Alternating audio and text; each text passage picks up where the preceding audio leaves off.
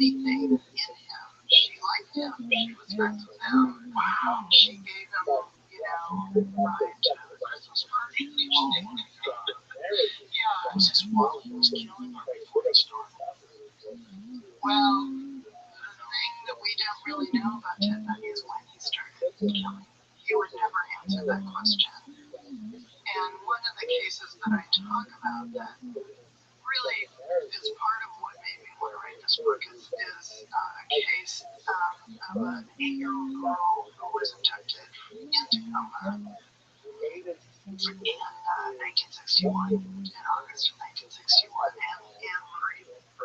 And he was 14 at that time.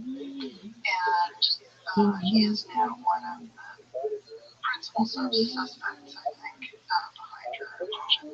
So that may have been his first murder.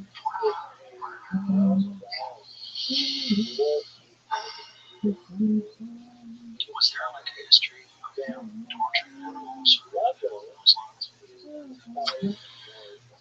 No, but one of the things that I think the FBI was discovering when they started doing all this, investigation of the past, the childhood of serial killers, was that this starts really young, that the fantasies and the obsessions,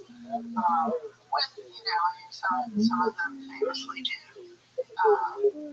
torture or kill the family pets. And so with Ted, that wasn't the case. I think with him, one of the things you see is that he never knew who his father was. He was born illegitimate in a family home in Vermont, and his mother left him there for a couple of months before she went back and retrieved him. And that's a common factor with a lot of these guys. They don't know their dad, they don't know who he is, maybe. Or they have, a very bad relationship with the parents. There's maybe abuse, physical abuse, sexual abuse. We don't know that about Ted Bundy in terms of the abuse factor, but he remains, I think, really puzzling to people for that reason, because you don't see some of the usual signs with him. And because he refused to answer questions. Well, he talked a lot about, various people were able to interview him. The detective in King County, Seattle, who was in charge of the investigation. He was actually quite young when he took this on. I think it was his first major case as a detective. He eventually was able to interview Ted Bundy in prison when he was on death row. Bundy, for a variety of reasons, wouldn't talk about anything that he did except hypothetically in the third person, because he was still trying to work the legal system, and so he didn't want to admit to what he had done. How did he talk about hypothetically in the third person? I mean, it was sort of like O.J. Simpson or something. He would say, well, if somebody was going to do this, here's what he probably would have done. And so there was a lot of that up until the very last days of Bundy's sojourn on death row. And then he finally began confessing in the last 2 or 3 days in an attempt, I think, to get the governor interested in perhaps extending his life because he could give information about where bodies had been left and so forth. But that didn't convince the governor of Florida. So when you saw this real estate and you found out that you had arsenic removed from it, this began this sort of journey that you went on to try to connect this area with serial killers and toxins. And what did you find? Like, is there a disproportionate unfortunate number of serial killers that come from that particular area. Yeah, there really are, as I discovered, a really kind of extraordinary number, and it's hard to talk about these numbers simply because we don't know what a normal number of serial killers in a given population. So are there like undiscovered serial killers that are in that area, or maybe deaths that are attributed to unknown people? There are several cases that have never been resolved. There's something called the dismemberment murders. Yeah, up in the Northwest where, various feet and things were found washing up on the shore, and nobody could figure out who they belonged to. That was fairly recent, right? Am I thinking of the same thing? It may be another thing that you're thinking of. I think this dates back. It was like shoes that have a human foot in it. And they could have just been, bodies of people who drowned, because that's, I think, what happens in some cases. So I think that's a sort of question mark. There are a couple of others. There's one in Idaho that they've never solved. So there are those cases, but even aside from those, I spent a lot of time looking at the year 1974 because it seemed really active in terms of what was happening with serial killers around the country and in the Northwest. And it was famously the year when Bundy really kind of broke free that he was streets. He might have once had and began abducting women basically kind of like once a month during that year. And in 1974, I found at least 6 active serial killers in Seattle or along the I-5 corridor who were all kind of working at the same time. And that seems like a lot to me. And just looking at Tacoma, the rate of violent crime really skyrocketed in 1974 and in the mid-70s. It's just started going up and up and up. And you see this, unfortunately, across the country. The rate of violent crime in the 70s and 80s rose to heights that had not been seen before in this country. But there are other factors. So there's lead and gasoline, which is a major factor. But what other factors do you think in terms of like environmental toxins and things? Like why 1974? Well, there are various theories that have been put forth. People have pointed out that in the mid-70s was when the Navy boom generation, which was, large in terms of its population density, that those people had started to kind of come of age. They've entered the period when you're most likely to commit crimes, which is your 20s or 30s. And so there was a lot of economic uncertainty. There was recession. Nixon, was in the White House early on in the 70s. There was the Vietnam War. There had been a Yo, welcome. What up, Jay? The 60s. How you living, pimp? How'd you find out about me? How'd you find it?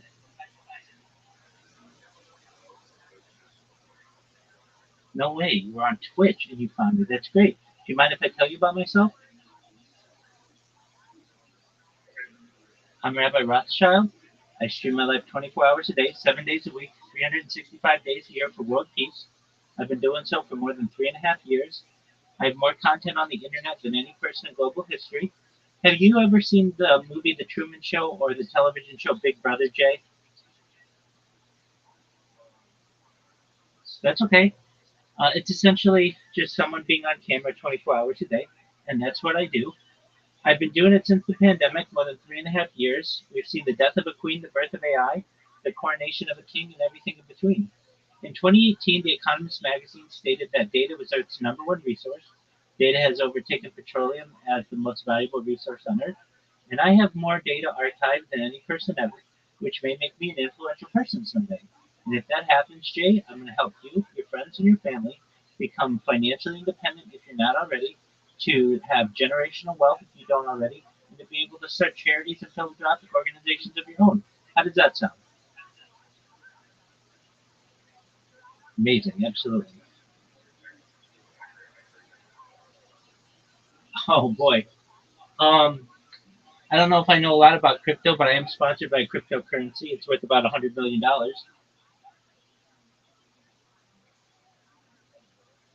It is a lot. Yeah, definitely.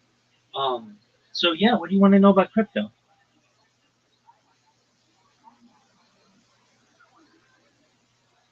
Yeah, well, absolutely. First question: Are you 18? Okay, how old are you? Okay, so at 19, you have the opportunity to perhaps see cryptocurrency become mainstream. So that's excellent. You will have the opportunity, perhaps, to be able to make a lot of money on it at such a young age. So, um, do you know anything about crypto or nothing? Okay. Well, uh, the quick and dirty of it is the first cryptocurrency is known as Bitcoin. It was started by, allegedly, a man named Satoshi Nakamoto. The reason why I say allegedly is this guy started Bitcoin and then disappeared.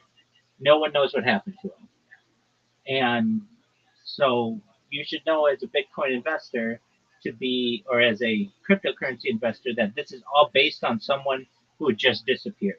And you know how hard it is to disappear in the year 2025, and it is just about as hard to disappear in the year 2009 when this all started. But with that being said, there are alternative theories that this might be started by governments or non governmental organizations or perhaps intelligence agencies. But nevertheless, Bitcoin started about 2009 when the first Bitcoin transaction took place, and it wasn't really worth very much at all. You could get hundreds, thousands, tens of thousands, perhaps even millions of Bitcoin for a penny. It was not really worth anything when it first started, and that's not that long ago. In fact, but the interesting thing is that this was thought to be a way to be able to have a digital currency, and we had, uh, if you look at like in 2010, 2011, it started to expand, and it eventually got to be worth a penny, and then worth a dime, and then worth a dollar. When it hit a dollar, it started to become like people started to get more serious about it. But it's funny, you'll see like video game tournaments that took place in the year like 2012, and first place was an Xbox, second place was like a Game Boy, and third place was 10 Bitcoin. Now back then, first place would have been worth like maybe $300, second place would have been worth $200, and third place would have been worth like $3. But now, 10 Bitcoin is worth about $1.2 billion. So within like a decade or so, we've seen such a quick change, a little bit more, but such a quick change. So just know it can be very volatile. Uh, okay, so how do you buy Bitcoin? Well, let me continue the story of it, and then I'll tell you how to do that. So you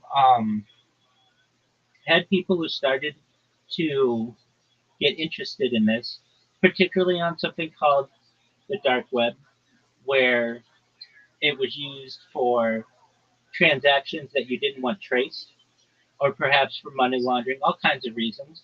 But it gained legitimacy that way.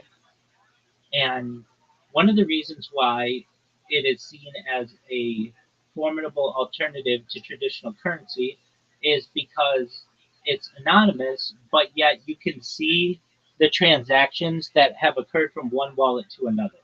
So there is the anonymity that you have that, let's say you want to just give a friend a bunch of Bitcoin, you're able to. But on the flip side of that, if you don't know whose wallet it is, which it's just a string of characters, it's very difficult to determine who that is. All right, so then about 2016, we see Bitcoin. Well, it started to grow, it got to be $100. And about 2016, it got to be $1,000 per Bitcoin, and that's when it started making more mainstream news. People started getting more serious about it, and then you can just watch the chart up until the present day. I mean, it hit $100,000 like last May, or no.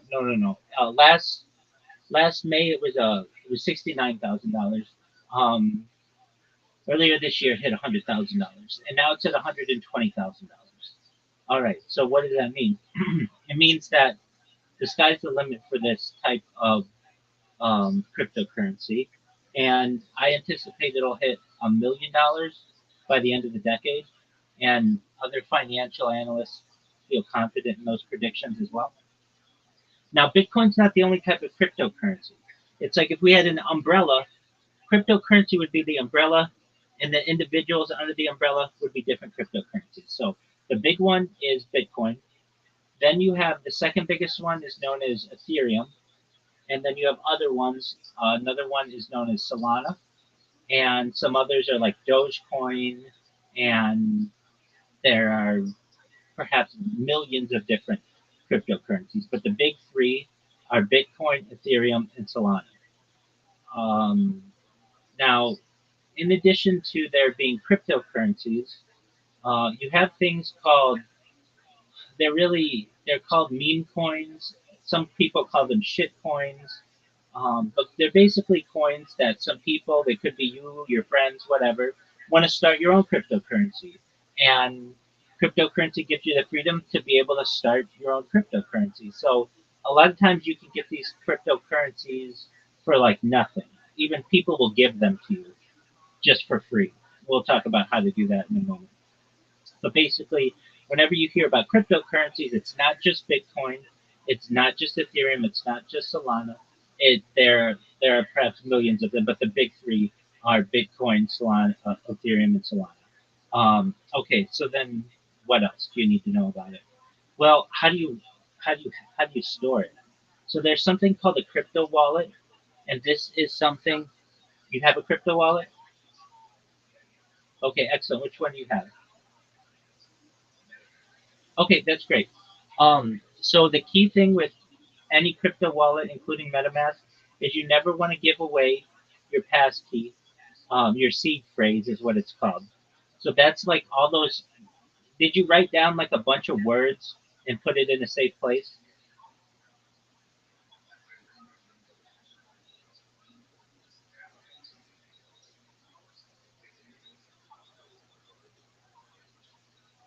That's exactly right. So there are some people who, I mean, that's like your password to your computer. If you don't have that, you can't get your money.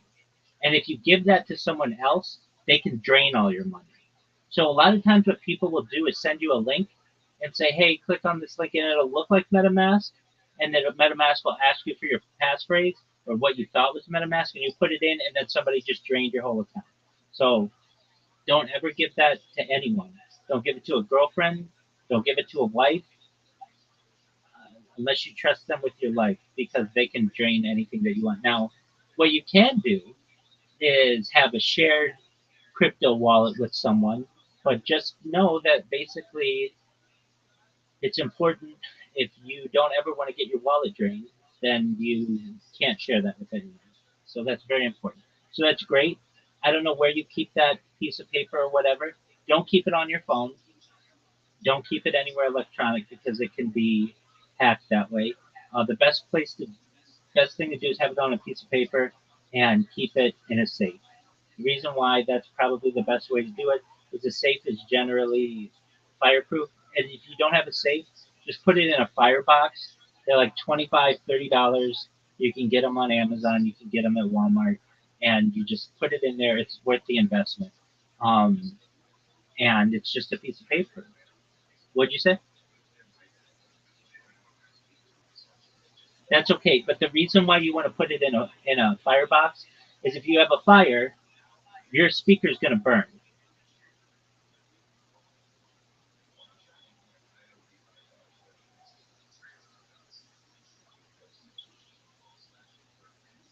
Uh, would you trust that speaker to not burn in a house fire? I wouldn't. It's not as safe. If you've ever seen what a house fire does, it will burn through everything in a house, including speakers. But oh well, if you've never seen a house fire before, just know that nothing remains. Everything gets burned. So it's a good investment to buy a firebox. You don't have to do it today because your wallet doesn't really have anything in it. But when you start to get, let's say, more than $100 in your crypto wallet, then you want to start protecting your seed phrase. All right. So with that said, um, that seed phrase will stay permanent with your wallet, and it's the only way to get into your wallet.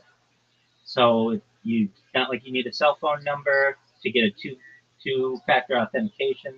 If you break your phone, you can still get into your crypto wallet. You just download the app and put your seed phrase in. Okay, but it's very important you don't give that seed phrase away, or you'll get your wallet drained. And one day you'll be looking and you'll have hundreds of dollars, and the next day it'll be gone, and you'll be like, "What happened?" And or maybe millions of dollars. So you want to be really careful about that. All right. So with that said, MetaMask is a really good one. Um, Now, there are also things called NFTs, which are non fungible tokens, which aren't cryptocurrency per se, but you'll hear the phrase used a lot within the cryptocurrency world. Non fungible tokens are like digital art, and you can store your digital art on your in your wallet as well. So, like you can just look up what NFTs are to learn more about that. I'm not gonna confuse you too much, but one thing you can see, these pillows that I have, these are NFTs. So like this pillow, the actual digital art of it has been worth like $10,000. So like just random pictures can be worth a lot of money. All right, so you have no money or no crypto, which is fine. Everybody starts with nothing, and you don't necessarily need to buy it. There are ways that people will give it to you, and this is usually through something called an airdrop. What's an airdrop, you may ask? Okay, so let's say I'm going to start a cryptocurrency. All right, it's not worth anything. But the way that I can get it to be worth something is to have holders of it and to have people invest in it. Those are two important things for cryptocurrency. And so when I'm just starting it, I have no holders and no one's invested in it. But I can go to my friends and I can say, look, I've got this really great idea for a coin, whatever it is. It can be anything, and you can name it just about anything. And when I say just about anything, you can name it anything. It's the ticker. You can make the ticker basically just anything you want. So let's say, like, what's something that you like? What's a hobby you have, Jay? You like rapping. Okay. Do you like to freestyle rap? Okay. But you just like rap in general, right? Okay, excellent. So, do your friends like rap? Okay, excellent. So, let's say you talk with some of your friends who like rap, and you're like, you know what, I like rap a lot. Let's start a coin. We're going to call it the rap coin. And you've got a couple other friends, and they say, that's a great idea. What do we do? So, you say, all right, well, we need initial investors. So what you can do is give me like $100 or $10 or $1,000, anything that you want, and you're one of my initial investors. And let's say you've got 10 friends who like rap, and they all give, let's say, $10. So now your coin, you got 10 friends, including yourself. You each give $10. Now your coin has a market share of $100. 10 people times $10 is 100 shares. $100, I should say. Okay, so it's going to stay at $100 if no one sells, and it will stay at $100 for the indefinite future. But let's say you've got one of your friends who really needs that $10 back. for whatever reason. And so they sell. So they're going to sell, and they can sell it, and then the price of the coin will go to $90 because they sold for whatever reason. Let's say you got another four of your friends who run into the same issues eventually, and then that's going to bring it down to $50. Your market share will be $50, and you will have five holders. That's okay. Let's say you're doing pretty well, and your other five friends are doing well, and you guys buy their cryptocurrency. So now you'll have five holders with $20 each. So it gets back to $100. All right, are you following me thus far? Excellent. Excellent. So all of a sudden, let's say you start to get popular on social media, or you have some way to advertise your wrap cryptocurrency, and other people say, that's a great idea for cryptocurrency. How do I invest? You say, well, you can look it up on. There's something called Uniswap. You can also find it. There are a bunch of apps to do this, but basically, Uniswap is a big one, and Dex Tools is another big one, and you can find it. And that you just say it's the wrap coin, and you buy it, and once you buy it, you can do with it what you want. It's a cryptocurrency. So you might let's say you get interviewed on a podcast for wrap coin, and before, when you guys had like five holders of $20 each, let's say your friends um, hear about it, and then a bunch of people hear about it on a podcast, and let's say 100 people hear about it in total. All right. Well, they want to buy. Let's say 100 people want to buy it as well. All right. Well, now it's going to go up in price because more people are going to want it, and there's only so much available. So let's say one of your friends, all five of your friends say, you know what, we're going to hold our initial investment of $10, but we're going to sell the $10 that we had and make that available to the general public. That's going to cause the price to perhaps go up. And then you have like 100 people who did it, depending on at what price they bought it, it may go up from an initial market value of $100 to, let's say each of them put in, let's say we had 90 people, or yeah, let's say 95 people do it at the same price that you guys had it, at $10. So that makes it, then it'll be worth about $1,000. Okay, so now you have a market value of $1,000. Then all of a sudden, one of the people who is in that cryptocurrency tells another friend who's a big, what we call in crypto and in finance, a whale, someone who wants to buy a lot of it. So they may buy a bunch of that 100 people. They may buy the majority of the share of the crypto. Uh, it just depends, or it may stay diversified just amongst that 100 people. But basically, this is the journey of a cryptocurrency, and then what many times happens is they don't go up. What will happen is you'll have that 100 people start to sell it, and then even the 10 you started with that moved to five guys, maybe they're going to sell it as well. And you, as the starter of the coin, the founder of the coin, will be left with the bag, basically have nothing. And that's called getting a rug pull, or it can be known as that. So when you're going to hear all these phrases in the crypto world, one of them is called a rug pull, which is a situation where it can happen like this. Do you know who a girl is? Oh, okay. So she studied cryptocurrency. She had all of this influence because everybody wanted an interview with her, and she was popular. And she started a cryptocurrency, and it went up to be worth thousands of dollars, and then all of a sudden it crashed. All of a sudden, and why did it do that? Because there were some whales who got involved and did what's called a rug pull. Have you ever seen a cartoon or any kind of situation where somebody's standing on a carpet or a rug, and then somebody pulls the rug out from them and they fall? Excellent. Well, that's a rug pull, and that's what happens in cryptocurrency. And so when you hear somebody say, "Oh, that cryptocurrency rug," that just means it went down to zero, and it'll stay at zero, or very close to zero. It'll be worth like 0.00000001 cent, like basically nothing. So that's what happens with rug pulls. That doesn't mean that the cryptocurrency is dead. It just means that it's not currently worth a lot. That happens all the time. And you have to be really cautious about that with especially new cryptocurrencies.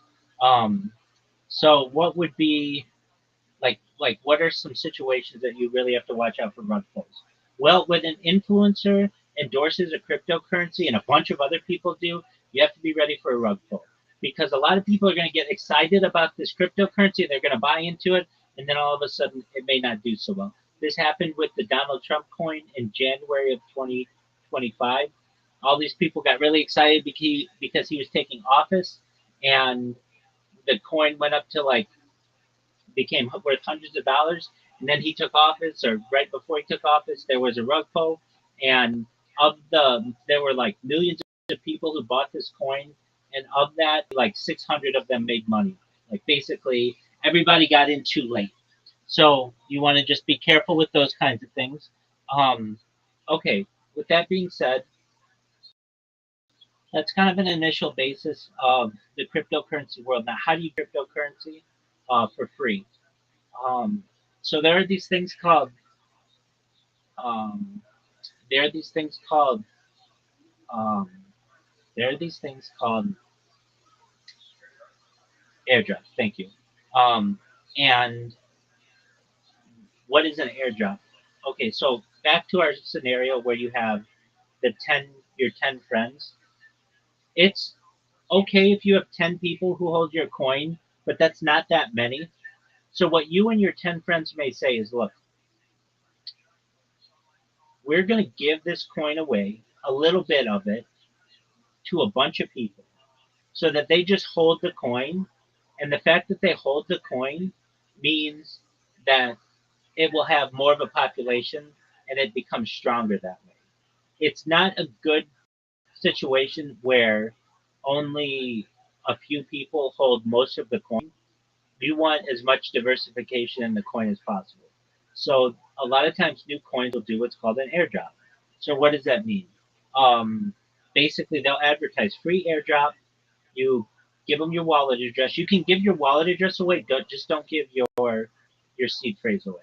And so when somebody's got your wallet address, they will give you an airdrop, and you'll have this random cryptocurrency in your wallet. And your wallet may look like it's worth 0.000000001 cent or 10 cents or whatever, but eventually that could grow.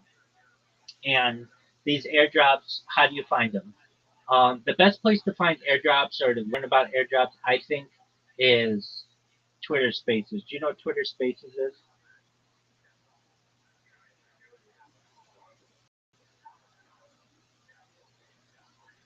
Yeah, so Twitter can be a cesspool, but it is the central hub of cryptocurrency on the internet. Meaning, if you want to talk about crypto with people, there are people all over the world who will talk about crypto. Now, it's not Twitter, it's Twitter Spaces, or it's called X Spaces, but whatever. You know what I'm talking about. I'm going to refer to X as Twitter just for that's just how I am. Okay, so what does that mean? There is a part of Twitter or a part of X called Spaces, where you can have voice chats with people up to the size like they've had millions of people in them, but only 10 people can talk at once. So what does that mean? There are people right now on the internet who are talking about cryptocurrency on Twitter Spaces, and there are people who are starting a new coin. And a lot of times, like if you didn't have anywhere to advertise your coin, you would go on Twitter Spaces and you would host a space and you would answer questions about your cryptocurrency. So title your space "New Wrap Coin Airdrop." Feel free to learn about our new project. And you'd have random people all over the world come in and say, all right, tell me about your project. And you would say, all right, well, this is a really great coin. I've got some friends together. We all like rap music, and we wanted to have a cryptocurrency that was based around rap music. And you'll get a bunch of people who are like, oh, I like rap music too. How do I buy the coin? And you can say, well, it's available on Uniswap, but we're having an airdrop for the next month, So just drop me your wallet address and I will airdrop you some of the coin. And that can happen, either you can give away your coin, or more likely you'll get people who will give away their coin to you that way. Now, there are other ways where people do airdrops, and I would say one of the big ones is on Telegram. Telegram's basically the most popular place for people for like the coin um, communities.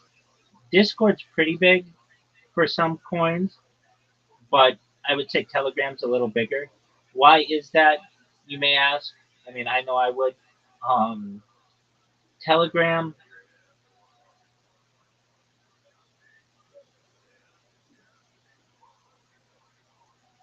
yeah, they do, and that's pretty accurate.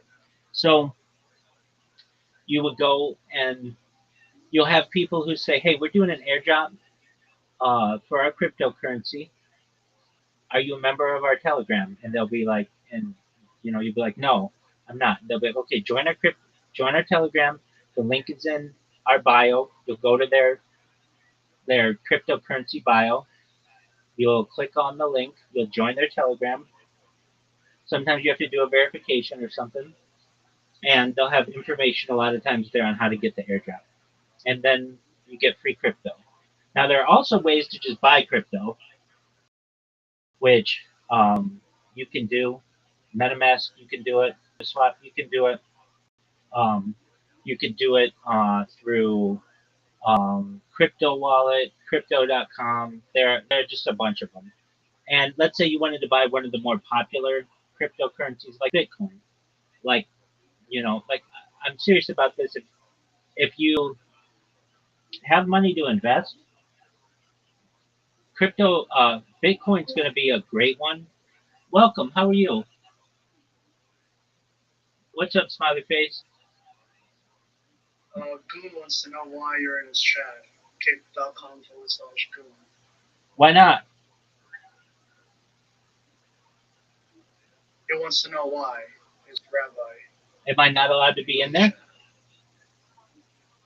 He wants to know why you were spamming it. Oh, I spam everybody. So it's not personal with Goon. No, not at all. I'm a big fan of his, but no, not personal at all. Really? Oh, 100%, You're dude. a fan. 100%. I'm gonna show you him on Kick right now, dude. Totally. Just one I moment. could get him in here. Please do. I'd love to meet him. Please do. I'd love to meet him. Please do. Are you talking about Goonie Goon? I'm gonna do it right now. Yes. Excellent. X.com/Goon. Excellent. The one, the only. Wonderful.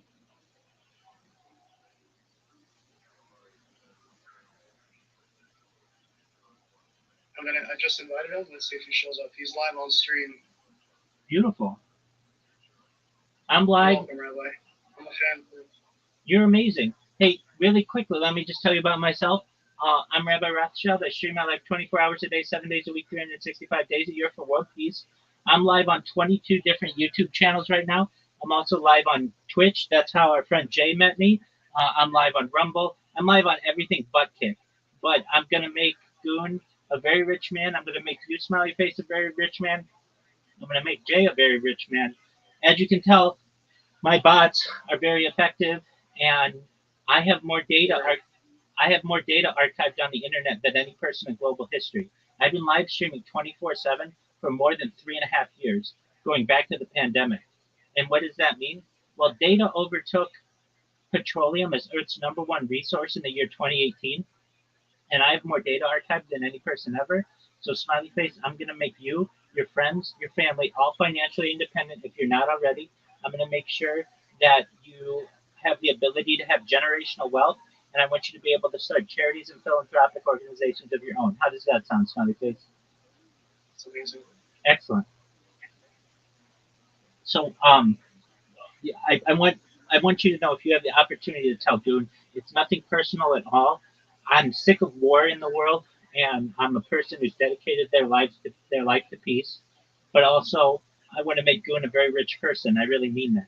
If you're like, okay, Rabbi, what do you talk about that's so interesting? Like, what makes you so great? I talk about ending world hunger through the use of technology, such as agricultural drones, floating greenhouses, saltwater greenhouses, hydroponics, vertical farming, cloud seeding. I talk about ending world thirst.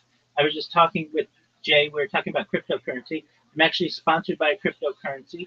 It's worth about $100 million. And one of the things that we do is we build wells in developing nations like Nigeria to help people get clean water. I'm also an advocate for the LifeStraw program, but most importantly, desalination technology, where we pump Earth's seawater onto land to make it drinkable. I talk about some really big ideas, very big futurist ideas. I myself am a futurist. I talk about things like anti-gravity, antimatter, faster than light travel, faster than light communication, things like space tourism and terraforming of other planets, artificial general intelligence, artificial superintelligence, alien disclosure. I talk about things like de-extinction. People don't know this, but the first successful de-extinction took place in the year 2003 with the Pyrenean ibex, which is a goat located in northern Spain, southern France. Fast forward to the year 2021, a company out of Dallas, Texas is founded, known as Colossal Bioscientific. They have made headlines recently. They have introduced the dire wolf. They've made it their goal also by the year 2028 to reintroduce the woolly mammoth into the Arctic Circle, utilizing Asian elephant surrogates. I just think this is a mind-blowing task, and I really love to inform people about it. They want to also reintroduce the Tasmanian tiger and the dodo bird following the reintroduction of the woolly mammoth. These are big projects that aren't being talked about in society, and they're very exciting for me. Now, how can I help you, Smiley Face, and how can I help Goon and Jay as well? Well, I want to give you all the money that you ever need to do anything. I mean, it's as simple as that. And but in addition to that, I want you to be able to live longer. When you were born, Smiley Face, the average life expectancy for someone like you or like Goon was probably about age 80, which is great. And if you want to just continue living a normal life to age 80, you can. But with the type of technology that I want to be able to help you with, you're going to be able to extend that life expectancy from age 80 to age 100, 120 through life extension technology such as human growth hormone, oxygen therapy, stem cells, nootropics, cryonics, cryogenics, things like ambrosia therapy, cold shock therapy, and you and Goon and Jay may eventually get to be 120 years old, and you're going to say, Rabbi, everything that you told me came true, but I want to know what the next plan is. And again, this is with your consent. Consent's very important to me. But if you want, you may be able to utilize a type of technology, the next step, which is known as mind uploading technology. Now, before you think, wow, mind uploading, that's not going to happen in my lifetime, we're already doing memory transfers with mice. So we're already doing that in the scientific world. And thus, the first mind uploading may take place within the next few decades, which is certainly probably within your lifespan. So, what does that mean? That's where we scan your brain with your consent into a computer like a CAT scan or an MRI, knowing where every atom is in your central nervous system and your peripheral nervous system for later download as an android, an avatar, a cyborg, a cybernetic being, a clone of yourself, a robot, an ethereal being, whatever you want to be, Smiley Face. But essentially, what I'm saying to you and what I would like to say to Goon and I'm saying to Jay is that you may have an opportunity at digital immortality. What are your thoughts on that, Smiley Face? Sounds very cool. It does sound cool. So you can see why I'm so passionate to get the word out about what I do, right? Gunnar just says, I don't know why he spams my chat. I'd spam. He's a fan. I told him to join. He said he will later, probably. That's okay. He's watching Action Man right now. That's totally cool. I spam everybody. And so I want everybody to know about me. Action Man knows about me. I've been live in Aiden Ross's Discord for more than a year. I'm the number one streamer all time in Aiden Ross's Discord, number one streamer all time in Amaranth's Discord, number one streamer all time in Kai Sabat's Discord, number one streamer all time in I Show Speed's Discord. Basically, I live on the internet 24/7 and have for years, for more than 3.5 years. And eventually, I think I'll be perhaps one of the most famous, if not the most famous person on earth. And I'm going to make your dreams come true. I'm going to make Goon's dreams come true. I'm going to make Jay's dreams come true. So, with that, I just want you to know it's nothing personal to Goon. It's really to help him. And if I could, I would shut off my bot so that it wouldn't spam him anymore because I know he knows about what I do. But just if you can, just explain to him that Yeah, he just pulled up your photo on the screen. I told him we're in a VC. He just pulled you up on the stream, so he might join in a bit. Excellent. Well, that'd be wonderful. I'm live on 22 different YouTube streams right now. If you would, smiley face, in the left part of this Discord, you're going to see something that says, it's got a red circle and it says 24/7 YouTube streams. Do you see that? No, I can't. I'm just away from my computer. I'm just making something to you right now. Oh, no worries at all. I have you on my headset. That's cool. My earphone. Absolutely, 100%. So, you know a little bit about me, Smiley Face. Do you want to tell me anything about you? What are your hobbies? What are your interests? What do you like to do? Just video game, man. Play Fortnite. Okay, excellent. I like Fortnite as well. What What's your favorite character in Fortnite? Who do you like to be? I don't know, to be honest. Okay. Maybe one of them Teenage Mutant Ninja Turtles. Okay, which one? Is it Leonardo, I think Donatello. Raphael, Michelangelo, Donatello? Donatello. You like Donatello? Why Donatello? I don't know why. Just the color looks cool. Purple. Purple. I think he's purple. Absolutely. All right, very cool. The purple on green is very neat. Are there any other games that you like? No, that's about it, to be honest. That's all right. Do you enjoy sports? Sometimes. Not really too. I don't watch too much. Okay, that's all right. No big deal. What do you enjoy, Rabbi? Oh boy. Well, I love futurology. I love science. I'm also really big into sports. I'm in a bunch of different fantasy football leagues and fantasy basketball leagues, fantasy WNBA leagues, fantasy hockey leagues, fantasy baseball leagues. I'm in like 25 of each of those and 26 in football. Um, right now, I'm watching Jewish history lectures. I'm a major um, uh, I'm, a lover of knowledge, so I'm always doing something to learn. I just watched the Joe Rogan Experience, the most recent one. Do you know who Joe Rogan is? Yes, I do. Excellent. The conspiracy guy on podcasts. Oh, I don't know if he's a conspiracy guy, but he's certainly a free He thinker. talks about everything, conspiracies included. Let's just say that. Most certainly, he's a free thinker.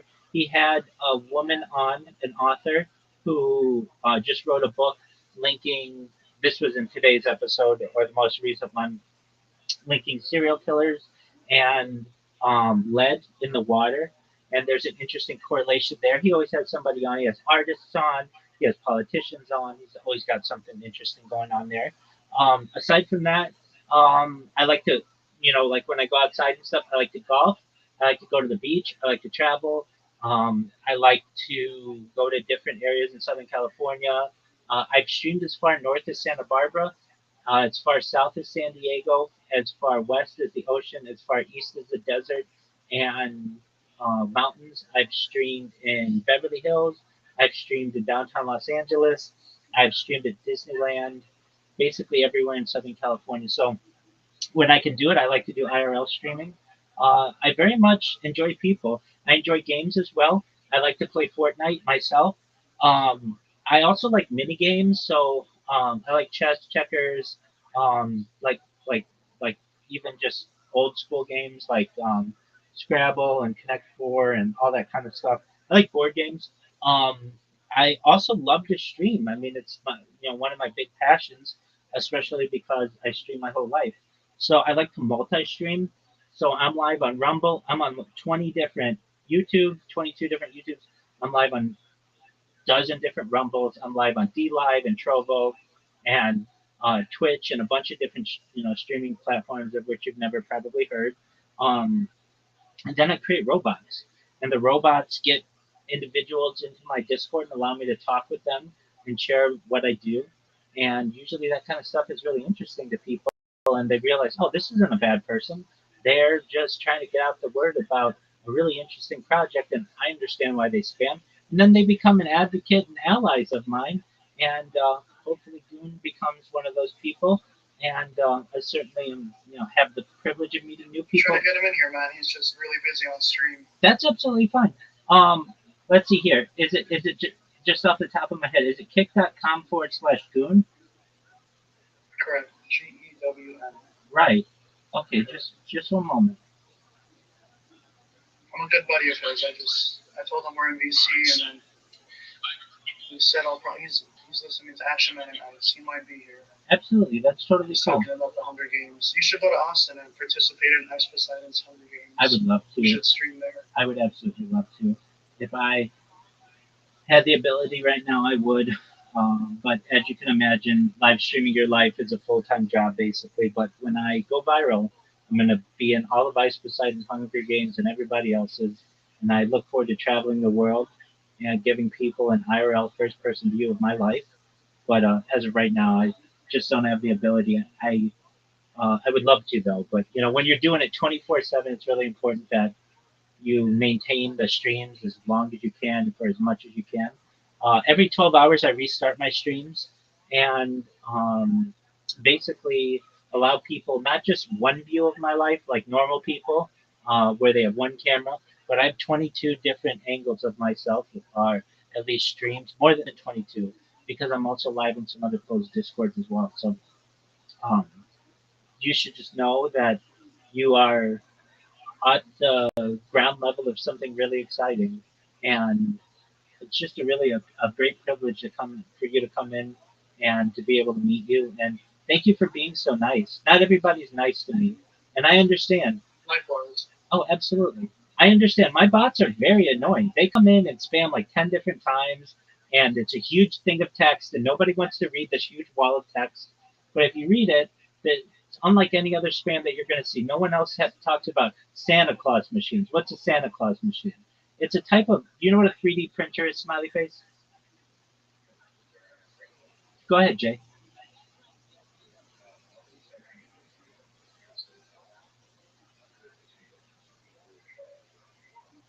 Oh, well, I get people who I'll just be right back. Give me 2 minutes. take your time, smiley face. I get people I'll be who right back. take your Give time. me 2 minutes. Take your time. I'm always here. I get people who don't like my bot, and so I totally get that because my bot is I've got like three of them, and they are very effective. And what it will do, most people don't know how to program a robot, and so they don't really know how to do this. But what my bot does is it creates a kick account. It takes and follows a person, it makes a clip of them, and it spams them. And if you don't have a chance to come in and meet me, you'll just be like, this MFer, I hate this person. They're so annoying. I can't stand them. Nobody cares about you. Nobody cares about your project. And they'll get upset about me that way. But the second they come in here and they talk with me and they hear about they say, oh, wow, that's the coolest thing I've ever heard. And they just get really excited about it. And they're like, then I get people who say, spam me all you want. When you're in, I will say hello to your bot because what people do understand to some extent, but every time you get new chats in your stream, you get more money. So my spam bot actually makes people money a little bit, not a lot, but a little bit. So it's actually a good thing for them. But I understand how they find it annoying. But I do get people who don't like my bot. I get people who just like to troll me, and so they'll just come in here and yell bad words at me, or they'll play really loud sounds. And I give people as much freedom to say what they want in here as possible. But if you're going to be rude or something like that, I don't want to hear that. So there are people who will do that, and those are really the big reasons. Just people who want to troll, and then people who don't like it. The second people find out about what I'm doing, and I'm heartfelt and I'm passionate about what I do, and I'm learned and I care about people, they become huge advocates. That's why I have 1,800 people in this Discord, or more than that, because they see that I'm a genuine person. And also, nobody else on the internet is going to tell you, I don't want your money. I want to give you money in the future when I go viral. And I really mean that. All of the interactions that I've had over the course of the last 3.5 years are recorded. So everybody who I've told, I'm going to make you, your friend, your family rich, that's recorded. Be able to go back and say, on this date, Rabbi met Jay, and Rabbi said that they were going to make Jay's friends and family rich. And now that Rabbi is not just a millionaire, not just a billionaire, but a trillionaire, they're just giving away their money. And so here is $10 million to Jay, $10 million to Jay's family, and $10 million to Jay's friends. And all Rabbi wants you to do with it is to buy your house, to make sure that your kids have college education, and then want you to start a charity with the rest. And what would I want you to do to start a charity? Whatever you want, just something to better the world. I get people who come in here who say that their pets are really important to them and they want to start animal charities. I get people who come in here who say they want to help people with world hunger. I get people who come in here who say they want to help people with disabilities. Whatever it is, that's cool. And we're going to basically what Mr. Beast does, but just in a bigger way. And the reason why I'm going to be bigger than Mr. Beast is because I have more data than he does. Mr. Beast doesn't have 1% of the amount of data that I have archived on the and that's a really big thing. There are people who live stream their lives, but they don't archive the footage, number one, and number two, they're not doing it from 22 different streams. In addition to everything that I do, I keep the news going 24/7 in the background. So this becomes like a time capsule of human history. You can go back to the pandemic. We've seen the death of a queen, the birth of AI, the coronation of a king, and everything in between. Every single major news story that has happened in the last 3.5 years, basically since the pandemic, has been archived on this. So you can literally go to any minute of any day and find out what was going on in the world through my stream, and I just think that's fascinating. But in answer to your question, Jay, people are just sometimes not understanding about what I'm doing, or they just like to troll, and that's how they don't like me. Does that answer your question? Excellent.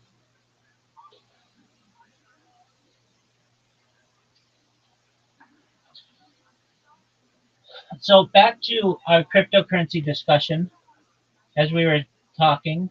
All right, so we're talking about Twitter Spaces, which is I'm in the Twitter Space right now. I've been hosting these Twitter Spaces for years, but the one that I'm in currently, I've been doing video Twitter Spaces, which is kind of a newer feature that they have, and I've been live in this one since February 14th. Um, so why Twitter Spaces? Basically, it gives people a way to advertise and talk about their coin. When I say a coin, I just mean a cryptocurrency, and to be able to discuss it, discuss other people's. Now, let's say you were starting a new coin and you didn't have anybody to back it, you didn't have any friends or whatever. How would you get people to find out about it? Well, you would do that through your own social media. But if you're like, well, I only have a limited social media, I don't really know that many people, that's absolutely fine. You would go on Twitter Spaces, and then they have things called Shill Spaces, SHILL Spaces. And what those are allows anybody to promote any kind of project that they have. So you'll get people in there who have art projects or um, art NFTs. You'll get people in there who have social media projects. You'll get people in there who have like social improvement or social justice programs. You'll get people in there who have cryptocurrency, and you can talk about whatever you want. Usually, you get like a minute or so, and that's people will ask you, "Oh, how do I buy this coin?" And then you'll tell them how to do it. But that's basically how cryptocurrency works. Now, there are some limitations with it. You can't just go to your local, like to Amazon, and you can't go on Amazon and use your cryptocurrency yet, but you will probably pretty soon. And once that happens, then you're going to start to be able to use it to buy gas, and you're going to be able to start to use it to be able to um, perhaps use at the mall and to even buy a car and those kind of things. It's just a matter of time. And so what the cryptocurrencies, what they're awaiting is something called just mainstreaming, or basically when crypto becomes a household term and a household tool to be able to purchase things. And once that happens, a lot of people are going to move away from what we call traditional currency, which is known as fiat currency, and they're going to move towards digital currency, which is cryptocurrency. Does that make sense, Jay? Excellent. What other questions do you have?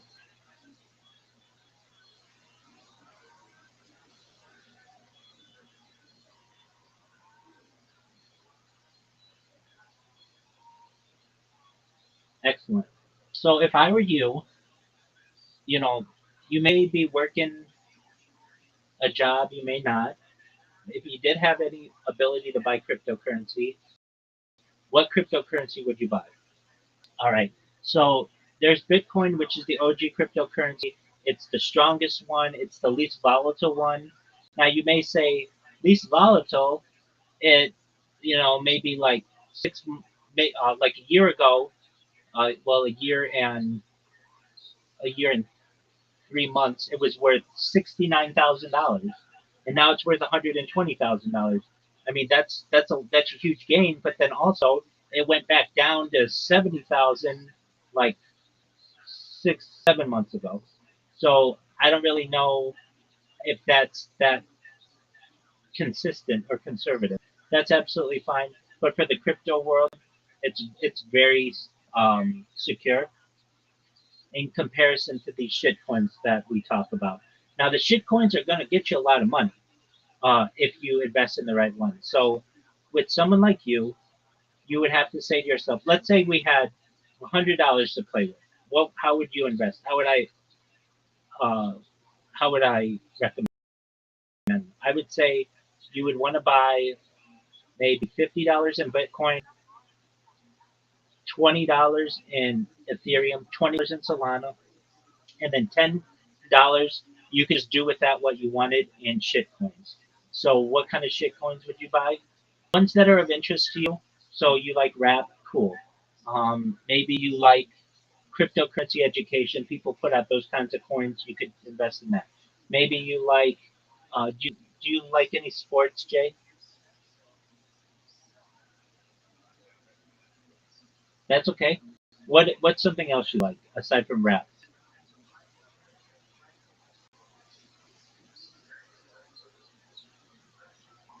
You like what? Okay, excellent. Um, so there are just hardworking coins, just people who are into what we call in the communities grinders, people who just like to grind. So you might find a grind coin that you like that has a nice history, and you might have find some rap coins that you like or something like that. Now, when I talk about rap coins, there are rappers who put out their own coins. I know I know Soulja put them out. A bunch of people have put them out. Soulja Boy though has you have the opportunity to talk with him about his coin on Twitter Spaces, but there are a lot of influencers who put out coins. So let's say there were some influencers who you liked, who you wanted to buy those coins with the $10 that I said you could just buy whatever you want. I would recommend that. Now, what's going to happen with that money if I had to make predictions? Um, Over the course of the next 5 years, your $50 investment in Bitcoin will become $500. Your $20 investment in Ethereum will become perhaps like $200, and your $20 investment in Solana will become $200. So your initial investment of $90 in those will equate to $900. Now, what about your shit coins? That money you're basically thrown out the window. However, if one of those hits, it could be worth $10 million to you. And what do I mean by that?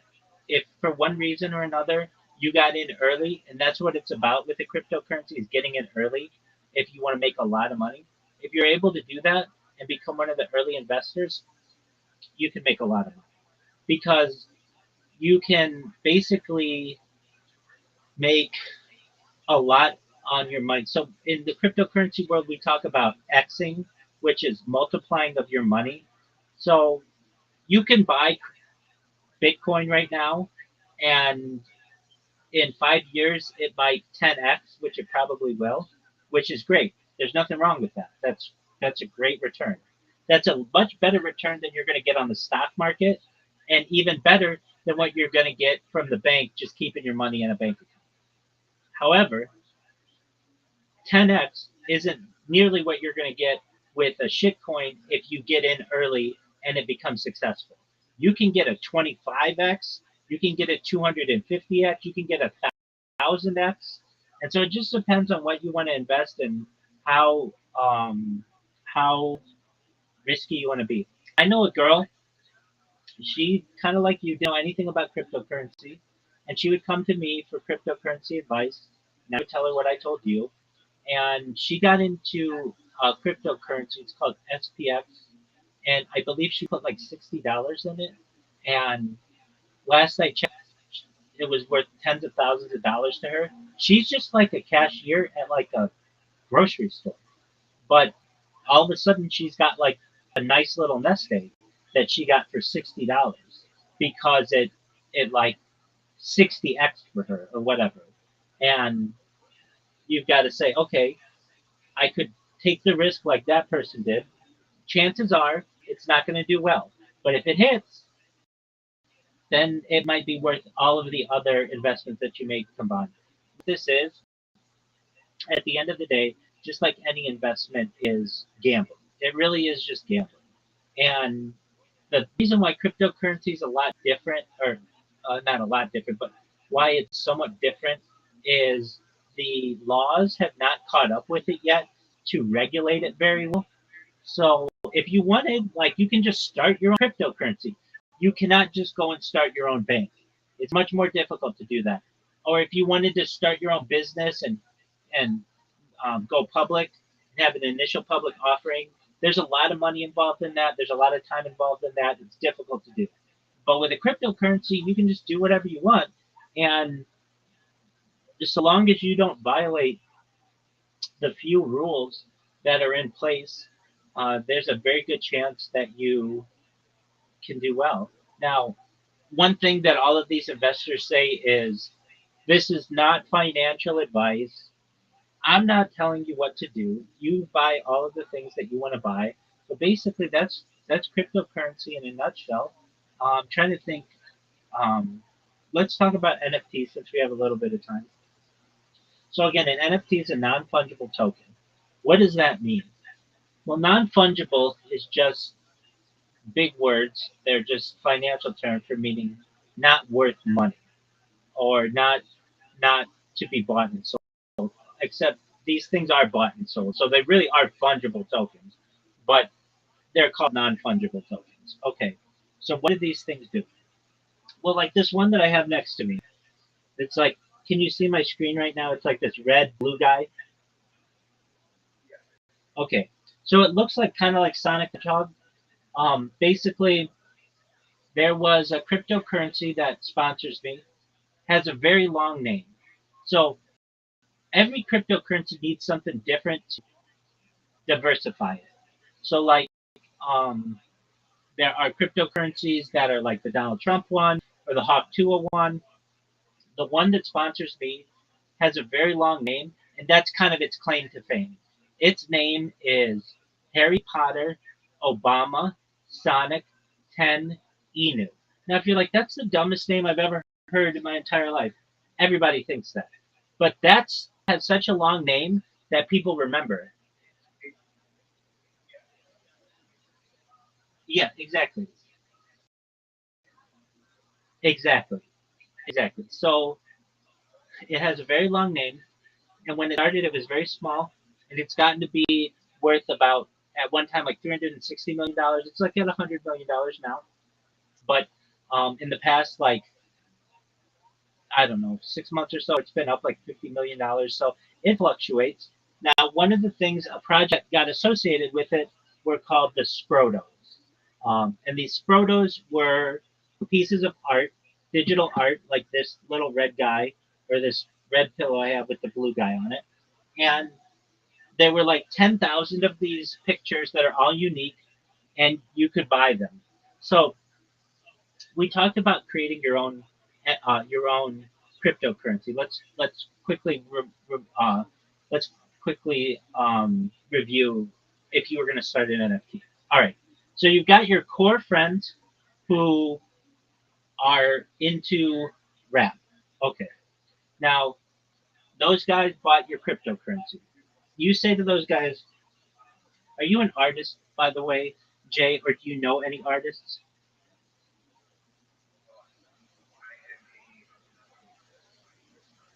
Okay, like drawing or painting or music or what? Okay. So NFT doesn't have to be digital. It doesn't have to be like picture. It can be music as well. It's a little more complicated that way, but not really.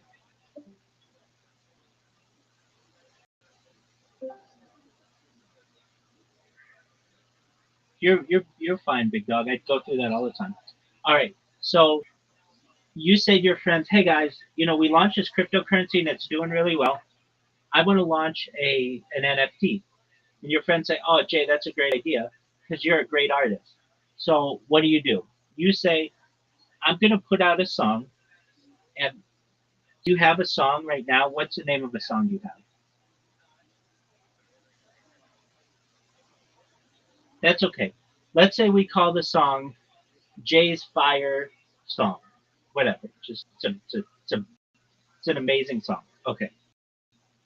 So you say to your friends, "Hey guys, I'm going to put out this song. It's called Jay's Fire Song, and we're going to put it out as an NFT." And your friends say that sounds like a great idea. How does that work? Okay.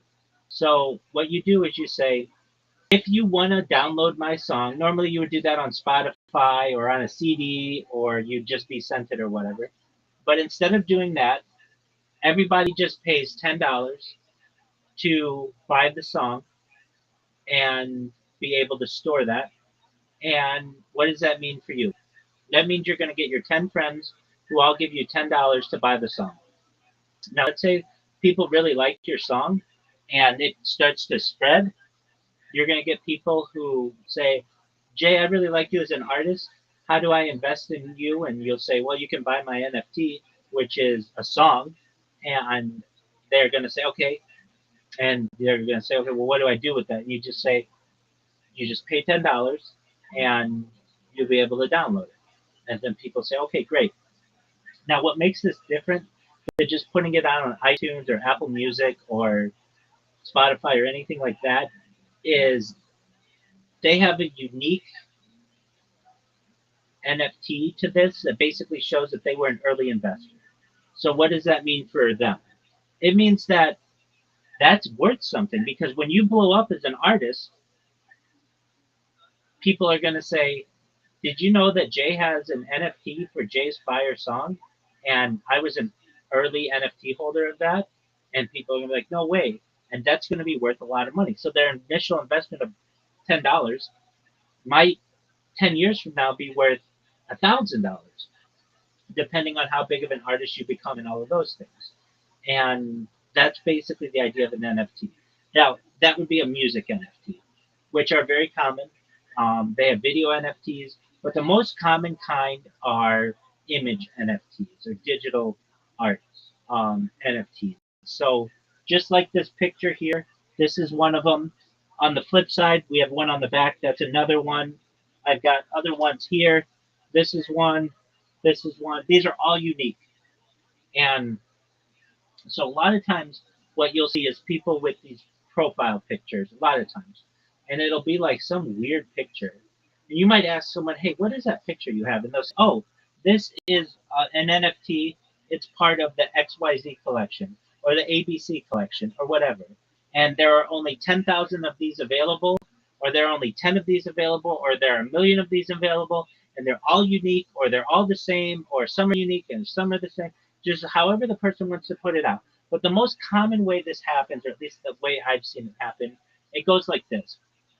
You have someone who's a graphic designer who has no money, and they get paired up with somebody who is an investor. And the investor says, "Look, I need you to make 1,000 unique pictures, and I'll pay you whatever amount. And in exchange, you're going to give me those pictures, and I'm going to make those into NFTs, and then we're going to allow people to buy them if they like them.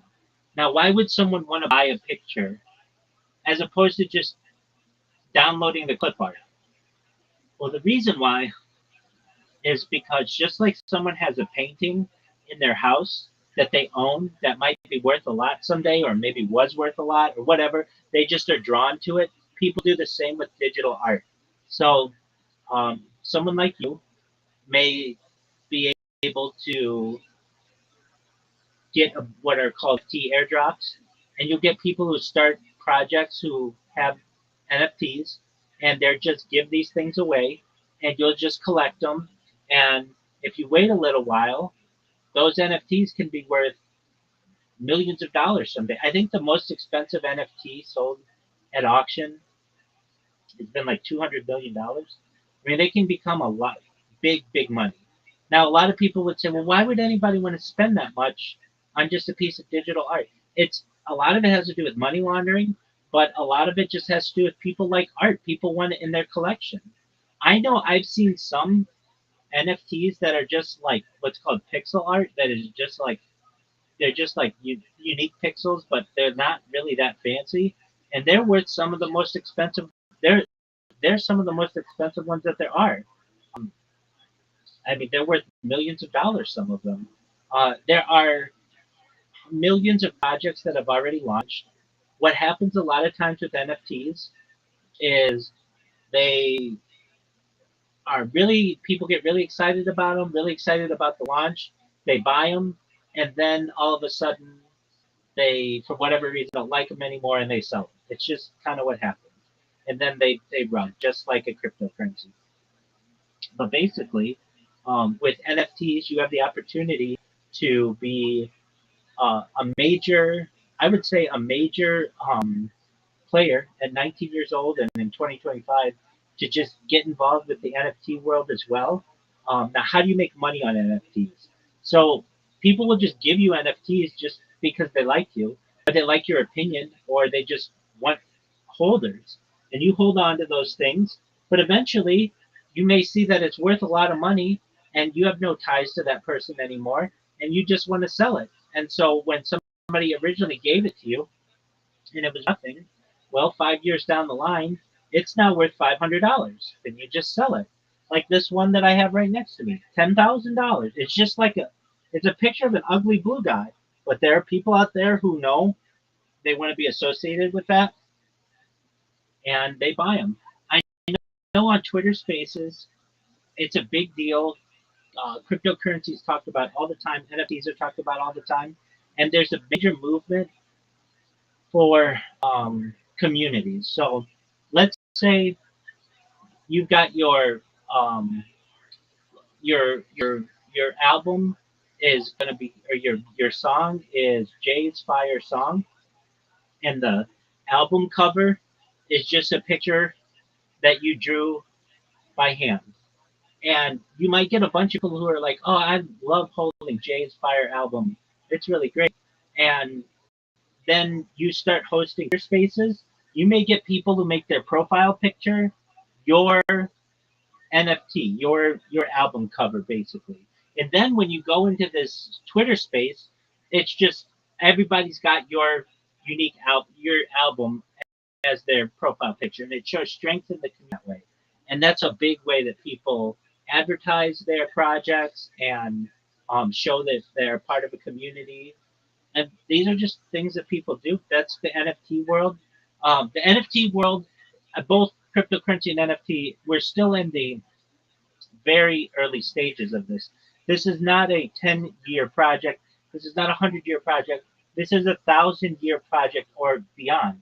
And when I talk about, mind uploading and all of this, I mean it like you may be using this hundreds of years from now. So you have to recognize it like we're very early in the state of both cryptocurrency um, and cryptocurrency and NFTs. Now, this world that we're talking about, both cryptocurrency and NFTs, are commonly called Web3. Have you ever heard of Web3?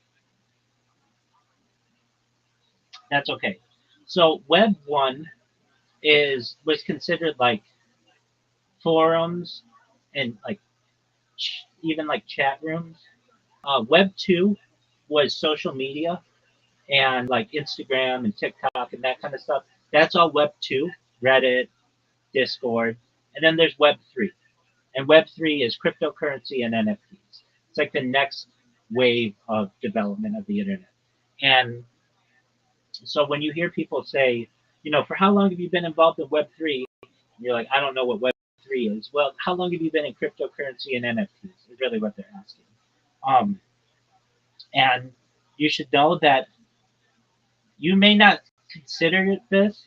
I know a lot of people don't, but you're in the top 1% of the world right now. And if you're like, well, how am I in the top 1%? I'm not a millionaire. I'm certainly not a billionaire. How am I in the top 1%? So we've got 8 billion people in the world. Of those 8 billion people, 4 billion of them don't have access to electricity or cell phones or the internet or any of that stuff. So all those people are in like rural Africa and rural India and rural China. So right there, you're on the internet right now. You've got a cell phone and you've got social media. So you're already doing better than 50% of the. All right, then from there, we've got 4 billion people we're working with. Of those, 2 billion of them generally do not have electricity that works all the time. They have sporadic outages, all kinds of issues, whatever. So you're already doing better than 6 billion people on Earth. Then of that, you've got another 2 billion people, not all of whom have computers. So only about a billion of those people really, maybe a little more, have access to computers. And they may not even own those computers. They may have to go to a web cafe, or they may have to borrow from a friend, or whatever it may be. Okay. So you're doing better than 7 billion people on Earth right now. All right. Then what you have is social media. There are only like a billion people on social media regularly, and you're on social media. And I don't know what's in your bank account. I imagine it's really basically nothing, but you don't have any debt being so young, and it's zero. Okay, that's fine. But the fact that you have zero means you're doing better than most people. And what do I mean by that? Most people in the United States are in debt. Most people in the Western world are in debt. You're not in debt. Debt is slavery. And if I can ever give you any advice, Jay, the first thing would be to never go in debt. That's a big thing because when you go into, you become a slave. Now I know you're going to get tempted to buy a car, and I know you're going to be tempted to buy a house. I know you're going to be tempted to buy all these things, but the best way to buy them is just straight cash. And if you live within your means, you'll you'll perhaps be able to afford these things when you save up for them. The big thing is I would not spend a dime on a university and going into student loan debt. That debt is not forgivable like much of the other debt is. And you can learn everything that you learn at university on the internet nowadays. So I know people who are 6 figures in debt and they've got college degrees and they're not any smarter than the people who are just working a technical job and who never went to any school. Those people are in exactly the same places, except one of them is debt free and the other one is enslaved. So when I say that you're in the top 1%, we're already said you're doing better than 7 billion people on Earth. Then from there, you don't have any debt. Well, that makes you in the top like 100 million people on Earth. And from there, you're basically competing with people who aren't working like aren't making a lot of money, but like even you said you had a job. If you make $32,000 a year, which I'm sure you don't yet, maybe you do, but if you worked all the hours, but that's achievable for someone like you. $32,000 a year is the top 1% of the world right now.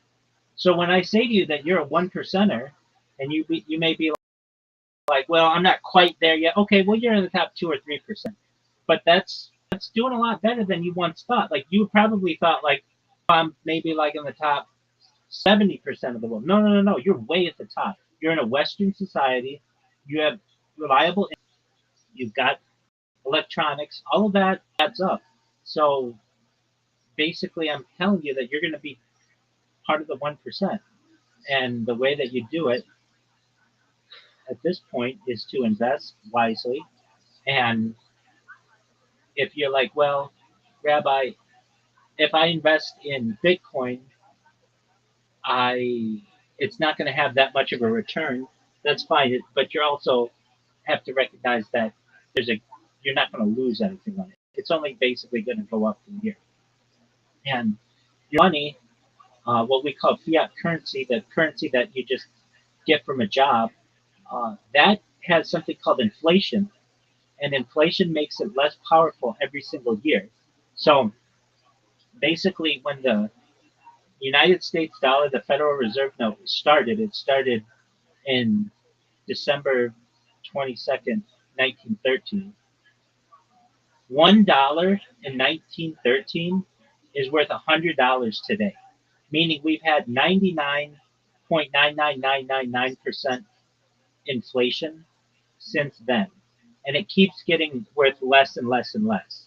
So basically, what your $100 bill is today, which is a lot of money to like an average person, was worth $1 in 1913. That's why I'm sure you ever seen a movie where they're buying a new car for like $2,000 and they're buying a new house for $40,000. Haven't you ever seen something like that? Exactly. And so that's inflation. So the way that you protect yourself against that through investments. And so Bitcoin's a great way to protect yourself in inflation. And you had the courage to ask about cryptocurrency. I hope you learned something. If you ever have any other questions, not just about cryptocurrency, but about anything else, feel free to ask. And I'm not saying I have all the answers, but what I will say is we'll find out the answers. And when I don't know the answers or I need more um, I need to check my facts or just do a little research, we're going to do it in real time. We'll look it up in AI and we'll get the answer exactly the way that we need. Does that sound like a plan?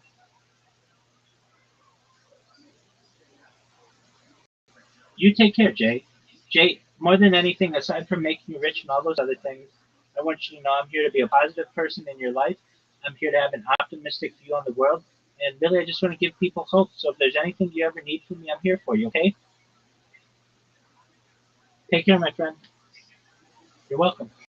Bye.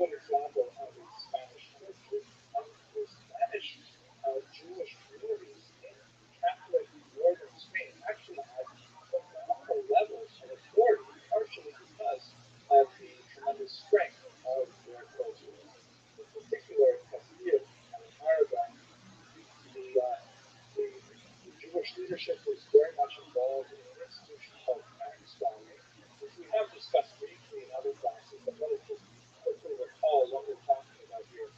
Tax filing is a typical medieval institution where the king is unable to actually tax every individual landowner or certainly peasants in his kingdom. So what he does is he deals with entire communities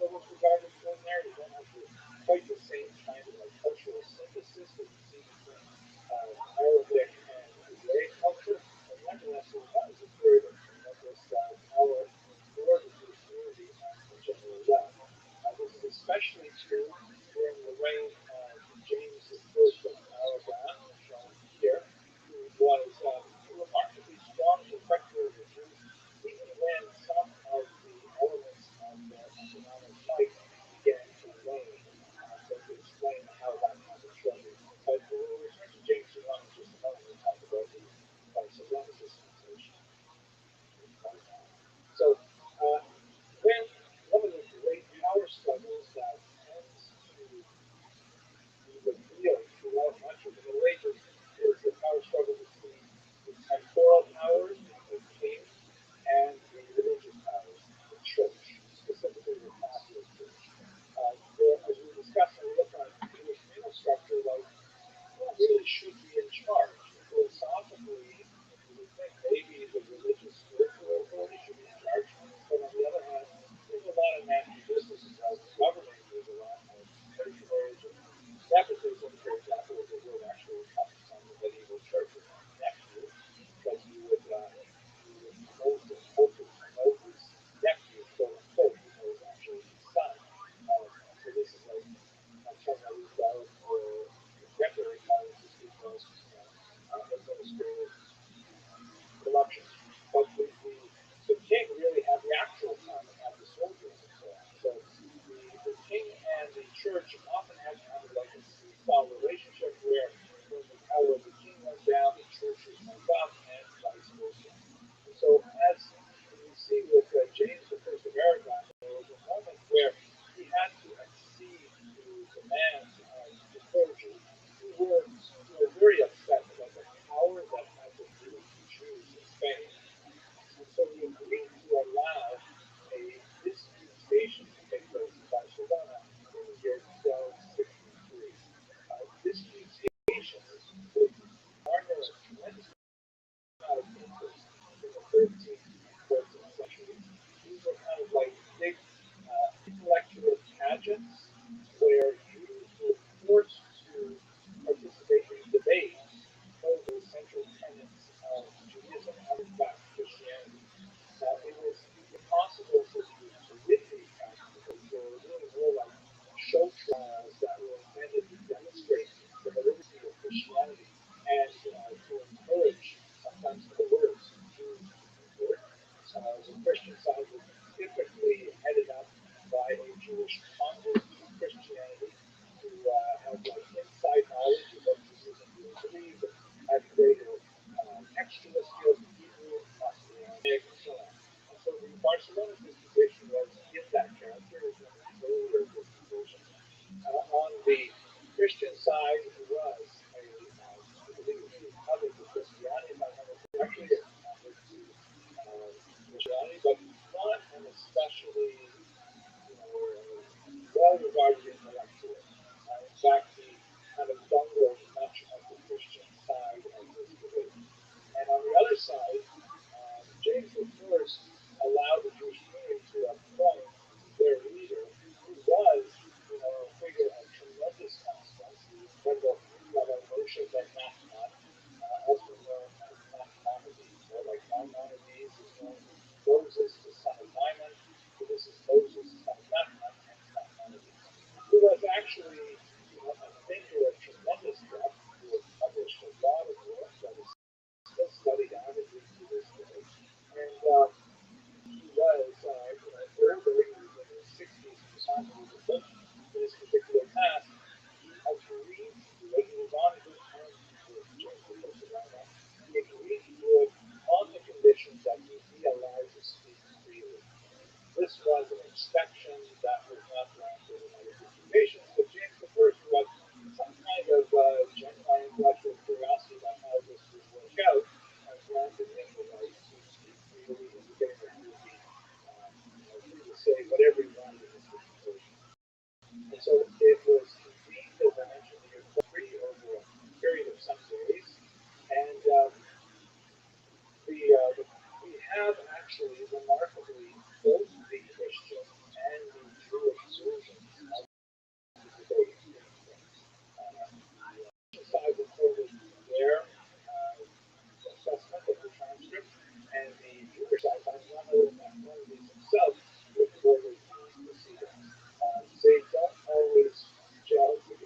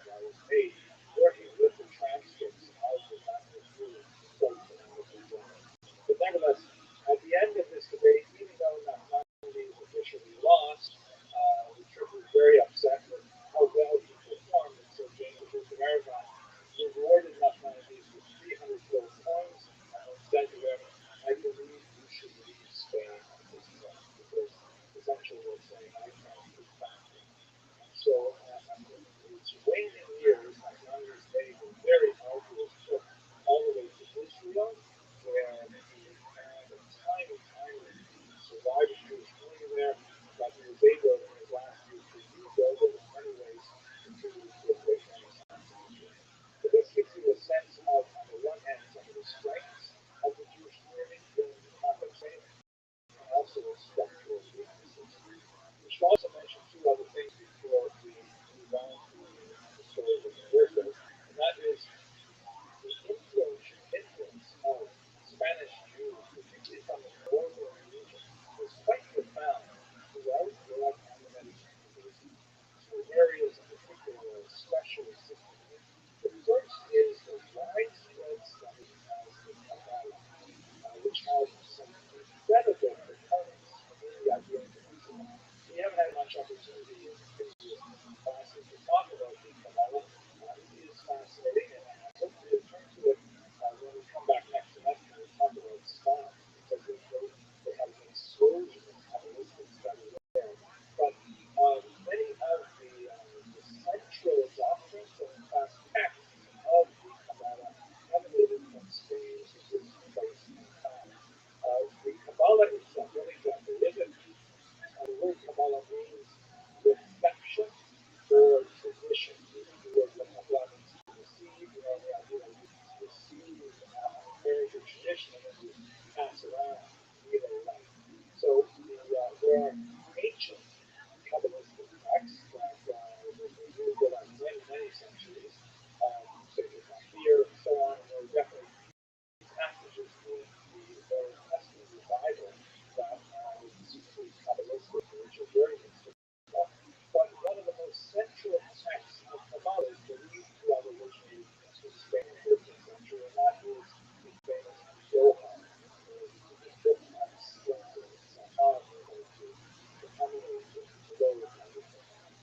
There is a significant amount of controversy in some circles about the actual dating of the Zohar, because this is attributed to Rabbi Shimon Yochai during the book Tanakh in the 2nd century.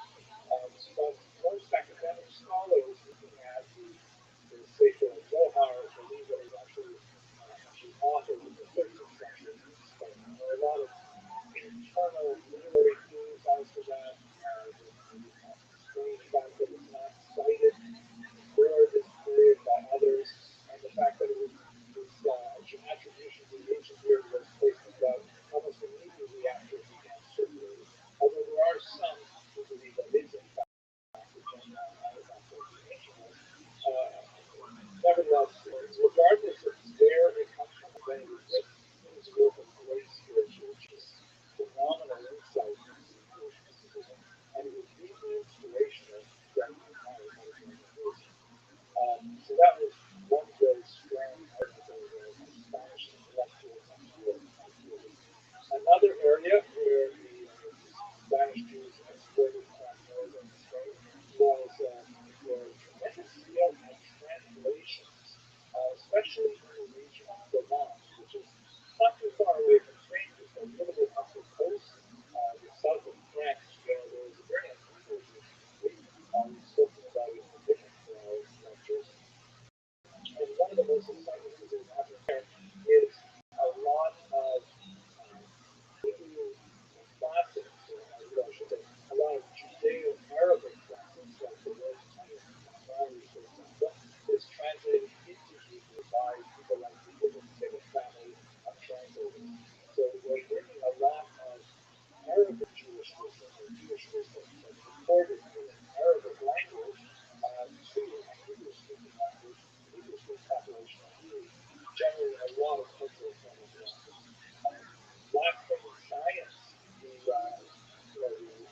most of North Africa is filled with Arabic-speaking scientists, many of whom are Jews, and the primary conductors of all of that scientific information happens to be those translators coming into southern Europe, in particular, Italy as well. Abraham ibn Ezra is perhaps one of the most famous of these people coming from Spain, who brought this astrolabianism everywhere in order to explain these technologies and navigation by the stars that had a phenomenal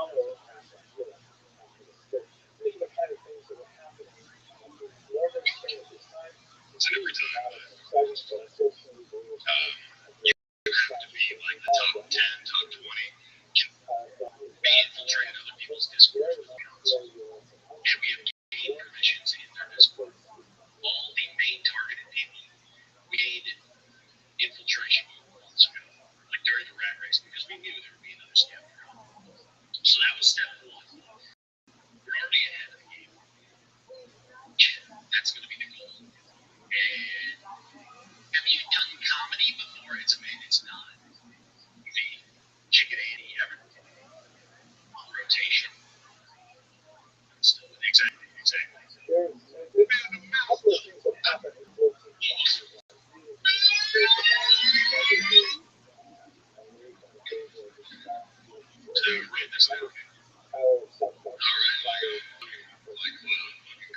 The Black Death, which spread the middle of the 14th century and has significant impact Europe is quite often used as a way to destroy death. There is a widespread belief that somehow Jews have formed a tax method to take their diseased body parts and somehow make a potion and dump it into the waters of Europe. Speculate, of course, not nonsense, but nevertheless,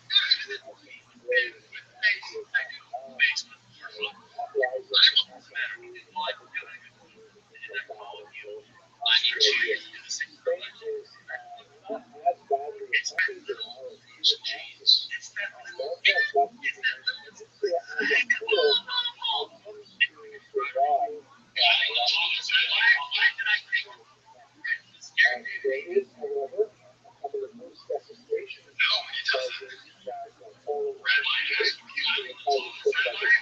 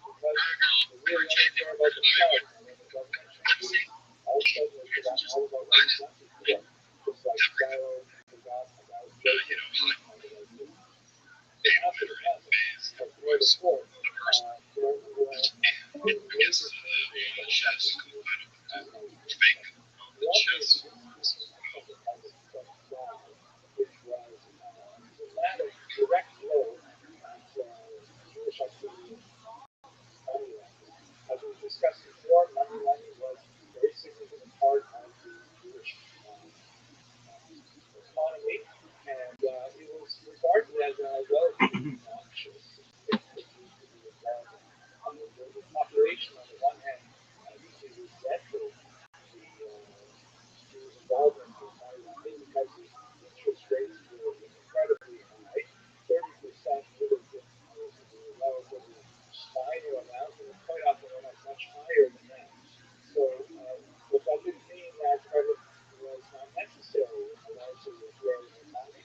The Jews were still involved in money lending, and Christians still needed money lending. So, as we discussed before, they had really no alternative because the church had outlawed Christian money lending. Go back and have a look at those lectures on Jews and finance and I began to break down in Italy after this period, but in Spain, Yo, what's going on, smiley face? which was kind of like a legal purchase, in which if you wanted to borrow money, you would offer to sell someone a business product that would increase the interest at about 7.5% per annum. So you said to this person, give me $100 and I will give you next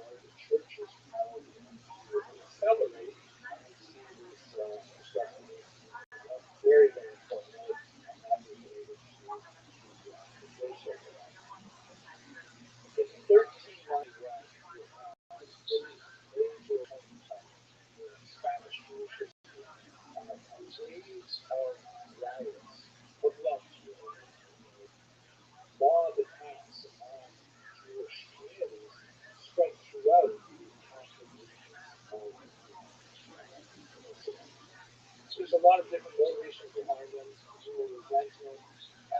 There's the Anglo-Saxon husband play crusades even.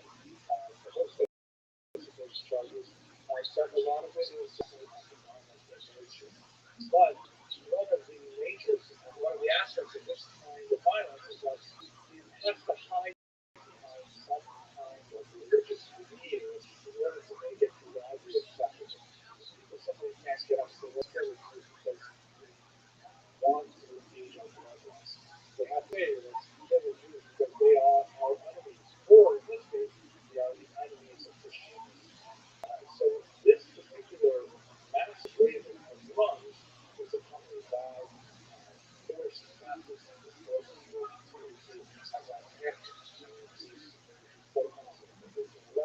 that shows the church on the left, and there was kind of a symbolic representation of the church dressed in red, pointing to the baptismal font, directing various ordinary people to take on the waters of baptism and sacrament. And on the right, you see a representation of the synagogue. By the way, very common to see church versus synagogue, but it is rare to see them as male versus usually as female.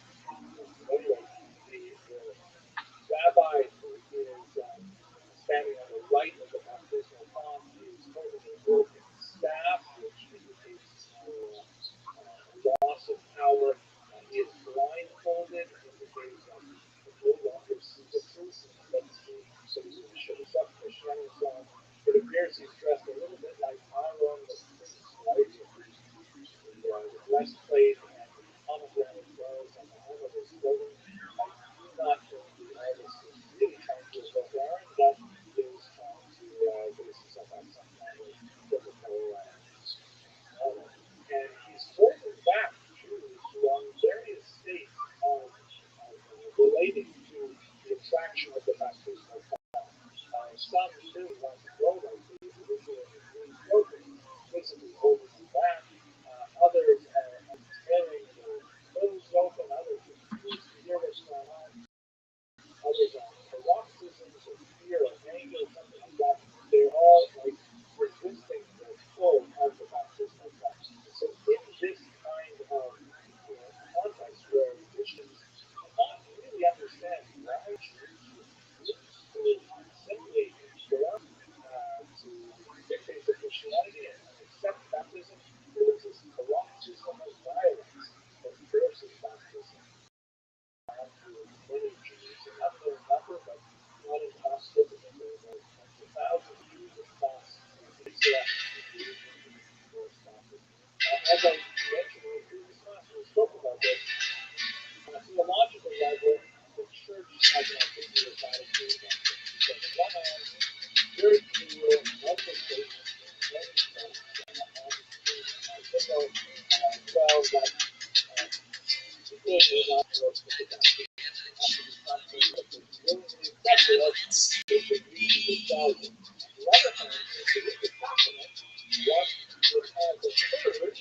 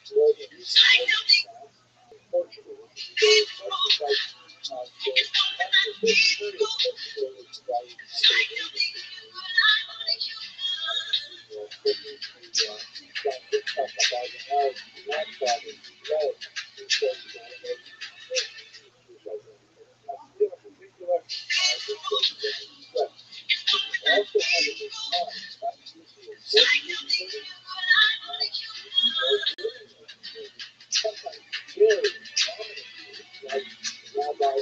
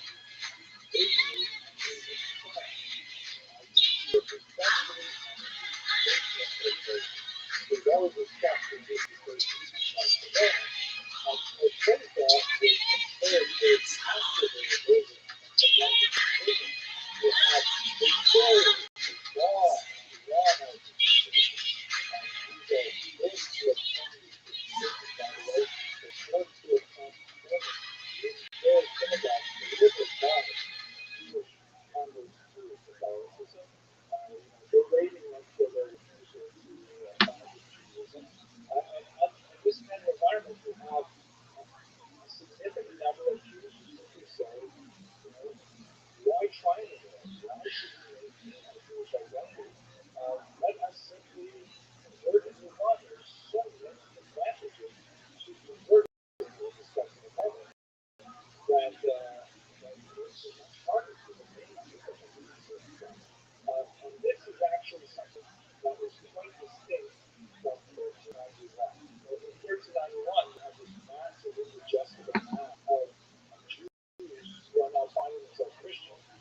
But after 1413, there was a lot more Jews saying, you know what, I'm just going to go along with this because see that there are a lot of social and resistance movements in Asia.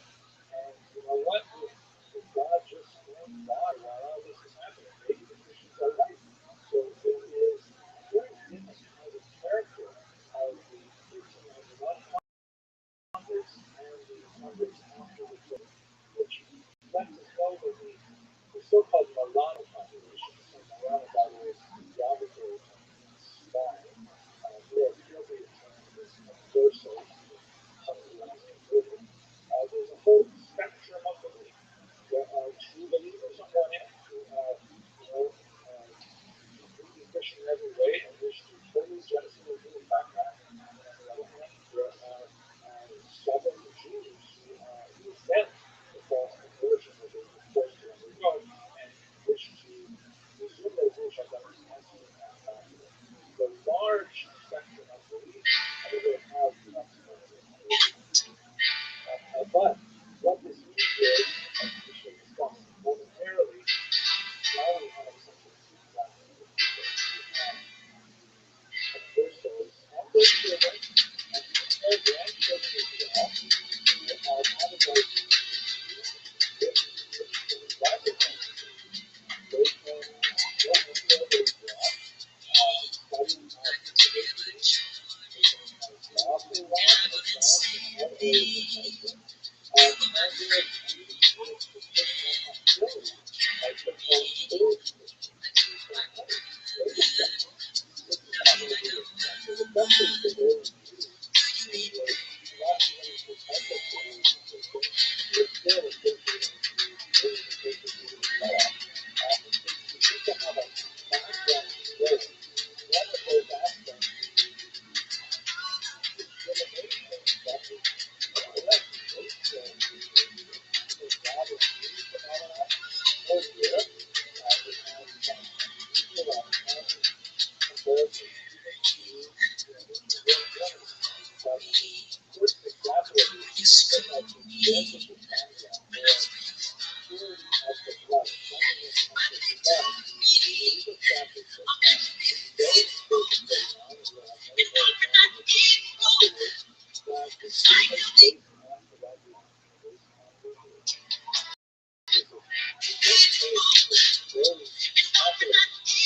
story.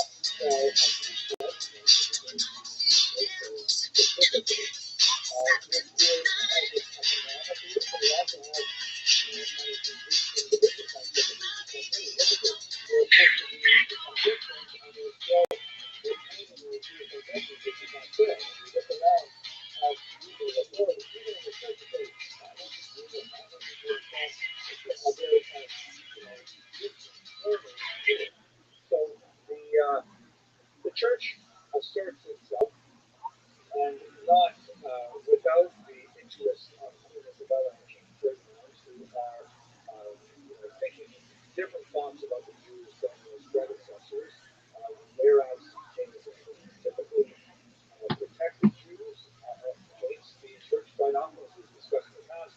That rule does not apply when there is a strong need for short-term gain. Isabella and Ferdinand have engaged in very expensive wars in the south of the country, in particular, and pushed the Muslims out. And the prospect of trying to get a one-time big surge of cash out of the Jewish population was quite appealing. So one of the ways in which this was expressed was they received from Pope Sixtus IV the permission to establish the Inquisition in Spain. This was in the 1470s.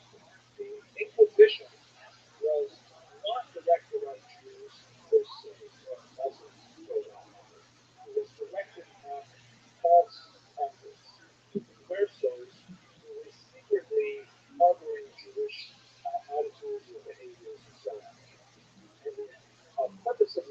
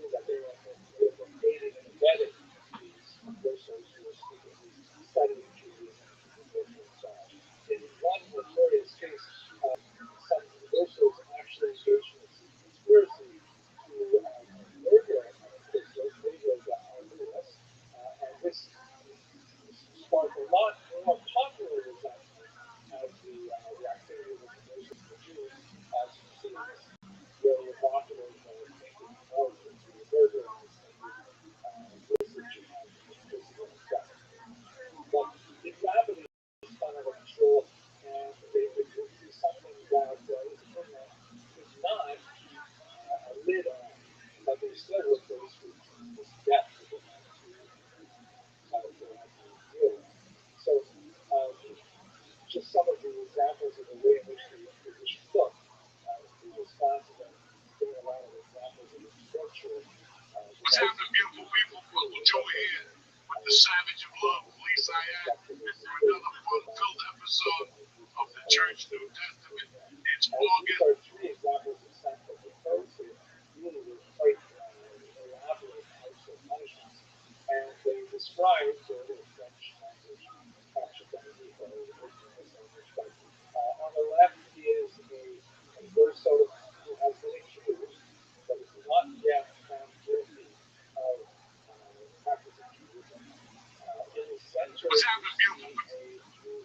Uncle Joe here with the Savage of Love, Police I Am, for another fun-filled episode of the Church New Testament. It's August the 5th. What do you want to do? Let's get this party started. Hey, it's Uncle Joe here. Listen, we're talking about cereal. If you want cereal that's okay to eat by the handful, grab some Magic Spoon.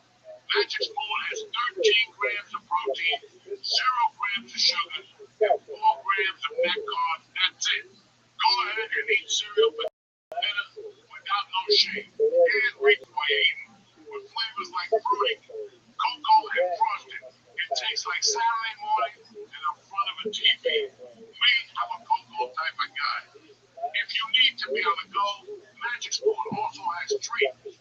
Cereal bars that you can take anywhere. Each bar has 12 grams of protein. I had the marshmallow and the double chocolate. Tremendous. What we're going to do with this, you're going to get $5 off your next order of Magic Spoon at magicspoon.com/church, or look for Magic Spoon on Amazon or in your nearest grocery store. That's magicspoon.com/church for $5 off. Get that Magic Spoon. We're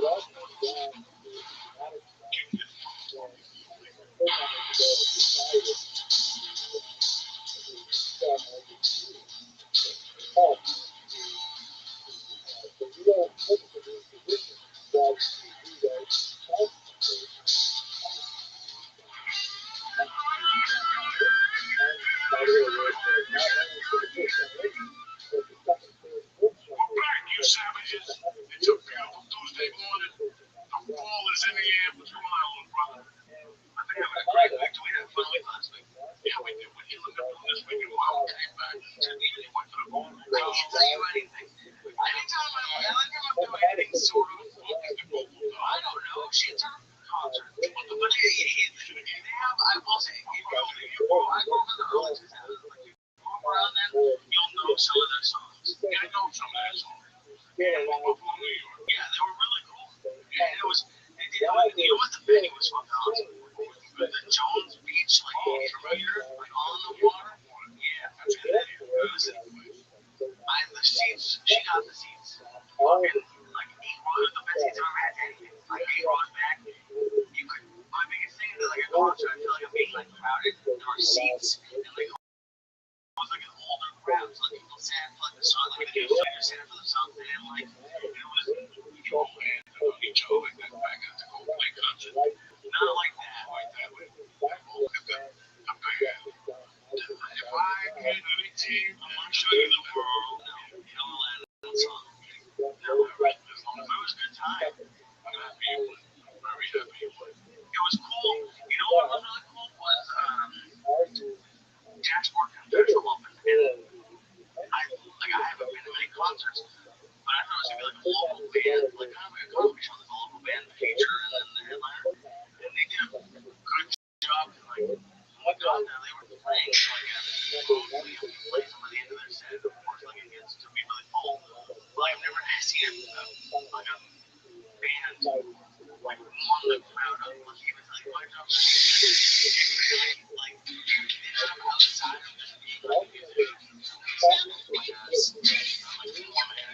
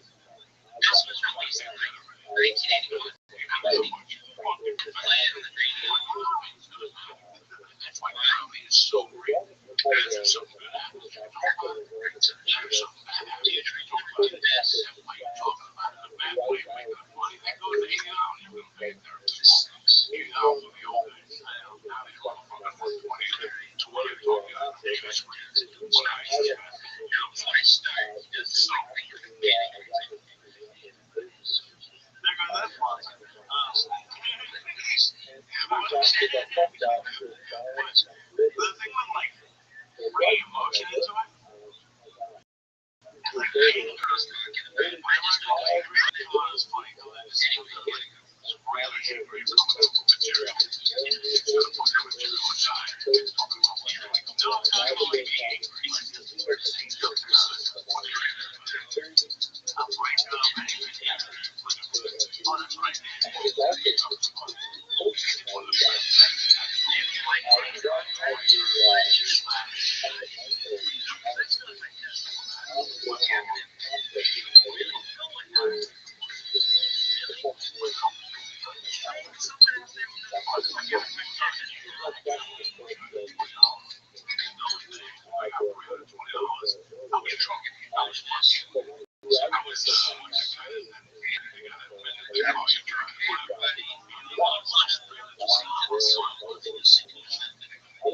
so I got laugh. And oh my god, so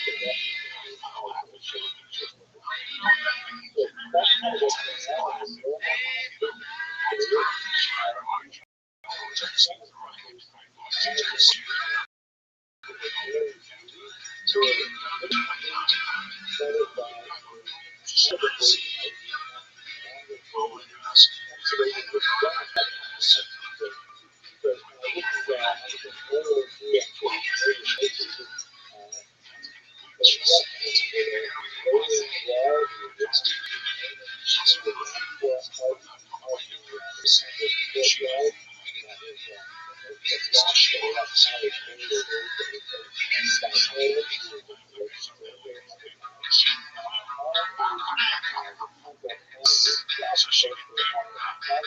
It's all the 12 fighting system. That's not me. It's all war.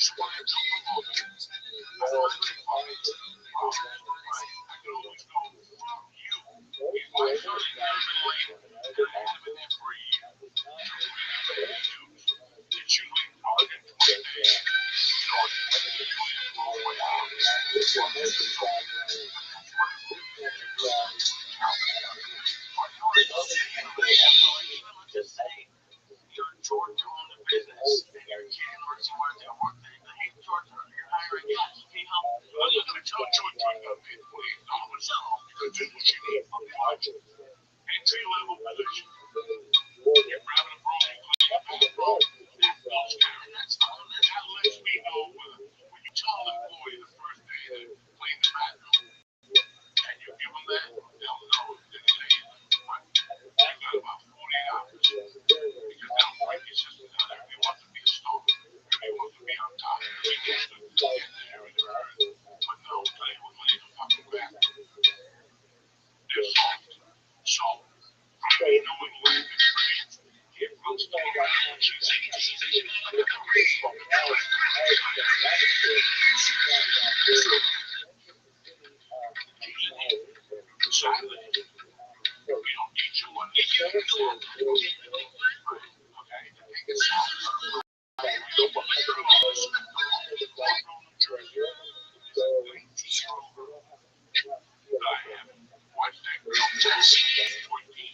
She's not just a regular girl. She's a beautiful girl.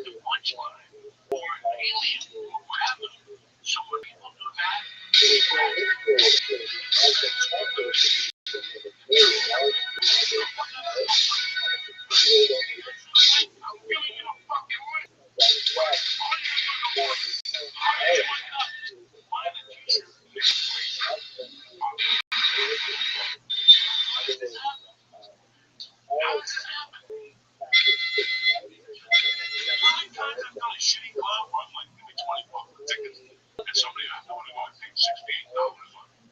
What the fuck are you retarded? I put the ticket link up. Come on, check that. Just Google Joey tickets. And they go with the first band up there. It's crazy. I didn't tell people to like these games. But it breaks my heart because I don't know if people want to watch them, you know.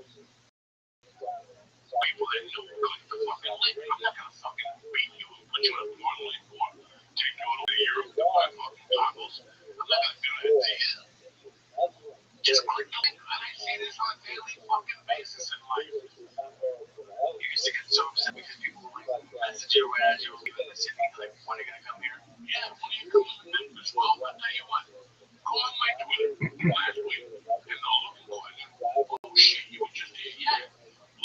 Look how long I've known about Memphis barbecue, chicken colors, black people with veins in their eyes. I've been talking about Memphis for 3 fucking podcast episodes.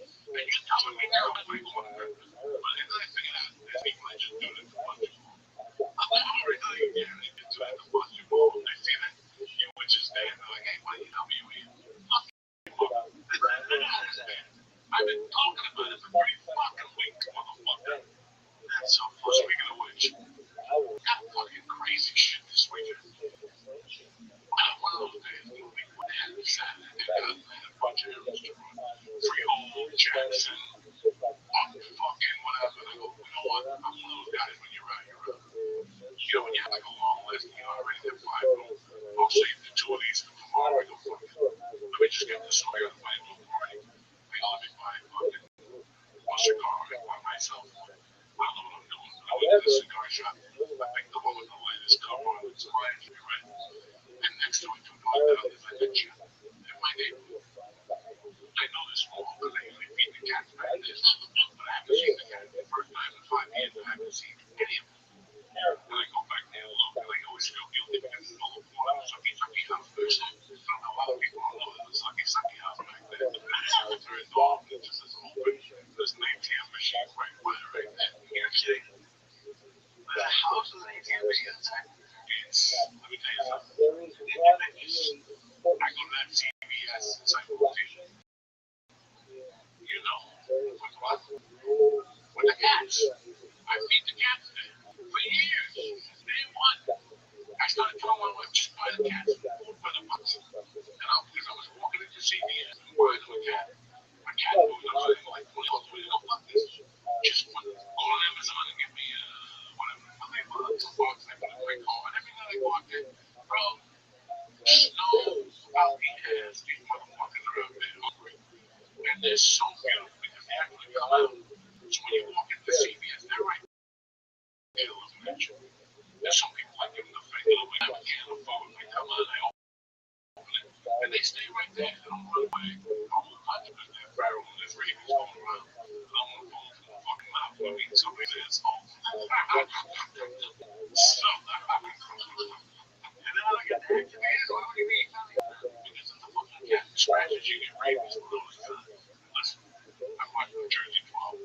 Last week there was a skunk that bit some fucking dog. They had rabies. And all you all see it in Middletown is up there.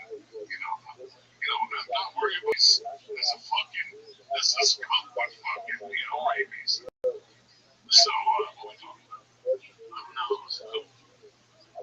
That viral case club, the cats on the second house. They also go over there to get, nicotine gum. Time to time, I run alcohol, my pipes, I get everything. That's my CVS. So one night I go in there, and as I'm coming after some bunch of young kids, like 19, 20, and high-fiving each other and giggling, and they're opening the boxes of condoms and taking the loose condoms out. And when they saw me, like, oh, Joey, what up? I'm like, oh, these fucking savages. So I go over and I'm like, what are you guys doing? They're like, we want to get up and do something. Right around the back of the building is a sucky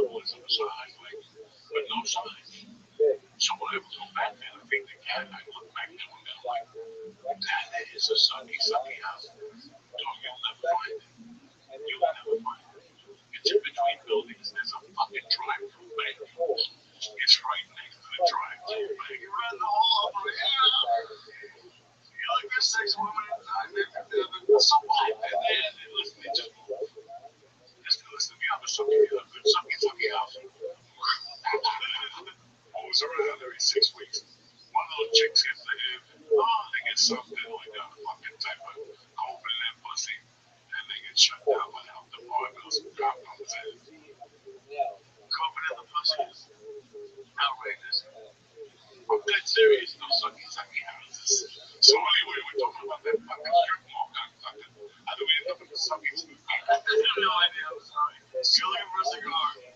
So they go to the cigar shop first. They go, I gotta get one of the medical man. Get some paper, some pipe. I go in there and it's like, hey, you come here from time to time. Do you know anything about these things? And how much? You know, what are you talking about? First of all, they have a whole section of weed. Just standard comedy is almost gangster. This right here, we use terms like less way, machine word, e-launch, retail. We want to silence the comedian. Let us do what we do. Make life. Let us try with your 9 to 5 basics. Rest of the shame.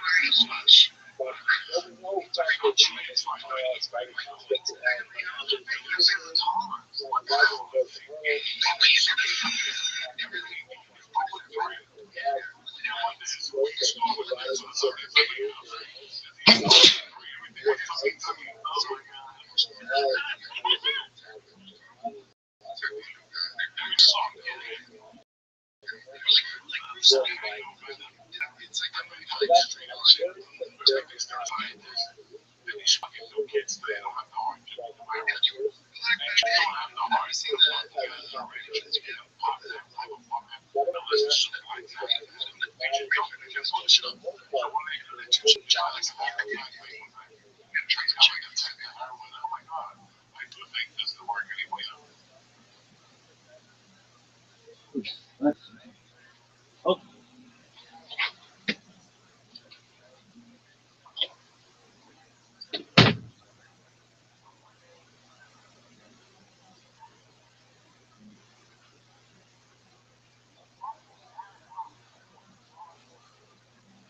How did you survive for 24 years?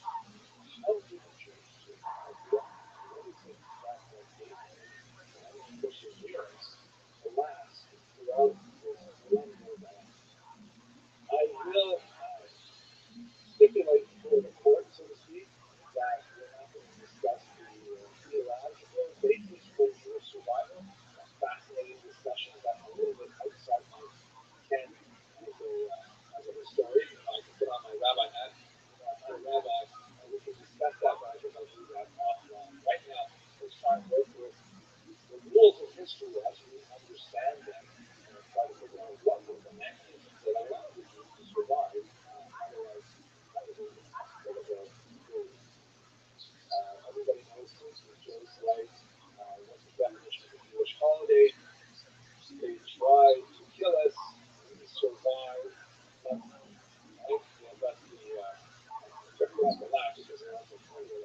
But this is a gross anticipation, and yet it has a certain it has a certain amount of truth to it. Let's just try to understand that. So one of the most traditional ways to approach Jewish history has been termed the lacrimosis way, which is salary dialogue. One of the greatest historians of the 20th century this phrase. The word lacrimosis full of tears. That when we look back at Jewish history, it is just one tragedy after another. Viewed from the perspective of the late 20th century, so think about after the Holocaust, judgments just seem to get worse and worse and worse. There's a lot to be said for that.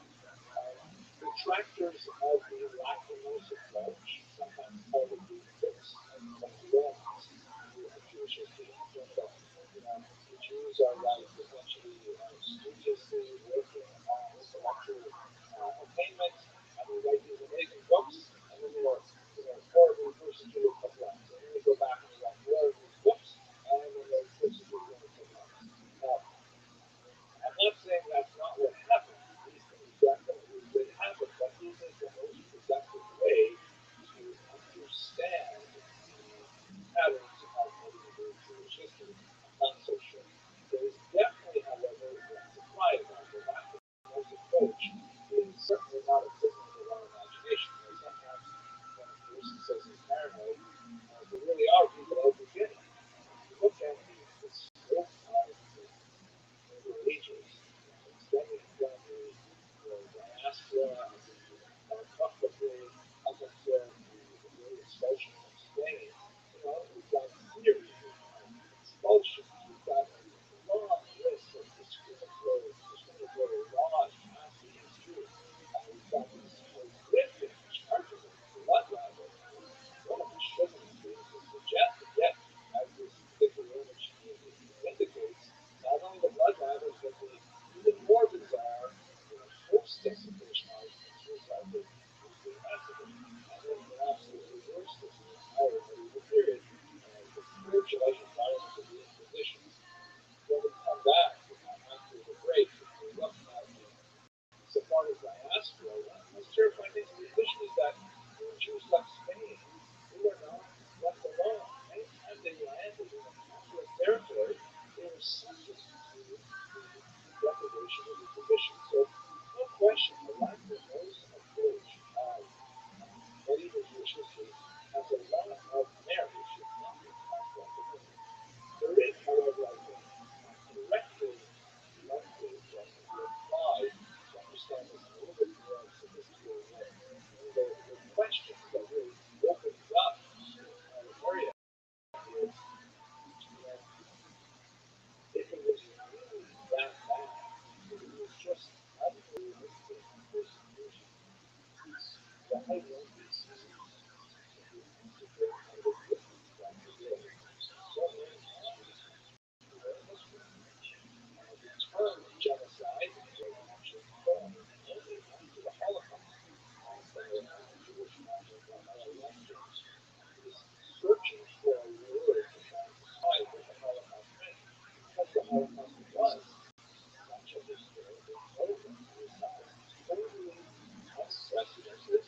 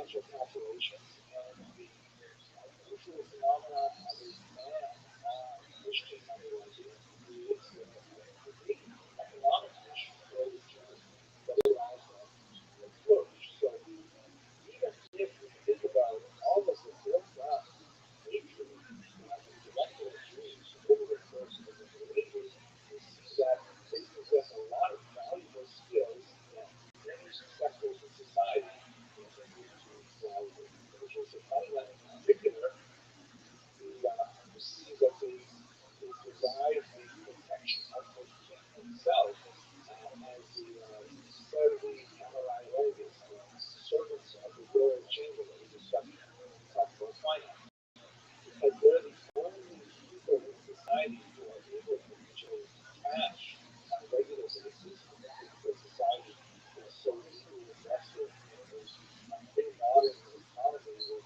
lots of barter. The Jews are the ones who are actually generating cash that can be taxed by the king. So the king doesn't have to pay any money to these Jews. They are regularly cash down. Jews are early on involved in hosting the production of money, and this is at the same time their salvation because it makes them useful to society. At the same time, it restores their significant debt when it's left to them.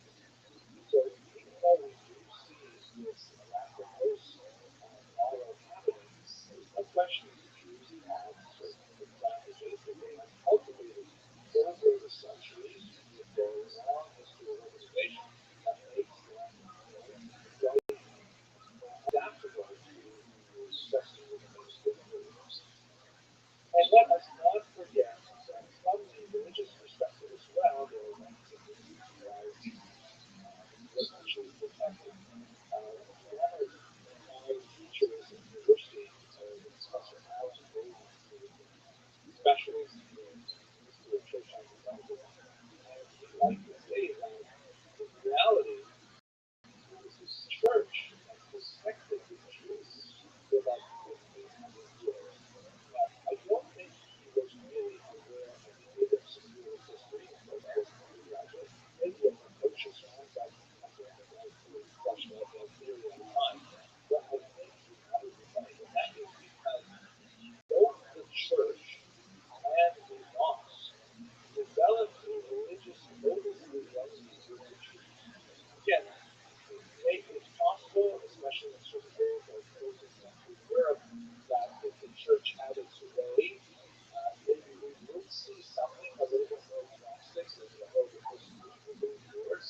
But the fact is, the demand for the Jewish presence, primarily because of economic drivers, had to find its expression in religious organization, a way of living with God. And so we have two doctrines that have ironic parallels to each other that carve out a space for Jews to live in both Islamic North Africa, Middle East, and in the Christian world.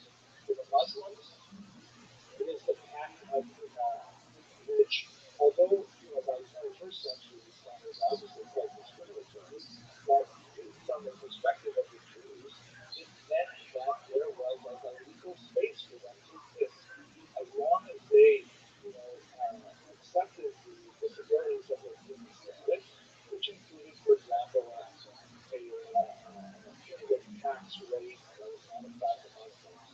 And from time to time, they had certain restrictions on their clothing, their architecture, their settlement. And even with all of these rules, there will be occasion of punctuations of violence that went beyond what would not be allowed. But it still provided sort of like a charter of rights for Jews. Not the same rights as Muslims, but certainly the right to exist, the right to secure their worship within boundaries, and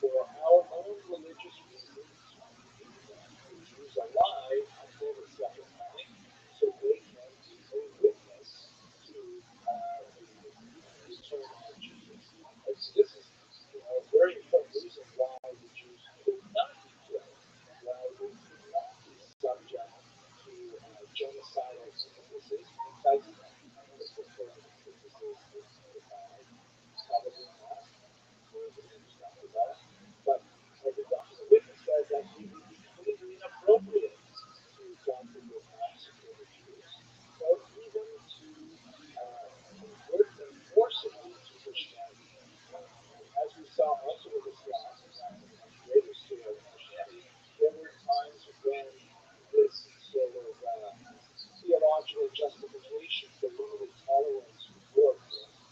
We did have episodes of force-majeure episodes of war, but on the whole, the doctrine was held fast. Jews were ironically protected by both the lost and the church because they had this sort of safe space in which to live. When we return to our question of genocide in the 20th century, it was only when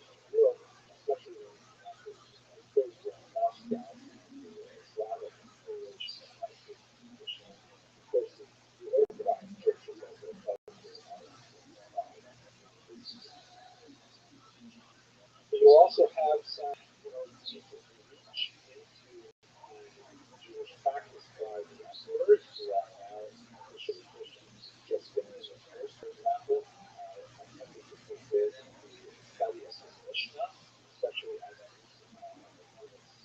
interpretive function of the Torah, and tries to actually dictate which non-Hebrew translations of the Torah are accepted. In other words, which particular sections of the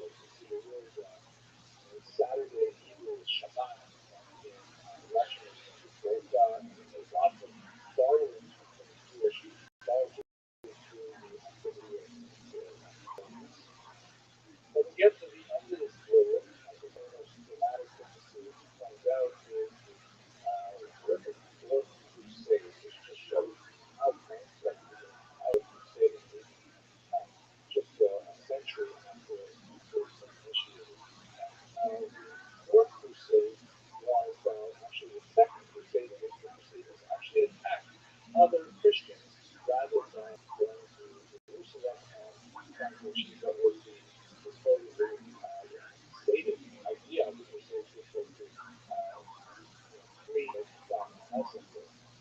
In the year 1204, they approached Constantinople again. Remember, it's a Christian city, although the Orthodox Jews flagged it under Catholic rule. And the Crusaders ended up sacking the city of Constantinople rather than heading on down to Jerusalem. Once they got into this massive and important capital city, they found so much wealth that the vast majority decided to stay and take their prizes and their spoils from other Christians rather than make their way down to Jerusalem, where it was them faster success. There was Latin rule in that region for close to the Jewish quarter, of course, was also sacked and burned, and many of the Jews were fairly wealthy in Constantinople at this time. They were especially associated with tanning and with textile trade. Textile was in particular a very long Jewish tradition. My father, the Shalom, was also done textile trade. The Jews of Constantinople managed to survive and to recover after that uprising with Crusaders, but outside of Constantinople, there were notable moments of persecution, particularly in Greece. And this all ends in 1453 at this time. Especially in Jewish history, and the Turks were considered Constantinople, and the Greeks were Jewish history was especially strengthened by the arrival of many refugees in the part of diaspora since Spain.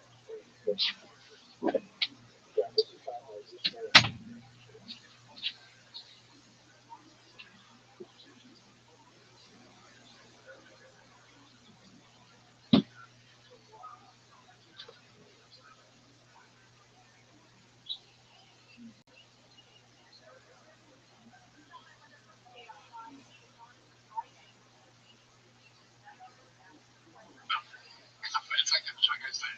It's like a white chick that wants to fight a fucking black dude. The first time she'll fuck a dude that's mixed just to see how the smell is and everything. And if it passes, then the next time she jumps on a full fucking, you know what I'm saying? We all know the fucking deal. Oh, it's stupid.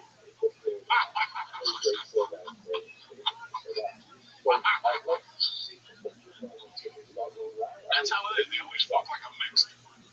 Right? You ever see that? When chicks are confused, they'll fuck like a mixed Arab. Like, why he's half white, half ISIS. You know what I'm saying? I like how you notice it. I notice all that shit. That's what I do. I got cops eyes. I keep my eye on that shit. Well, I like people you notice, people you see, people like made up stories for their lives. I'm an observer. I'm a fucking observer. I sit, I mean, believe I'm doing something. I'm really listening to those two idiots in the corner.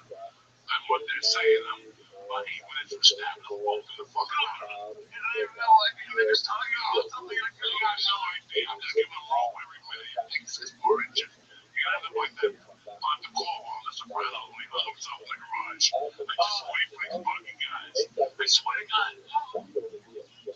I know you love people. Like, that's amazing that you're giving people rope and they don't even know they're like, I give you a little rope, you take this rope, you're gonna hang yourself eventually. It might be today, it might be tomorrow. I see it colors in Friday night. So Friday night, my wife and my daughter break up me about 1 o'clock. And they go to see something play. I go with them as a family, but where they go, they give me 1 seats. You gotta get like, it's like a community center. I'm not doing that. And they fucking kids. My daughter and one kid recognizes me. It's like a stand up. I'm never going. I don't know whether that's supporting you. Like, right? I don't know. Walk in the club with you. And then they're like, Joey's here. And then Lucy, like, I already know that's why I'm Lucy anyway. I will never be on here if I'm not going behind with you to hide because it's your show. It's like my show.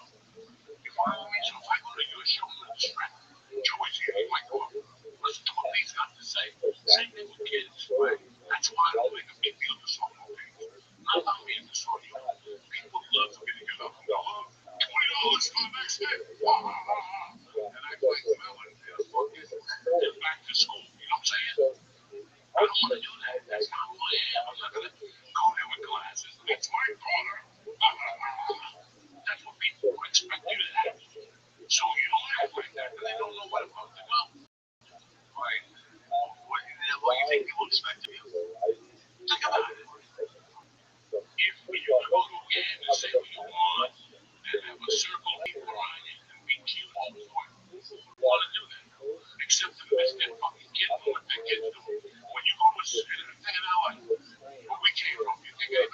18-year-old kids do anything.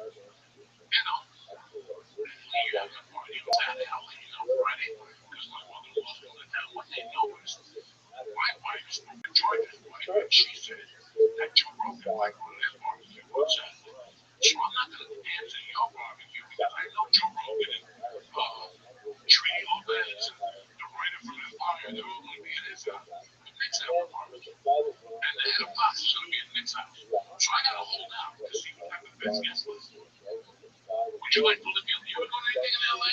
No. Everything in LA is based around who's going to be at your party. So if you, God forbid, Nick's not going to bring a script. I accidentally have a good script. I should have gone. Really? Just like the your script in the car. I'm hearing all of you looking at one of the bikinis, and you want to talk to me about a script. That's how people. That's how people are. And the kids, zero. Kids are rock together. Just the other side, I swear to my mother.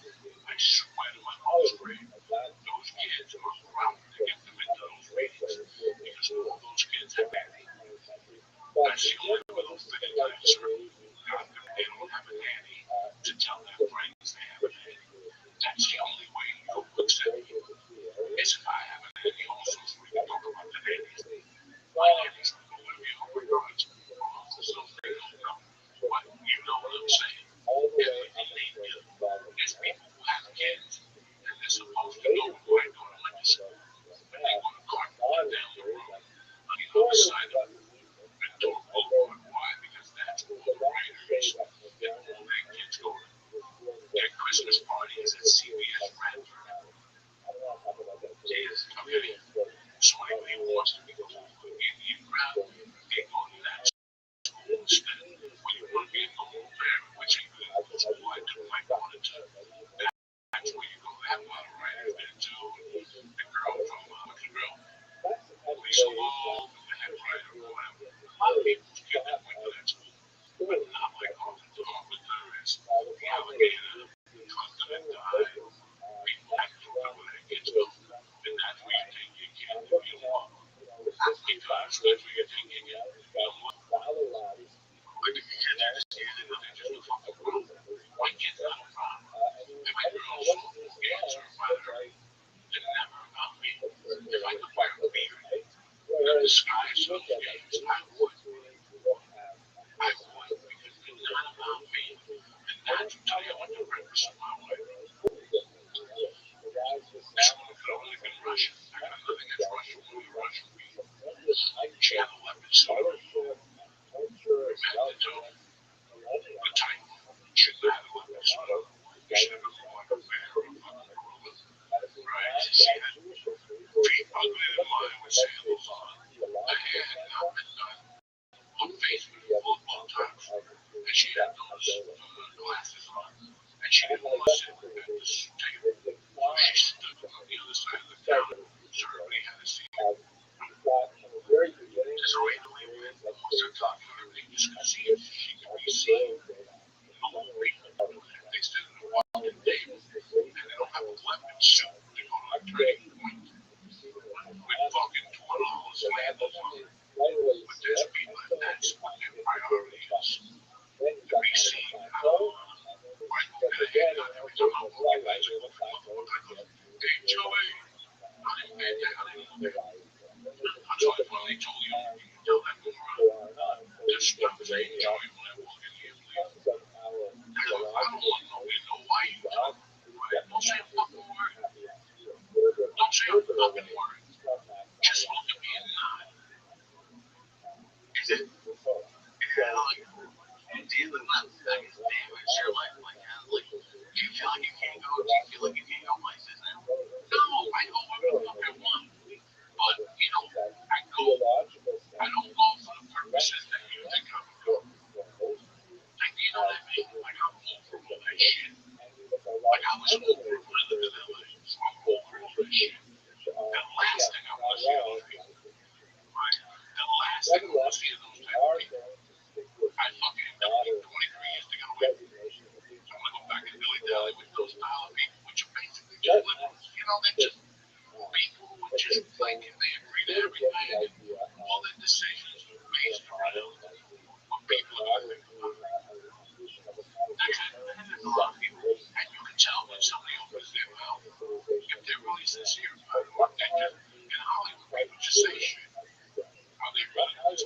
this guy really give a fuck about LGBTQ, right? Or is he saying that so, why you could fit into a certain category? That's my whole list. For years, I always talked about California, and I shouldn't have spoken about California. It was Hollywood and the lifestyle where I lived. And I'm very sorry. I didn't know if it was California, but it was Orange County or whatever county I lived in. It was that world. And we have those worlds now. In normal cities, everything says fucking celebrity. Let me go up to Montauk and play handball. You're from fucking Jersey. Let me stab you in the fucking eyeball. You know what I'm saying? I'm from North Bergen, New Jersey. Nobody nothing. So I see kids I grew up with playing golf. They know I'm a fucking shooter. Because I know the reason you're playing golf. There's no enjoyment for you. If there was enjoyment, you just play with three fucking idiots. Enjoyment is getting free. You're not burning friends that don't play golf. Those more idiots. Smoke a big bag of weed, give weed, give a bag of animals to everything to drive with a golf cart. So we end up like Adam Sandler and fucking Happy Gilmore too. That's fun with your friends. Not me in the golf cart. Playing a trunk plaza here with three fucking jerk balls holding a band. No, you're playing golf for all the wrong reasons. I want you to do things for the right fucking reasons, right? I want you to do things, Why can't you get drunk? Why can't you just get drunk? To Luigi's. Go to the Surfside Bar on Palisade Boulevard. You might as well get herpes while you get drunk, right? It's so weird what we do that we don't even know what we're doing. It's like I was talking to people from Nephew Number One. Every week I see pictures from down on the shore. Oh my God. What is this? I've never seen anything like that. I've never seen anything like that. What are they doing?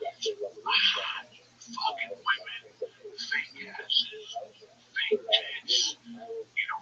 Some of them are pigs. Some of them are really decent. They don't know what that. Some of them are just fucking pigs. They get fucking dick every weekend. And by August 9th, their hole is just leaking. You can see in the pictures. It's like a fucking walrus. They're fucking. But this week you can start to see the bikini pictures. You can see the pussy starting to come out from the inside. It's all out here. They got three different weekends, three different guys. They don't know who they're in love with yet. But Vinny the DJ will be there, Oh my God. It's like these chicks, they just stand there by the table. And then there's these guys with buckets. They just stand there. And then you have a whole section of guys with backwards hats, steroids, in a VIP section. And they're all on top of each other. And they're all like, boom, boom, boom. And that's all they do. Nobody's fucking, nobody's sucking there. Boom, boom, boom. Nobody's scoring coke. Nobody's eating ecstasy. And none of those guys are in danger. But half of them have giant tattoos, boom, boom, boom, jet tattoos. They get ready for football season. But it's August 8th, by this weekend on pussies. Now it's in the labor department, not the labor department. The health department in all cities sees an increase in fucking takes tax, fucking just fucking, oh my God. Yeah, some girls will even make some of their pussy taps out by like the 15th. Oh no, they just tapped out. They go, we're not even going back. We don't want to deposit. We don't want nothing. We ended up pregnant. I don't know what a father is. The kid came out with an Arab hat on and a fucking, and we don't know what happened. He could be Dominican. He could be Arab. We could be both. It's a nightmare. But the short, we went to this beach. We took pictures with somebody. We rented a house. And all your friends were there. You were invited a bunch of freaks and people were fucking. The bedrooms were on fire. Somebody's father was there. Anybody seen my daughter? That's when you know you're at a good party. When a dad's there with a picture and shit of their daughter. She's been missing for 2 days. You just saw her? You just saw her? What's that? The girl he was looking for. What's that? You just seen her. Oh no, I'll tell the dad the truth. Somebody comes to me and says, my daughter's missing one. Or somebody shows up at your party and says, have you seen my daughter with a picture of her with Catholic books? And you're like, gee, Catholic, my Lord. We'll be right back after this word from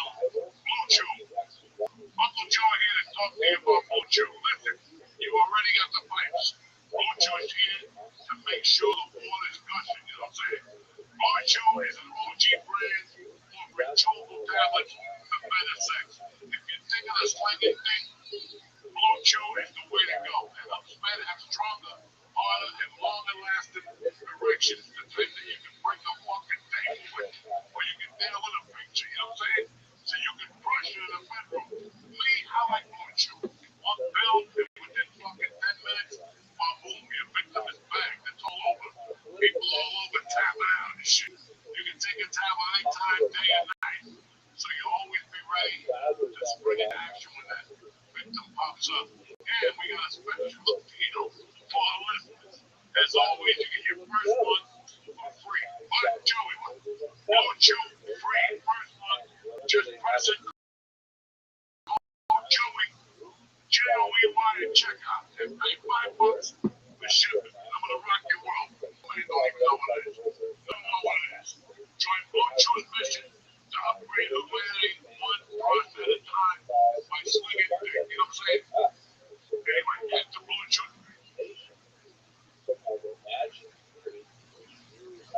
Quite artificial lines around us. He said, we are one nation, we should therefore have our own country. Revolution as well happening, especially all of these things affected Jews just as much as it affected Christians. These are things that, by the way, these are things that happened first in Christian Europe and then spread throughout the world, to the Americas, to North Africa, Middle East, the Far East, and so on.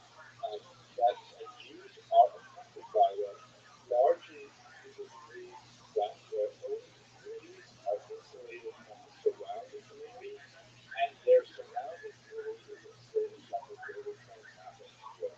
But this big change sort of reverberates throughout the world, beginning around 1500. That's why we have this big change outside the world. The last topic, however, which I would like to spend a lot more time on, not so much in this video, just a little bit, but we will explore it many times in the next video, is that humanity has questions of things. In the modern world, people are waking up to the question of what does it mean to be a very, very basic thing.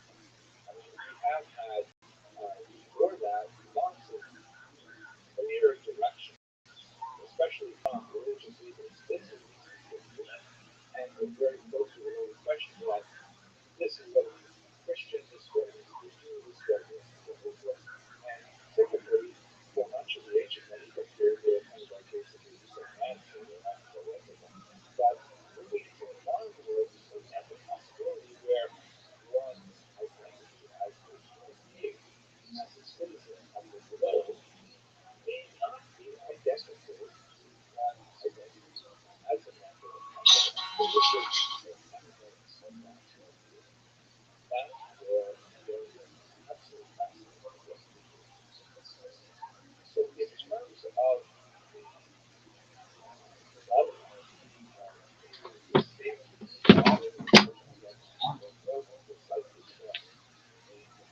range, spectrum of modern Jewish identity. Everybody, hope you're having a great day today. We're going to do sort of a roundabout deep dive on a topic we thought we were fairly familiar with, Rothschild Flores.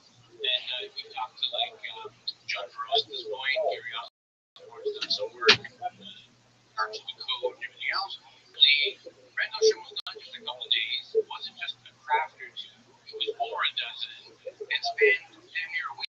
We have a lot of information subsequently scrubbed. News to me, I'm sure to you as well, and to many of our viewers. So we want to challenge the man making the claims and see what basis he has for backing this up. Yeah, I think this is today's show, Jay. Are you like that? Are you excited? Well, yeah. I mean, I'm looking forward to seeing what he's got to say. And the thing is, too, because we love to things and every angle that we can or cover every subject that we can, we have to give people like Gary, voice. We got to listen to what he's got to say. And this guy's a professional, interviewer, and he's done tons of shows and lectures, and he knows what he's doing. Plus, he worked as a police officer, detective, so he knows how to investigate cases. So yeah, I'm looking forward to seeing what he's got to educate us on today. Yeah, I mean, a lot of people that are investigators have essentially it's really unprecedented. I mean, I think it's unprecedented. Come on, just I don't know.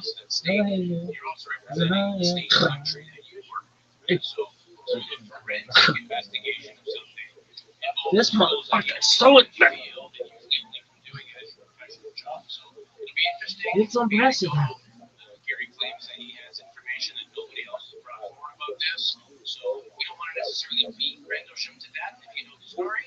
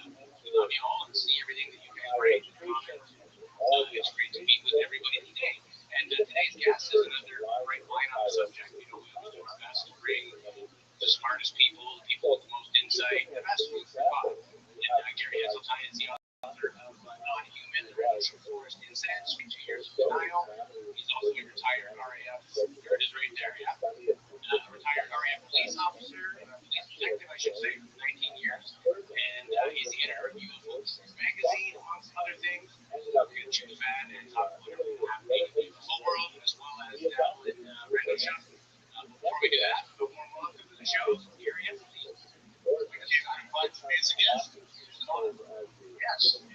So tell us a little bit about yourself for anybody who may be not familiar with you. Tell us what got you into the strange world of UFO research. Okay, I had a child at the age of 16. I kind of created an interest.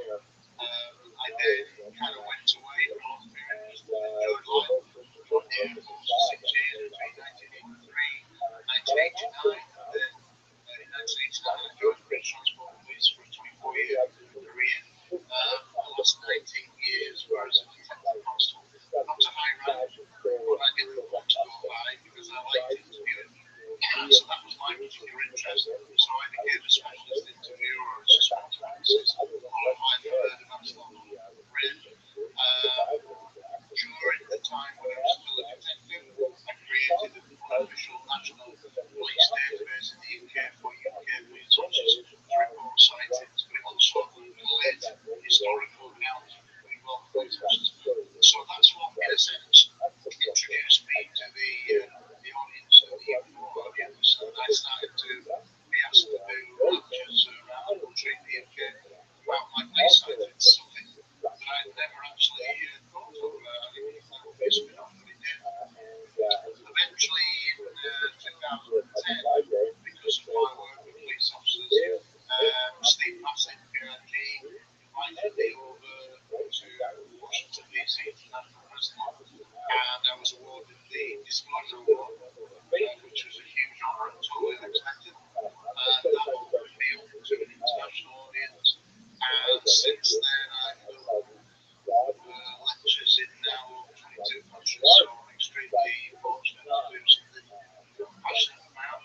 I'm one of the leading researchers into revolutionary forests, which comes from the UK, and the work there with Rendlesham is that 3 of my 6 years in the Royal Air Force Police, I did exactly the same job as the US Air Force and Caribbean Police did at Rendlesham, i.e. I guarded tactical nuclear weapons and 2 nuclear weapons storage areas. So I have an insight that most people don't have, and I always swift through many more witnesses, and that's borne out by my research. And 5 years ago, I began a real deep dive into the Rendlesham Forest case. I thought I knew it pretty well, but I found a lot of new material, both old and new. I did some advanced interviews on a couple of witnesses, military witnesses, that seemed to work because it produced a lot more evidence than was ever known. It's really like it's 500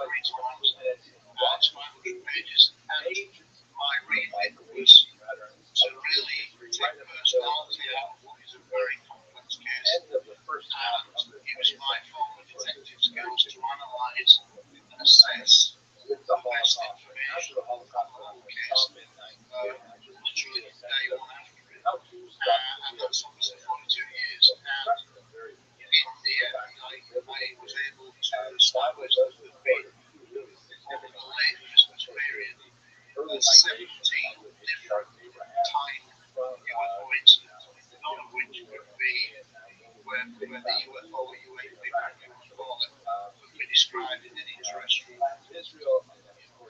object. So the 17 anomalous events over what is probably a 4-day night or 4-night period. We have, I also covered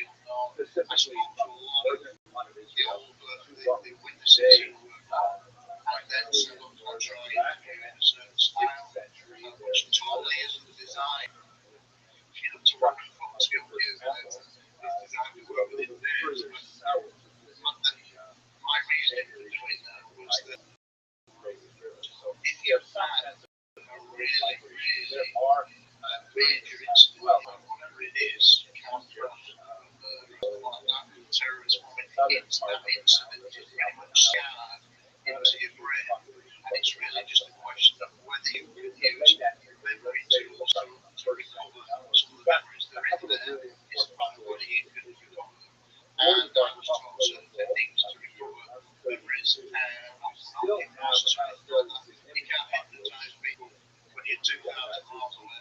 Central southern part of the Royal District. After major interviews with the Saturday was Steve got there, both of them moved that's kind of my background. And obviously, I retired early in 2013 to launch my own online easy magazine. It's not in print, it's 500 reached out to many of the world's top researchers who are associated with this very program. So I've been in research now since January 2002. So now 21 years. So I've been around long and pretty much met everybody. In recent years, I've been involved in an organization, an NGO, an international NGO, organization, ICE, the International Coalition for Extraterrestrial Research, which I'm the vice president and one of the members. And in that capacity, right now, ICE is made up of academic scientists and leading UFO researchers. We now have national representatives in 30 countries. And our tagline is preparing for contact. And I can't think that there's ever been a time in my life where we actually bring from paradigm shift in the knowledge of this subject. And so that's where we are now.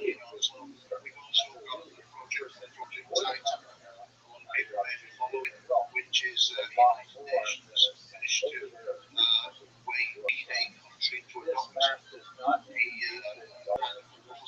initiative, which this is what we're calling San Marino, which is it's almost there. There's Prime Tower, Project Titan, and they're now in the process of going to the United Nations to talk about UFOs. So that's still going. We're talking to some high-level ministers. Nice.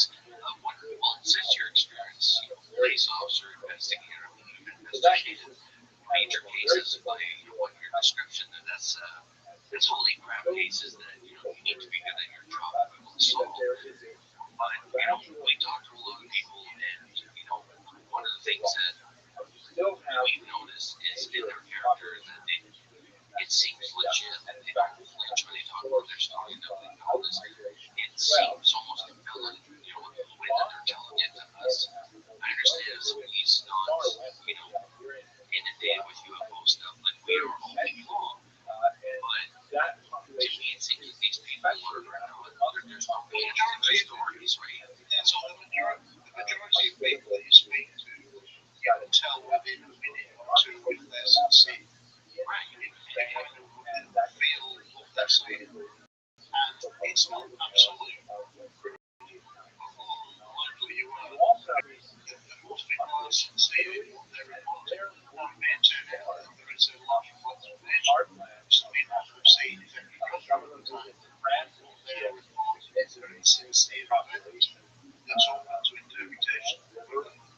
Right, and with you give us like some advice, maybe some tips on what to look for. Because when we interview people or any investigator out there that's doing field work, people like in Wuhan, for instance, what to look for when somebody's telling their story and how to basically build a case from there. Well, I think, in terms of the fact that I was interviewing suspected witnesses that tell me different techniques, from a witness's point of view, I guess what you're asking me is why do you think it's credible what you're saying, or do they lie? So you then actually looking at it from a slightly suspicious angle wouldn't give it away. Well, people, I would say, there are a few non-verbal communications. People who avoid eye contact, make eye contact with you when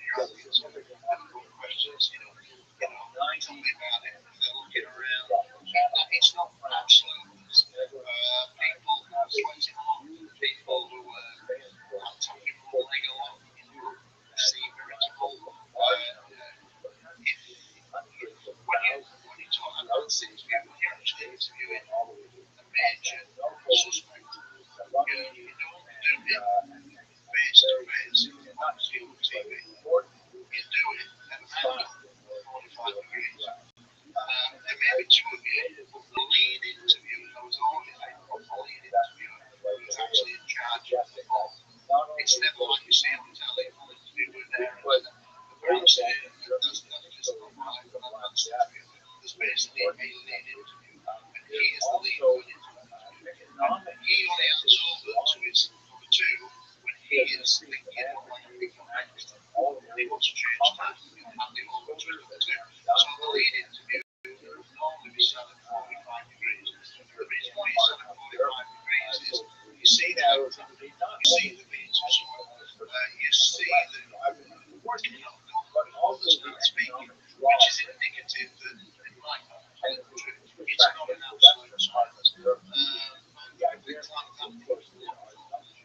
People will say, well, when I went to did that, we changed quickly to I.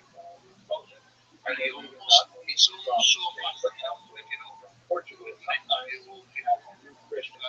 Somebody was unsure about. I mean, give me an example of why I'm suspicious. They're admiring still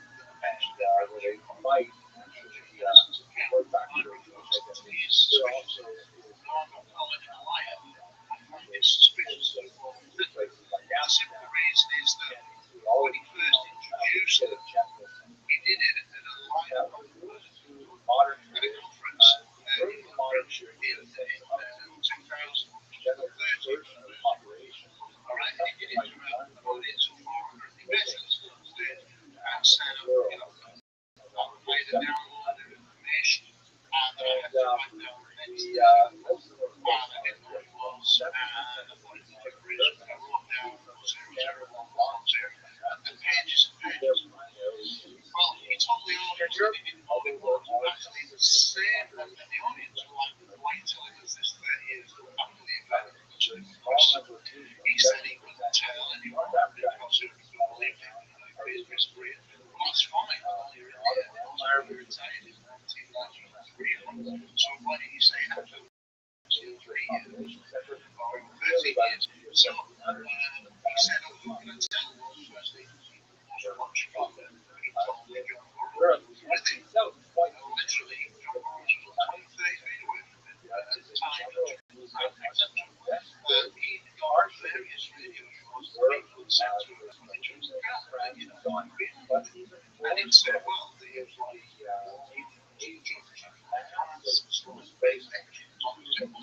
he has lots of options to say, lots of strange experience.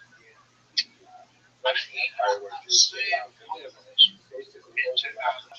He actually, because the audience were like taking in his new information, he is this downloads in me, and he was being hesitant about what it meant because he decided to do he was proud of the documentary looking into the information.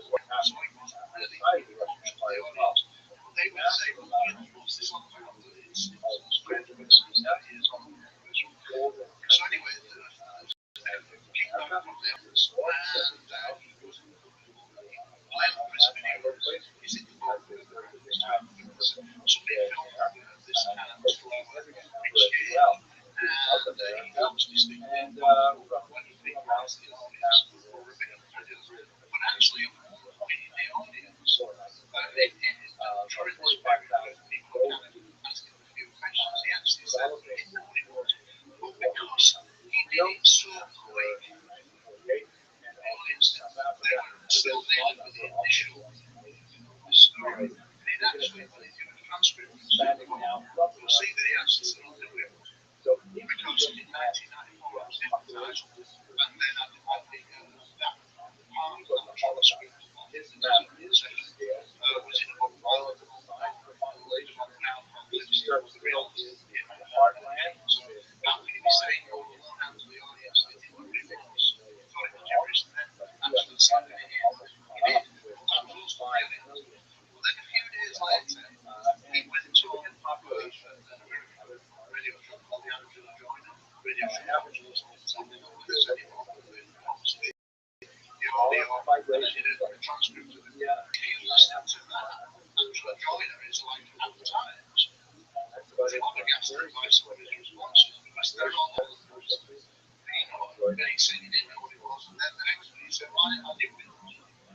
So she's trying to make heads and Phil, one of the things that really kind of surprised me is when this story is finally brought down and he wrote it in his novel. By the way, the novel that he wrote in his novel didn't surface in the documentaries until around 1997, 17 years after the event. And when he first started talking about that, I emailed Phil Hall and said, "If you're into this electronic story, when I walked through several times, I've never seen it in pages." And he was saying he looked through maybe every page and he hadn't noticed them. And certainly Jim had never referenced it. Which is a bit odd. The thing that really made me sort of red flag to me was when he said initially that there were only 6 pages of 0, 0, 0, 0, 0. And then he said there was about 8 pages. Then he said there was about 9 pages. Then about 12 pages. And it was about 30 pages. In the end, it's 16 pages. Now, if you have this extraordinary life of one-off events scarred into your memory, I think personally I would know how many pages I wrote down. You don't think? Because even if initially you didn't know, somebody had said, "Well, how many pages did you write?" You go, 6. You'd know the answer straight away. It would be so it never had to go back to it. It'd stick in your mind. You wouldn't do it again every time. Trying to find the pages. Just stick one. You see what I mean? It would be a consistent answer. The fact that he at various times, I think weeks, announced it, said different pages, I think, well, that just don't ring true. This is the most profound thing that's happened in your life. And you know how many pages it was out like sure. But it's not definitive. And I'm not saying people can't have extraordinary downloads of information. I think you can. I think historically there's maybe some evidence, even along the lines of lots of writing, there are other examples of it. So I kind of think that it can happen, but I'm not convinced by the inconsistencies of this testimony. If you ever read the actual findings of this, I think you'll find that it's quite a strange interview. I want to take you back to what you were mentioning before about investigation techniques, interrogation techniques, a lot of sort of thing. As you know, we have David Grush, recent whistleblower, came out, gave an amazing story, and then the world of UX and social media started throwing stuff out, saying his body language was off, he looked fidgety, he looked like he was, eye contact was normal. Then there was some discussion about potentially autism, high functioning Asperger's. So where does somebody that maybe has slight awkwardness in their social mannerisms, where does that factor into, maybe they're displaying signs of nervousness, tapping their feet? I've talked with some people that, work for me, and they're not lying when I ask them a question, but socially they're like, you won't think that the guy just committed a murder. It's just their nature, it's perhaps something else. Where does it factor into? It factors into all the other points. And, for example, with David Grush, yes, I've obviously read about these comments or whatever, but you have to put it in context. Now, the first question I'd be saying is, you've got this kind of witness to the story, you'd say, well, does his military record stack up? It does.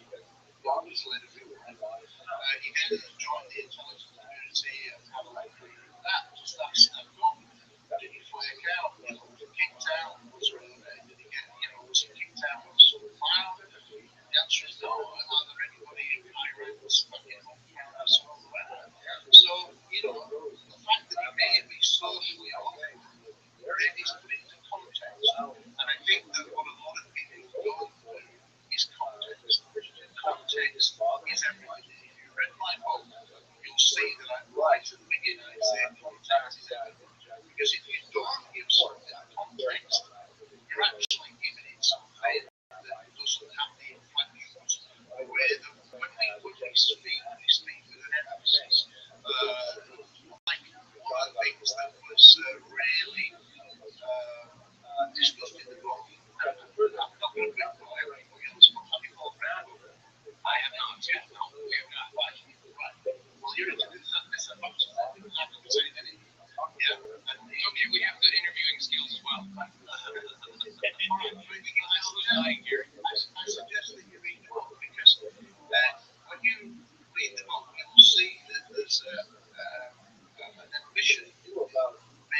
Colonel Holt in 1985. Yes, 1985, just 5 years after the incident. And I call it a genuine admission that he made to a UFO researcher called Rabbi, who with his colleagues from London for 3 years between 1984 and 1986 carefully researched the record of voices. Now, to all UFO people, and if you look like those references in the books, they are largely unknown. That in the Rendlesham sense is absolutely outrageous because they argued in the first 3 years of research that had been done. Alright, so I really want to understand. Now, the context of what you say begins with a revolution because when I first became aware of it and read one or two of his articles with historical UFO publications, I emailed him on social media. No, not on letter. And I said, you know, we have a chat. So we had a back, we had a Skype chat. And we got on famously, and I said to him, you know, you 3 years research this, work. I said, well, I don't suppose you still got your research on this. And he went, and how long was it left? I think it's 2019. And then we're about 1986 down there. And I said, well, you know, if you can find that, I'd love to read through it because, you know, I know that you've done some good stuff. And he said, well, leave it to me, and I'll get back to you. I'm thinking, to be honest, yeah, the odds are very slim because it's so long ago that he told me. Well, about 3 weeks later, out of the blue, he sent me a PDF with 345 pages of scanned material. And I went, wow. And during the course of going through these pages, which are printed, and I read them in one session, that's how excited I was. I like working, I can't in one session. And I suddenly came across this reference to him bringing Colonel Holt. And it was in April of 1985. And what he'd done is he basically put down the word verbatim as a quote. And what I'm talking about in context now is a really important context.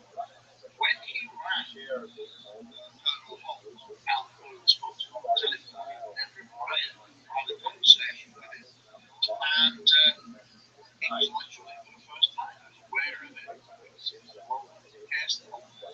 The audio tape. But anyway, he rang him. Now here's the key thing to remember.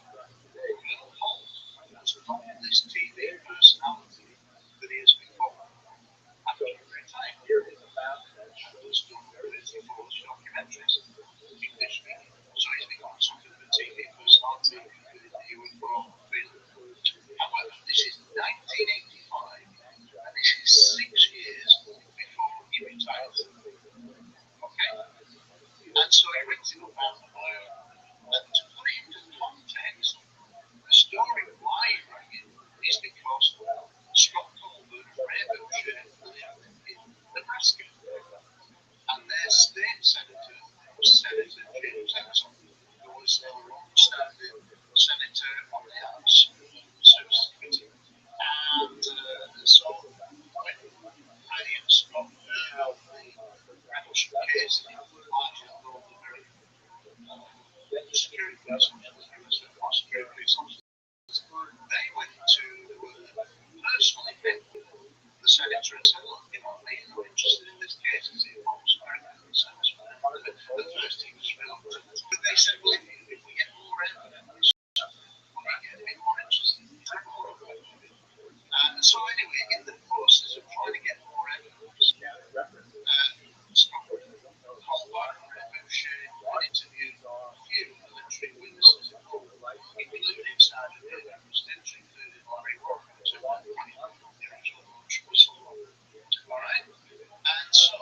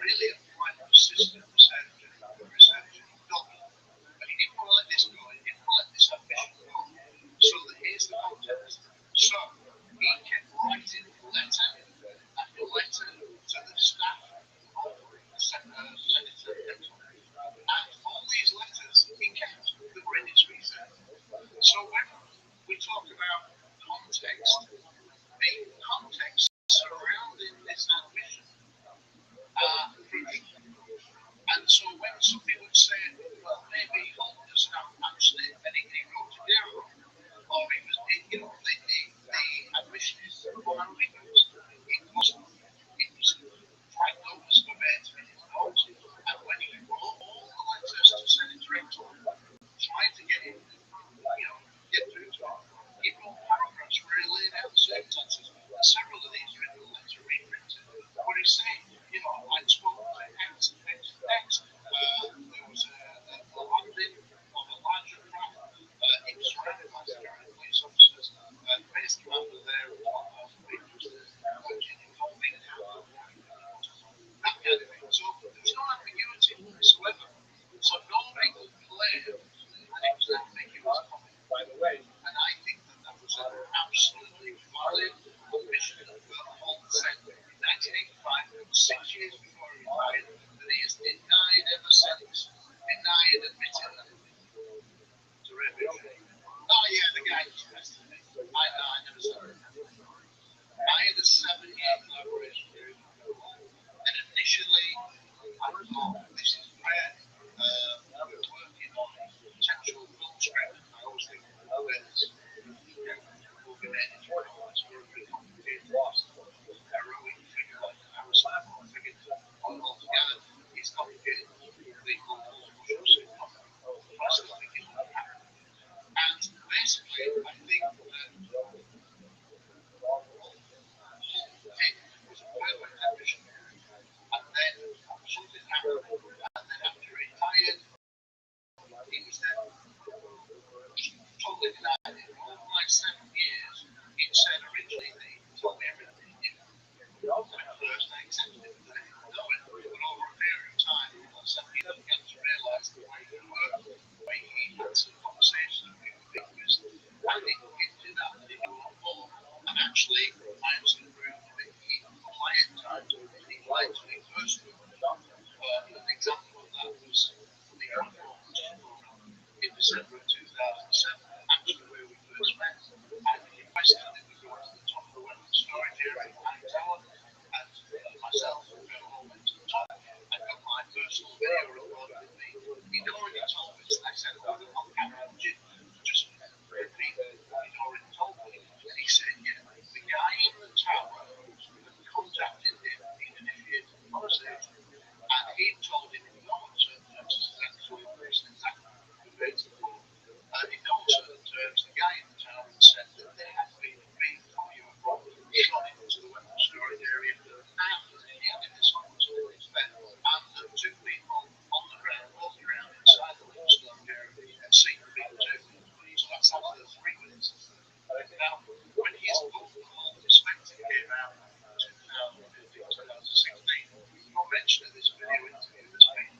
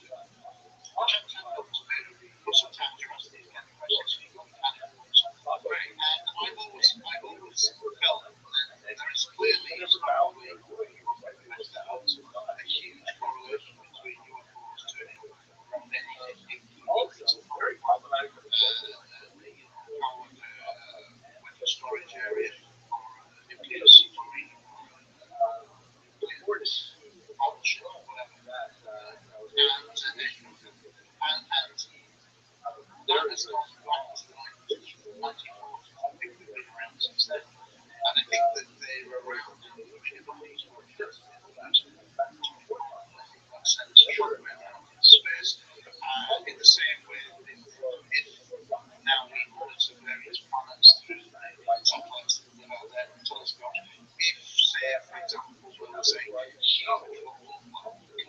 exposure.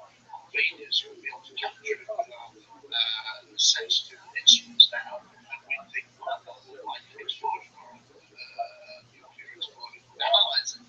Well, I think that if you're in that arms race and you're out there, they could very much put out initial destinations and initial plans in space, and then they thought, well, this looking kind of as reasons that called development where they can destroy it. So I think that's why they go into this. They don't appear to interfere, at least in our history, although we've been seen in countries, probably thousands of years, they may have even come very long time ago. I always say this, that people in Martians, it sounds crazy, but it's absolutely sensible, because we know now that Mars had an atmosphere, that it had oceans before it became an planet, so truly before it happened. Now, if you had, and it's much older than the Earth, if you do a technological age on Mars, and then suddenly, for whatever, there was climatic change, and your planet was dying, what would you do? You'd go to your nearest planet that you can survive on and try to repopulate again. It's what we do in science fiction all the time. We want to get a moon base, we want to get a Mars base. We still want that. But what if you were technically capable of doing that to my planet millions of years ago? And they came here and they kind of seeded us and upgraded us. It was if you technically had advanced. So I think it's they did that. It's not what we would do. Was baseless kind of terrible disaster. We tried to save some aspects elsewhere. We go to that and get it before the worst happened. So we tried to survive that because of that reason. Personally, I think that one of the reasons why they're interested in nuclear weapons is because in our bit of the cosmic neighborhood, I know there's speculation, in our bit of the cosmic neighborhood, I think we might be a bit like an oasis in the desert in terms of the amount of water this planet has and the amount of diverse life on those different species of plants and animals or whatever. We might just be like a real juicy little planet around the obscure and so on. And in our bit of cosmic neighborhood, it might actually be a bit of a jump, a bit like the Galapagos Islands, or a bit like the Great Barrier Reef, an area of special interest. So if we're like that, there will undoubtedly be an element of space tourism, not only scientific, but that advanced would also fit in planets as tourism. They would look at us and think, we don't want to see that little planet destroyed by themselves, because they've now got the ability to destroy it. So that's one aspect. So there's that. But I also think that probably a more likely thing, because we know that UFOs have been seen coming in and out of black holes and water for many centuries. Obviously, over the last 75 years, before the modern era, we know that happens worldwide. I suspect in our deepest ocean trenches, there are underwater bases that have been returned. And it would make sense, but that then says there's a possibility. One, it's a very old civilization that's earthbound that lived here alongside of us, but they sort of separate to us, and they have no contact. If you've ever seen the Hollywood film The Abyss, it's kind of that scenario would be exactly like what's happening, that they're keeping themselves with very little interaction. Or that they do have, in the same way that we always have with other bases, Mars bases, they've got bases here, so they've got personnel here. Now, you wouldn't want to see your bases destroyed in a cataclysm. That would be avoided. And I think that's probably the primary reason why it's so the case, why there is this interest in Mars. Because I think if we destroy the planet, we then render our oceans uninhabitable, that would affect civilization.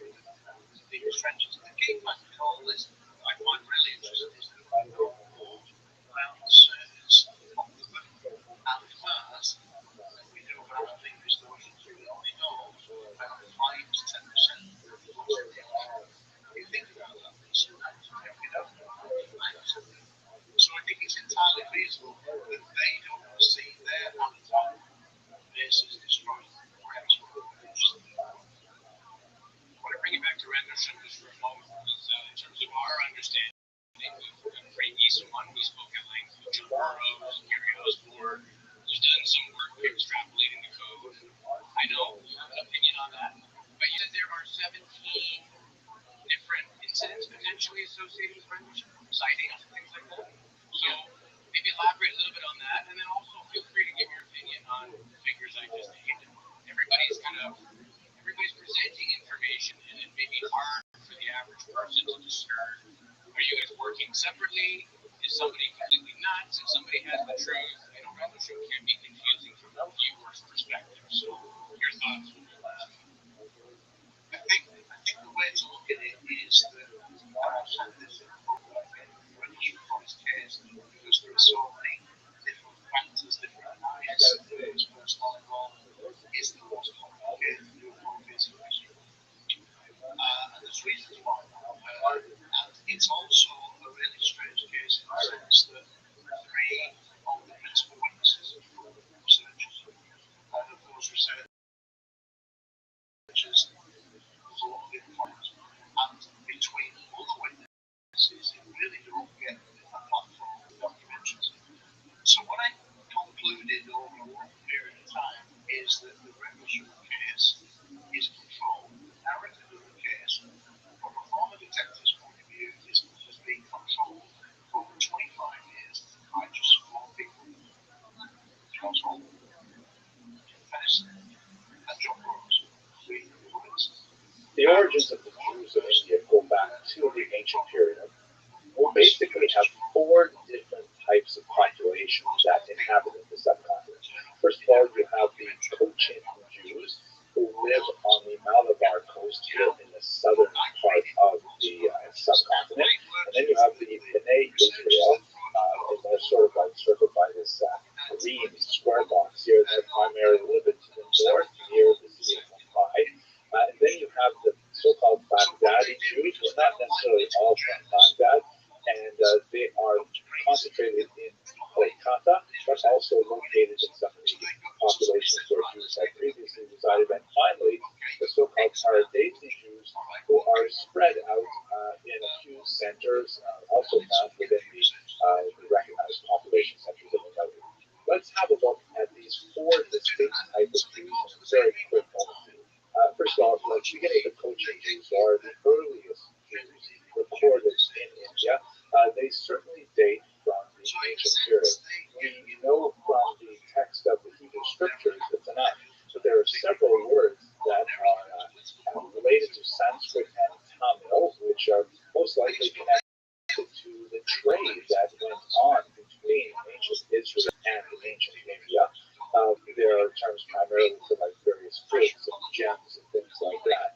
There's also a possibility that this remarkable mysterious oak here that is the source of much of Solomon's wealth may have been a place called Supara at the mouth of the Indus River, which also housed a very ancient civilization. But we know from multiple sources, not only Jewish sources, but Greek sources and Roman sources and so on, that there was significant amount of trade, particularly from the west coast of India and the Middle East.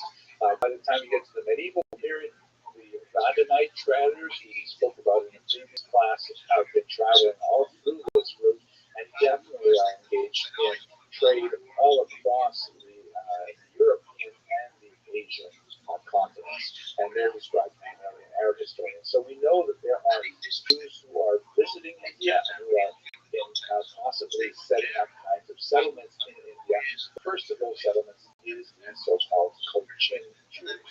Now, we know of their history from the local legends, but one of the most fascinating early documents that we have that specifically refers to them are the series of 3 copper plates that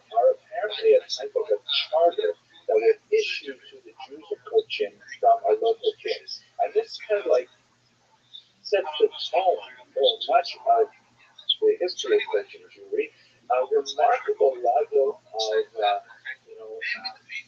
coexistence with the local population. One of the things that's quite fascinating about this period is that there seems to have been no indigenous anti-Semitism.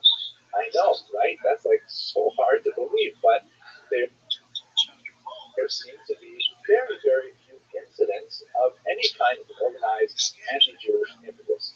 This may be related to the fact that pagan empires, ironically, tend to be more tolerant of other religions than monotheistic faiths. Perhaps that's because of the approach being, like, we have lots of gods, what's one more anyway, that kind of thing. But anyway, that seems to be the case in Christian. So these three copper plates offer some kind of chart, which essentially a promise to a possibly legendary Jewish figure named Joseph Rabbi, giving the Jews of Christian all kinds of privileges, many of them symbolic in nature, like the right to use a parasol, which is apparently something reserved for royalty and things like that. The plates themselves date from probably the 11th century, really old, and that, of course, does not speak to the origins of the Christian Jews, which could have gone back easily to the ancient period. They are written in the Malayalam language in the Telugu script. Yes, I pronounced that. I hope I pronounced it correctly. And one of the factors that we have to bear in mind when we're studying India is that it is so far from homogeneous. Just like when we talk about Africa, there are literally dozens upon dozens of cultures with multiple languages and multiple faiths and so on. So, yeah, although it does have one kind of like geographic description, it is, one contiguous territory. India is really made up of many, many different civilizations. Now, the Cochin Jews were fascinating in that they seem to have not really been deeply connected to the traditional rabbinic or even the later Karaite iterations of Jewish thought, and they seem to have evolved within local indigenous leadership that led to a lot of really fascinating local customs. Like, for example, this is a curtain that is placed in front of the ark that holds the Torah. This is a common element in synagogues all over the world, and of course harkens back to the temple where a curtain would separate the Holy of Holies from the rest of the temple grounds. But a fascinating element in the Jewish customs is that they incorporate the skirt or other type of clothing of a bride into the holocaust itself. It's a fascinating kind of idea that actually bears into mind some interesting Kabbalistic references to the Torah as a kind of orasa, as a bride that is to be married. So anyway, they incorporate that right into the holocaust. Also fascinating, there was a custom that on the eve of the Sabbath, Friday afternoon, a synagogue would take a taper and light it from the Ner Tamid, from the eternal flame that burns inside the synagogues. In modern synagogues, it tends to be an electric bulb that sometimes makes it look like a fire, but obviously in medieval, pre-modern times, they would have to use actual flame. And he would carry this taper to all the homes where they would have these kind of like oil things set up on the outside of their homes, and he would like share the light of the synagogue with all the Jewish homes on the eve of the Sabbath. Beautiful kind of idea. The Cochin Jews changed significantly with the arrival of the Portuguese. This is the first major influx of Western Europeans that occurs in the age of discovery, when people like Vasco da Gama are making their way around India and exploiting the region for trade. This is an interesting Portuguese depiction of what they thought the Jews of Malabar looked like and represented that backwards to Europe. And there's an interesting kind of thing happening with the arrival of the Europeans, where some of the local elites, the Jewish elites, are sometimes co-opted by the Portuguese. One of those is none less than Gaspar da Gama, who was an interesting Jewish character who was apparently firstly baptized by Vasco da Gama himself, the great explorer. He took the name da Gama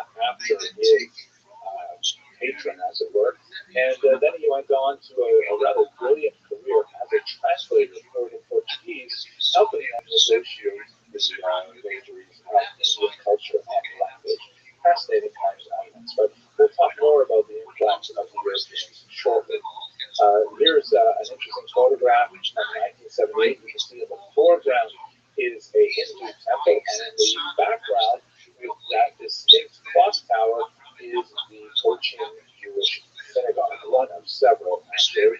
They actually were established a little bit further to the north in a town called Shingli until in the 14th century it was wiped out by a big flood.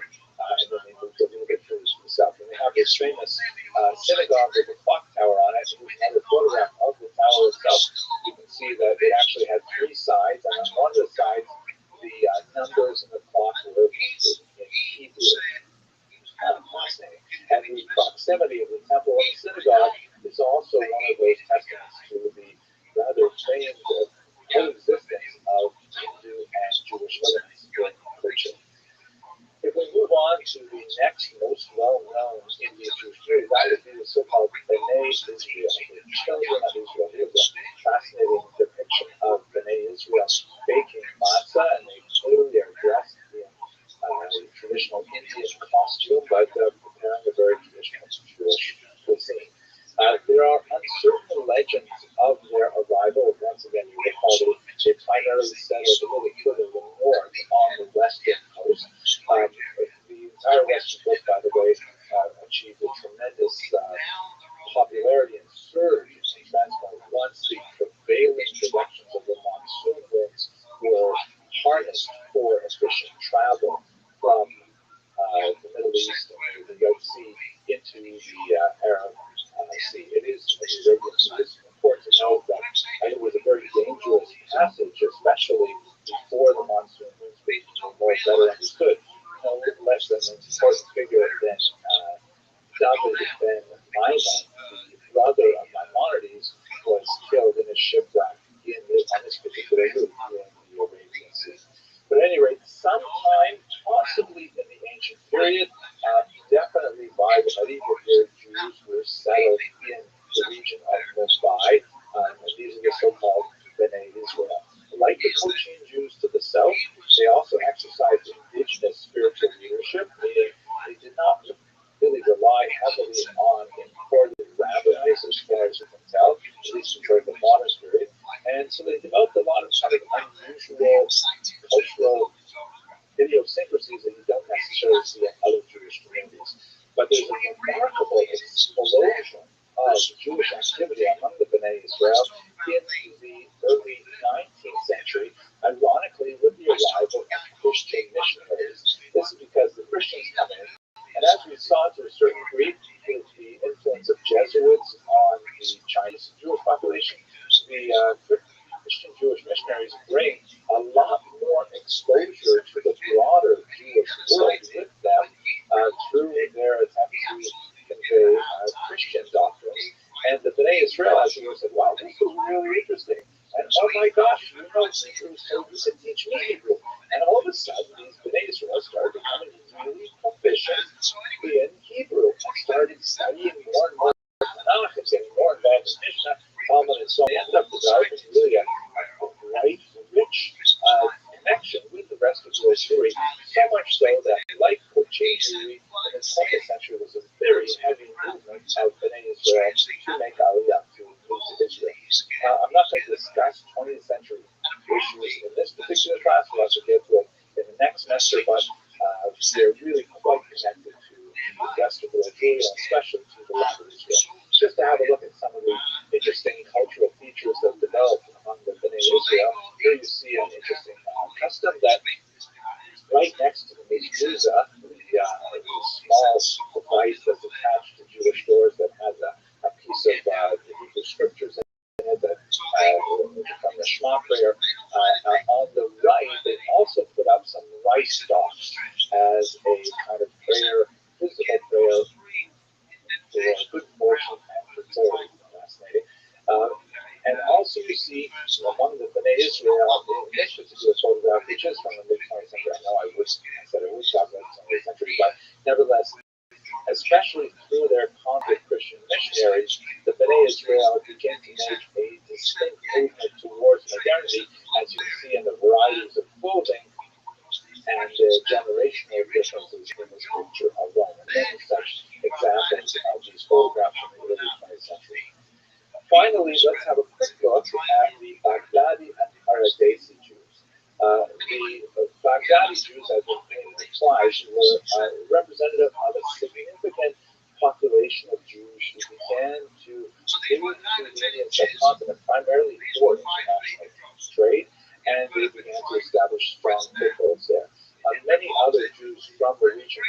to coalesce around these Baghdadis, and in general, they tend to be known as Sephardim, even though the term Sepharad really applies to Spain and the Spanish diaspora.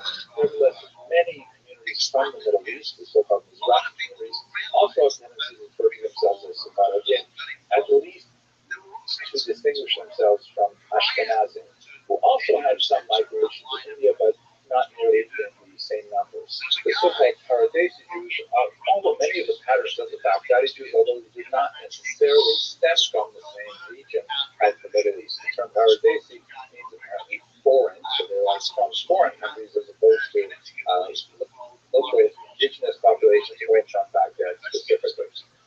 One of the most famous of these early Baghdadi immigrants was David Sassoon, a very important builder of the Indian community. You can see him here on the left, and then with his sons, who all were very, very important in developing the economic infrastructure of Baghdadi Jews. Now, this I'm just going to mention very quickly one kind of passing comment that refers not only to the Cochin and the B'nai Israel population, who were heavily influenced by Varna, that is the caste system in India, but it was accelerated with the arrival of the British in the 19th century that adds to classism. You have this unusual phenomenon where Jews in India will begin to break down in a caste-like status associated with their occupations and sometimes with their racial characteristics as well. And you have some complications that are not present in traditional Jewish approaches to the ban on marriages between these different self-imposed castes. There are some very limited bans on, for example, the priestly caste of Kohanim are not allowed to marry, for example, divorcees, but it's really quite minor by comparison to the very complex caste system that pertained in India up until 1947, at least legally.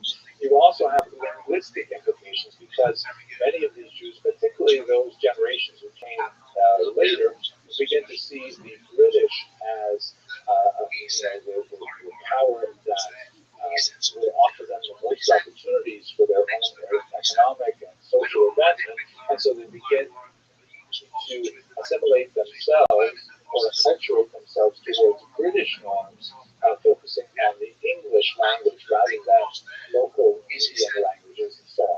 Much more to say about this, but really we're still looking at the early modern period as a terminus, so we'll have to talk about the other elements more a little further in the semester. I hope you found this topic as fascinating as I did, and I want to thank you very much for watching, and we'll see you in more videos. Thank you. People don't realize what happened to Lieutenant Ronnie Delphi, who was one of the chief officers, the young female officer. She's literally run off the road by a UFO. A vehicle is run off the road by a UFO that's traveling alongside visuals. She's so scared. On a rural public road, she rolls it, the vehicle onto its side, and she gets out, and the UFO stops, it's looking down at her, so she picks up a weapon and starts shooting at it. All of that covered up by the US Air Force. That I got through a guy called Aaron, Mike Smith's method. So there is so much things that you weren't aware of that to do a reference from Forrest. So if you haven't read the book, I suggest that you do. Because what I've tried to do is look at the facts, step away and take personality out of it, but just present the facts. Right at the start, when Trey Gordon, who was a he said, the facts that made the report. That's what I mentioned. I wanted to get the facts out. When I did the book, honestly, there was no big publicity whatsoever. Because of people not being able to found this content or information on some forest across the world in the book. And if you read all the reviews about the research, the guy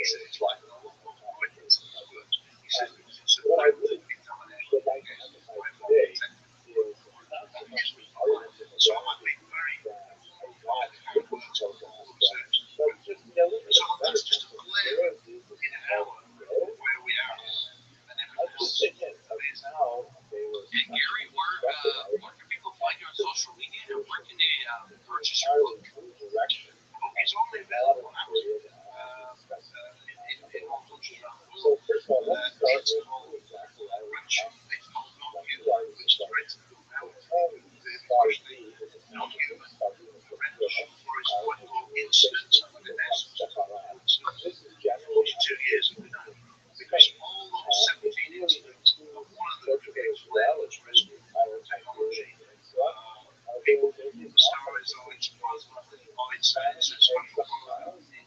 So little lighthouse. And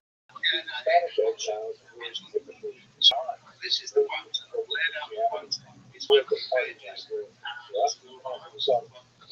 Magazine, as you would magazine, all around the world. It's media.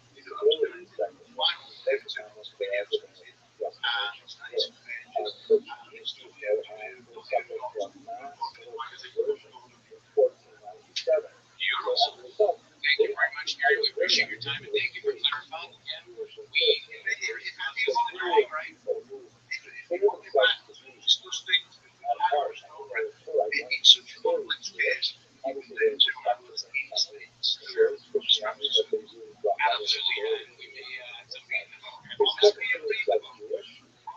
have to buy it now. 500 pages. That's enough to look into it. Absolutely. Again, appreciate you clarifying some myths because again, it is the case that a lot of people think they have all the answers, but not everybody does, and there's more info, as you said, that may not have made it into some of these other copies, documentaries, others that we interact with people, and we don't have to follow. Yeah, the majority of people, especially in the United States,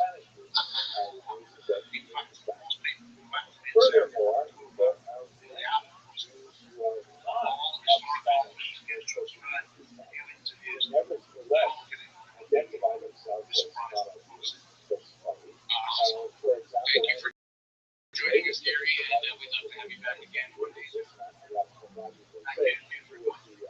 Perfect. And just before we go, Louie, I just want to remind the listeners, of course, comment, below in the comment section. Let us know what we can think, like and subscribe, of course, and we reach out to everybody that reaches out to us.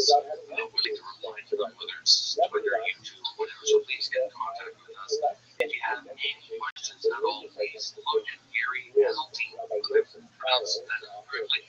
And his book, of course, we strongly suggest that we all get educated on this case. It is a famous case, and a big one that, like Gary mentioned, you should be getting into a movie. With that, Louie, we're going to sign off today. This was awesome. Learn a lot more about this case than I did previously. Gary, again, thank you so much.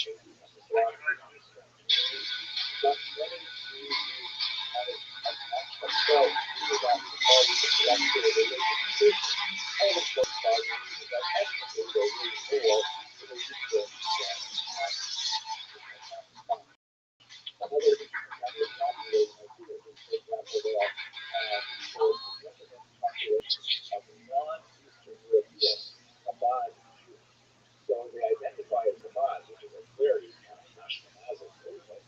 They are not Ashkenazi. So it's possible by way of accumulating all the views that they propose on left, even though they don't necessarily make sense in a basic application. So anyway, this argument we're talking about today are primarily. Everybody, hope you're having a great day. I'm super pumped today because I have a big ancient history buff, and I really like Andrew Collins. If anyone's ever watched Ancient Aliens, he's been on this show for, I don't know, almost 20 years now, however long this thing's been out. But I love the fact that we see things today and we're trying to understand that this is nothing new. If anybody thinks this UFO thing is a new thing, it's not. It's been happening for thousands of years, maybe forever. We have no way of knowing it. And you look at ancient texts, even religion, and a lot of the stuff that's written in there, man's feeble attempt at trying to explain extraordinary visions and sightings, angels and all this stuff. Maybe it's misunderstood technology, maybe it's misunderstood entities or beings, but regardless, it's fascinating. So I got a bunch of questions, Jay, and specifically I want to get into things like elongated skulls. Like, what's that all about? Is it real? Is it bullshit? I want to know, like giants, Sebastian tradition on that. Okay? Yeah, like on the elongated skull, well, people are like, I don't know if you see the video, occasionally you'll see the beautiful woman that starts going through all these plastic surgeries to make herself look like that. I know, just again, giving coordinate, or it's demons, it's like it's a new thing, and so, I've always been fascinated by that. So, like, they covered that in today's show. No, not today, but you know what? The elongated skulls kind of remind me of that sort of like practices to change your appearance, and back then you didn't have, cosmetic surgery or anything like that, so it was a long process, so it was dedication for sure. Yeah, for sure. So, yeah, again, we don't want to just kick the can as far as history goes. We want to know specifically in regards to UAP, non-human intelligence. What do we know for sure? What can we safely say is fact, and what can we safely say is legend? So it's going to be interesting. I know Andrew is an old school ufologist. Before he got into sort of the earth sciences, he was very much into investigating UFO cases. A very famous one in England as well. We'll mention, I'm sure, when we ask him. So looking forward to it. This has been about 6 months in the making. Andrew joins us from across the pond. And for those of you listening out there, whether it's on YouTube, Spotify, Apple, or the Unex Network, I just want to say we hear all your feedback, all your comments. We love you guys' feedback. Keep it coming, and we'll keep doing what we do. This is just starting to get interesting. We're 3 years in. So with that, I'm excited. We'll be right back with Mr. Andrew Collins right here at UAP Studies Podcast.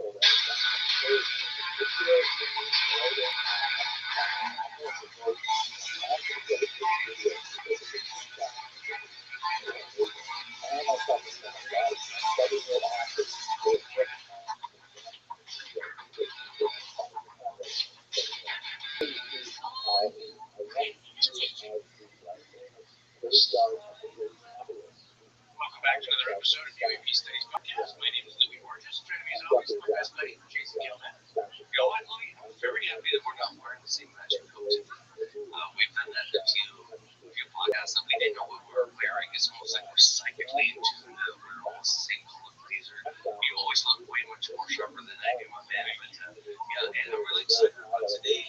Louis, you brought on a great guest. And it's a fun thing about, especially with the co-host that knows this phenomenon as much as I do. I don't know people that I don't know, or you've heard about people that I've never heard of. We get to introduce each other to people, which is part of the research and part of what is, our field and what we're trying to do. So, I'm so happy, Louis, that you reached out to Andrew. And yeah, man, this is going to be awesome. Yeah, I mean, you can't study ufology without looking at ancient history, looking at depictions and ancient stories and legends, and even within religious records, they're there. And so are high technological craft, perhaps, right? So it's worth talking about, it's worth discussing. Today's guest is no stranger. Most people know who he is. He's a brilliant science and history author, written many books. He's at speaking engagements, conferences, all that. He is a regular feature on the TV program Ancient Aliens. And his recent book, The First Female Pharaoh, we'll discuss a little bit later on in the episode about that and where you can find it and books like that. So we're going to get into all things ancient history, ancient peoples, culture, cool stuff. First, a big welcome to our new friend, Mr. Andrew Collins. Good time to you, It's nice to be here. Yeah, thanks for giving us your time. You're across the pond from us right now. We're on the left pond, the Pacific pond, and you're UK at the moment, so we appreciate the time. So first, before we get into topics, tell us a bit about, obviously, yourself, your previous work, and what specifically about these topics. Why ancient history, and sort of the occult, that type of thing. Okay, well, from my point of view, I got into subject ufology in the mid-1970s, a long time ago. Obviously, I was very involved at that time. However,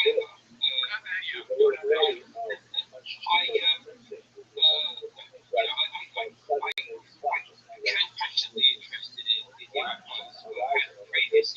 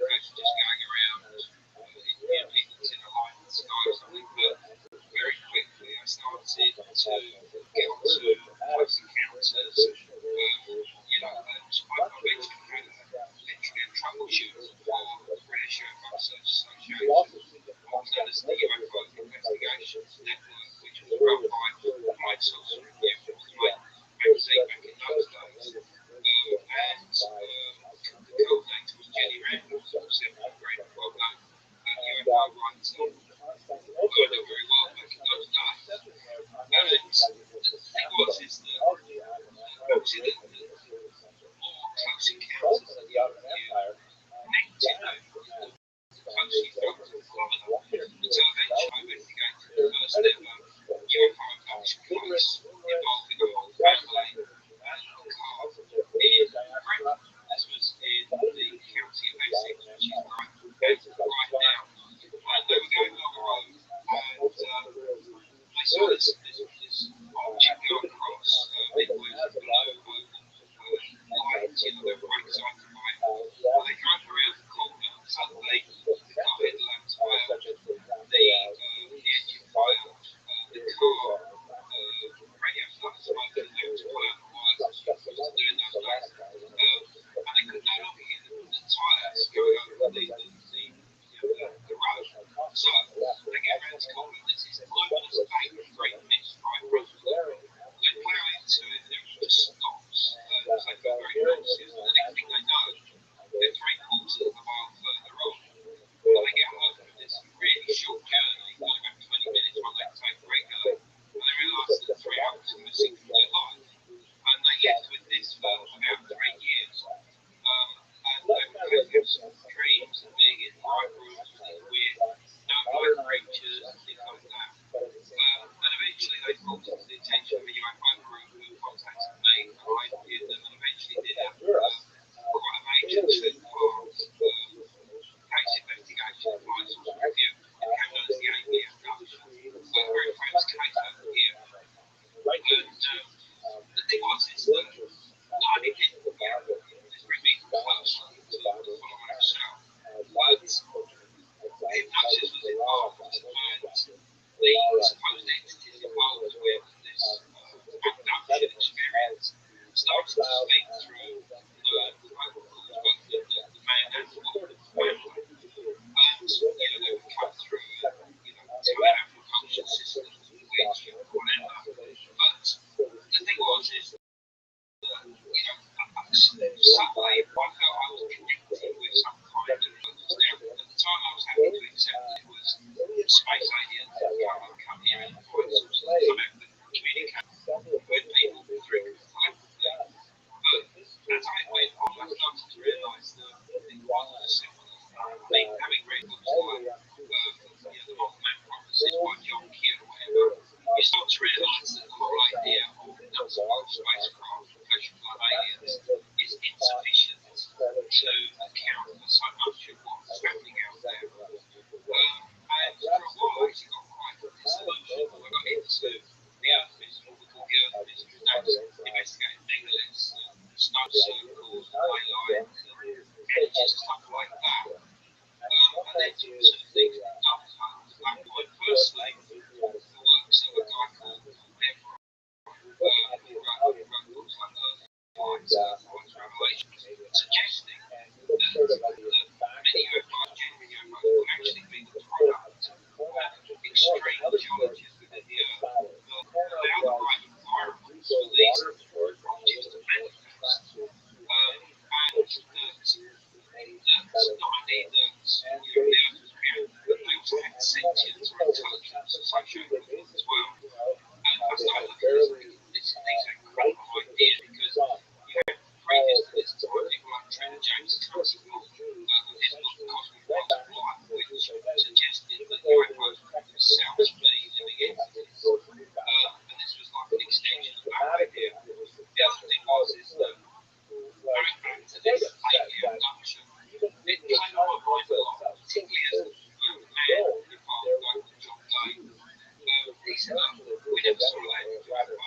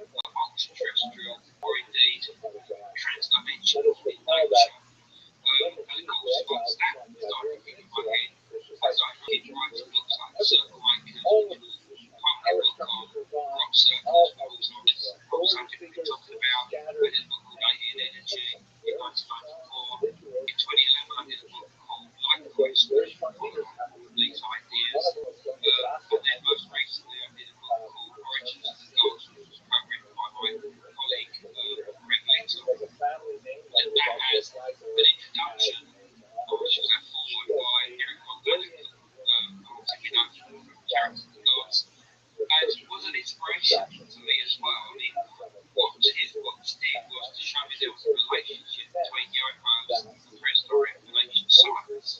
That there may well have been intelligences involved with influencing the design of technology and civilization in the past. But this was the thing that really started clicking in my head. But is that the case? Have we been built by these transdimensional beings, possibly also extraterrestrial beings, across a prolonged period of time? If so, how long? And how much interaction did they have with our ancestors to create monuments like the Great Pyramid, Stonehenge, or any other place around the world? So that is it. My interest is looking at the intelligences and how much impact they've had on both human evolution and human civilization. And you know what? That's a fascinating thing about our situation here, and I'm curious about this because I'm sure they contemplate this over and over again. But in our history, we're so arrogant in what we think we understand from history, which we have very little knowledge of. It was taught to me on a documentary that was recently on Netflix where they discovered a cave with hundreds of thousands of bones that are not Homo sapiens. They are from our genome, but just a different species. And, as we're going through time, even now with the hearings and everything that's happening in the world, when you mention, hey, maybe these entities have had an interaction with us for quite some time, and this has been going on for a long time, we'll just know either rediscovering it or not paying attention to it. And you brought up a good point of the ultra-terrestrials. Basically, through time, how did we handle the thought of others being here? If it is the case, then did we handle that, or can we handle that better in the past than we do now? Because now we feel so comfortable with our technology that the same events that would take place instead of being involved, it's almost a jealousy that we would have inherent in human nature being what it is. So, do you think we had an easier time maybe back in the day to accept this as opposed to, well, we can handle it today? Well, yeah, I mean, sort of theory going with black hole is it's obviously only really been since 1997 that we've interpreted this phenomena as technology. Well, when I say technology, I mean future technology that is associated with other planets, other star systems, or even other dimensions. But, I mean, clearly in the late 19th century, early 20th century, you had the airship one. Once we saw that in terms of future technology, but we had no real concept of them coming from other planets. So we assumed they came from hostile nations, basically Germany or wherever else. People got to the world, they'd see the space, these airships that come down, they would see big people come out, completely different to themselves.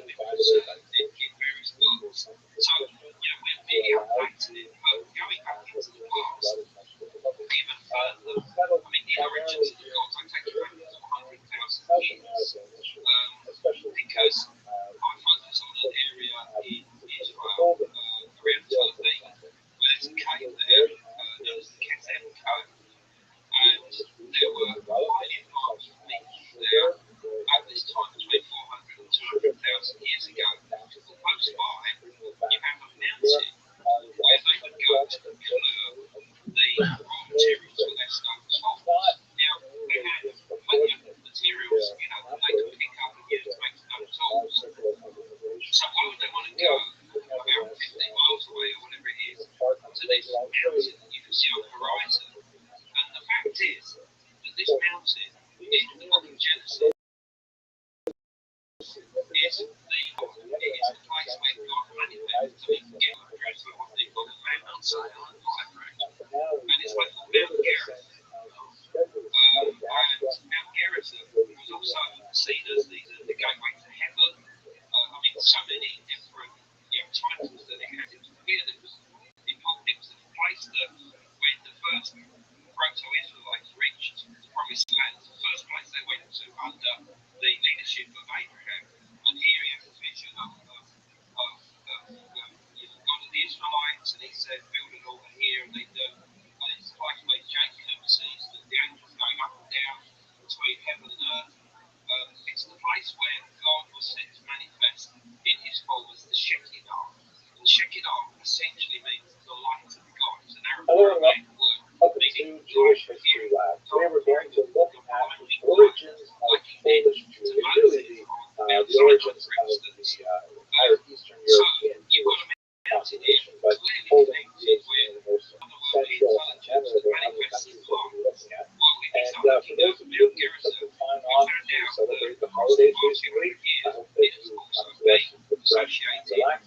And for all of us, I wish you all a wonderful new year of blessings. By the way, you're not aware this is year 5,782 according to traditional math. Rosh Hashanah, because and someone told me that you should be very careful to go on a new diet this year where you will never eat more you will never eat more calories than the calendar year of the thank God. Right? Sorry, no, let's talk about the origins of Polish Jewry. So when I say Poland, I'm really using the term somewhat anachronistically because the region as a whole was dominated by something called the Polish this map, which has the borders of the Commonwealth as of 1618, but different Polish contemporary political boundaries to get a sense of what it was. This is massive territory. Poland was attached to the right the southwest core of it, but after this dynastic with Lithuania, it spread to a massive area, almost touching down the Baltic Sea to the Black Sea, well into Europe, Russia, down into the Central European countries as well. And so the material that I'm discussing today does not really apply strictly speaking to Poland as we understand it by first century boundaries, but for this larger entity, which includes, of course, Ukraine and Lithuania, they're very, very large entities. The southern part of Latvia is also very important because it is part of the Russian Pale of Seven, which we'll get to in the anyway, where did the Jews come from? This region, which became the dominant center of world Jewish population in the early modern period. So there is a small migration that extends back really to the first centuries of the Common Era, perhaps even a little bit before the Common Era. And these are Jews that come from their creation and make their way through God's realm. The extent of Khazarian influence is very, very difficult to quantify. It appears to have been minuscule. There are occasional references to Khazarian Jews, for example, in one of the earliest Russian chronicles published by yet, which not strictly speaking Russian, but refers to Jews in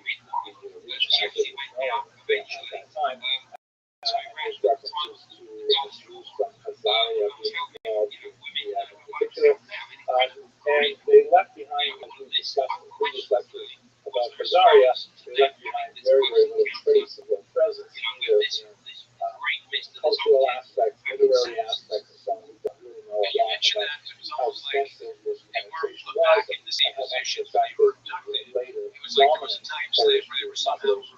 The really big migration into Poland come in the 12th, especially up into the 16th century, and they're coming from the western part of Europe. They're coming primarily from Germany, France, making their way sometimes to Austria, and places like that. So that's really where you have the dominant Polish population of Jews. There you see lots of traces of European heritage, lots of very significant connections between cultures that started, for example, in the Rhineland and made their way to the east. Yiddish, of course, is overwhelming with the contact of the Jews, and that is basically a medieval German dialect with the letters. They're not with them too much the languages of the Bible, for example. So we begin to see some legendary elements of their appearance in the region from as early as the 8th and 9th century, but it really begins to coalesce around the 10th and 11th centuries. And one of the things we see doing, for example, very early here is that Jews are serving as royalty making money. Here, have a look at these coins, literally making money, producing money, things to use as money, not necessarily making money for themselves, which I'm sure goes hand in hand with it, but some of the earliest coins in the Polish Lithuanian Commonwealth are actually written with characters. Stencils of several of them. Here's a better view of one that term Moshka Karo, or Mashka Karo, which is clearly as Yeshko, a 12th century Polish ruler, highlighted in red. It's fascinating why would the early Polish nobles coins with Hebrew letters? It speaks very likely to the widespread illiteracy which was common to the region, and the fact that the Jews used the Hebrew alphabet because the Jews are not looking for money primarily in small numbers, so it's relevant. We're going to have a lot more to say about this in future lectures. We'll talk a little bit about the economic basis of Polish Jews, but for the time being, this is just some of the archaeological evidence of their really prevalent from about the 10th century onwards. When we look at why Jews migrated to Poland, Polish Lithuanian Commonwealth, there are both push and pull factors. The factors drove Jews out of Western Europe, and there are factors which moved Jews into Eastern Europe. Eastern Europe was definitely a place of refuge for Jews. You can see here a beautiful representation by Marius Gerson, representing Hazlitt, who was accepting the Jews and protection and refuge. So much so that you see some great scholars like Rothschild'S from Galicia, who Poland was kind of like a past-day etymology of Hebrew. Pole is meaning here, Pole, here rest. So here we will find refuge. So in terms of the push factors, while we're driving out of Western Europe, the first mark was that those Jews to pursue homes in the eastern part of Europe were the First Crusade massacres of 1096. Horrific massacres primarily in northern Germany that seem to be outside of the control of legitimate state authorities to manage. And Jews were very frustrated by this, because as a minority, Jews are always vulnerable to non-violence, and they relied on legitimate authorities to maintain Rechtsstaat, meaning a society governed by law. As we discussed in many previous lectures, Jews are typically very happy to live in environments where there is some minor discrimination against us, endemic anti-Semitism, but only if the rule of law is protected, meaning perhaps there numerous clauses and Jews will not be allowed to enter university, or perhaps there will be certain tax breaks they're not allowed to take advantage of, or whatever it is, as long as they know that if someone goes along the storefront window, there's a police they're investigating the tax culprit, and they will have a proper criminal trial and so on. Jews fear mob violence like any minority. And you have these series of massacres that accompany these traveling bands of crusaders, or we've discussed in the lecture on the crusades, more of the ragtag followers of the crusaders, and that the local authorities, including the church, could not put a stop to it. So that's when there's an increased push of Jews from Western Europe moving towards in the 13th century, horrible blood libels that we have also discussed in the previous time result in serious expulsions, France particularly re-expulsion in the 14th century. And so there's more and more reason not to live in Western Europe. This is kind of like the push aspect of it, and Jews are finding Western Europe far and far less critical than they ever have before. Now there's also pull factors. The Polish economy was actually having a very difficult time, particularly in the 13th century, after the Mongol invasions of 1241. The demography had dropped. There was a very, very weak economy. As we saw earlier, the Jews are the people actually making the money, physically making the money, because they don't have a really well-functioning economy compared to Western Europe, and the Jews have know-how and the understanding of how to produce things like this. And so the local Polish leaders were actually inviting Jews and saying, please come to our area. You are literate, you are literate, you will live in concentrated areas, and take advantage of your skills in Poland. They also, to make this attractive to migrants, they created something called, or they adopted something in the West called Magdeburg. Magdeburg is the name of the city, and election is law. And this is basically like a medieval charter that lists the specific privileges that a community may enjoy. And although some of these charters were actually written much later and designed to look like they were written earlier, they nevertheless did reflect long-standing agreement as to what were the privileges and sometimes disabilities of the Jews in particular regions. Right of settlement, for example, the right to control their own guilds, the right to indicate when foreign Jews can move in and set up new businesses, and what monopolies Jews will have. We'll get to more about this economics in Europe, but Jews were often granted specific monopolies. For example, Provenantia, the distillation and distribution of alcohol. That's why so many Jewish folk tales and folk tales and so on, you have the Jewish Kretsch, now the Jewish inn, because that was actually a monopoly that was used. Bear in mind also that we're speaking about a corporate environment where it's not like individuals simply say, I think I'd like to go to Krakow, and they go to Krakow and they find, how to put themselves into the secular environment. But people live in the ridiculous hard recently, like individuals who chose to affiliate particularly bound to that community, probably go along with moving for taxes, and sometimes things like that. So the Polish leaders were very enthusiastic about this particular region. So it meant a series of rights that guaranteed, above all, safety, rights to live and concentrate areas and things like that, and also economic privileges that allow them to fly areas of trade. There's going to be a lot more to say about this, and of course, we'll bring those down very significantly with this year going into the 17th century. But for the time being, for the First Crusade and let's regard this in 48, this was a pretty stable environment. In some cases, like in the Statute of Pillage, which comes from 1264, these things are actually set down in writing and promulgated and really accounted a lot of people. So it's very significant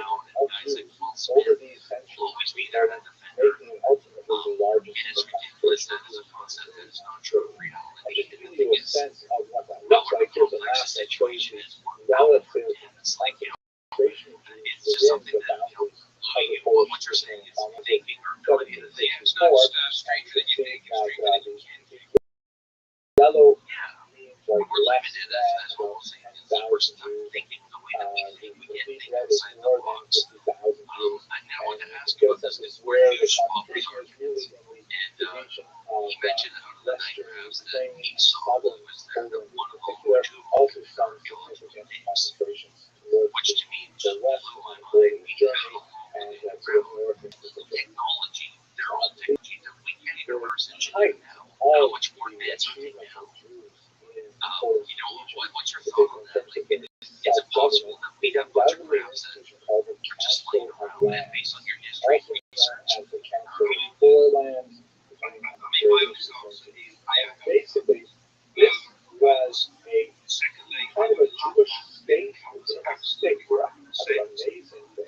We spoke about we have to be a little bit careful with some of the recent revelations, municipality that handled coming all out of the suggesting that welfare, there's this massive works cover by on collecting their over own the years internal with now taxes getting much more traction.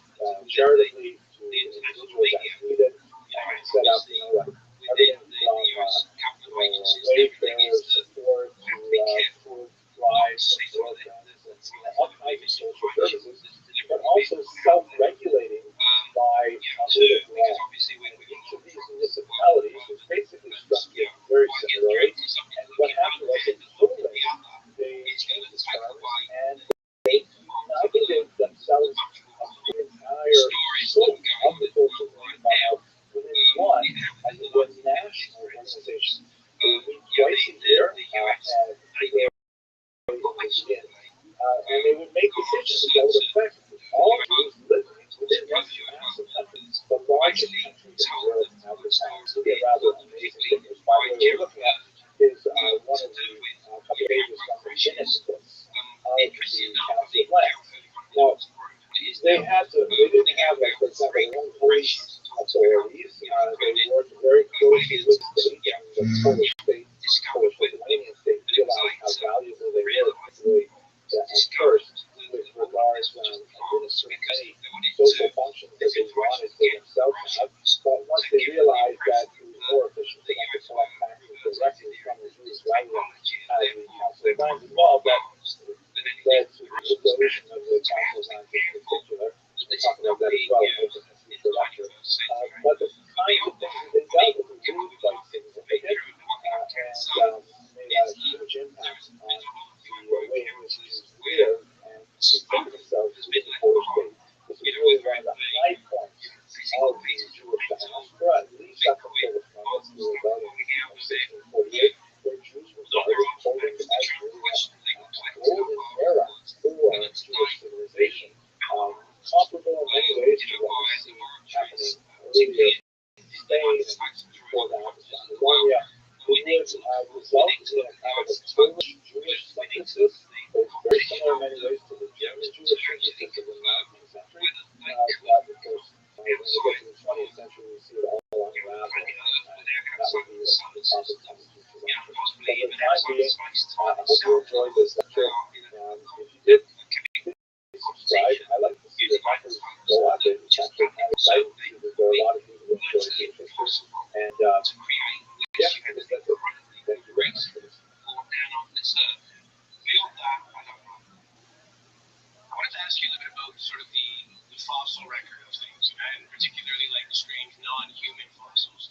And I was fascinated when I read about like the Hypogeum and giant skeletons in Sardinia and things like that. So 2 things really stand out for me. One is elongated skulls. Now I'm not talking about the ones that they do in traditions where they're binding the head. I'm talking about ones that don't have that typical sagittal suture, which we all know as Homo sapien we should have, which is where our skulls formed as a baby. So I wanted to ask you about giants, skeletons of giants, and elongated skulls with no apparent sign of sagittal suture. Right, well, first let's go for the elongated skulls. I mean, there are unquestionably human populations around the world over the past several thousand years have had long skulls. I'm not talking about huge, great, big-headed like ones.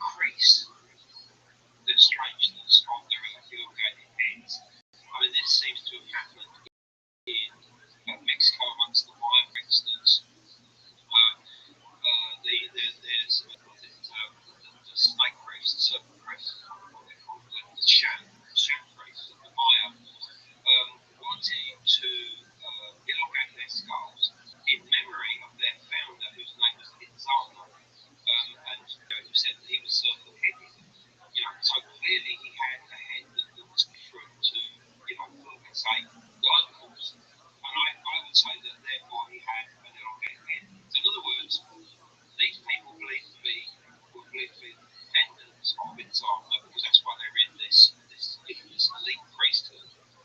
So they probably had long heads anyway, but for some reason they wanted to accentuate that, to create it almost like in an abstract manner, to try and emphasise their own path. I think this is something that's gone on all over the world. I mean, in the Near East, which is where I do a lot of my work, is that there are neolithic sites there where, again, people with long heads have deliberately elongated them even further.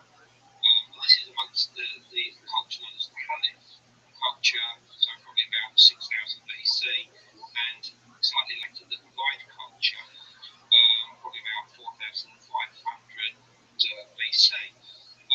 So related anyway. But, so in other words, there is this necessity, this need to elongate our heads further than they were. In other words, the people that are doing it have long heads in the first place. The whole idea about the sutras stuff has come up so many times. I've talked about this.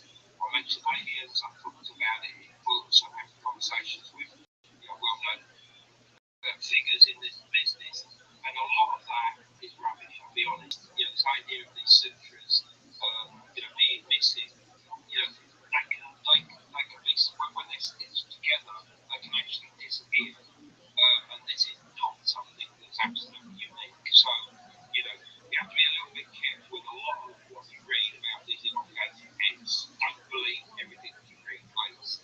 The other thing is giants. Is that there were giants, in this world in the past. We know that thousands of skeletons have been found at Native American mound sites and cemeteries all over the continent, and many of these are 7.5 feet, possibly even 8 feet, some of them even longer. And the statistical analysis of these skeletons shows that they can't possibly be from some kind of genetic mutation like gigantism, which obviously does allow people to be extremely tall and obviously create some of the greatest, base basketball players that we have. This is not the same thing. You're dealing with a human population that was clearly incredibly large in size, possibly the size of some of your largest, American football players. Again, up to about 7 to 7.5 feet tall. So who were they? Well, all the evidence that we have is that they are the descendants of a human cousin of ours called the Denisovans. Not the Neanderthals, they were small guys. The Denisovans.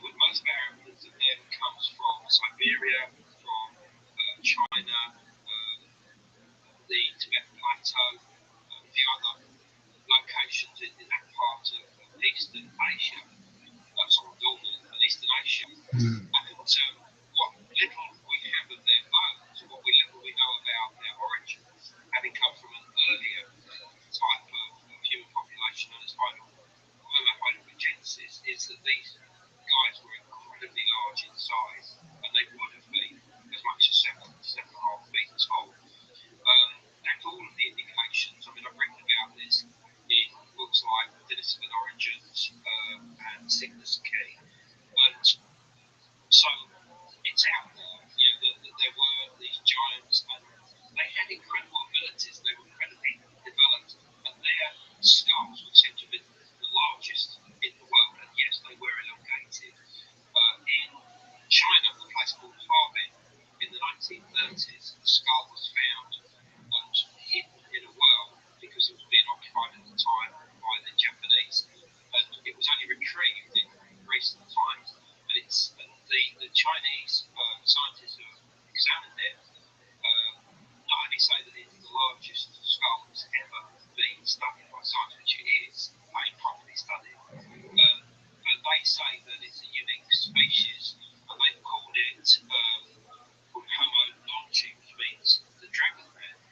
So it's called the dragon man skull. But Western paleoanthropologists looking at this have said this is a Denisovan skull. It matches every way that we know and expect the Denisovan skull to be.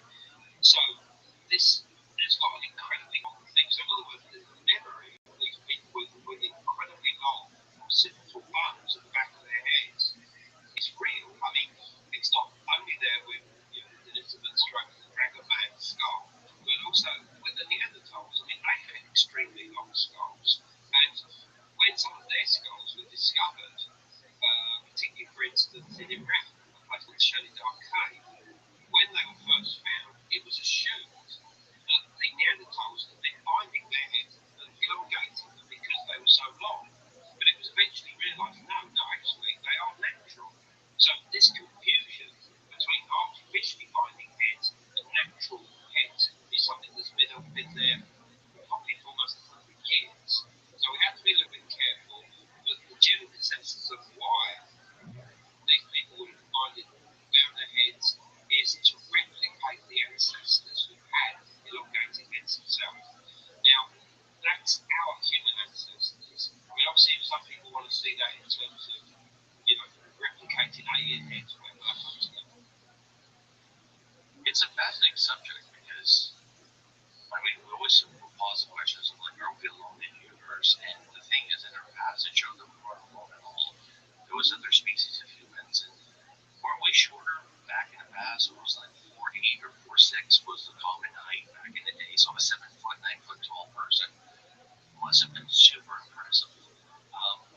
When it comes down to genetics, and I don't know this as much as I should like, but we're a very easy species, let's just put it this way, and we get it on with other multiple humans. So how much of that do you think remains in our genome that, through breeding, through history, these people disappear, but are they still, basically we have a mixture of all of them, or is there some that completely disappeared? Yeah, I mean, the big year for this was 2010 because the Max Planck Institute in Germany extracted for the first time not only the genome of the Neanderthal, who were the distant cousins of us that existed from, it's about 250,000 years ago down to about 40,000 years ago. But the same year, they also extracted the sequence, I should say, the genome of the Denisovans as well. And the incredible thing about this is that once we started looking at their genome, or the genes within that genome, we found that some of them we've got. So it's quite clear that the interbreeding took place between us and Neanderthals and Denisovans was rubbed off on us, giving us certain genes that allow us to do certain things in life, whether it be immune to certain diseases, whether it be to exist in incredibly high environments where the oxygen is low. This is a gene that was passed on to us from the Denisovans, or even there are two genes that come from the Denisovans relating to autism. Absolutely. That could well have been passed on to us. And with that, it started becoming really interesting because although obviously we have a perception of autism today, you have to look in terms of the savants, these incredible geniuses that are autistic, that have abilities with music, with art, talent accounting. In other words, have this incredible, knowledge of numbers that allow them to be able to tell you, what day of the week, the 21st of June, 2041 will be, or whatever, and for Wednesday, it'll be a Wednesday. If all of this had come from the Denisovans, then what type of mind did they have? Were they the first person that developed all of this themselves? The art, technology, number counting, in other words, the use of calendars, the movement of the sun or the moon, being able to calculate things like eclipses and stuff like this. So, this is what's been passed on to us from these distant human ancestors that, we call cousins, really. And I think this is the way forward. A lot of my colleagues look at that, we've got to have technology, or have civilization from Atlantis, for instance. I don't think you need Atlantis anymore. We're beginning to understand that, these distant cousins of ours were possibly more advanced than ourselves. The Neanderthals, early on you talked about this cave here, I think it's in South Africa, isn't it, where you've got these burials of these people called Homo naledi, I think that's the term of these, this new type of distant cousin of humans that's been found there, which we only really, are beginning to understand for the first time as well.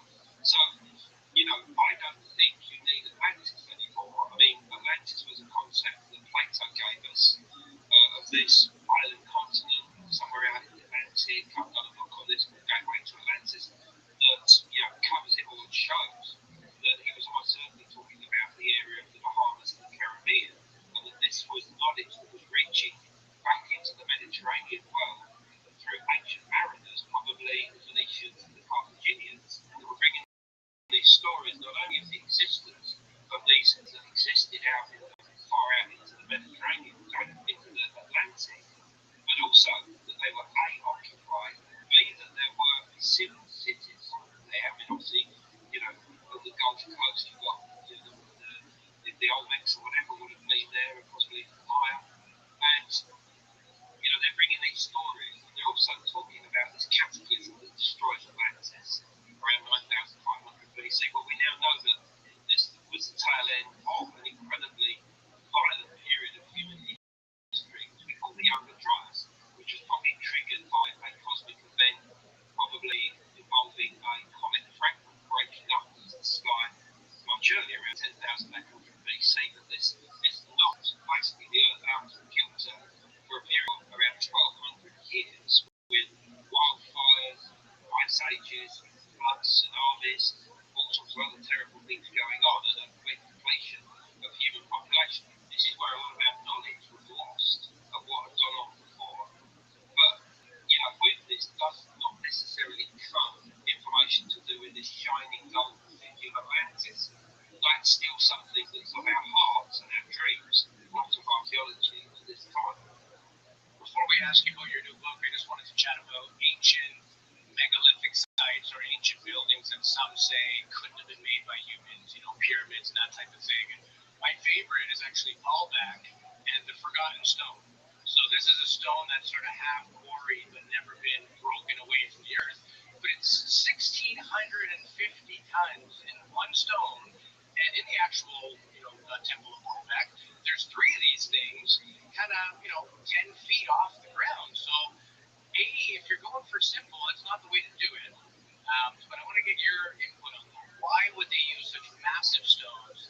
Did humans do this? Is there anything to say that it could have been assistance from elsewhere? What are your thoughts on these crazy difficult? I mean, I've been to Baalbek. I've seen the stone you're talking about. I've seen the other stones in the quarries. They're about 1,200 tons. I've seen the tricolons, 3 huge 800-ton blocks, well off the ground, not even on a space pulse. And, I've been there with my colleague Hugh Newman, and, we marvel at it. And, you have to start looking at every part of that temple complex to see if you can work out how it was built and in what way. And, the conclusion that myself and Graham Hancock and Newman and others have come is that there was something much earlier on that site. How earlier is almost impossible to tell, but I suspect it probably goes back to 2,500, 3,000 BC, so let's say early Bronze Age, and it involved the construction of these incredible large blocks.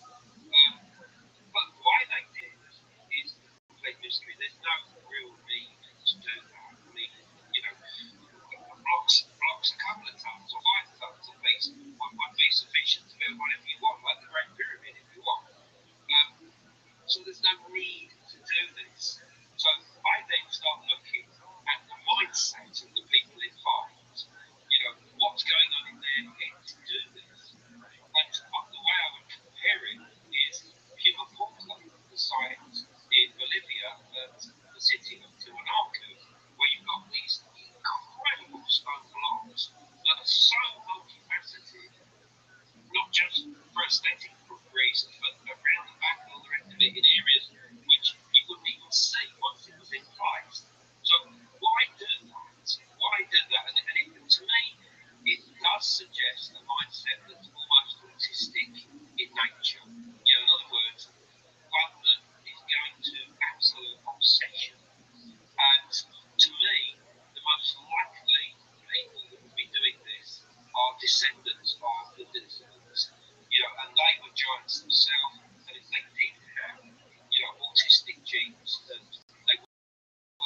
savants in their own way. And I think it's their descendants. This is the hallmark of the descendants of those giants that did this themselves. I think it was in your book, Origins of the Gods, where you said, well, it was written anyway, that it's almost impossible to understand the mindset of megalithic people. As much as we try to imagine, we really can't. Our genetics were different, our everything, our environment, what we knew was possible or not, the lack of understanding of some things, maybe a greater understanding with others. We try to put that cap on today to make sense of it. It's a futile action. It's almost impossible to think the way they would have. Well, absolutely. And I mean, most of our ideas, let's say, what the megalithic culture, the Druids were doing, or even the ancient Egyptians, we do it through academia of what they tell us was going on in the past. The problem with that is that they always see it through their own mindsets. So in other words, 20th stroke 21st century mindset, we've got to get rid of this. We've got to see it through the mindset of indigenous peoples, because only by doing that will you be able to get a perspective of what they are trying to achieve, or what they were trying to achieve in the past. If you leave it in the hands of white bearded guys, lecturing at a university, it's not really going to give us the full understanding. So you've got to get yourself into the minds of those people in the past.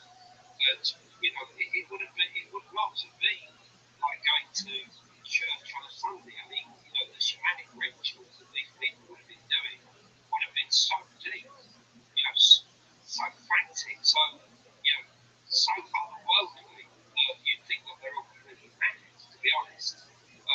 But they were achieving something. They were achieving a oneness with intelligences that we are now beginning to understand, whether they are multidimensional, whether they are extraterrestrial, or something else altogether. We are beginning to understand that those intelligences exist out there, and that our ancestors were very much in communication with them. And I'm not just talking about individual entities here. I'm talking about the possibility that even our own galaxy could be an intelligent being at the centre of it, which is a supermassive black hole called Sagittarius A star. There's new theories to do with the concept of panpsychism that suggest that itself could be an intelligent being, that it's created, that in its creation is the galaxy, and that every galaxy has its own intelligence.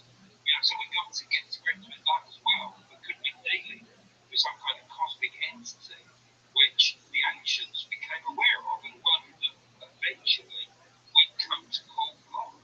So, we have to grasp all of these ideas and not throw anything out at this time.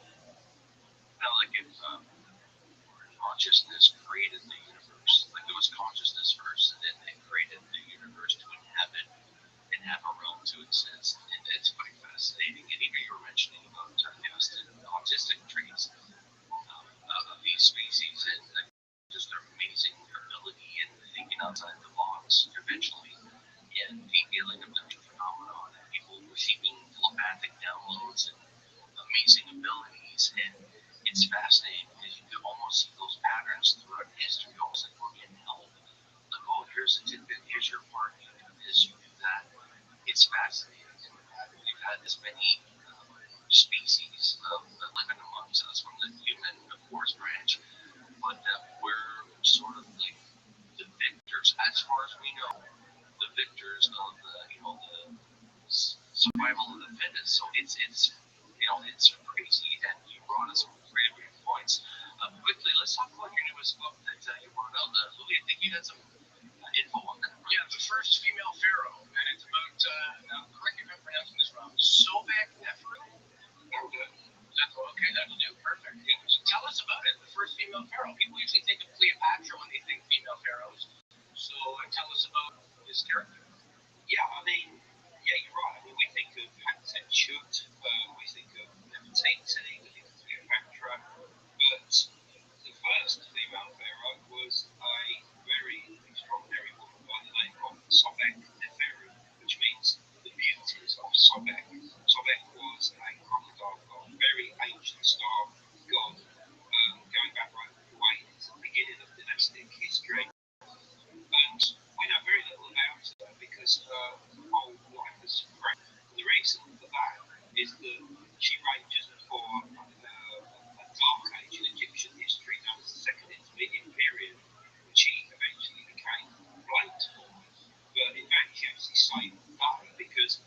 she set up a new dynasty during her lifetime that basically was quite nationalistic in nature at a time when the borders of Egypt had been open to peoples coming in from Canaan, Sinai, who were getting stronger and stronger in the country to the point that they were virtually taking it over.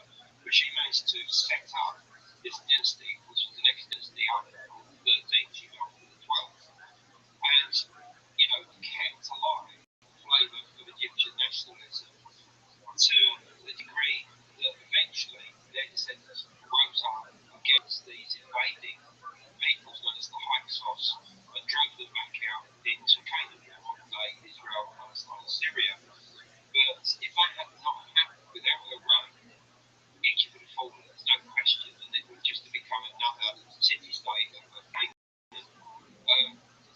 And yet, unfortunately, to the fact that there was so much chaos and darkness during this period, she eventually became blamed for it, and her name was obliterated from certain king lists. The place that she created this whole palace and settlement in the Fayum region, which is about 60 miles southwest of Cairo, was basically, not mentioned in the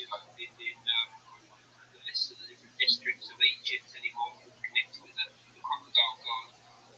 But the thing is that we know her, even though you don't know her. And the reason I say that is that in the 19th century, Egyptologists started finding inscriptions with her name, and they didn't know anything about her because there was nothing about her in the books or been handed down, in history to do with ancient Egypt.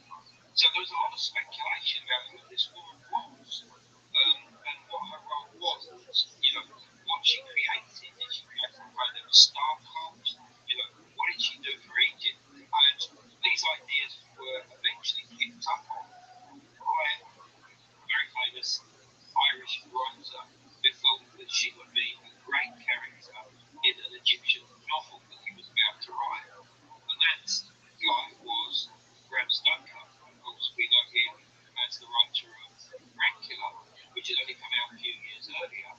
So he wrote this book called The Jewel of Seven Stars, in which Sobek Neferu was the main antagonist. An Egyptian, a British archaeologist goes to Egypt, finds a tomb, brings back the sarcophagus, the coffin, and the mummy to Britain, and feels compelled to bring her back to life. And the weird thing was is that when this book came out, the publishers called Bram Stoker back in and said, look, this is so dark, right? Your traditions, but what you give everybody a happy ending to this book, basically, so you have to change it. But what's so interesting is that his story, The Jewel of Seven Stars, becomes the role model of every Egyptian queen that comes back from the dead in films from that point onwards. The latest being The Mummy, which starred Tom Cruise, that came out in 2017. But the best of all of the films, there's several, was The Awakening, that came out in 1980, which really does suss that the woman, the female pharaoh that comes back from the dead is Sobek Neferu. So it's weird that we know her, but from other, but not her name. She is that character, and she's also become very important to occultists who see her as like the avatar of some kind of star cult that was revived during her age, and that's permeated through to this modern day. I mean, some people even see her as the foundation of like this grail line of kings, or the dragon line, or the dragon kings, that sort of permeates through to various different royal families today. And I'm not saying that's correct, but it's interesting how all of this has developed over the last 150 years, so that our vision of her is quite different to that of Cleopatra, Hatshepsut, or Nefertiti. So it's a fascinating story. The book is the first female pharaoh. It's the first ever book that's written about Sobek Neferu. So yeah, check it out. I mean, obviously it's available from Amazon or any other good online bookstore, and come onto our website.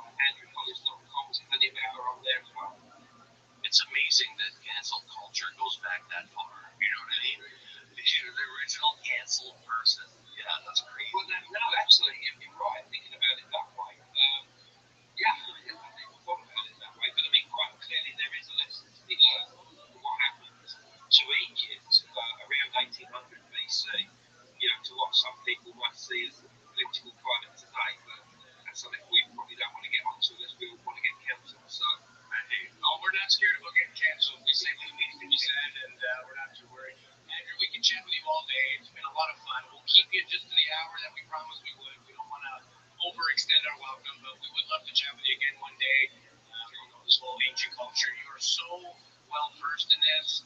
I chatted with a few British colleagues that you also know, and they all have nothing but the highest remarks and regards of you. They say your research is top shelf, it's always accurate.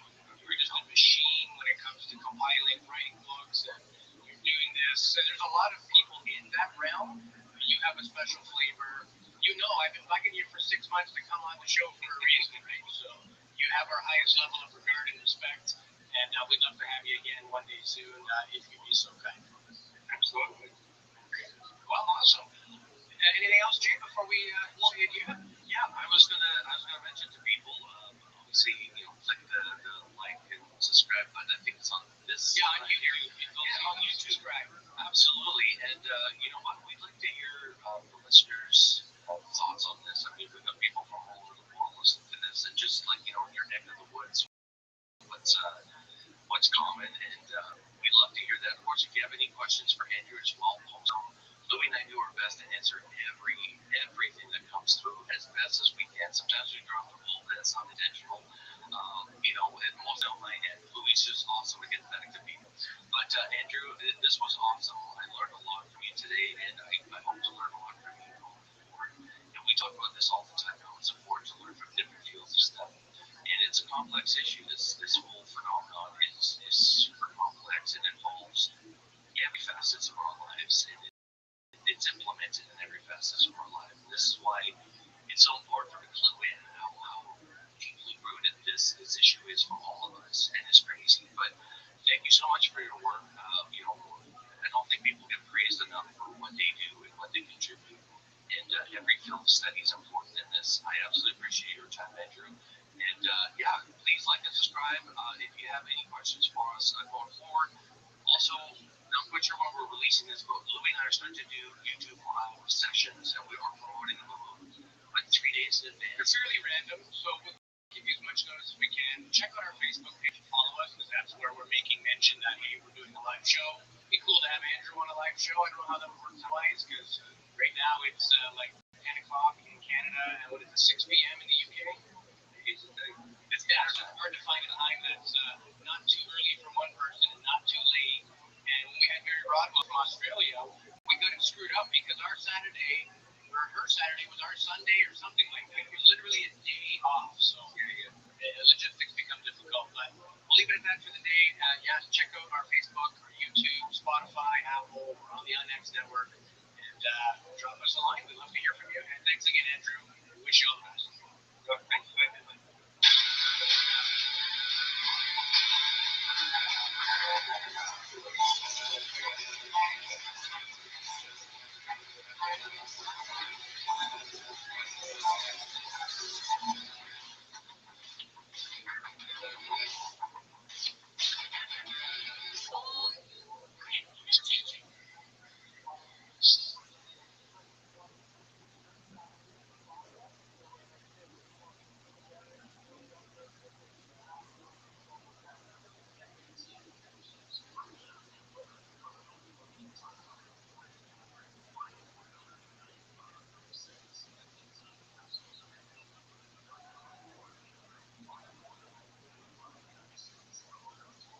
Everybody, hope you're having a great day today. Jason, it's time to talk Area 51. It's time to talk spy planes, hidden technology, crazy U.S. tech, reverse engineered craft, and our friend Bob Lazar. And we're talking to a man who's pretty much an expert in all of those categories, including a close personal friend of Bob for 35 years.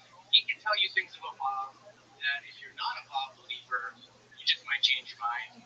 Again, we're non-biased. We believe in Bob Lazar, story, but Jim Goodall is an aviation historian, knows everything about every every stealth fighter ever made, planes that never have seen the light of day. He can Submarines even, right? Exactly. So we're gonna go in a lot of areas. We're gonna talk about some cool tech. He has some pictures he sent to us of him in like Blackbird stealth fighters and in areas that the average person would never have access to. And he's one of the foremost experts on Area 51 and a lot of covert things that have happened over the years. So we're gonna, I guess, pick his brain on a bunch of stuff. And he's a super nice guy, easy to talk to. And we're the kids, and we're checking his grandpa today. So I'm excited. Awesome. I'm looking forward to it. So we'll roll our credits, and we'll be right back with Mr. Jim Goodall right here on UAP Studies Podcast.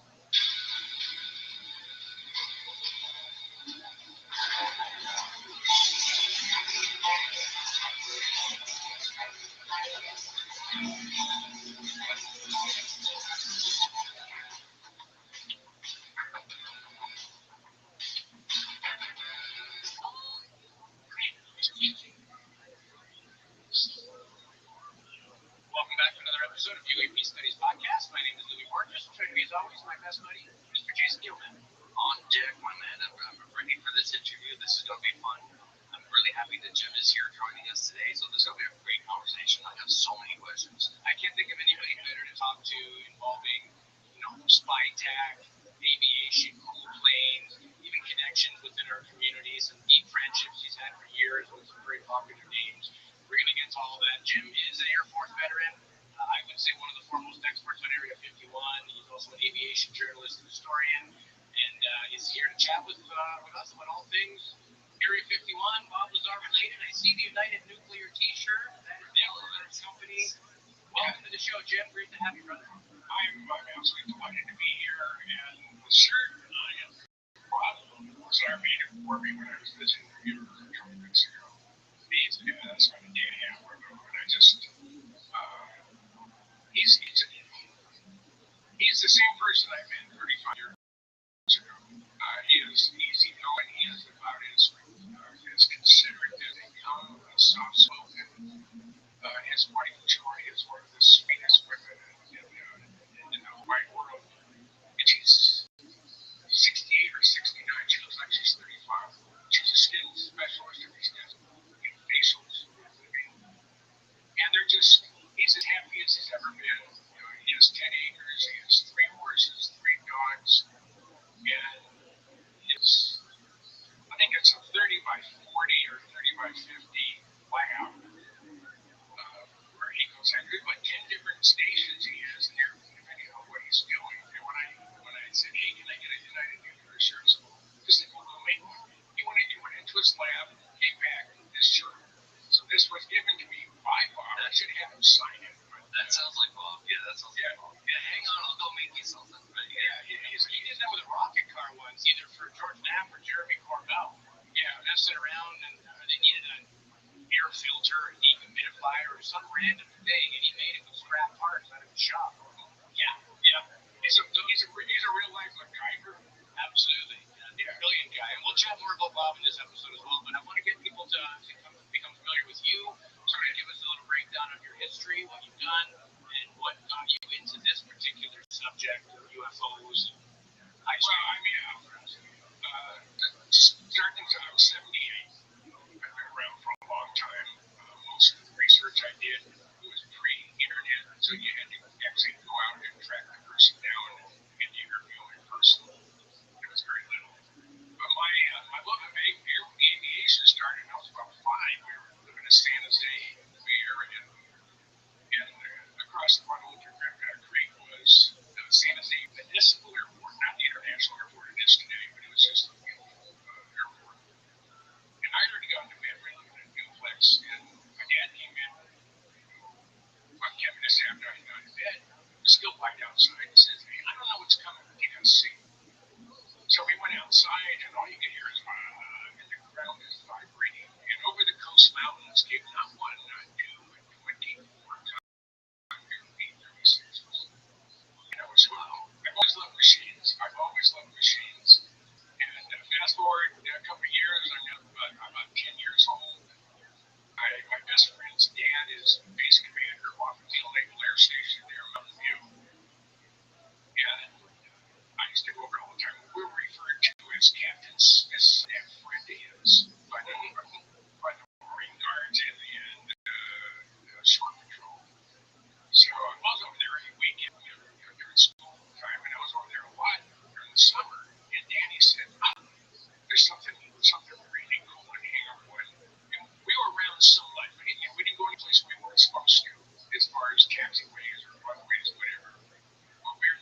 much. We were invisible.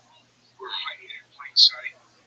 So we rode into Big Hangar 1. That's the big gigantic one that the Google brothers have taken over. And at the far end, closest to the bay, there was an area that was cordoned off, and it was just a sign that said keep out. That was the death before authorized, or no guards, nobody there. So we rode our bicycles to the end, and Andy said, come with me. We go behind these black curtains, and there is the prototype XF-104 Starfighter. Now, I love airplanes, and I saw this thing, and I mean, it was, they advertised it as the rocket with man in it. And it was just unbelievable. It was still classified secret, and there was no guard. Things back then are different than today.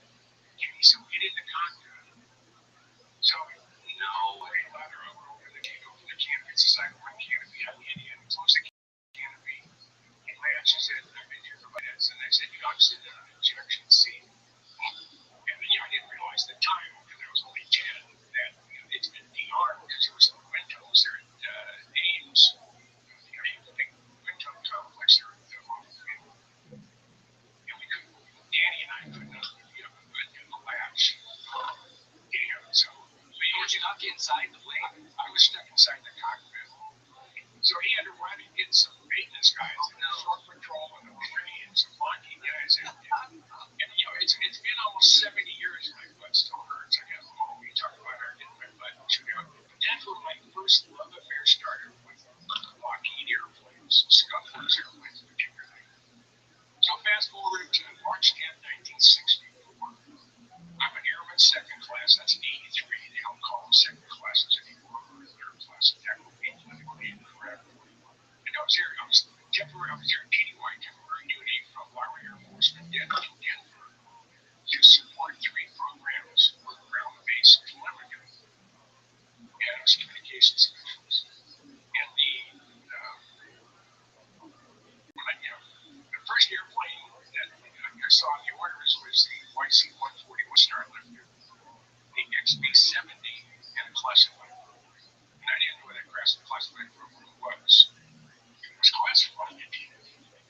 So, the morning of February 29th, the year, it came out on Saturday morning, 2 YF-12 Blackbirds came over from Area 51. They came straight in. They didn't fly out after, but they came straight in. Get pushed back into their hangar.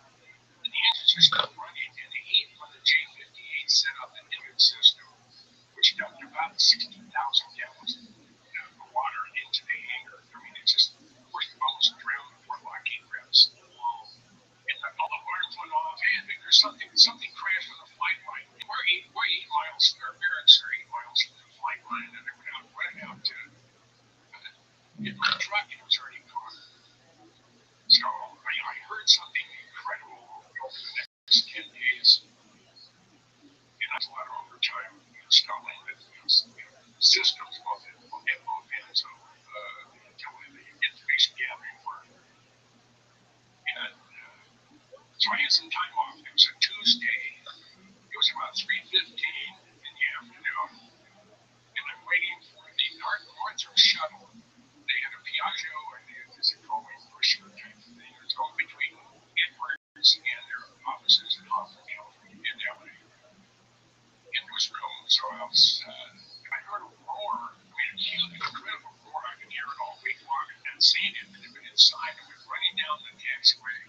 I look over to the XB-70 test pad, which hadn't rolled out yet. And that's, I thought it was the X-15. Fire coming out of the back end, blowing dust halfway across Rogers Dry Lake. The people were too small. All of a sudden, it said, hey, we're loading. So we were running back in. Get in the airplane. We taxi. We go down the taxiway, and we just took off over the lake. We banged over. I looked straight down on a YF-12 Blackbird, and they only built 3 of those. And I looked down, and I could not believe what I was seeing. It was absolutely the most incredible thing. And to get a relative footprint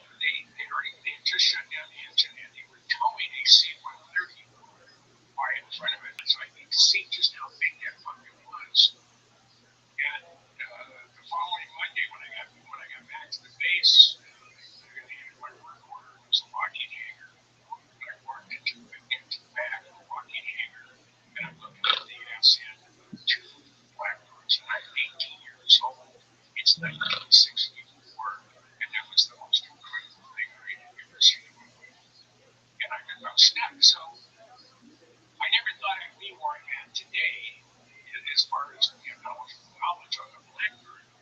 But when I got out, I got on the service at the end of '66, and I ended up working for the phone company in LA. And I ended up working for Xerox. In 1968, I sent a letter to Lockheed, the CIA, the Secretary of the Air Force, Secretary of Defense, and some other people asking for coloring my intents in Blackbird.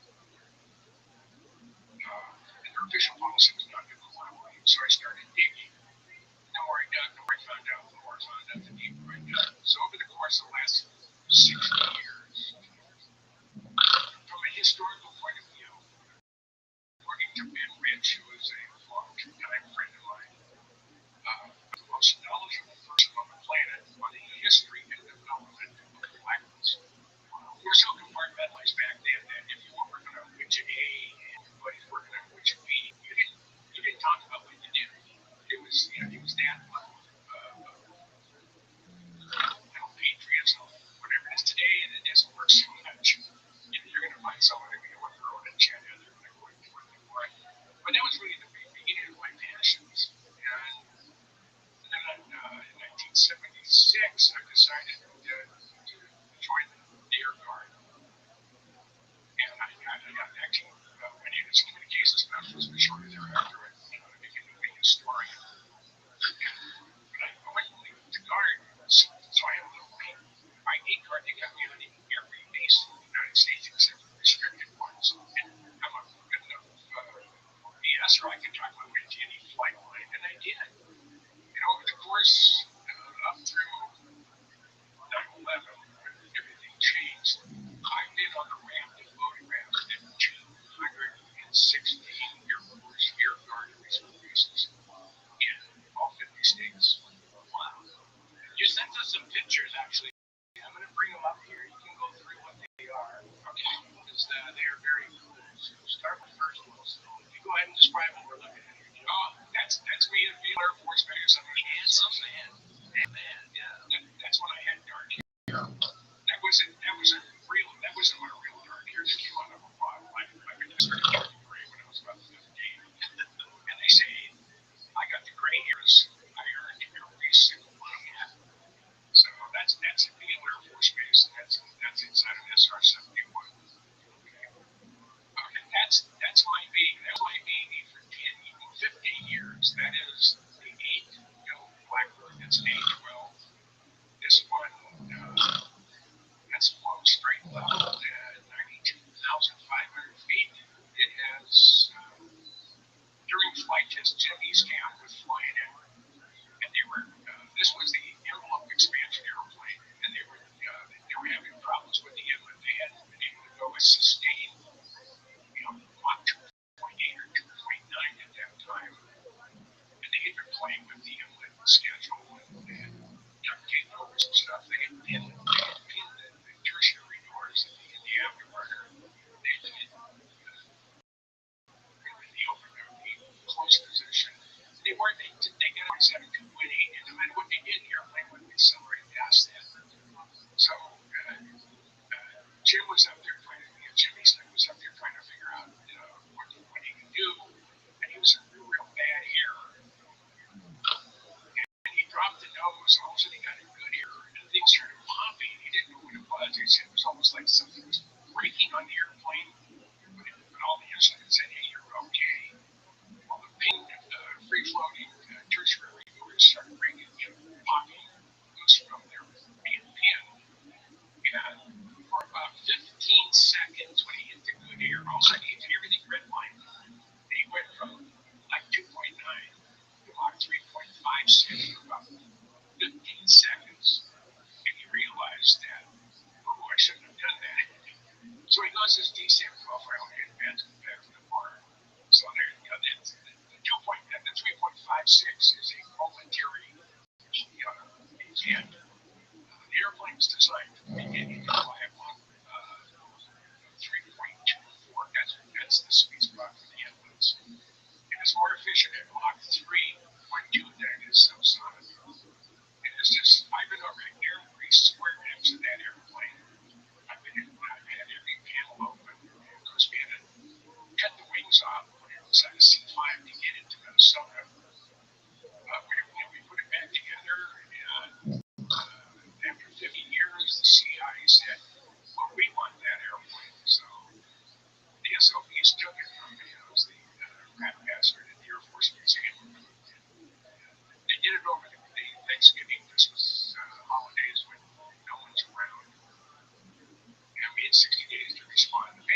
makes the most big money in the Air Force Museum in the CIA.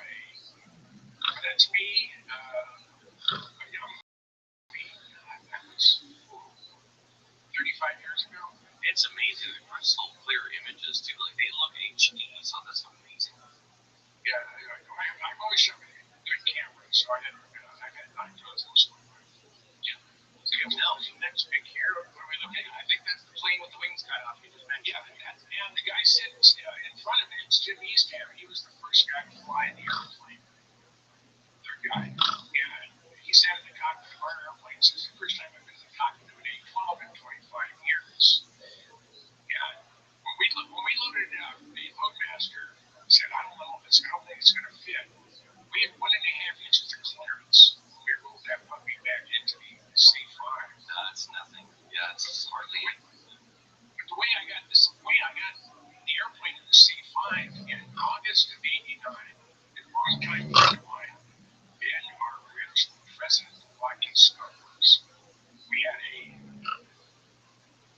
it wasn't a pen pal. We would call each other. He primarily called me. And this went on about once a quarter for over 20 years. And Ben calls me at home. He said, Jim, says, I have it from the horses. And he stopped for a second as I say but he stopped the horse's mouth that the Blackbirds aren't going to make it through Congress. And if anybody could scrounge one, it's you. So I said, okay, I'll accept the challenge. So I went over to the base, and I got on DSN, which is the government phone system. And I called the Adjutant General of the state of New York, Secretary Adjutant, and I said, General Weaver's office. I said, yes, ma'am, this is Sergeant Goodall with the 133rd is General Weaver. Just a minute, Sergeant, I'll put you through. So General Weaver gets on and said, all right, how can I help you? And I said, sir, I have a question. He said, shoot. He said, how about the viewer in your car? Excuse me. Like to move real fast, just the airplane and come to your C5s. Dead silence for a few seconds. He said, you mean the Blackbird? I said, yes, sir. He said, you're ready. So we had that taken care of. So I went to my boss, Major General Schwab, and he said, General Schwab, I want to get a Blackbird for our museum. He starts laughing at me. He said, sir, do me a favor. Rather than say no, give me the opportunity to fail.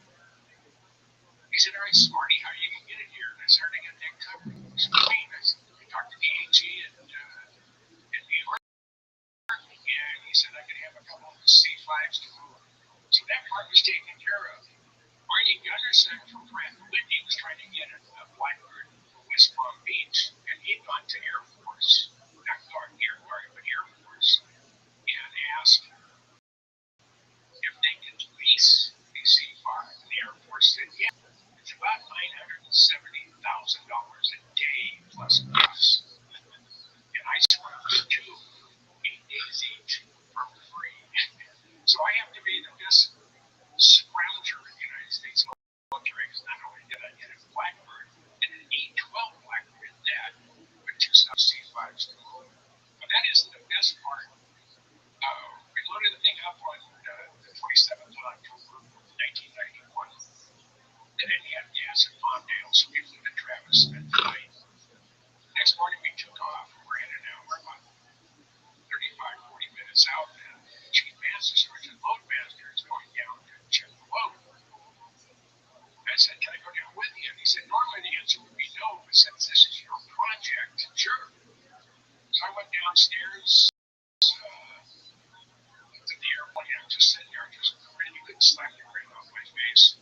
So I went out and I climbed up the landing gear. I walked along the chines. I had a wheel chock stuck in the canopy, so it didn't close all the way. The counterbalance was out. So I opened up the canopy. I had a 5-gallon bucket on the ejection seat. It's all the way down, and I was pushing. When I got in the cockpit, closed the canopy, and I've been there for about 45 minutes. And I'm just sitting here with a grin on my face that you couldn't slap off me. And after about 45 minutes, I heard a rattle on the bottom of the airplane over the canopy. Hey, we got to go back up. So I went back up.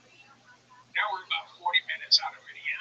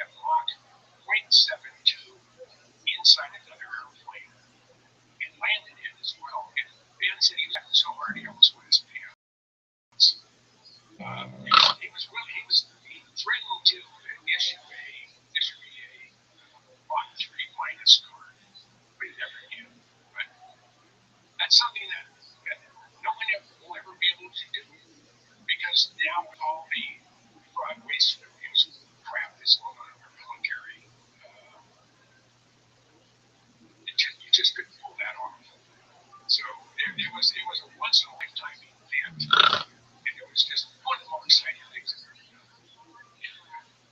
Next one, Yeah. I think that's another pick. yeah, go ahead. Okay, I'm at Whiteman Air Force Base. I'm about 50 pounds lighter now than I was there, and I was in the air. I didn't realize that. But it known as the data block up the upper left-hand corner. I'm going into the severe repeated Kitty Hawk. It's a B2. And I'm the only one in my neighborhood who has flown the B2 simulator. I did that for over 2 hours. I've been there half a dozen times. Gosh, I actually want to go up and see if I can go for a ride in the real airplane in the jump seat. That would be a gift. So that's one of my goals in life. I don't know how that will pull it off, but I will not ever be too busy. And with a few exceptions, I will not have Blackbird. There's a couple pilots for whatever reason. I sort of break their ass because I wasn't part of the program, but I'm one of the most knowledgeable persons on the program. And so, give me the next one. Okay, I love this shot. This just shows you just how wide that airplane is. We're just beginning to take the skid panels off. There's about top and bottom on both sides. There's about 2,400 screws. And at the bottom, they're riveted. So, we had to drill those out. Those are titanium rivets. Now, Jim, just so for clarity of the picture, so for the listeners that are not seeing the picture, I believe this is the Blackbird with the back end of it.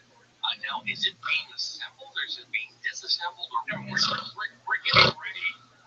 This view is at Site 10, which is now the home of the Lucky Skunk. We're today Air Force Plant 42 in Palmdale, and I was a sort of western view, and I'm standing up on a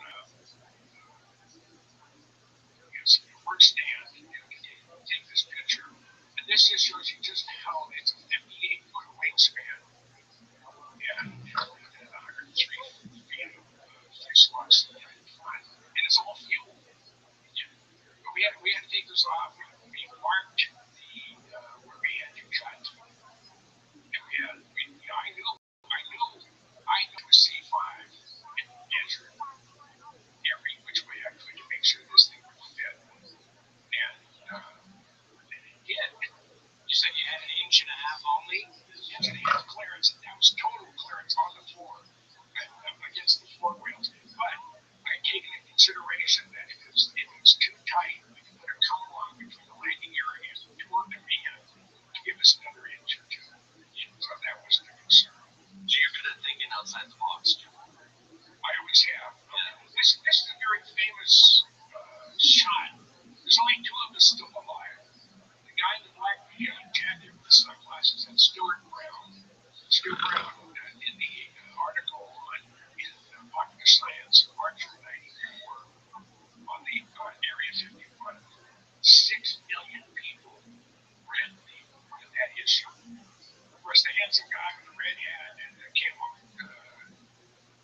jacket, that's me. Behind me is Tom Luttrell. He was the commandant of the Tulare Police Department in Boston, cancer years ago.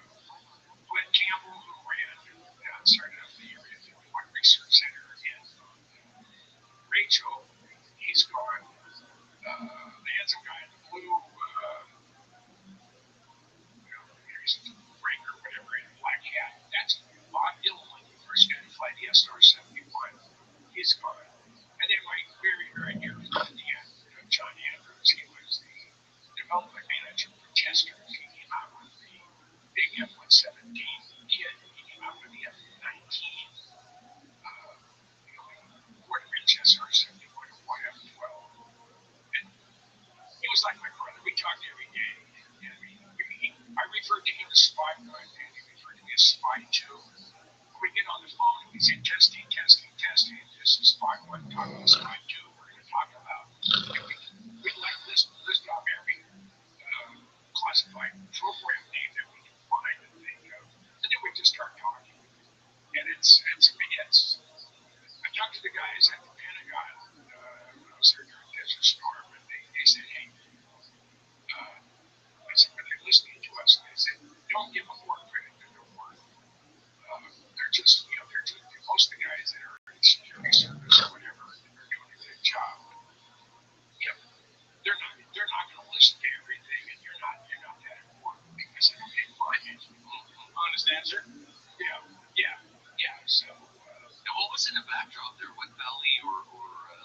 we're looking at?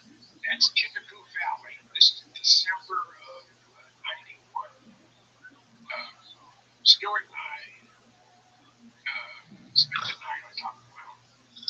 And you can see how warm it was. The snow down below.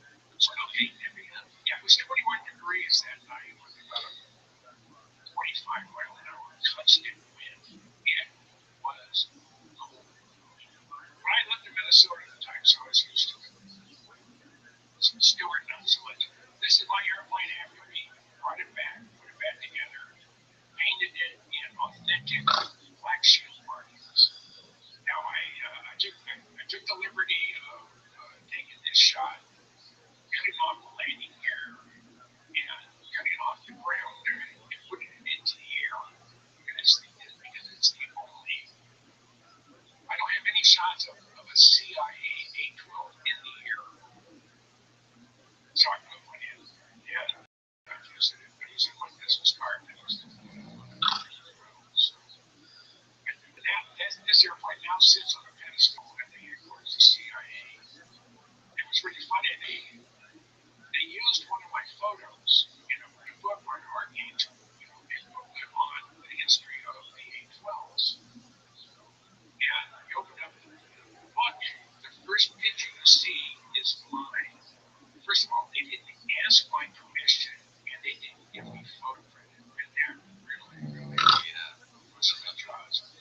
So my good friend Jim Stevenson, who's also an author, he was in D.C. He did the $5 million misunderstanding on the A-12. He's a specialist on copyright protection. He said, Jim said, if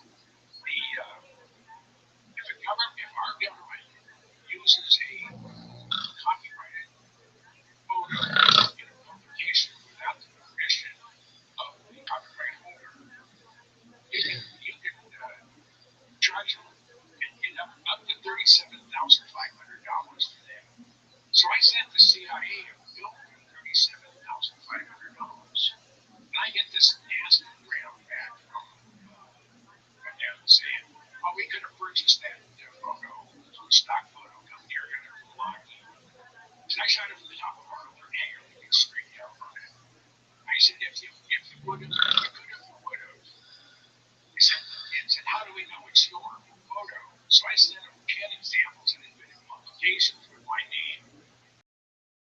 You'll see with around a small circle, it's the inside of it. Yeah, that funny little symbol. So I get a call. I said, this has been awful.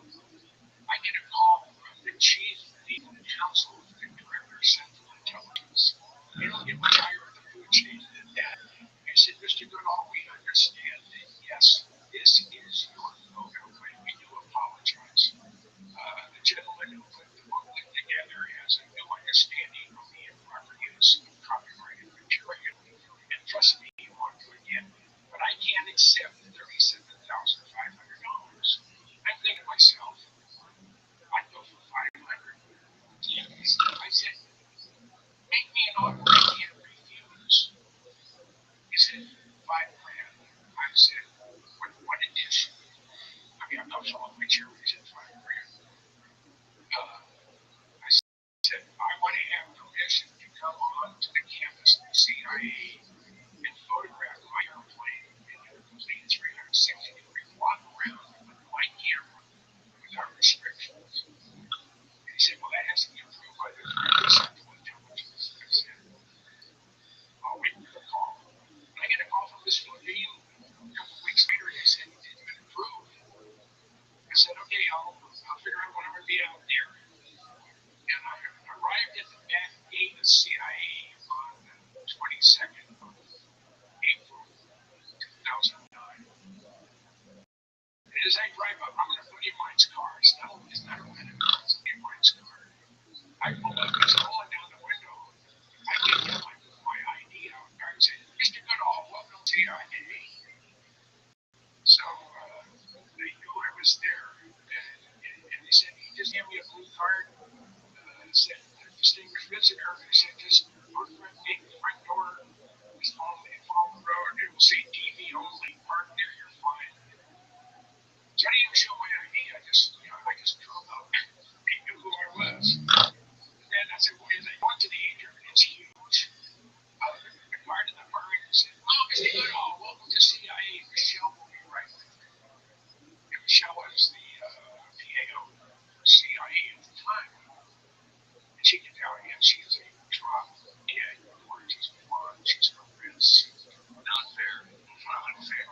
she says, no, I've been here for 51 years.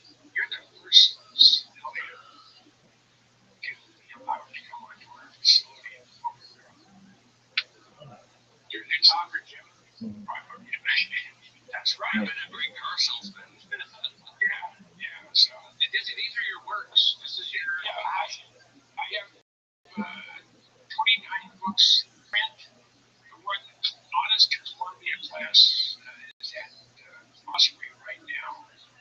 It has 352 pages, and I cover all the nuclear-powered submarines built in the United States Navy, either built or under construction. And as the count is 227 of them, and every submarine has a page, and every one of the name boats have more than one page. They have up to 10. And I cover, let's say, I start with the Nautilus, and I go all the way through to the Columbia, and it'll be out in November, just in time for Christmas. The one above it is my pride and joy. That's 75 years of Lockheed Skunk Works. 5 of the former heads of the Skunk Works have written me saying, this is their favorite book. That and my Blackbird book, which is right next to it, Chevrolet Publishing. So I've just had a ball. And then in my submarines, I have my airplane friends who said, what the hell are you doing with submarines? I said, they hit all my butt. What do you mean? I said, they're black, they're stealth, and they're deadly. And no one can see them at work because they're in the water. And the general public only sees the top 3 or 4 feet of the hull and the sail, and that's it. And I've been on 21 nuclear-powered submarines. I've been at 400 feet deep in a ballistic missile submarine. I went through the Straits of Fuga on the Henry M. Jackson. As it's going out, they go out and do angles and dangles. They come back in. And as we're going through the Straits of Fuga, I look behind me. And behind me, there's 24 launch tubes. And in those 24 launch tubes, enemy, probably in the neighborhood of 75 to 100 items of bombs. And I sort of smiled to myself and said, Gene Hackman and Denzel Washington don't have to take on me. There's no smoking in that submarine, that's for sure. No. And as a military historian, I see guys in the cockpit walk back over the bathroom. They're in a B-52. There is no bathroom. There's no place you're going to walk back to. Or the grates on the floor. They have solid floors. And go underneath the floor or above the ceiling to crawlers. Every square inch or cubic inch of that submarine is, when you're getting ready to go out of patrol, is occupied. So, but I just had a great time. The Navy likes what I do. This actually, I got a question though that pops up based on your work and your understanding of airplanes, secret project airplanes, how they fly, capabilities. Now we study a lot on people that are trying to figure out the physics of objects in the skies, how they maneuver. For instance, the Blackbird you mentioned, it was designed to go at Mach 3.24.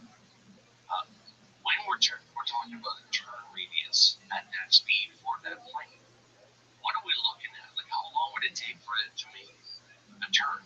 Well, it's not the length of time, it's the distance traveled, about 180-mile radius to turn. Okay.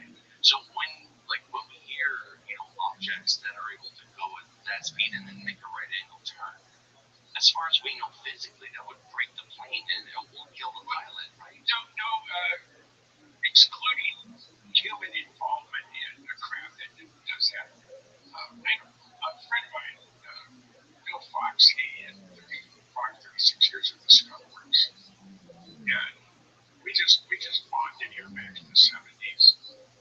And I asked him, I said, if we have something that can be going at Mach 10 and then make a 90-degree turn, I said, yeah, we have the ability. In fact, there's some stuff that there's some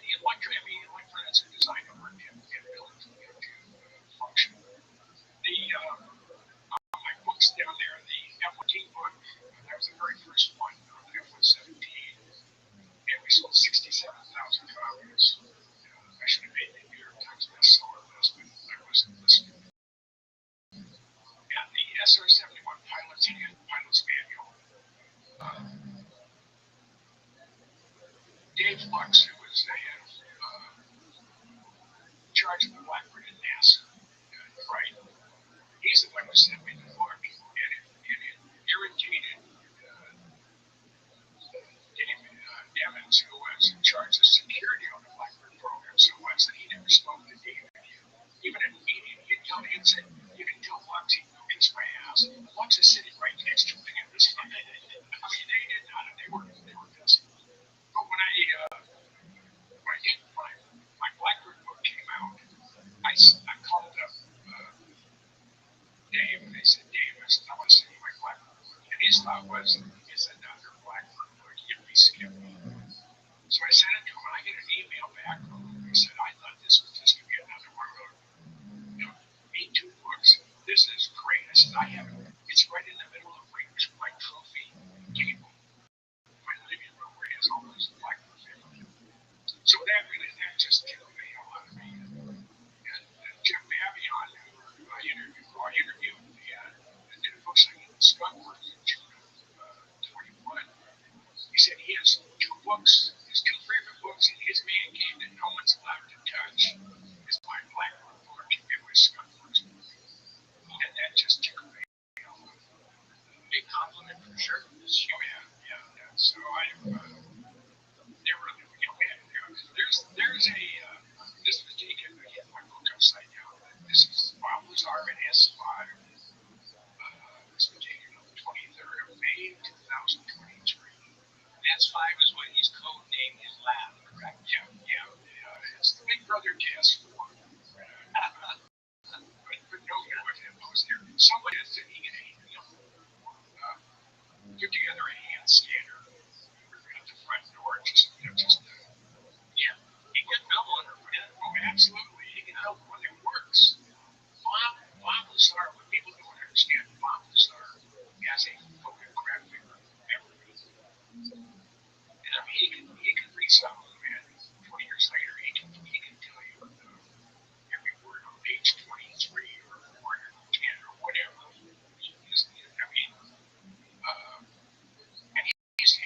He is one of the sweetest people I've ever known. And his wife is equally as sweet. And the next thing I might get from him when I get a teacher, I might get an ETG teacher, because it says reverse engineering of alien technology on the bottom. How did you guys meet, Jim? That was the funny part. I met John there, and John and I, we go back to 73. So let's have 50 years. And we lost him last year. We lost John. I'm surprised he made it past 2015. But this is in November of 88. Or December. November of 88. They announced the Air Force announced the existence of the B-2 Stealth bomber and the F-117. They released it on the 11th and the 22nd of November. First week of January, I'm on my way to Las Vegas, and I call up Lear and I say, hey, I'm coming to town. We're going to get a car, and we're going to find out where this F-117 is flying out of. And he said, well, I already know it's supposed to be flying out of a place called on test range. So I said, well, let's go. So, we jump in the car, and we're heading up US 95. We're just north of Scotty's Junction. Scotty's Junction is sort of famous because that was a legal poorhouse or house in the whatever we want to use it, that the federal government took over because they had paid all their taxes and they ran it out of business. That's just how the government is. Yeah. So we're about 10 or 15 miles north of Scotty's Junction, and an F-117 flies over about 45-degree angle off the road at about 1,500 feet, and it about crashed the car. So we get into Tonopah, we get a quick bite, and we head east on US 6. It goes about 14 miles. There's a big, huge sign that says Tonopah Test Range. So we head down that road. It's 18 miles to the main gate. I can't get into a restricted area, which TTR is. So we drove down the fence line. Now this is before digital cameras. So I normally shot with Kodachrome. Means I wanted a quick turnaround. If I was able to shoot anything, I was using Kodachrome 100, very fine grain color film. So we drive about 2 miles west along the fence line, and you can see the whole 12-foot test range facility. You can see all the 60-plus acres, the runway, and everything else. And I look to the north, after we're there about 10 minutes, and there's a black fuzzy ball about 15, 20 miles north, a white light underneath it, and then a bluish white fuzzy ball right next to it. So I figured that's got to be the F-117 and the chase plane. So I'm there with my Nikon. I have my 70 to 200 millimeter Nikon. My other side shooting with red film.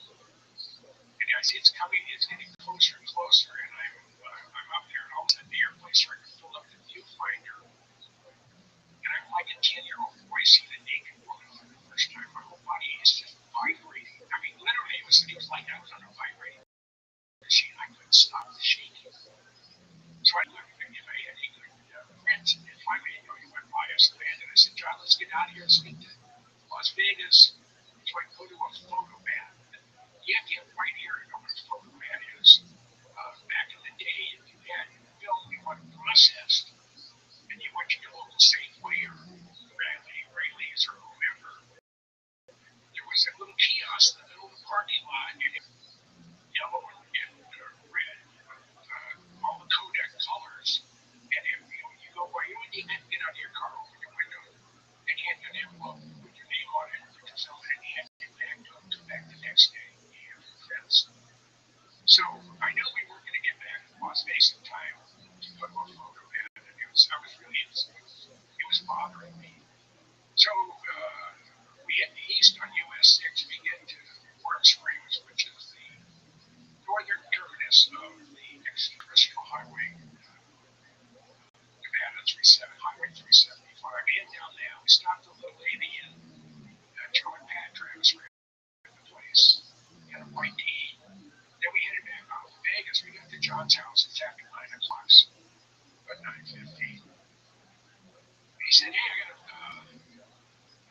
buddy of mine coming over. He just moved here from Melbourne. I think you'll like him. He just seemed like a nice guy. And about 10 minutes later, knock on the door. John goes and gets him, opens it, brings him in. He introduces himself as Bob Lazar. I said, he's waiting for his final interview or clearance, whatever it is, to go to work out in the desert. He doesn't know what he's going to do, but he's been hired. So I tell him my dilemma. I say, I have this print film. I know I have some good shots. Hopefully I have some good shots of the F-117. But I have to wait until 2 days before tomorrow and then the following day before I can get this stuff processed. And he said, well, I have a C41 processing unit at my house. Let's go over there and process it and see what you got. So Lear lives just south of Nellis. The backdrop is Sunrise Ridge, which is that main mountain behind Nellis Air Force Base. It's also behind John's house. And Bob lived off of West Charleston, the other side of town. So we jump in his car. Going down more than a block from Lear's house. And Bob looks at me and he says, I feel sorry for that son of John Lear. And I said, what do you mean? He said, he's from this world-famous aviation family. He said, my God, his father brought Learjet to the world, and then dumb son of believes in UFOs. He said, I'm a nuclear physicist. If I can't prove it mathematically or put my hands on it, it doesn't exist. He said, if you couldn't put a gun to my head to convince me that UFOs are real. That's about to change, isn't it? Yeah. So I asked him when I was visiting him, I said, do you remember what you told me the first day I met you, said that I didn't believe in UFOs? He said, yeah. I said, I didn't. There's no way in the world they can exist. My mind's been changed. Big time. Yeah. What do you say to the critics of Bob Lazar? A lot of people say, he can't validate that he worked there. His education is screwed up. Like, they throw every stone they possibly can. We're supporters of Lazar. We believe him 100%. It's too improbable he would know what he knew in 89 in terms of element 115. Yeah, okay, everything's true. The thing about the government made him a non-person. Right? He had a college degree.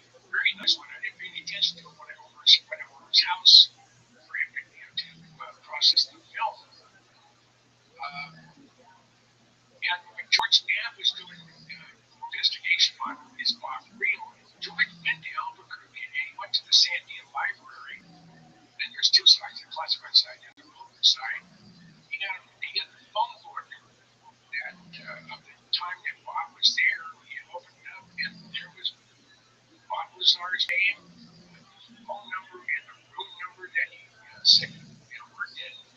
The two people that worked in the same lab as him, they were in there with the same number or whatever. And then Bob had told George that I was written up in the Sandy newspaper, and it said, I see that Sandy, professor, relaxes on the weekend by going 300 miles an hour in his jet car. And there's a picture of Bob standing in front of his Lamborghini jet car. That was the Sandy newspaper saying Professor Bob Lazar, he relaxes on weekends on his jet car. Now, when I was at the Pentagon during Desert Shield and Desert Storm, I had Bob's W-2. And he's paid by the United States Navy. The Navy handles, it used to be the Army, and then it reverted to the Navy. They handle all of the classified deep black program stuff that we'll never see the light of day. I did not know that. That's still to this day like that? Yeah, that's what they do today. They're in charge of all the smoking programs. Wow. Interesting to know. Yeah. So I had Bob's W-2. At the time of Desert Storm, I was an E6. I was a tech sergeant. And I was they needed historians to write the history of the Air and Army Guard, the Air Force Air Guard, and the Army Guard of their involvement and the contributions to Desert Shield and Desert Storm. So my job was to read every single message going to the front center. Went right from eyes only to just restricted access. I mean, not classified, but confidential. So I had this one particular afternoon, I had a couple hours to kill. Stuff that nothing was going on. There was conferences and stuff going on. So I had some free time. So I got on the computer and I'm looking for the location of the Department of Navy that paid for the SAR. And I couldn't find it anywhere. And I couldn't find the zip code anywhere. So I decided I was going to go someplace that may know. I think it was Naval Investigative Service, but I'm not sure. But I go in there, I'm in my blue short sleeve shirt with my ribbons and my dark blue pants. Because it's a Class A uniform of sort, but not your dressing room. I go to the room that this Navy, Department of Navy is located. I go in there and say, Lieutenant JG behind the counter. And I said, sir, can you tell me where this Department of Navy is located? And I had him shoot me Lazar's W-2. And he looks at it and says, give me for a minute, Sergeant. He gets up, he goes into the 2 stars office. Comes back about 20 seconds later, he said, hey, Admiral, we'll see you now. Now, those of you who are familiar with the Navy, just the military in general, know Navy 2-star admiral is talking to an Air Guard / Air Force enlisted people, unless it's really important. So I go in there and I give him a sharp salute. And he doesn't say anything. He said, great rep. So I'm standing there and he's almost trembling and he's holding Bob's W-2 up. And he said, Sergeant, I don't know where you got this, but if I ever see your face across the threshold of my office ever again, you'll be the most sorriest submission NCO in the United States military period. Do you understand me, Sergeant? I said, yes, sir. He said, with that, he put Bob's W-2 in the shredder. He said, you're dismissed. I gave him a sharp salute, did an about face, and walked out. And I said, oh, did I ever pull that guy's chain? Yeah, so if Bob was a fraud, if Bob wasn't who he said he was, why would this Navy admiral even want to talk to me? And why did he chew my blood out? And so it just adds more credibility to Bob Lazar. And the story has never changed. Yeah. And I was going to say this. Obviously, he doesn't believe in it. He gets into this program. But what he did when he came out, I don't think that they had prepared for that or even anticipated that this was a possibility that something would go out and be public that much about S4 and Area 51. And legitimately, I know that whenever we defend Obelisk arms, people are like, oh, his story doesn't pan out, whatever. I'm like, I beg to differ. We all know of Area 51 and S4 because of Obelisk and George Knapp bringing it to the attention. How did Obelisk know about this installation? And the other proof as well is that he knew the exact location in the middle of a desert at 7:30 p.m. on a Wednesday night when people would see UFOs, and he brought tons of people out there to see it, even to the point at the end they had Manabagos and whole parties, and they got almost arrogant about how cool it was to be there. That would have not happened, and all these people testified that yes, we saw this. There's even footage of people recording it. So people dismissing his story is purely just because I don't want to believe it, or I don't trust the man, or like we have this expectation as humans that you need to be infallible, like that you need to be, Jesus quality of human to come out and say, hey, I've seen something bad. Even recently he said, oh, he was just a janitor at Area 51. I'm like, I would still listen to the janitor at Area 51. Right, don't need clearance either. Yeah, even when he went public, he still had a contract with the government to repair and adjust radiation sensors. Bob did work at Caltech. You had to have at least a master's degree in physics to do what he was doing. Now they can't find his school records anywhere because he doesn't exist. His social security number, according to the United States government, was never issued. Wow. To the lengths they'll go through, just to discredit you. Right. Oh, absolutely. Yeah. And his wife at the time, she died mysteriously, and I think that's what's going on. That's when he decided that there's something that's not right here, and I gotta protect my butt.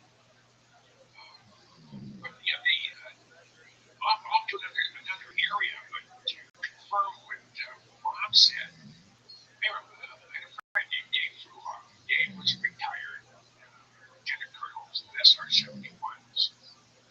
He lived in Richmond, Tennessee, about 11 miles from my dad. My dad lived in Colorado. He was one of the big rental complexes there in the Army Air Force base. And I was visiting my dad, and I know Dave through my association, Black Association. I called him up and said, hey, Dave. I said, you tied up? I said, no. I said, I'm just down there near Tullahoma. Can I come by and just interview you? He said, well, sure. So I went there, and I primarily went there to interview him on his boss. Him having to bail out of an SR-71 that had a total electrical failure. We got through all of that. And after I said, you believe in UFOs? And he said, absolutely, they positively do exist. Okay. I said, you want to expand upon that? I figured he was going to say no. He said, sure. I said, well, sure. He said, I was on a night mission on an SR-71 flying out of Canino, Okinawa. It's 11 p.m. at night. I'm flying down. I'm going straight level. I'm at Mach 2.7 at about 78,000 feet. That's sort of a sweet spot for going to and from because you don't thoroughly stress the systems. What's the fastest that it could go, though, Jim? The fastest an SR-71 has ever gone. Bill Baker was at 974, which is the best flight of all the SRs. He went Mach 3.43. After he finished the test run, it was a 974 was assigned to Palm Bay and Site 2 for flight test. To go to Mach 3.3, you need written permission from the inhibitor. So guys will fly Mach 3.2. There's no reason to fly any faster. The airplane flies perfectly at 3.24. So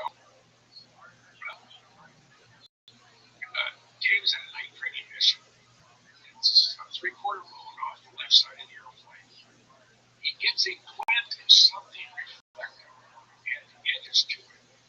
You can't tell what it is, you can't tell how big it is, but he said it's 5 or 6 miles off to his right and 5 or 6,000 feet above. So he gets over to Dina on a secure voice and said, "Do we have that bird up?" He said, "No." He said, "We're briefing today." He said, "You're the only one up there." He said, "Well, I have company. Take a look." So he's in minimum afterburner at Mach 2.7. So he advances the throttles, he does about a 10-degree bank, and he starts climbing and turning towards this object. He didn't want to open his visor because he's getting reflection from the cockpit instruments. So he's trying to look out to see if he can see, he doesn't see stars. It's up at 85,000 feet. You never see stars up there. So he's getting closer and closer. He said when he was still 1,000 or so feet below it, it's still a mile or so away from it, this thing took off at about a 30-degree angle of attack and left him in the dust like he was heading the other direction. He figured it left him go between 8 and 12,000 miles an hour, so between Mach 12 and Mach 16. And he couldn't believe what he saw. Max Seater saw it as well. I don't know, he didn't say what he did once he got to Canada, because back in those days, you didn't report UFOs because that would destroy your credibility. My boss in the Air Guard, Air Force Chief of Staff, was Major General White Gavin. And I was General Gavin, and this was 83, 84 time frame. He said, "Let's assume for the fact that I'm an F-4 pilot and I'm out chasing something, and I realize that I'm chasing a UFO. What do I do?" He said, "I've gotten up close to it, I've seen it. I don't have a gun camera on it.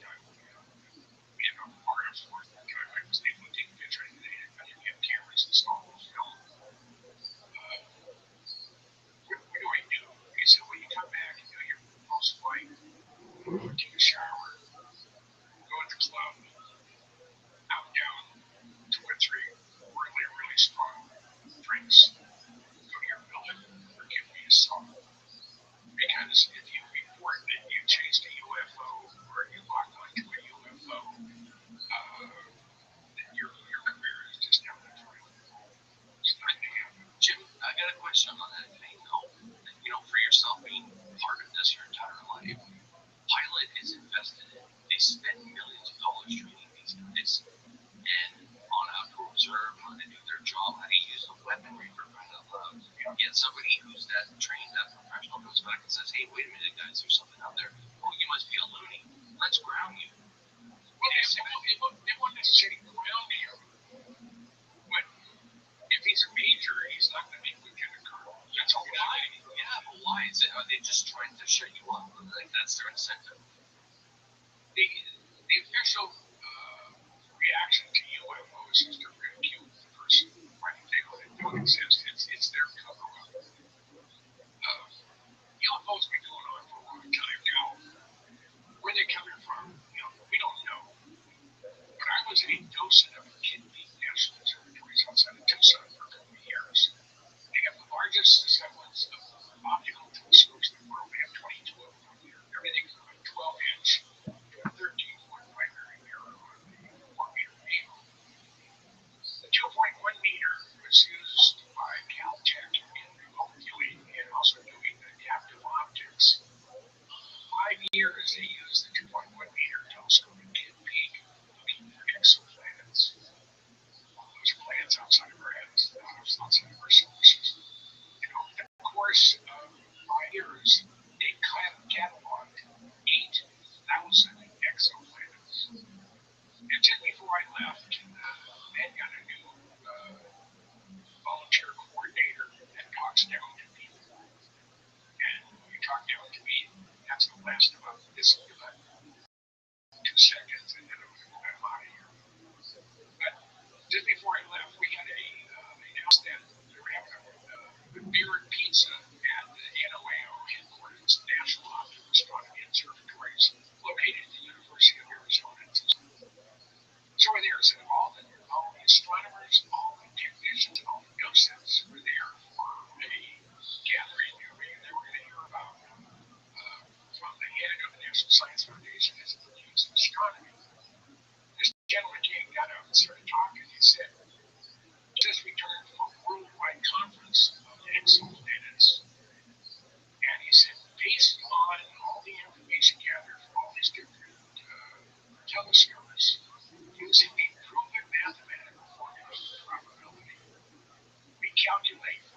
star in the universe, there's 1.5 planets.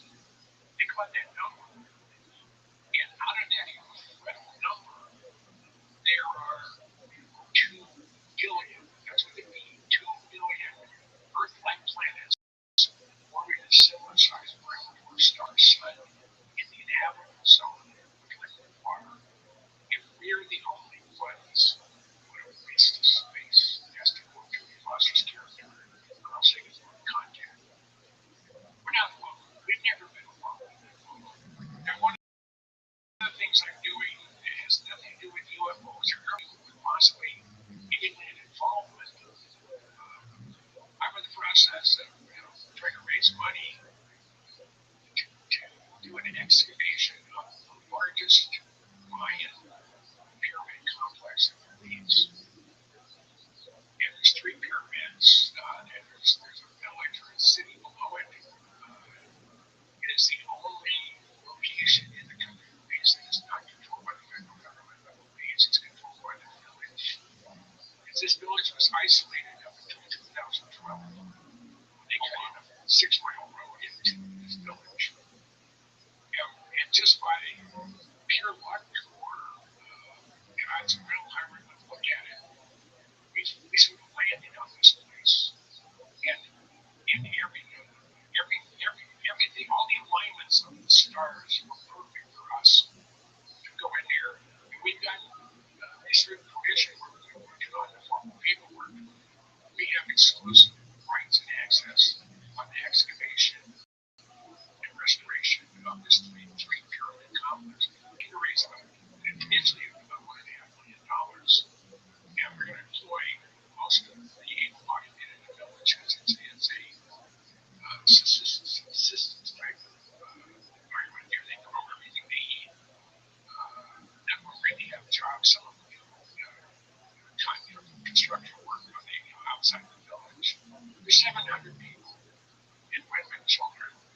And Alfredo, who is the mayor, he's a short guy, about 5 foot tall.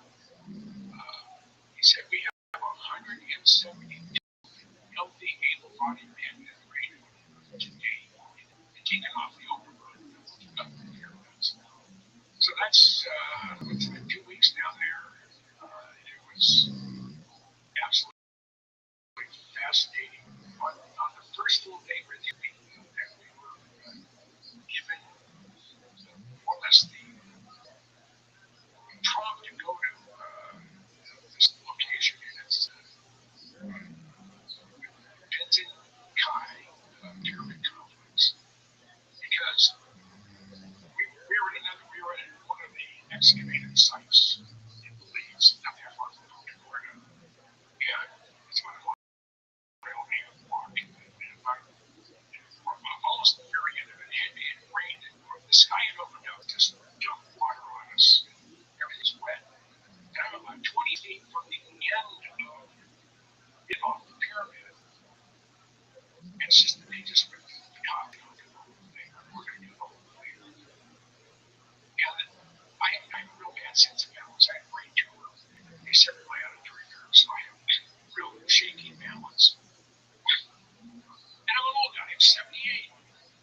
So I decided I wasn't going to go down the steps even they were built by the Mayans. And they had sharp edges. I could walk this wrong side over here, and I take one step, and I went out underneath me. I went head first into this pile of rubble. These are sharp edge rocks. And I had a gash and a puncture. And I get up, and of course, it's raining. A little bit of blood goes a long way. A lot of blood goes even farther. So I even didn't hurt that much. I went down, they got first aid kit, they cleaned it out. We're driving out of the village. We got out of the complex. We're driving to this village with maybe 3 or 4 people. There's a clinic there. Oh, there's a doctor. He's Cuba. He escaped here a couple years ago. I started talking. He was surprised how old I was. He said, I have some patients that are in the early 70s and they're like 40 years older than you look. And I said, well, just let me instinct life. So they saw me up. I got 11 stitches. They said, don't go on the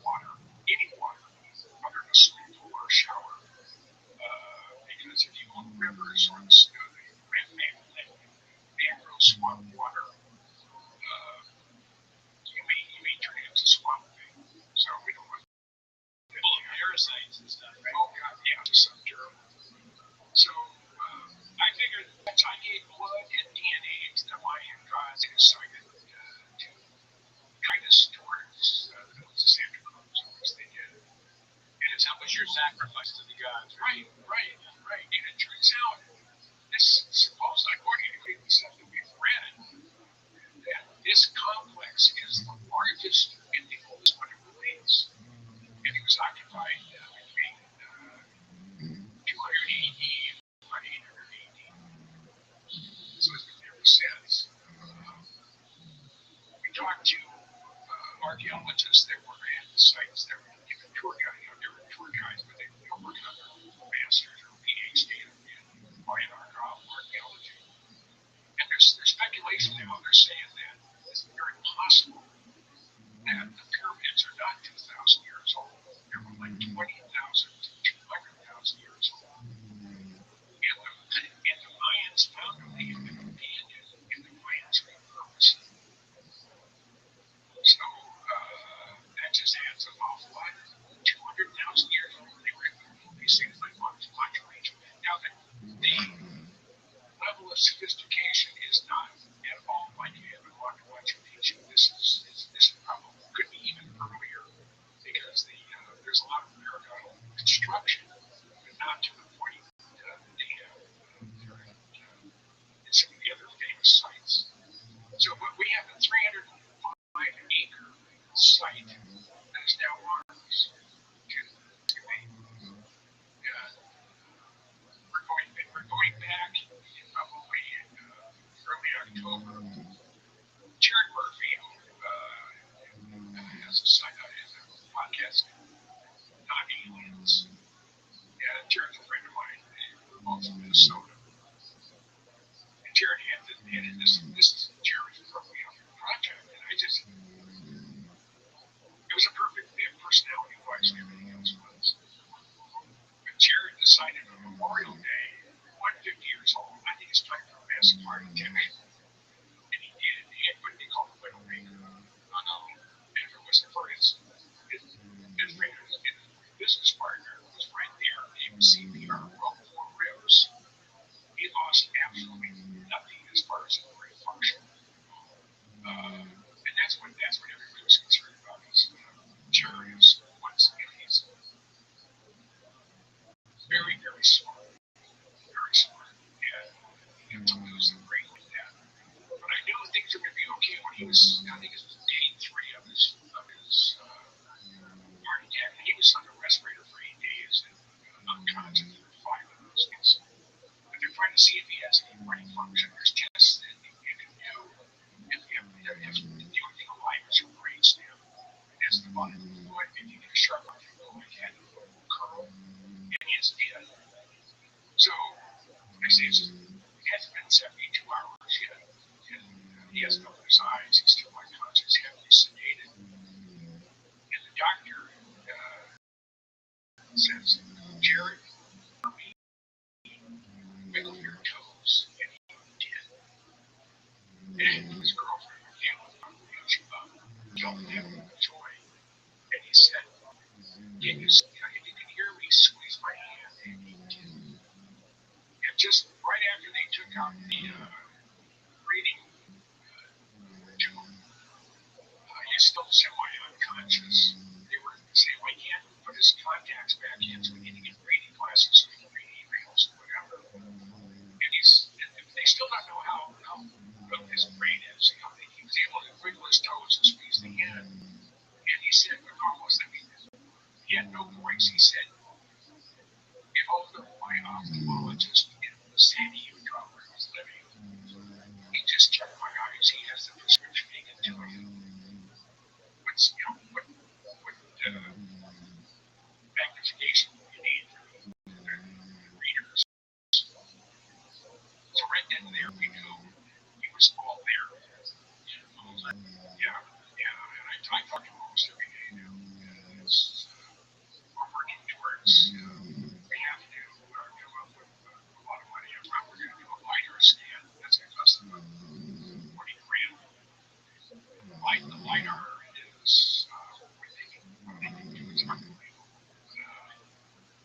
think Tom Elmore did with something we made like referred to as Stonehenge. You get to see inside buildings, you can see the walls, you can see the plumbing, you can see what's below you in the dirt.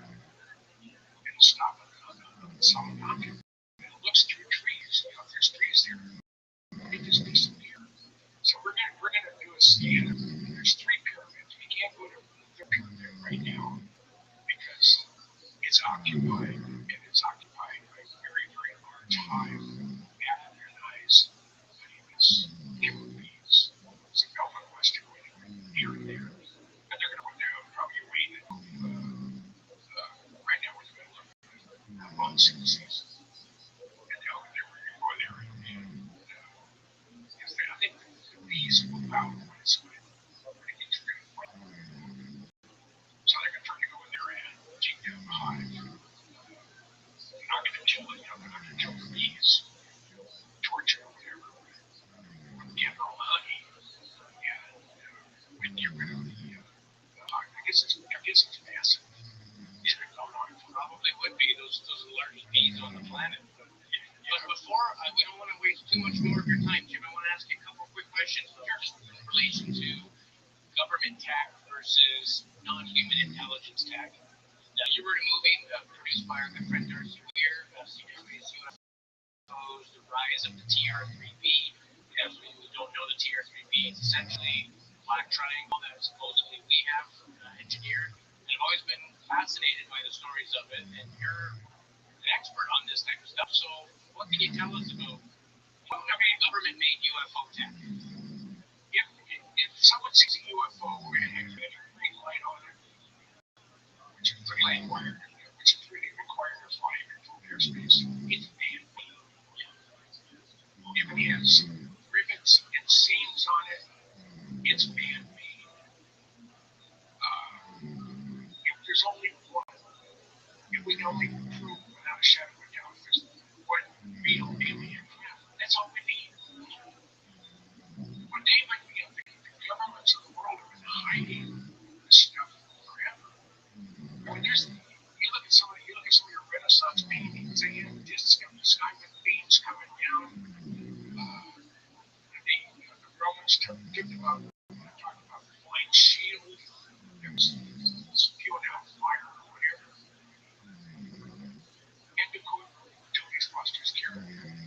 We're the only ones on a waste of space. The TR-3, there's a TR-3A. It's built by Teledyne Brand. It's a flying triangle. And they've made it.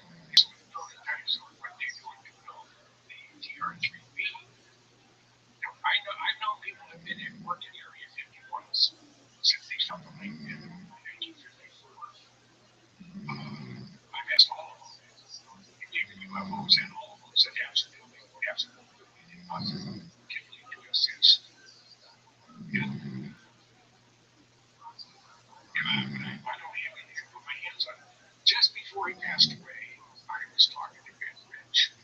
He was at USC Medical Center. He was dying of esophageal cancer, probably brought on by the solvents exposed to coatings on F-117 and the Apple and other ones. And we were talking about our buddy John Andrews and a bunch of other stuff. Just before the end of the conversation, he said, Jim, we have things out in the desert. And he wasn't referring to Area 51. He said, we have things out in the desert. That's 50 years beyond what we can comprehend. I can comprehend a whole lot. And he said, if you see movies like Star Trek or Star Wars, and they're done that on the sightings. I said, Ben, you want to expand upon that? He said, no. He said, Rich, Ben Rich. It's not much in the Earth and die on me 10 days later. Drops a bomb right before you leave, right? Yeah. So, to that point, do we have a space force? Is there a fleet of craft that non-terrestrial officers, like people full-time? Is it like Star Wars? Do we have ships on patrol up there? I have to believe, yes. Do I have proof? No. But my gut tells me that we haven't been using all this alien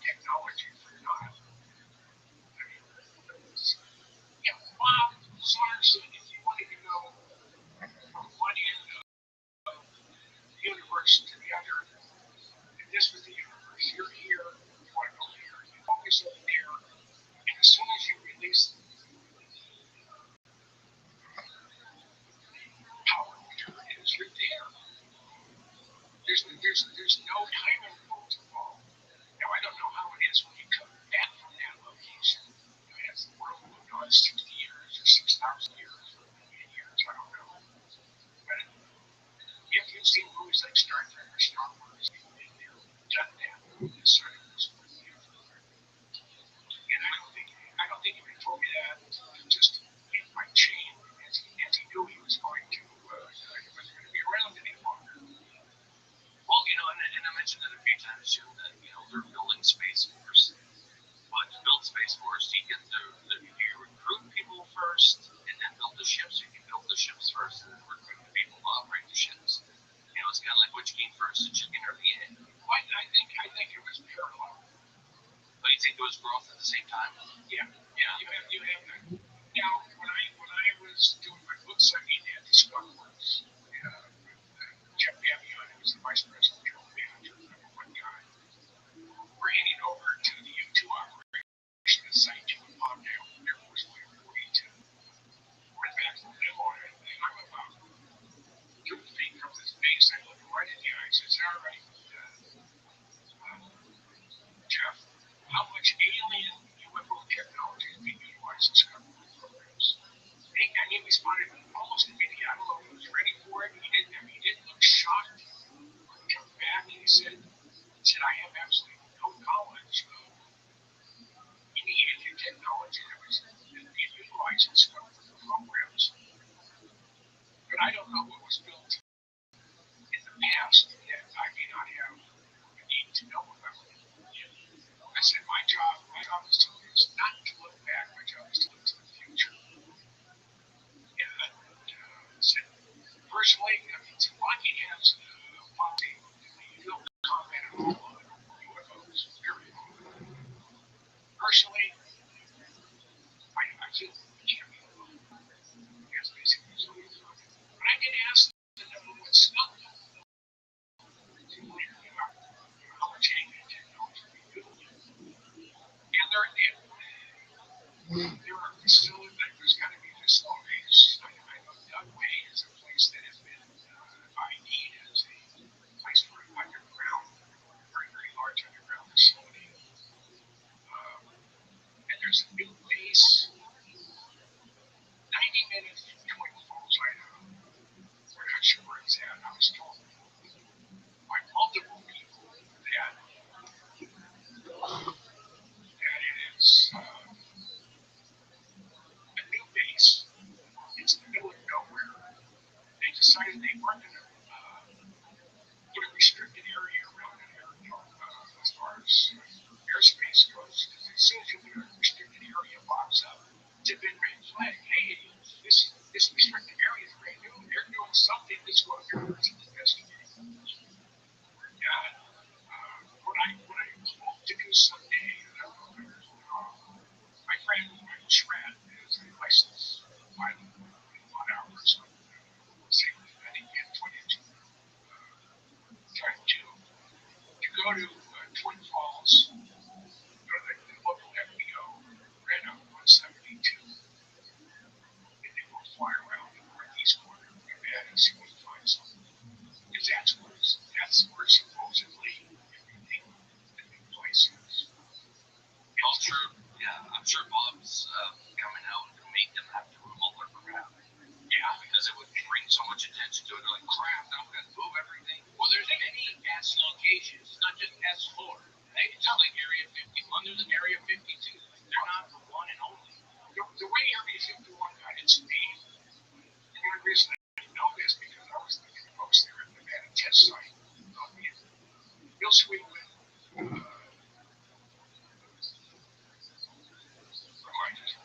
Warren James was a rocket scientist. Stu Brown, who was the time senior editor of Pop Science, and myself, we're on a tour to the Nevada test site.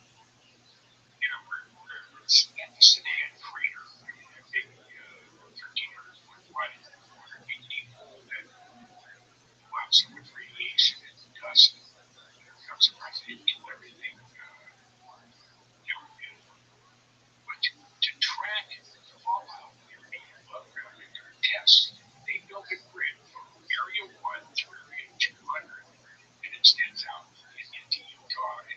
north to Colorado. So the area to the west of Area 51 is Area 50. The one to the east is Area 52. It just happens that happens to be. If it had been any other number, it wouldn't be Area 51. It would be whatever the area was. And There's 200 of these locations. yeah, and they put census up when they had above ground. I guess they stopped at 60. So that's the grid. That's how the area got its name. Now on my Facebook page, I have a picture taken on December 20th, 2021 of Area 51. The guy flew around it. And he did have a real good camera. He had a Pentax P1000. And it's a fixed lens. It goes from 30 to 300 to 3,000 millimeter. I don't know what you're seeing. He needed someone to go up his airplane with a Nikon, a really, really huge lens to get some. Because there's all sorts of new construction there. There's a building that's at least a mile away from any part of the flight line.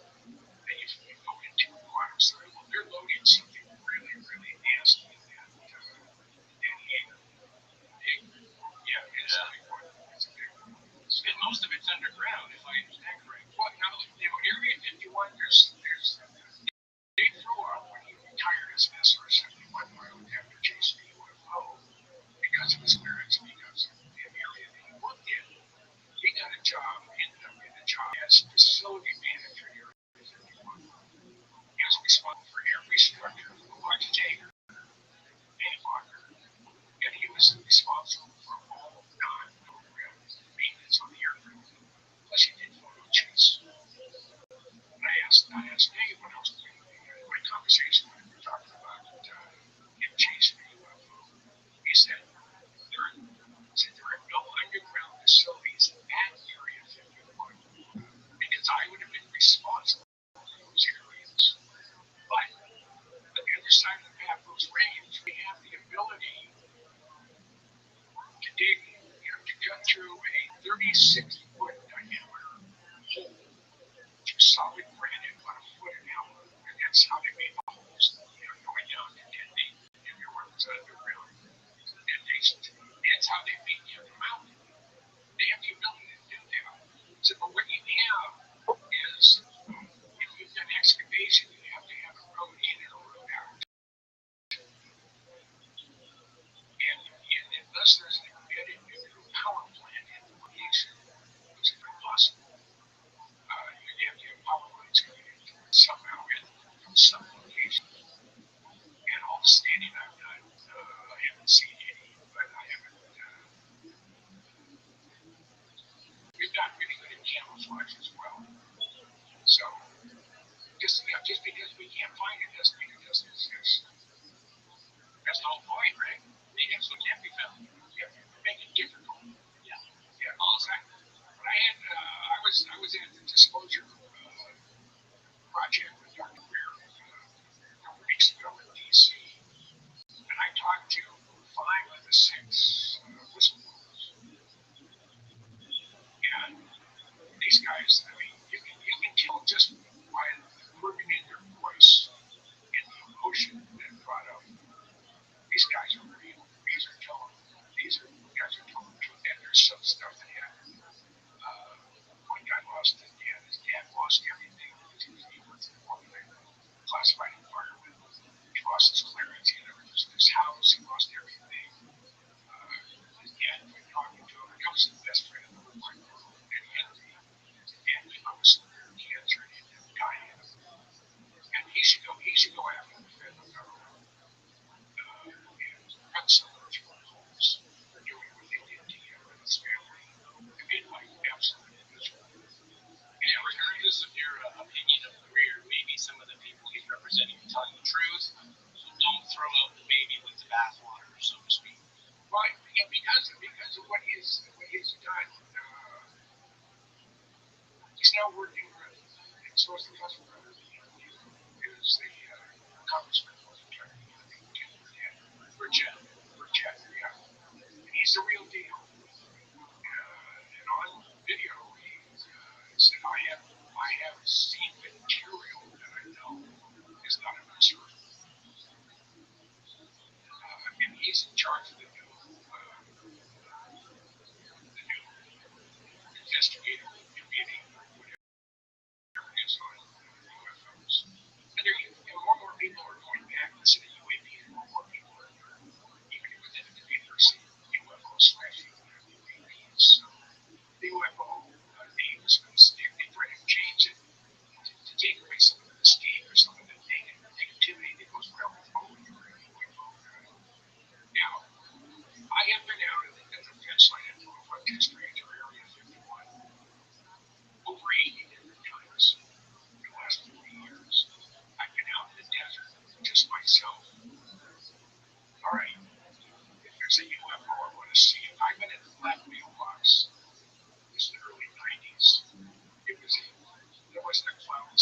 It's went behind the mountains. I'm sitting here and said, okay, if you can read my mind, don't talk to me. And I'm thinking, I'm concentrating as far as I can. But let me take my mind. And I don't know what condition is. Yeah. And do what you have to do. Make sure I get home in 10, because I do have the wife. And I said, if all of a sudden I left this universe, I left this solar system just to be experimented on. So, are UFOs real? Yeah. Millions of people are reporting. Millions of people have had experience with John Blair. One of the things he did for ATA air trains here, he went out and he actually tracked down people and said they had been abducted. And he fly into that particular city, and he would contact psychiatric communities. I need the name of a certified hypnotist that specializes in deep dives. See, I want to go into your deepest, darkest secrets. And he would pay for it. And I don't know if the person being hypnotized anything ever said one or the other. But he had 15 candidates, and over the course of about 5 years, he said 13 of the abductees had the exact same story. 2 of them were full of, you know what, and you can tell just by their reaction, even under hypnotism, they got to the point they were really going under. I've been hypnotized a number of times for various things. I mean, I guess the smarter you are, the easier it is to hypnotize you. Oh, really? It's the dumb stuff. Well, you believe it's possible. It's the ones that don't think it's going to work. It doesn't. Yeah. Because of hypnotism, I lost 170 pounds. Yeah. That's an amazing feat. At one time, I was 375. This morning, I was 200. When the fraud that I was married to was trying to kill me, I would probably consume 5,000 calories of garbage after dinner every night. Wow. And I gained all that weight in 10 years. I was married to her. She was hoping I would die. That kill you with food. Yeah. Well, you're going to be around for many years to come, Jim. We hope, anyways. Well, I'm 78. I have a strong heart. I have great blood pressure. I have low cholesterol.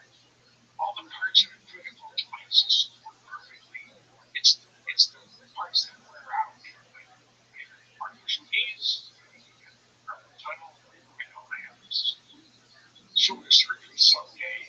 Maybe not. Maybe it'll be in 200. And I know I'm going to live to be over 100. My mom's side was in Sicily, and 5 or 6 male members of her extended family lived to be 103 to 107.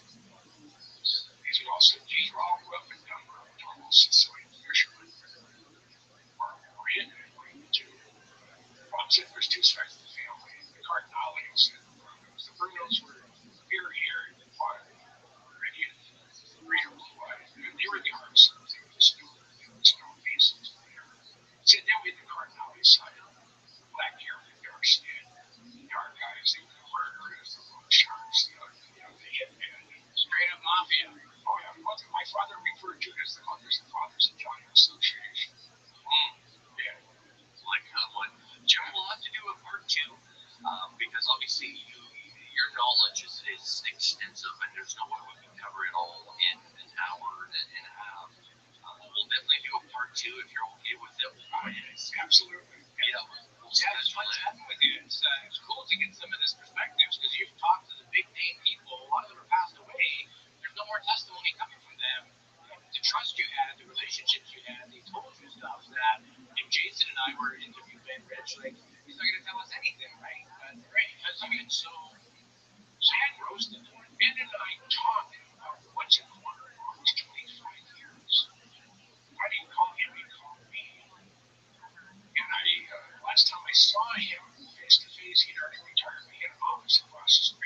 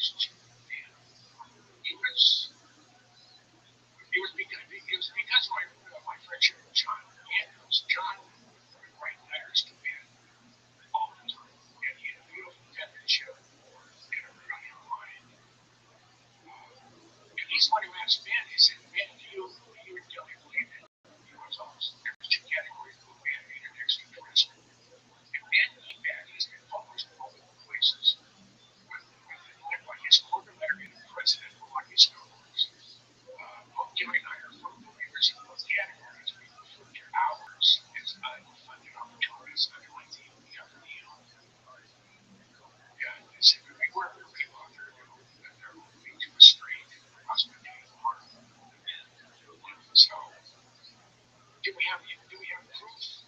Yeah, I think we do. Are aliens real? I have to say without a doubt, absolutely. We're not wrong. But one of the glues that holds the world together is the glue of maybe a supreme being, whether it's Jesus Christ, whether it's Muhammad, whether it's Buddha, Adam Smith, whatever. And if all of a sudden the world is being told that there's no such thing as heaven and hell, I mean, there is on earth. I know that I've experienced 3 times. You got the battle scars. Oh, yeah, but the spirit I'm married to now, she's the one I was supposed to marry in the beginning. She's just a future.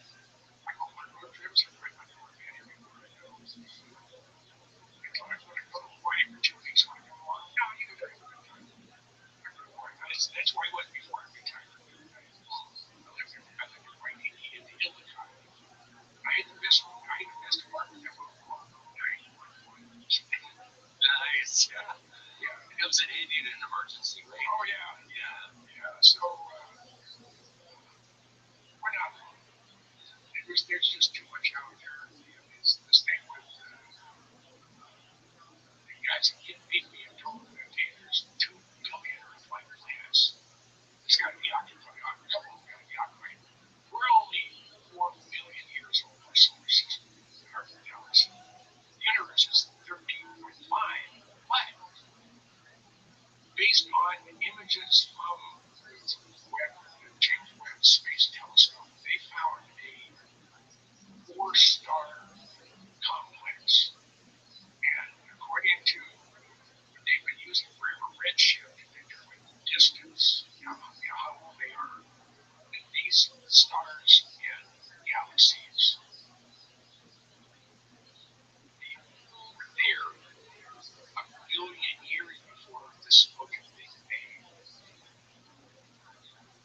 How do we answer that? I mean, as good a mathematician as you are, how does anybody go, yeah, we're 13.7 billion years old? Like, how accurate really is that number? I mean, we're mere mortal humans. You know? Would it surprise me if it was 5 times older or half as old? Because it's an educated guess. No, they've been able to prove, through good science that you can measure the distance away from us by the redshift. And there's a certain, one of the things that's going on in Kid Reed, and it's right now it's close to the man of fire going up the mountain, and it didn't do any damage to 10 feet, but it damaged a lot of the, there are no barriers. It's 2,000 feet down there, it's off the road. So until they get the barriers put up, they don't need to go there. But there's, just at the Mayo, this is the 4-meter telescope. There's a twin telescope, built the exact same thing down in Chile. And they took off the secondary mirror. They put a optical head up there with 5,000 optical lenses that are all adjustable. And when they were slowed down by this pandemic, 5 years they were going to do a spectral analysis. At each location, they're going to do 40 million galaxies, so it's only about 100 million galaxies, and they're trying to identify some way to measure dark energy and dark matter. Because they say that 95% of the atomic weight of the universe is made up of dark matter. You can't see it, you can't taste it, you can't smell it, you can't touch it. It affects absolutely everything in the universe. They're trying to, and stuff like that just tickles the hell out of me. And I'm waiting for the giant Magellan telescope to get first light. They make the mirrors at the Mirror Lab at the University of Arizona. They've built 8 27-foot diameter mirrors. Now, one's a sphere, they say proper. I can't imagine. It's expensive. But it's at 60 feet. The telescope is at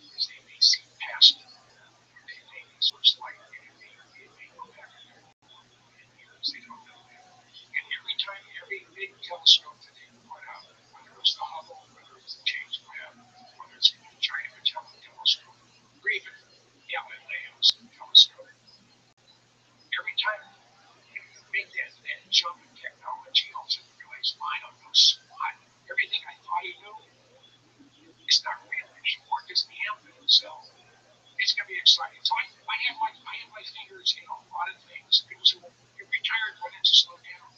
I said, if I stop, I have to keep this thing working all the time. I have to challenge my brain. I have to use my brain. And I enjoy it. It keeps me refreshed. That's probably the best way to put it. And I'm a news hog. I read everything about everything around the world. But I don't listen to anything on the mainstream media. Everything I read is European foreign press, English language foreign press. I get friends all over the place, and I get stuff, and it's just what I do, and I enjoy it, and I'm having a time of my life. And I believe it's an inspiration for guys our age too, young guys. You can sit and chat with somebody like you, friends with Bob Lazar for 35 years. Tell him to come on our show, would you? See, I asked him, because I want to know what either with SOR or when I was Jared Murphy or with Rabbi. He said, right now, I can't do anything right now. And that's just right now. That will change. So I'm one of the very few people who never backed down on my belief in Bob Lazar. He knows it. It's even in writing when he was in Freeland Chronicles. And our chapter is called the Elders, and the chapter is on John Henry's chapter. And I end there and I say, look, I'm a real skeptic about a lot of things, but everything when God tells me and everything I see from Bob Lazar is real. And I believe in the stories never change. Even when it was beneficial for him to say, yeah, I saw grace. He never did. He never saw anything. He saw references to him. He never saw any bodies or anything. They call them the kids. The other thing is, as for real, there was a Mormon historian. There was a lost Mormon tribe through the Nevada desert. And they were stopped at the, coming from Salt Lake, they were stopped at the border of Area 51 and Nevada test site. Through. So he went around the other side of the Mercury site and he snuck in. He walked in and he was underneath an overhang. And he was aware of helicopters and stuff. But since it's not Area 51, there's the active sentries out there. It's in the middle of the night, he got out to go to the bathroom. And he's looking across Veteran Flats and Denver Flats over towards the southwest corner of Apple's Range. And all of a sudden it was like someone was opening the garage door. He saw the lights opening up. The light didn't be bright. Couldn't tell what was happening. It was too far away. Binoculars. And then it closed. Next morning he got up and he did have somebody out of this. The road was close enough. He said, okay, binoculars. He looked at it. And there was nothing but basically mountain. Another thing, I have a friend of mine who spent 5 years at Area 51 in the F-117 room. And he had a down day after a yard crashed because they switched the 50 power outlets on the plane. And they had these couple guys that were looking for artifacts of mining and bottles and stuff. So they're actually on Campus Lake and just looking for stuff. And out of nowhere, you have the other guys that like utilities are, what are you doing here? You see my ID? You have no reason to be over here. Get out. They don't know where they're coming. There was no vehicles. They just appeared. And that's exactly what Bob said he was supposed to do.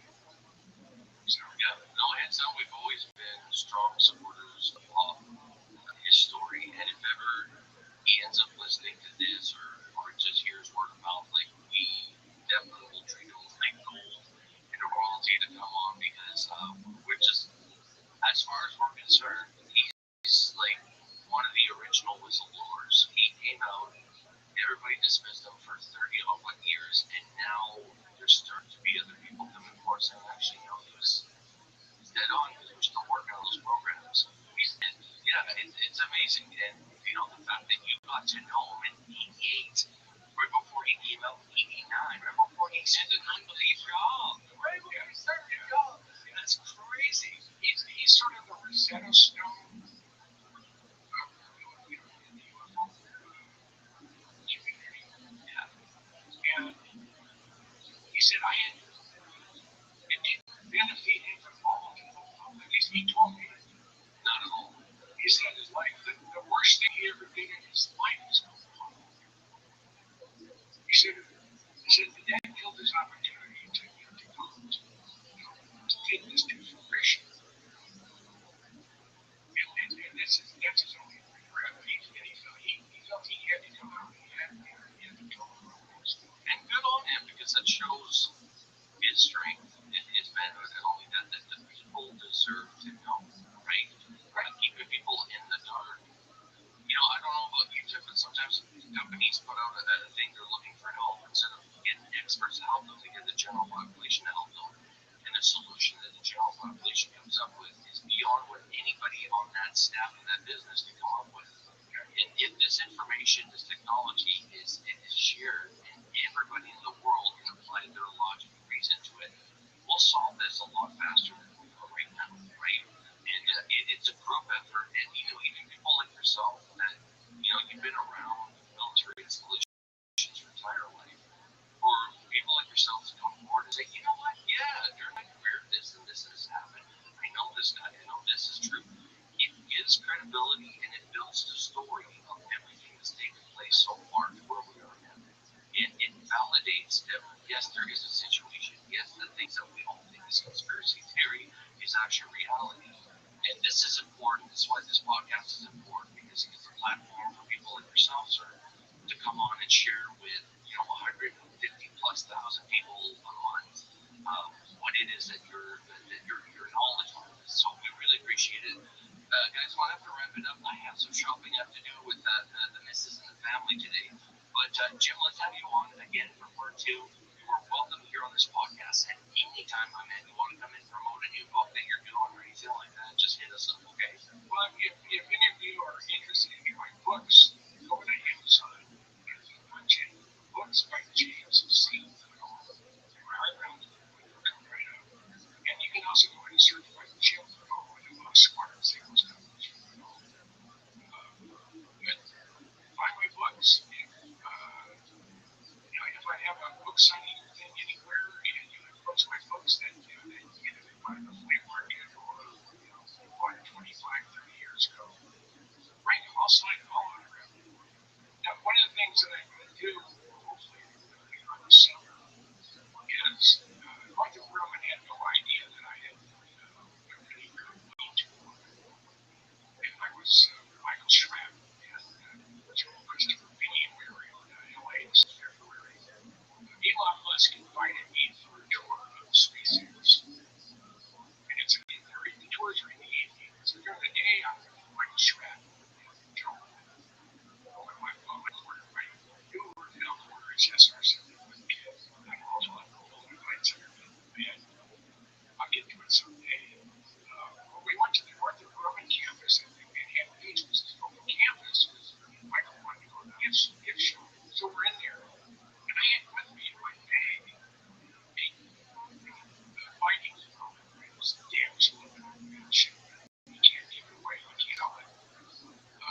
So Dr.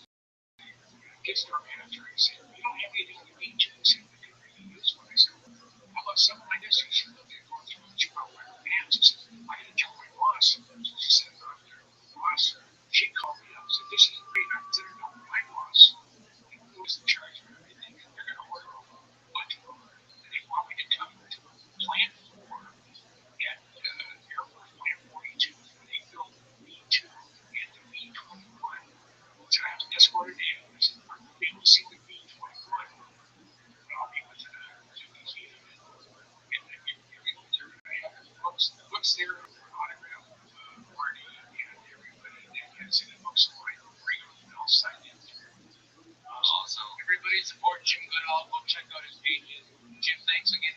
show. We really appreciate it. As Jason said, you're welcome back anytime. And best of luck with everything in the future. We'll chat with you again soon. Yeah, we want to do part two of this. One day after each week. That's good. It was a fun time. How long were we on?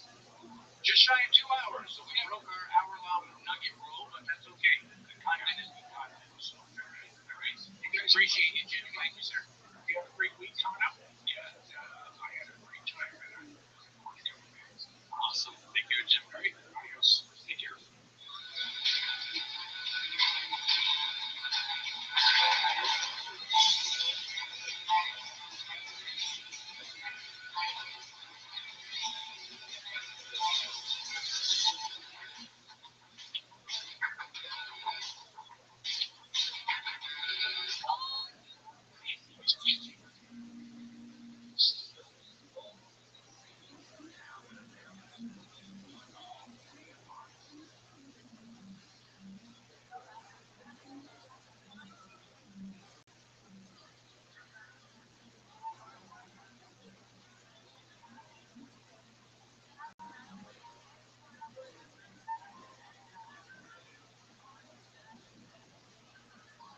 Everybody, hope you're having a good day today. We're going to do a first for UAP studies. We're going to get to know sort of the UFO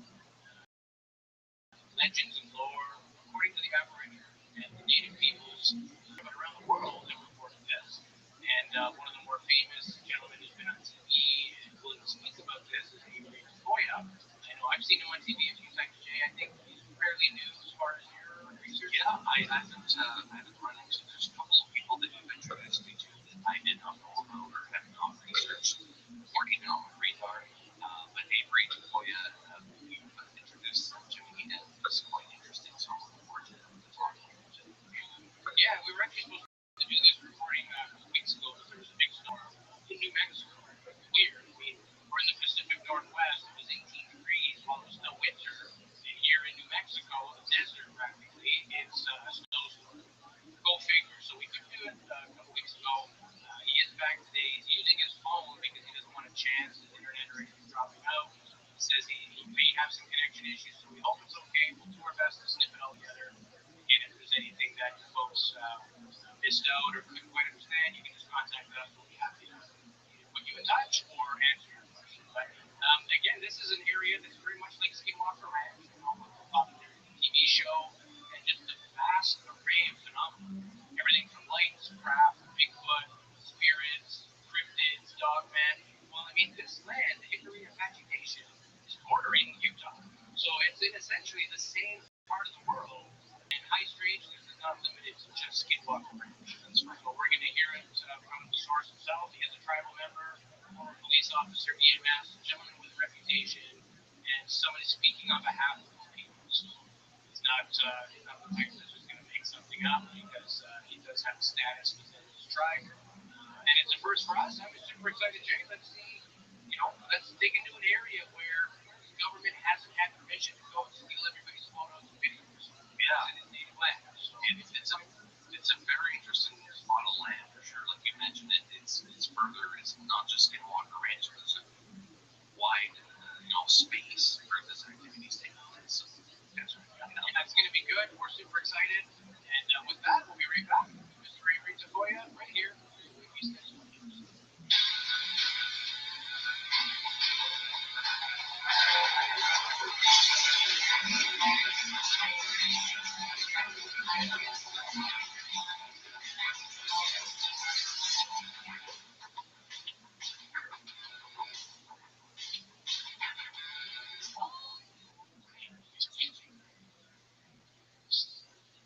Welcome back to another episode of UAP Studies Podcast. My name is Louis Borges. Joining me as always, my best buddy, Mr. Jason Gilman. on deck, sir. How's it going? Going really well. It's a great day today. For the first time, we're chatting with somebody who's a member of an indigenous population of people who have had high strangeness for hundreds, maybe thousands of years. We don't know. And I think it's important to tell the story and also kind of the fact that it's not crazy in a lot of Aboriginal people's legends around the world. And this is just something that's accepted. Yes, there are star people. Yes, there are ancestors. What's the big deal? And we're all still debating on, is this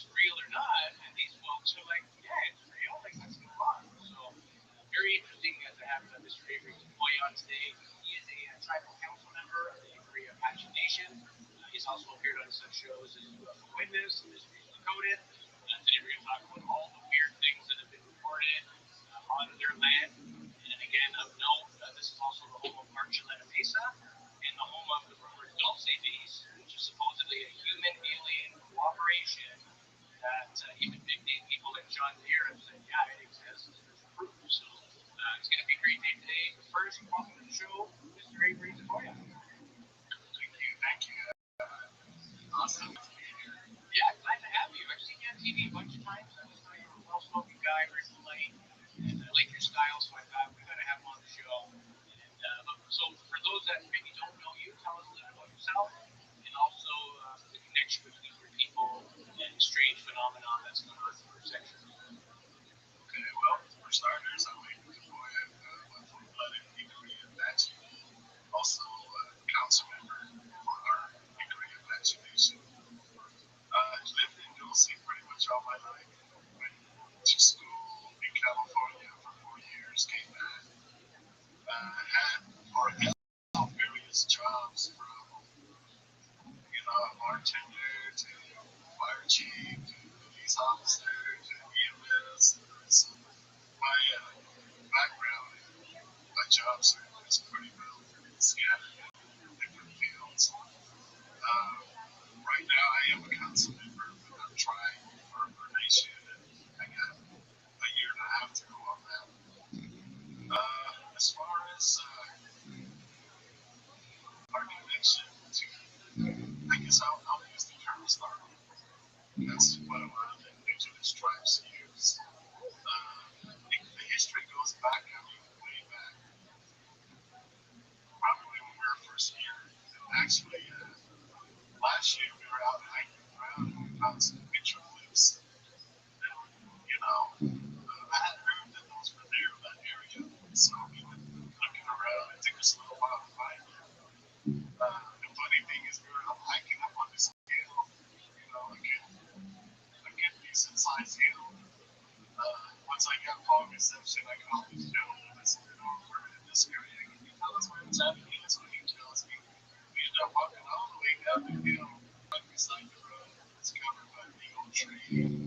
But anyway, they had different petroglyphs. And actually, they had some of what I can only describe as pictures. They had the creature drawn, and then they would have like paint drawn on the side. And there was like 4 or 5 of them. And I never got a chance to talk to this other gentleman who can decipher all that and stuff. So I'm kind of curious what the story is on that. But as far as, history goes back, and a lot of this is for a lot of the indigenous tribes in North America, South America, wherever the sightings and the connection with UFOs, UAPs, whatever you want to call them, goes back like since we've been here. Way back. And a lot of those will be on petroglyphs, as you all know. You can go anywhere in New Mexico, Arizona, Utah, Colorado, and they got petroglyphs of different symbols and stuff. And actually, back in 2020, I went over to the Hopi lands in Arizona, and they say that's the center of the universe. That's where mankind, all races originated. And they have this rock, it's carved, they call it prophecy rock. It tells the story of how we all came out from underground and branched out, how we came to be where we're at today. And the thing that's extraordinary about that is they have a line where they actually designated the pyramids. They have it between like the name, the first one, the second one, and there was supposed to be a third one. They never did anything. I never got the whole story of that. I'm curious about that. That's an ancient painting or ancient petroglyph.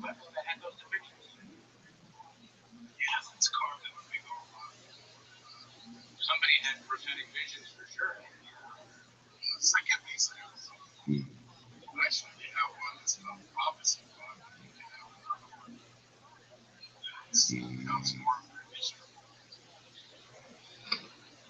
This gentleman was telling me a story of a couple of military guys. And this gentleman got irate and upset. He was telling us, why do you have that on the law? Apparently, it was the carving. And I guess in the military, that carving meant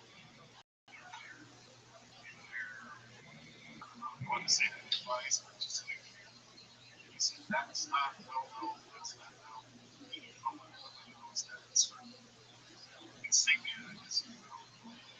So he was upset, saying, how do you guys know that you guys did this in this moment? It's hard by hundreds of years ago.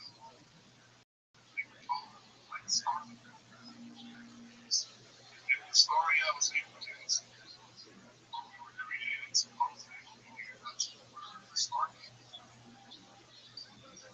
Along those lines, they were saying we were underground all this time.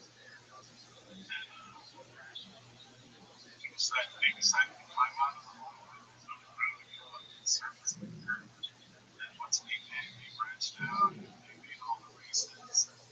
So, from what I gather from this elder, we were all originated in that area. And when they were underground, they were saying they had math.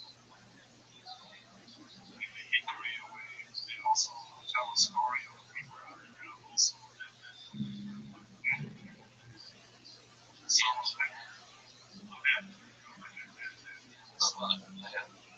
it's wonder are those who attend the games are those what are they? So I never I was going to evolve into that aspect of that also. So I'm curious. It's actually like that.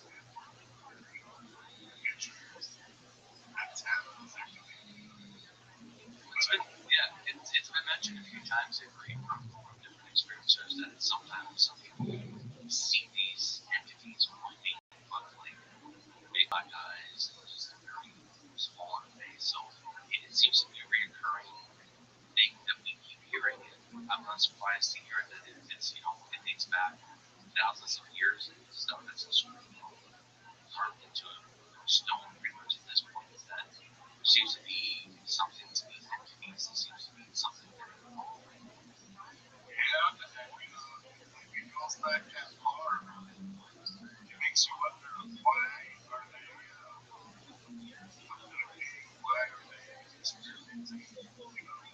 How do we know this was going on?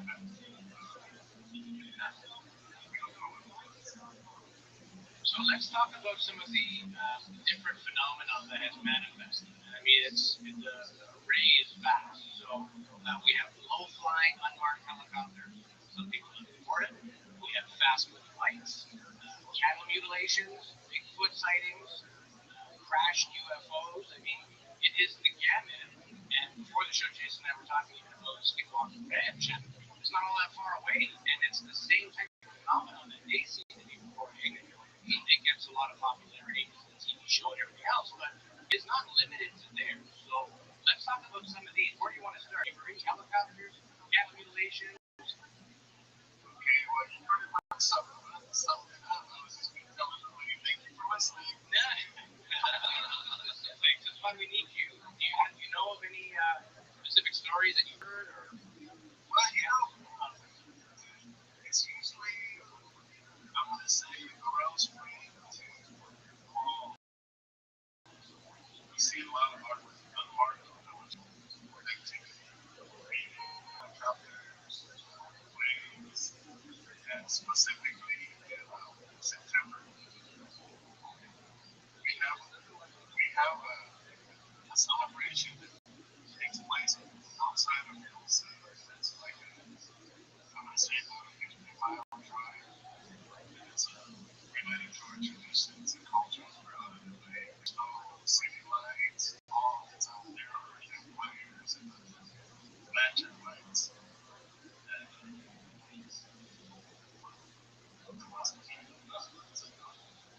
So you have a festival in September. okay, yeah, Military. a lot of during that time, I'm going to say like 2 weeks prior to the middle of September, a lot of people go out and they put on shades, whatnot, and tents and whatnot. The military flies over that area like constantly. I'm going to say maybe every 2 hours. And they fly so low that you can actually see inside the cockpit. Why do you think that is? What do you think is behind all that? I'm not sure, but a lot of those are C-10 planes. Every once in a while, you end up also becoming company planes. My only guess is they're flying from Colorado to an Air Force base in Colorado. It's strange that they would do that at that certain time. But I've also heard stories out of my channel about these guys are hiking. I should say horses, military guys come out. They kind of use this area. Actually, I had a friend say that happened to him about a year ago.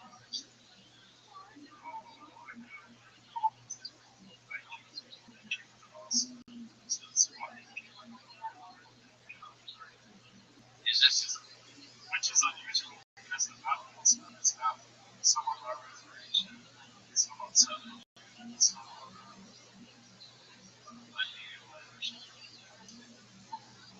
because that's what I was going to ask. Is this like typical to have the military presence on and especially party site?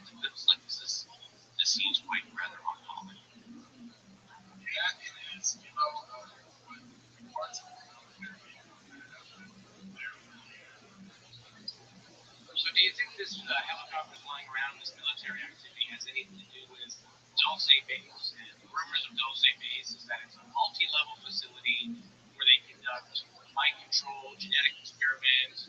Apparently there's even a cryogenic freezing facility like you would have for genetic work, embryos, that kind of thing.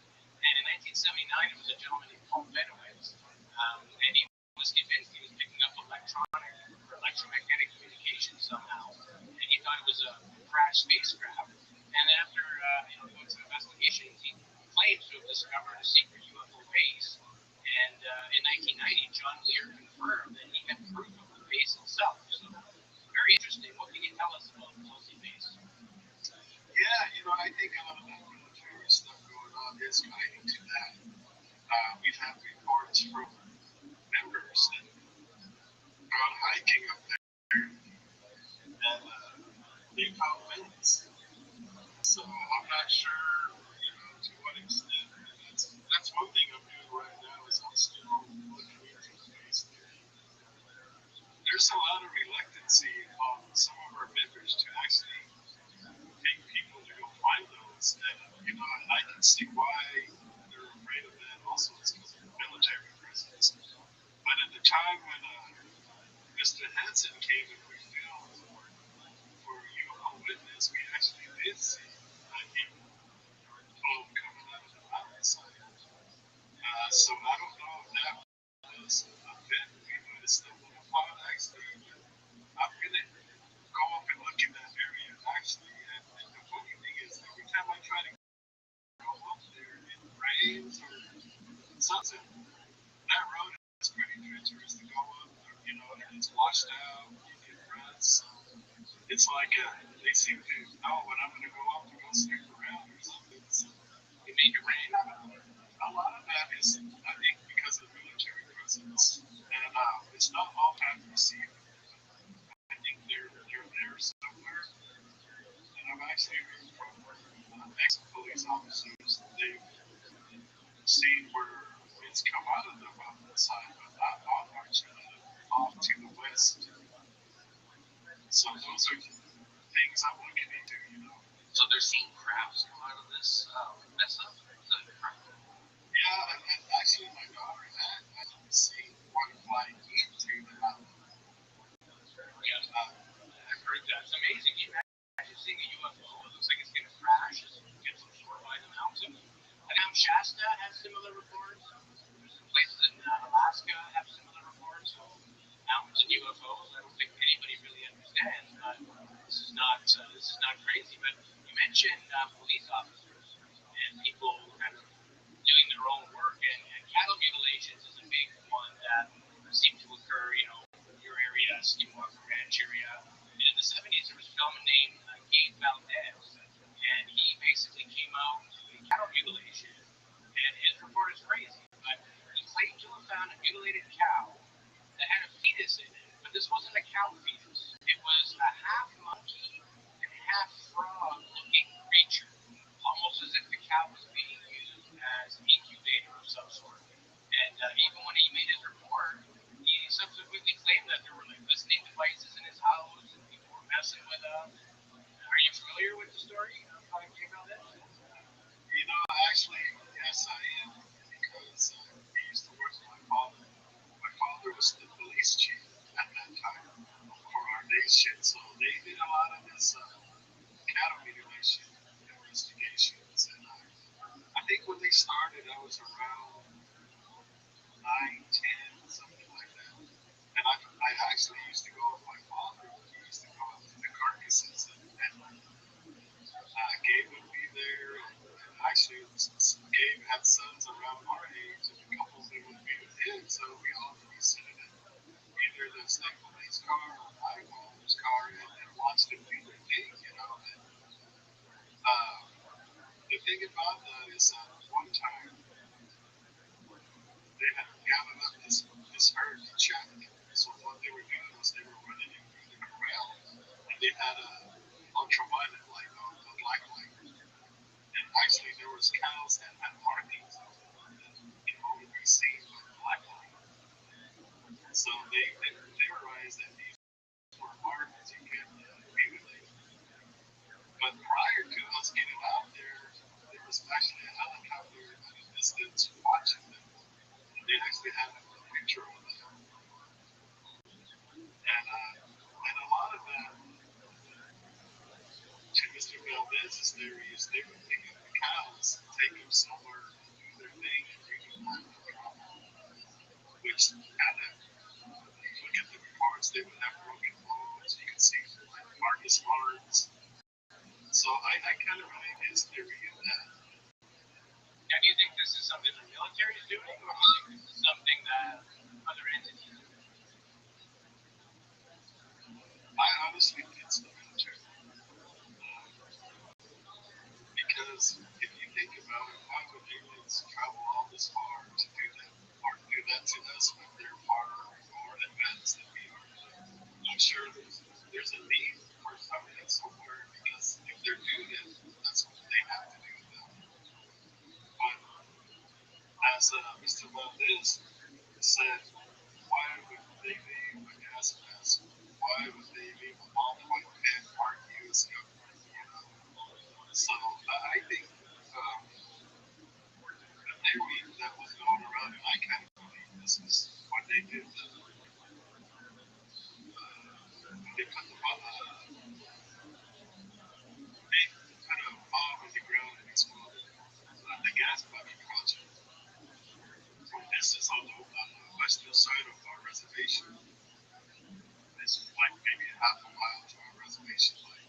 And then they just nuclear bomb for fracking into gas and oil.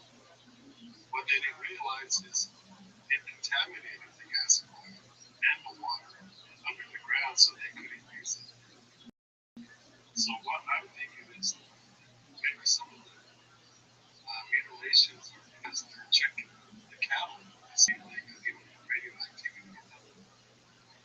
Now, the cattle mutilations in question is usually for people to this effect that are not familiar with cattle mutilations. Usually, the farmer or somebody who owns livestock will find an animal dead, and usually under pretty weird circumstances, such as the eyes are removed, the brain is removed, piece of the ear, genitals, no blood, genitals removed, and perfectly laser precision cuts.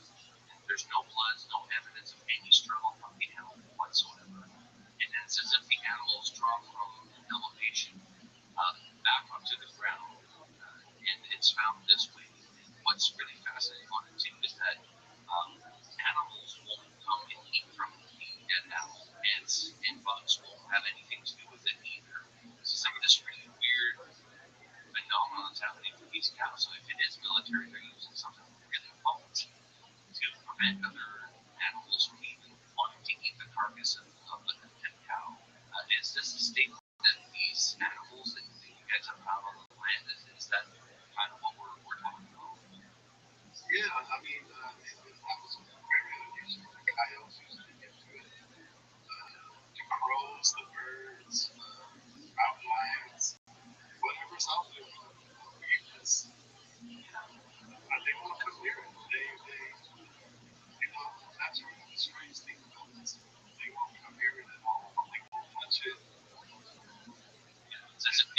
yourself as opposed to it. Yeah. So let's talk about some craft now. Obviously, UFOs are a prevalent thing that's happening. In fact, one of the elders of your people, a lady named Geraldine Julian, she's been very outspoken. She was on the episode with Ben Hansen and herself as well. And I mean, this lady's awesome, not scared to speak out. She looks like she's about 4'9", but you wouldn't want to make her mad. And I mean, she flat out said she's seen like a huge spaceship over her house, flat on the bottom, domed on top. Other people have claimed that they photographed them. You know, there's no lack of UFO evidence in and amongst your people. So, anything interesting or any stories you can share with us regarding actual UFO sightings? Generally, I spend a lot of time listening to her. And, God bless her soul. Unfortunately, she passed about a month ago. And she takes all that knowledge with her, all the sightings she's seen, all the stories. She was telling us this one time that she actually seen something also come out of Rothschild'S mountain. Big old bright light. I think she describes it as they said that they would come visit her. So I think a lot of what was going on with her is it goes back way back when she was young. So I think it was like a connection thing. You can talk, you can come to Nelson and talk to anybody. They probably can show you a video or a picture of some strange light. And I'd say in general, there was a lot of activity. A lot of people were texting me and sending me pictures saying, look at this light, look at, it's doing this, it's doing that. Excuse me. One night I actually went out and I just went out right. We can drive about 5 miles and we're out into the woods, either direction from the city.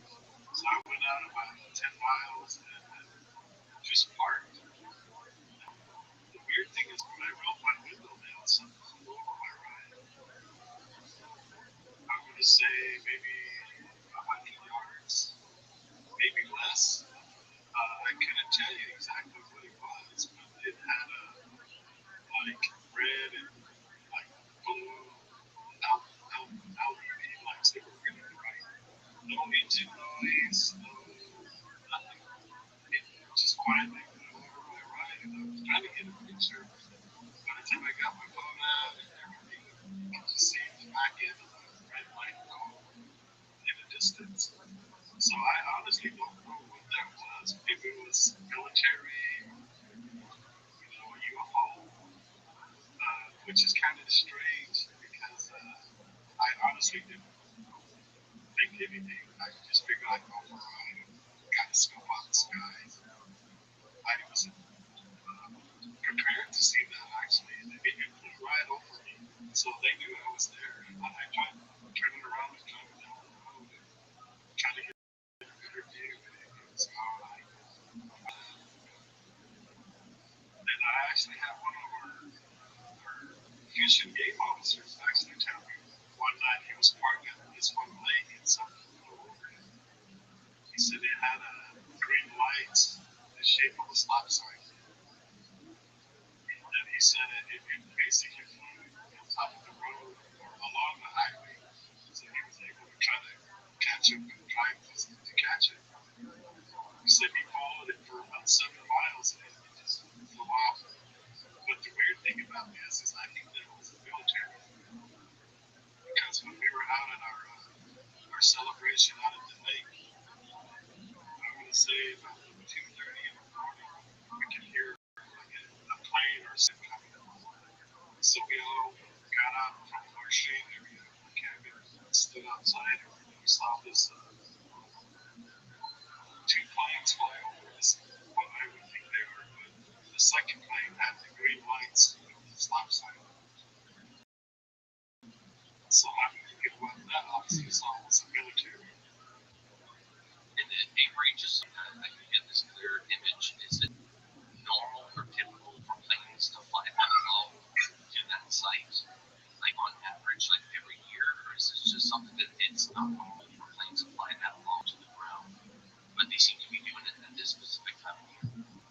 No, it's not normal. It's not normal at all. Yeah, aviation, height is your friend. I have a friend who's a pilot. And I said, like, 'cause I hate flying. I traveled for 3 or 4 years of my life. I've flown 300 times and still hate it. And he was telling me all the different things about it. And basically, he was saying that, Just about flying, it's not typical low flight. yes, yeah. So the whole idea of flying, I said, what are you going to fly at 40,000 feet? There's no small accidents. And he says, no, elevation is your friend. If something goes wrong, the pilot has time to fix it. They can, even if it stalls or whatever, you need that elevation to be able to drop the plane and bring it back in. The most dangerous way to fly is 300 feet over the ground. If something happens, you're done. So, yeah, so it doesn't seem like it would make a lot of good sense for aircraft to be that low ever, let alone over like native land, which they probably have no business being over in the first place. Very strange. Well, they even fly that low over those the channel. Yeah, I mean, that's the thing that scares me because, like you said, you need the altitude to correct your problem. And if you're flying that low and something happens, you're going to crash into it. Yeah, exactly. No worries. Now, do you think this has to do with the land itself, the topography? Because mesas seem to pop up in a lot of different areas that have anomalous things. Even Skinwalker Ranch, the biggest area of what's going on is the mesas. So, do you think the land itself might have anything to do with this? It might.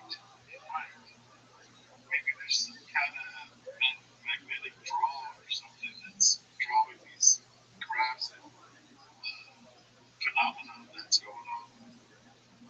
And just for the listener, because I just learned recently what a mesa is, because it's not common. Like here in British Columbia, we got the mountains, we call them mesas, and they're called the landscapes across the world, are not really typical mesas. We explain to the listeners in the audience what a mesa is, so they have a better understanding of what, if there is military operation going on, what is that called? It's a mountain basically, which is the flat top. The top of the mountain is just flat, and there'll be like rock draws pretty much all the way around. Nice. And so, how much of those occupy the landscape where you guys are located? Oh, it's everywhere. Yeah. I think they're going from erosion or something, right? Water or wind erosion. Yeah, that's basically what it's from. So I picture the Grand Canyon. I mean, that's the biggest example of it. But you have what was there, and then it's all poured around. One erosion is removed, and you're now in a mesa. Yes. The Great Ice Age did a number on it. Yeah. No. So we have activity that's taking place over quite large landscape. This is all across a couple of at least 2 states as far as I know, right? Utah and New Mexico. That have you heard anybody say no with interactions with entities? I know Bigfoot. We've been discovering this subject more and more, and I was not a big advocate of Bigfoot before. I always thought that was something silly. Of course, UFOs are real, but Bigfoots are something I'm starting to understand that the two are correlated together. But if you had any stories of people having encounters with either Bigfoot or other entities like alien abductions or anything like that taking place on the landscape or people that you know. Yeah, I personally know quite a few where they say they were taken away from their house, and then when they come to, they're in a room. It's all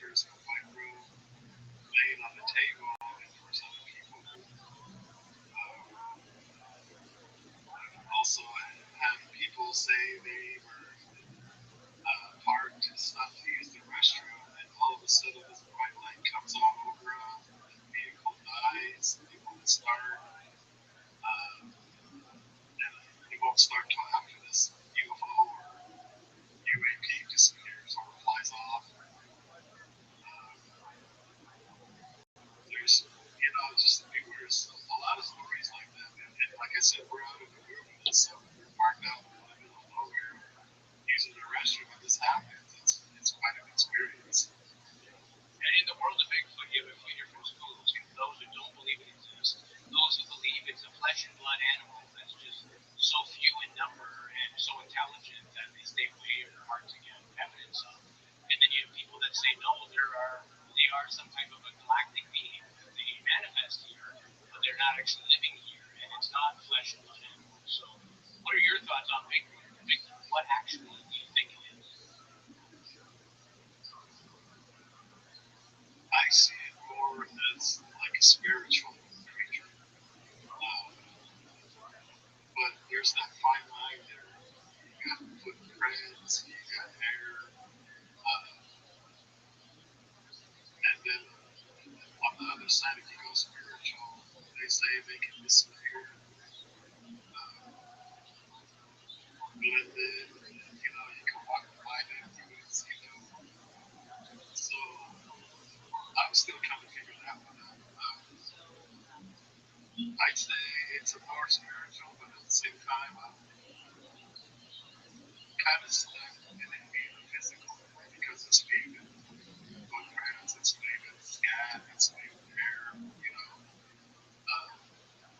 animals that they obviously need bone marrows where they break the front or back legs. They got the marrow out of the bones. I mean, a bear can't do that. A mountain lion can't do that. So it's just one of those things, and I've actually had at least 5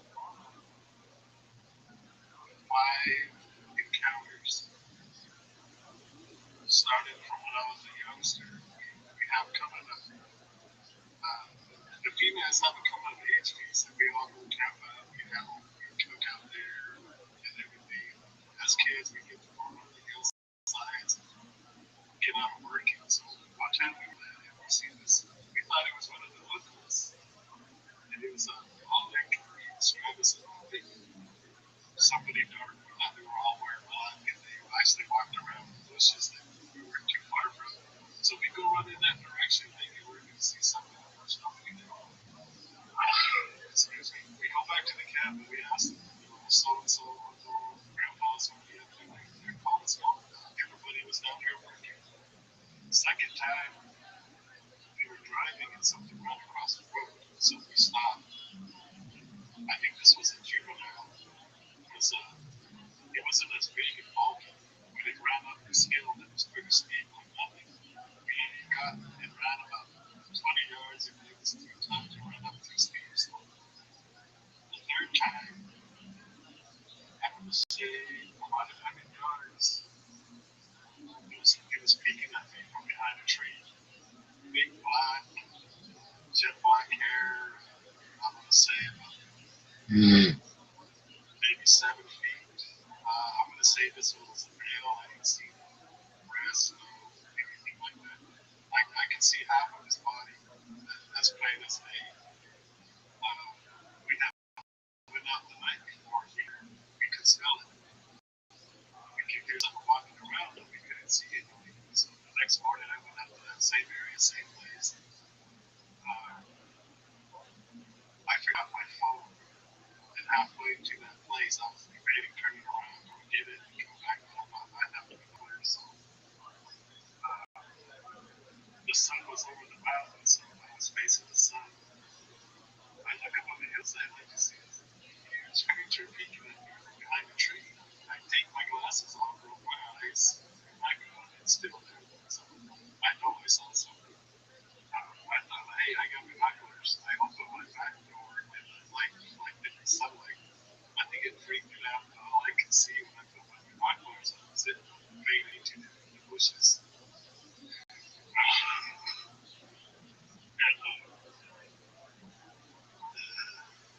Next few times, there's this man that's coming towards you. It's an open field. You got bathrooms on both sides, kind of like a draw. I see this. At first, I didn't know what it was. I thought it was like a tree stump. I've driven that area many times, and I know there's no tree stump. This was squatted down with like Almost City. The hair was like dreads. I was driving by, it was kind of raining, so I could stop. There was rides behind me. But I'm looking at this because you can just see right off the road. So I go down the road, I turn around, I come back, and then pull into the driveway with this trailer. So it was up on the hill. It was just sitting there. And it dawned on me to whip out my phone and take a picture. It was just kind of sad. And then I laughed and then I'll come back tomorrow. I'll get to the same spot that was up there. About a month later, it was higher up, and I could see it. Same thing, same color, dreads, you know. So, probably here in about a couple of weeks, I'll go to that area and put some cameras up and see if I catch it, because I've seen that there 4 times so far. And this is just right off the road. That's crazy that it close to civilization that just doesn't care if it's spotted. Well, they've pretty big. Yeah, they're like, who care now? And Avery, what about cryptids? Is there any events that's been taking place as far as you know around you with cryptids? I know it's very popular with Skinwalk Ranch. They're seeing a lot of weird animals, strange entities. Sometimes does that happen at all in your neck of the woods? Yeah, they do some strange stuff. Actually, my daughter had seen something that's probably described as a skinwalker, but it looked like a horse. And she had seen it in the field, and it was standing, and when she looked back on it, it was crawling on all fours, like an army crawl. Oh, really? It's as large as a horse? Yeah. That's creepy. Had a horse body, basically.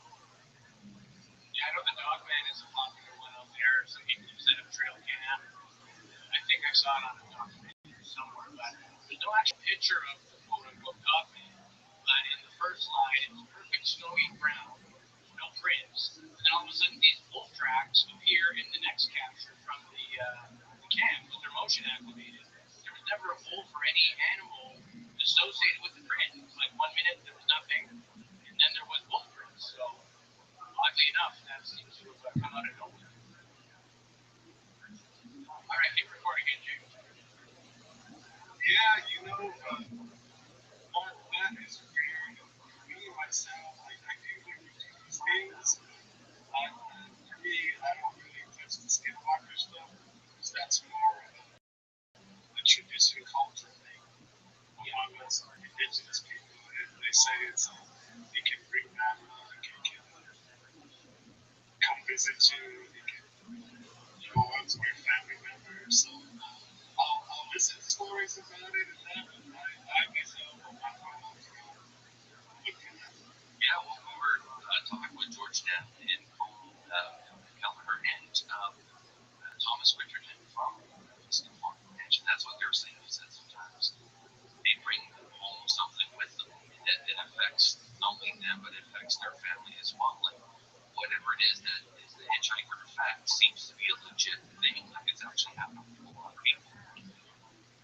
Oh yeah, I don't blame you. I would stay out of that myself. I'd rather do the usual thing and I know we were talking about the skinwalker now, but I had my own experience when I was a young child, 5 years old. Oh, Avery, seems to be some issues with the audio. It's very garbled right now. Okay. That's better. That's better. Yeah. Okay, yeah, but I was small. I had a being come visit me. And the strange thing about this is it was when we landed on the boat in 1969. I did research on it and I delved into that specific day that we landed on the boat. We were having a celebration in the summer and everybody was out of the house. I was taking a nap on the couch and my brothers brought back. I went to go use the restroom. I walk by the door in one of the rooms and I see something on the corner of my eye. So I thought, there's nobody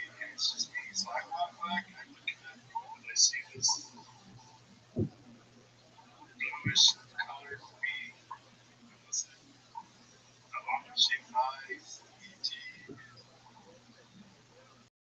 had like a moose float to it. It actually had what I use a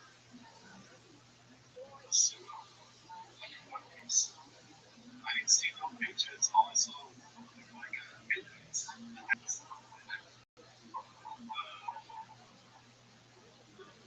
It had like a little slit through the bottom. Probably had a nose, but I was smaller than this pig, so I'm kind of I freak out when my cat already had vaccine. So I run out of the room and I run outside the front door screaming my head off. By then, I'm pretty sure my brothers hear me screaming my head off in the back. I see my mom and then walking on the rug and we can see her in the full out screaming in the house. And for some reason, I run back into the house. I run back into that same room. It's still there. But this time I noticed there's like a pond behind it. I'm not sure if we communicated in any way, which I'm pretty sure we did because we stood there looking at each other. I ran out of the house the second time. When I ran out of the house the second time, I looked up.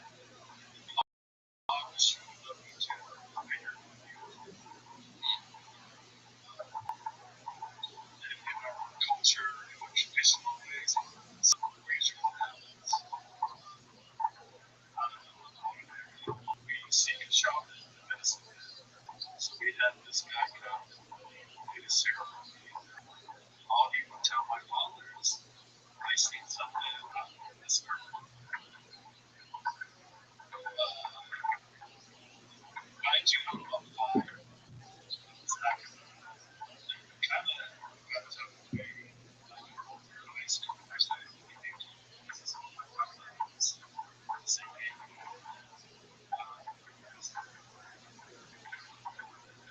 I asked my mom, she was that's what she said. I've always wanted to do this. This is the same.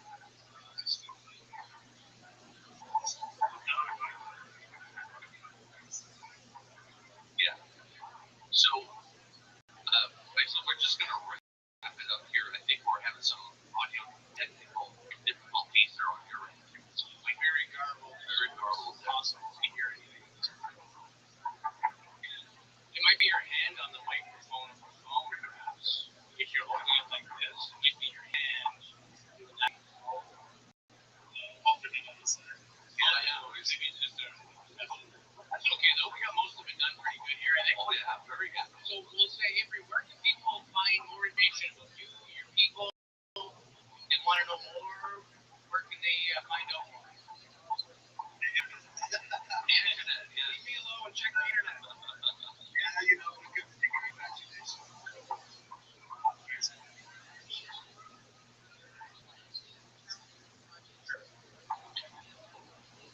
Perfect, Avery. We thank you so much for joining us today on UFO Studies. It means a lot. Let's do this again. If you get anything on your trail cam footage, Bigfoot-wise, I don't think we've ever done a Bigfoot episode. We're mainly UFOs, but there is a connection. If you find anything amazing, you let me know. Let Jason know. Definitely do another show. Sure, well, I'm actually going to go find all the cameras I have. I got like places to be able to up my 3 miles and see what I can. Nice. Perfect, Avery. Thank you so much, sir. Thank you guys. Thank you very much.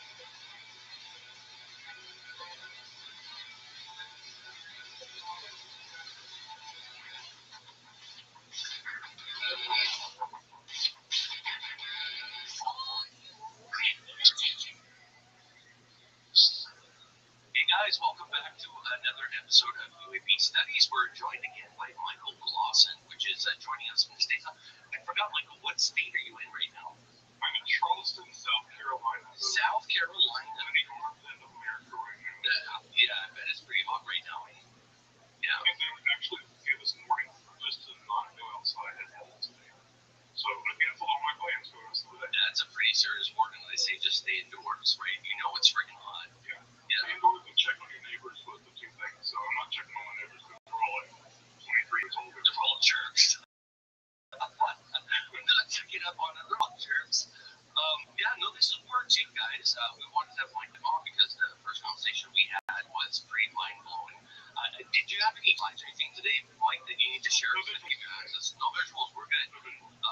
But the subject of philosophy, especially when it comes down to ufology, is very important.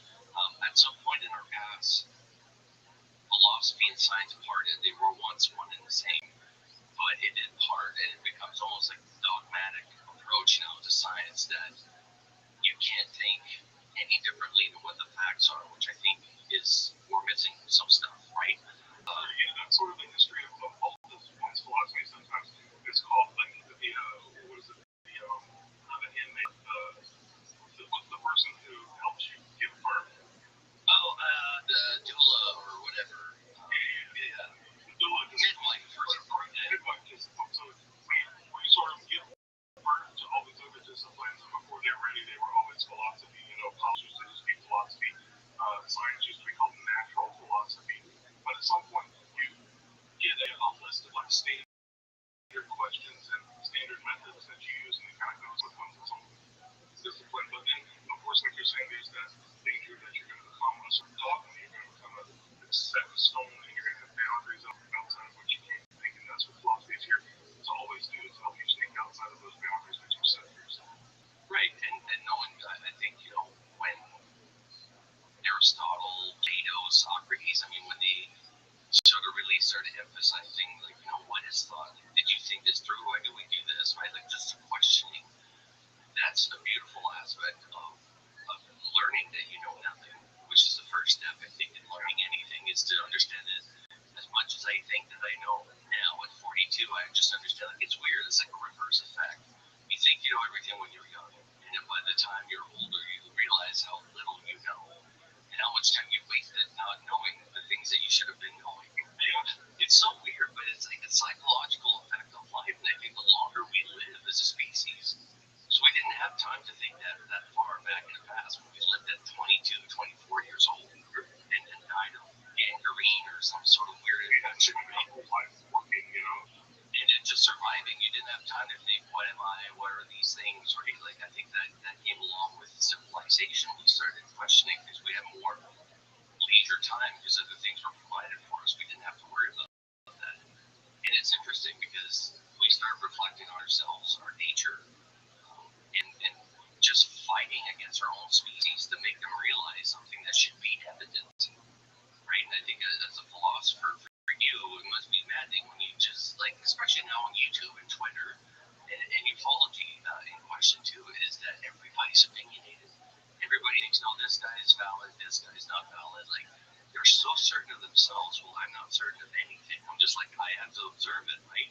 Yeah, it's sort of maddening, but in one way, it's encouraging because people are thinking, right? People are finding their own positions on things. And so as a teacher, I taught at universities for over a decade, and one of the more frustrating things is when people come into your classes and they don't seem to have any view at all, or at least they don't feel any confidence in expressing what they think. That's more disheartening than a person who has a view and sticks to it, because you can maybe whittle them out of their dogmatism or their sense of security. So in one sense, it's encouraging, but in another sense,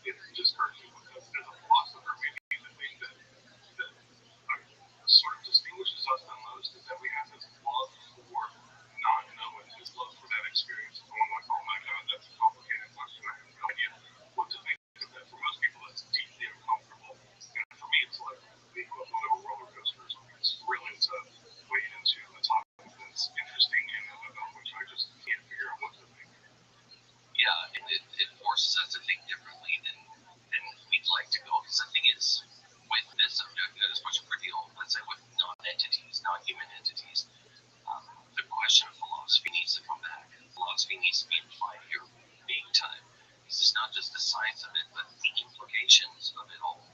The technology leaking into society and society's use of this alien technology, eventually understanding what alien non-entities are, and like there's major implications to our civilization. And even like I think back, because you study this stuff, but everybody had said, I know you're not a big fan of Ayn Rand. I am. I like some of her philosophy, not all of it, but some aspect of it I like. But you mentioned something that was quite interesting, that you prefer people to come into your class with a foundation or a base already on an opinion, rather than somebody who has none. Why is it dangerous not to have an opinion and just to be neutral on anything? Well, I think that it's sort of our natural inclination is to gravitate towards some idea that we can use and like get through the world with. So when a person feels reluctant to, lean in any direction at all, or sort of identify any direction as the one that kind of appeals to them the most, it kind of signals to me that they've been taught against their own natural nature to not commit intellectually to something, so they just sort of sit back and observe a lot, which can be good, but I think there's some things where I'm like, about people who are like, I just don't even know what to think, I don't think about that. That tells me that they've been kind of traumatized, talented, or discouraged from doing their own thinking, and that's kind of just our natural state is to think and wonder and lean in one direction or another. Yeah, and also socially, people teach us what's appropriate, what's not. Like when people used to bring up UFOs, even 10 years ago, people's natural reaction was to laugh it off and to dismiss it. And that's not, it's not the case today, but that there was a shift there, right? There was a shift in mentality, or just saying, okay, maybe it's okay for you to talk about it now. But that did a lot of damage, not addressing something. It's like saying, hey, blues are green, and everybody argues with you. So stating facts, and I always think about that, like, what are the implications of mankind? Just for those that you mentioned that don't think or don't have a foundation, like this will rock their world, because they've never contemplated anything outside the limited space they allow for themselves.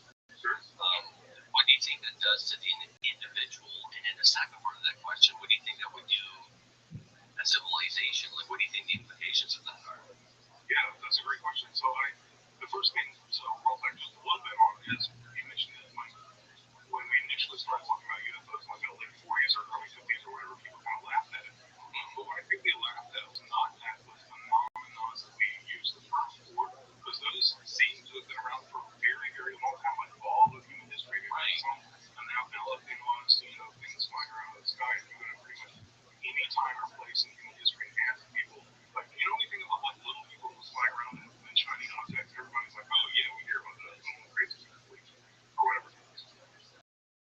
But so it's not that they're laughing at, it's when we gave it a name and sort of conceptualized it, that we can also start like putting it into more movies and making tabloid headlines. That's when it became a subject about which we could laugh. It was the framing that somehow American early sci-fi era America put around this phenomenon that made it laughable. But I think that the bigger question to ask was, what does it do to people when you introduce this like framework shattering idea into their world? And honestly, I don't know, because if you look back historically, there's been a large period, just in American history, there were long periods where people tended to think that there were like other life forms in the world. I mean, look at the Mormon movement of the 19th century. I mean, the second Mormon prophet was saying that there are people who have lived on the sun, and lots of people believe that, and it doesn't seem to like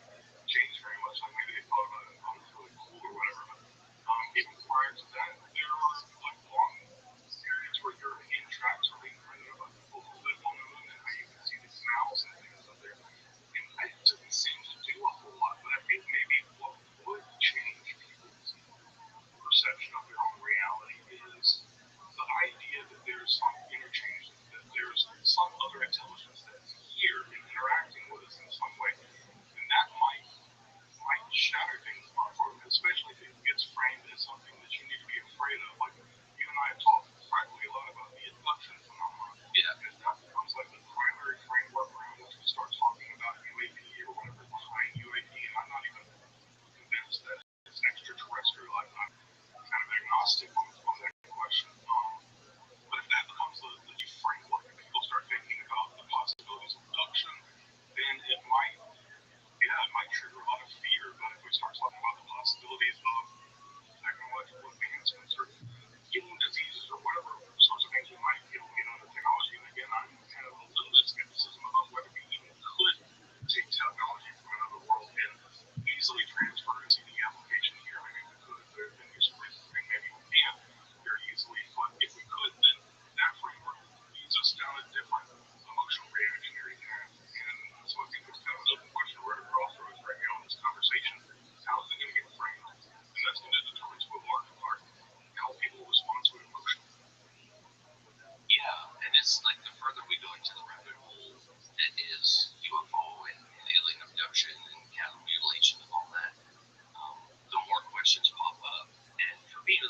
philosophical questions pop up as well. What are the implications of that? We were talking just the other night, you and I, just about Congress coming out and hearing about this, and there's also a dark side to ufology, which people don't tend to cover much. But the dark side of it, not only the illegal things that were done, the crimes that were committed to keep this a secret, but also the cases that seem like people were killed by non-human entities, and that's a scary bit. That's a part that I know with Stephen Greer, he's very much on that, no, they're friendly, we're the ones who are hostile, but I'm not wholly convinced.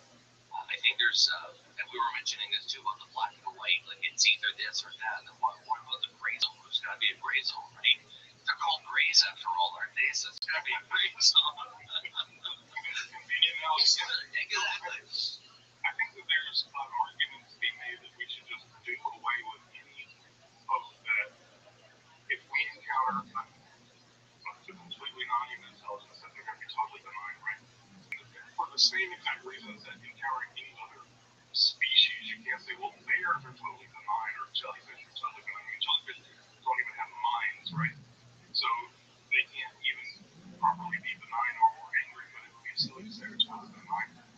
Because any non-human intelligence or species is going to have aims of home that aren't constructed purely with regard to our well-being. To say that something is totally benign is just to say that all those aims really take us into account and do so in a way that's for our benefit. And it just cannot be that, if we encounter some completely non-human intelligence that is already going to have constructed all of its aims and projects and intentions and biological needs and things in order to accommodate our well-being. It just seems too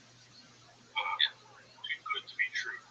So the best we can hope is that it would be nice and would try to take our well-being into account, but there's no telling how they might calculate things. I mean, they have needs of their own, and they're going to have to, at some point, questions about whether they should sacrifice our well-being for their own, and we know how those kind of thoughts go with our own species, so it's probably going to be intimidating.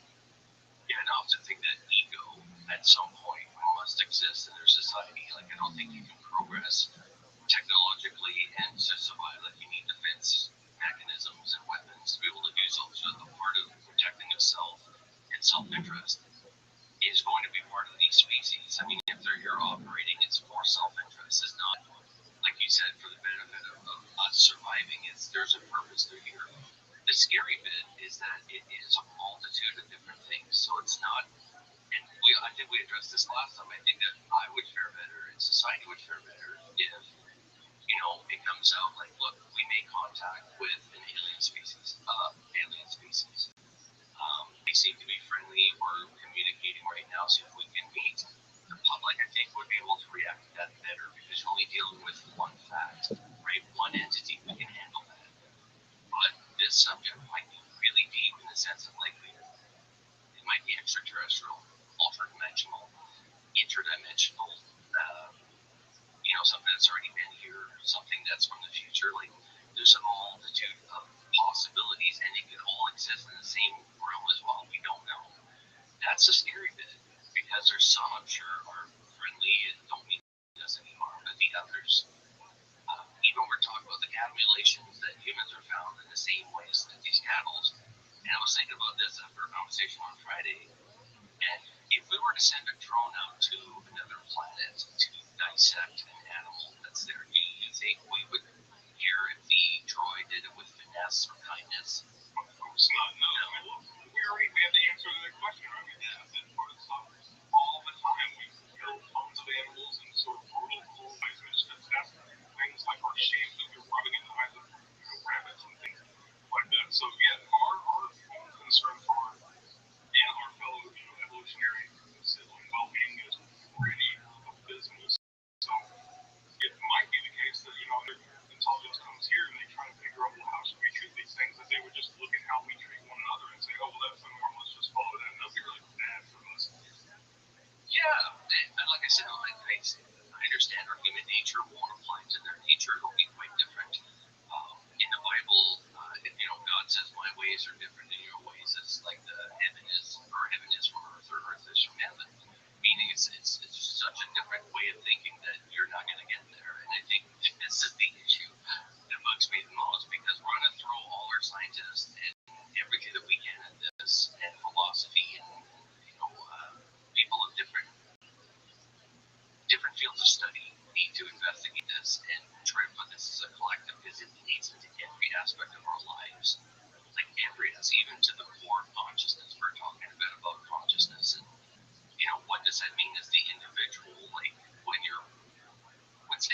it's not really a right. It's, amongst ourselves, it's a right, human rights, but for them, they can come and go and just do what they want to you at any one time. And there's moral rights to like, you're talking about moral rights to like not have your own free will and you want to like it. Yes, exactly.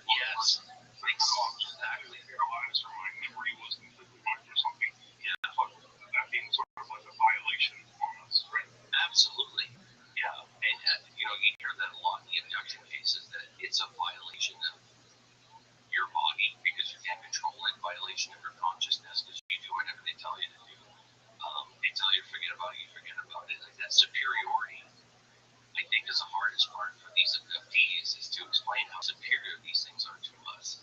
And it seems like they have every right. People say you don't have a right to do this, and they say no, we have every right. Or you signed up for it. Like there's a weird thing that's going on there. But I think that maybe that's for these abductees, like that is the hardest part to cope with, is a complete lack of any control over it. Yeah, that's a violation. I mean, so this is something where my philosopher has on. I can actually contribute something straight from my business. Please, yeah.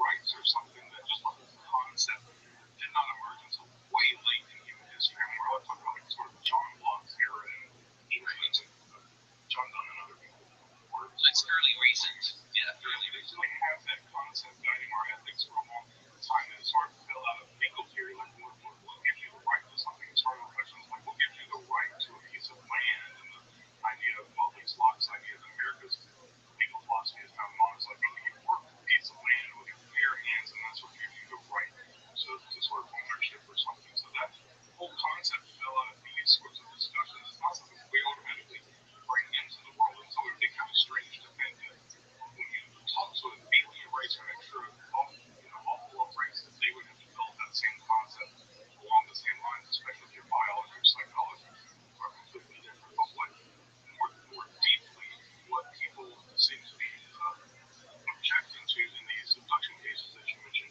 is what we call in philosophy bodily autonomy. The right of ownership of your own body and to direct your own body's experience and to be the one who controls what you go through and what you experience and how you experience it, right? So a lot of times in world philosophy we talk about like rape, for instance. The wrongest rape is construed in terms of violating a person's bodily autonomy, what position their body is in, what they feel and things like that should be yours. So it seems like that's the ground upon which a lot of people were complaining that makes it sound petty, but the way that they feel traumatized by the experience of abduction is that their autonomy of their own body has not been violated, sort of in like a rape way, which I can understand and hear. If whoever's doing the violating doesn't have a similar relationship to their own body and their own consciousness, then we might not expect them to understand what it's like to go through that. Yeah, good point. Because that's something that they're used to, or something that they do themselves. Like, they wouldn't see from our point of view that, and there's no, for the people that do come back relatively unharmed. I mean, there's some issues there, but it's interesting. It's interesting that they can do that to you, but yeah, we often joke that they don't throw you out the airlock when they're done. At least they return you to the right place where they took you from.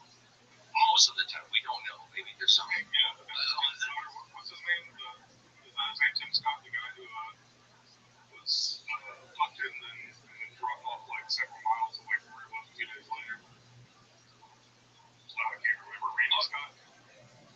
You thinking about like the Fire in the Sky incident, or? Yeah, that guy. Okay, you got Tim in my head. It's not Tim. The audience is gonna kill us right now. They're probably just shouting it out right now. Look into the comments and I'll tell you. Yeah.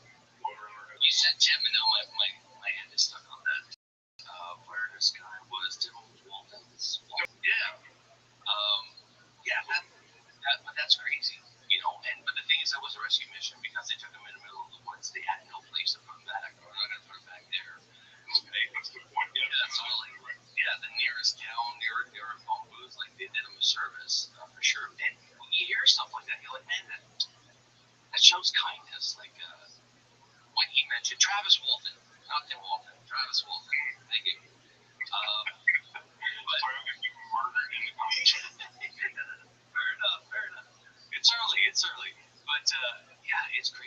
because he thinks that it was restoration after a while because his friends left him. He was in really bad shape, and when he woke up, they were working on the painting behind me is from his point of view when he woke up, and he could see three entities above us. Yeah, that's his hand up there or whatever. I mean, that's not legit what happened, but a rendition of it. And it's scary because you realize that there's no ill intent there. You know, they did him a service. They brought him back. They kept him alive. It was a weird experience for sure. And I think and that's the thing. It's an alien experience. Like, how do you describe it? They always say, "Oh, it was like this," but not really. Like, and I can totally understand we don't have the lexicon for that yet, right? That's really one of the things that when I started getting some level of interest in people's experiences with UAP and abductions and things, one of the things that was most compelling to me was reading testimonies where people would say that they didn't quite have the vocabulary to explain their experiences, right? Because people don't mistake some normal experience for something they don't have any vocabulary for, right? If you see something straight across the sky and it was actually a weather balloon or it was actually a meteor, you might mistake it for something else, but you don't mistake it in a way that says, oh, you know, it's just some color that I've never really seen before. I can't even talk about what the surface texture was like. It was sort of like aluminum, but it was also sort of woody or transparent or whatever. Those sort of outside of your normal vocabulary experiences kind of convey a truthiness to me, a truth-like quality that I can't find in other places. You just don't find them in the realm of normal human experience. And that's kind of what started making me think about how these people experience something. Well, I knew they experienced something, but it's not just a mundane experience that they mistook because it's outside of their normal vocabulary of experiential descriptors. Yeah, I think maybe the closest thing to that is somebody has an acid trip and they go through and they see different things they can't describe it. They've never had that happen before. There's no point of reference. As a person going through these experiences, like there's nothing you can latch on that makes any sense. So yeah, that's interesting. And when you hear the commonalities between these abductees and the things that they go through, like not only the emotions, but things that are said to them or messages that are left, like it's very interesting. And on Friday, we were talking about the Zimbabwe case in 94. And that's crazy because that little entity, when he turned around and addressed the kids, I was like something like 60 odd kids, but each one, from the little guys all the way to the older ones, each got a different message from that being at the same time. Like, how superior is that intellectually to us? Like, I've never been able, like, I can convey with my words things that don't make sense to another Homo sapien, but to convey emotions and show them things about the future and stuff, like, 60 individuals, like, that is scary. That is not something that we can even fathom at this point. Yeah, I only know the basic outlines of that case. Did the kids ever, like, convey what messages were given to them individually? Some of them did. Yeah, so some of them did. So right after it happened, it got given to the Harvard professor, John Mack. And John Mack, of course, was fascinated with the abduction phenomenon, and he was a huge inspiration on me to start the podcast to begin with. But he flew down there and he started interviewing. And what they did is that they separated the little guys, like the kindergarten stuff, because they were freaked out. They didn't want to traumatize them, so they didn't interview them. But they interviewed the kids who were a little bit older. And one of the kids, you know, she was saying that she felt like it was saying, come with us, like it really wanted to. Some of the ones were terrified. They were, you know, getting messages of end of times and just global warming. And each kid, I mean, I don't know what each kid received, but each one said that they could hear them or like understand their emotions and their minds. It's a really weird thing, telepathy, right? And that always fascinated those kids still today. There's a documentary that came out not too long ago. It's called Aerial School. It's fascinating because he takes people that were there, kids that were there back then, and legitimately have PTSD, like they post-traumatic stress from this incident. Sure. Yeah, like this one little girl, her parents are very fundamentally Christian. There's no way she could talk to them about this life-changing experience that she experienced. Even the teachers in school after a while told the kids not to talk about it because it was too but it's fascinating, and it's not the only time that these entities appear at schools. They do that often. Yes, England, Canada, a bunch of them, even playgrounds and stuff like that. Like there's an actual interest in our kids, and not only that, but the development of our species. It's interesting, man. Like this, it brings up so many questions. Like why, right? Well, children are objectively better and more interesting than adults. So hands down, and great observers too, because they'll take everything in. I think as adults, we have blinders on. There's a lot of things you don't see because we're conditioned not to see it. And kids will report things that, adults can't really say, and their experience is different. When they're little, these entities are almost like friends, like children that they play with. When they're older, it becomes more traumatizing, but I think that's because you start realizing that it's not normal, where your brain is now conditioned to saying what, stating absolutes, which I still have a hard time with that, like stating absolutely, yeah, especially in this field. And it's hard because you gotta pick a lane and drive in it, right? And I say that to people, you gotta pick your article that you had, and you picked your niche philosophy, right? And I'm talking about for the people listening, the article in a debrief. What was the title? I think that Mike was a much better editor and sort of person, I don't even know how to say it, pitcher than I am. Gave it a title like, it's time to rethink some of our basic assumptions about UFOs or something like that. Yeah, but it nailed it on the head because that's exactly what your article was about. And it brings up the question of getting philosophers. I got some that had me on LinkedIn, right, which is great.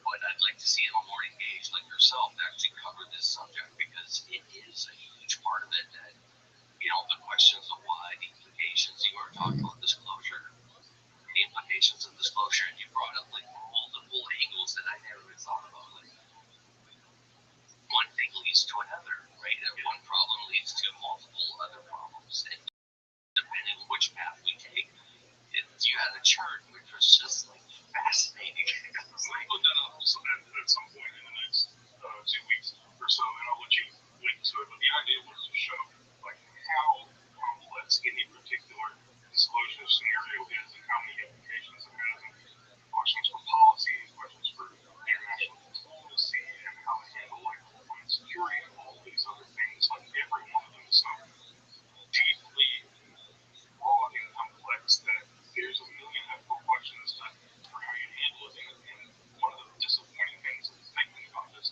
is that it makes me much more sympathetic to a point of view of maybe government insiders who are like, just hide everything, just don't tell anybody anything because the risk is too high and the complexities are so unknown. I mean, governments especially don't like engaging with the unknown. It's just they can't control it, right? So I can really understand why there's hesitancy on the side of anybody who knows anything to tell people. But it also makes sense, like at a personal level. One thing I get a lot now are people emailing me asking, I don't have children, but people asking me, how should I talk to my kids about this? I've gotten at least 3 different people email me with that specific question. Good question, though. Great question. Yeah, I mean, as a person who doesn't have kids, I'm like, just tell them everything. Just tell them whatever you think is true, and tell them here are the options that other people think, and we don't really know, but here's the evidence that we're considering, and so forth. And I think they're afraid that'll overwhelm their kids, and maybe it will. But I was overwhelmed by everything as a kid, so I just kind of don't have the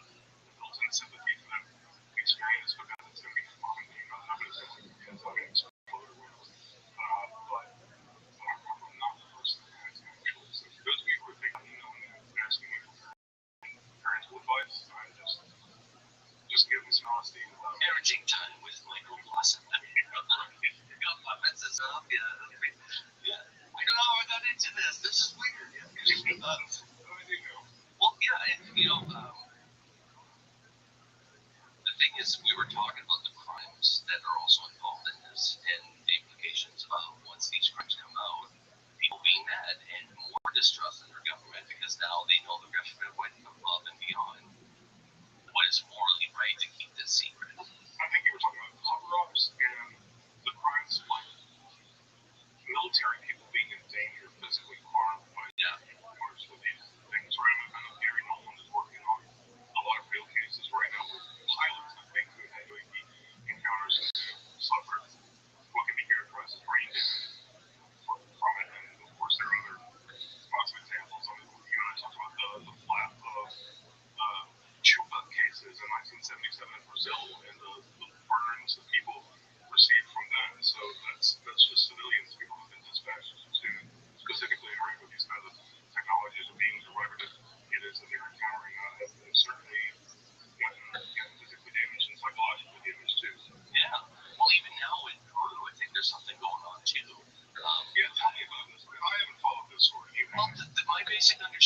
is that it's a remote village, but these villagers have been attacked by some sort of predatory entity, that has claws or something, but it's also camouflage. It's almost like think Predator with Arnold Schwarzenegger, like literal from Predator. And they said that they did slash one of the girls' throats and they saved her, but it wasn't pretty. And that these villagers have been attacked almost nightly by these things. So they're bleeding, and you got to think too, Michael, for something to be like, I mentioned that before, but something to be remote to get attention from the U.S. government to go down, or to get any government to go down and investigate it. They must have been going through this for quite some time, and dangerous enough to send out people to go get help, right? So I'm not sure I'm following up on it every day, see if I can get any more news on this. Today we are August 13th, so when we're recording this is August 13th. It might be news that comes out since this podcast is released.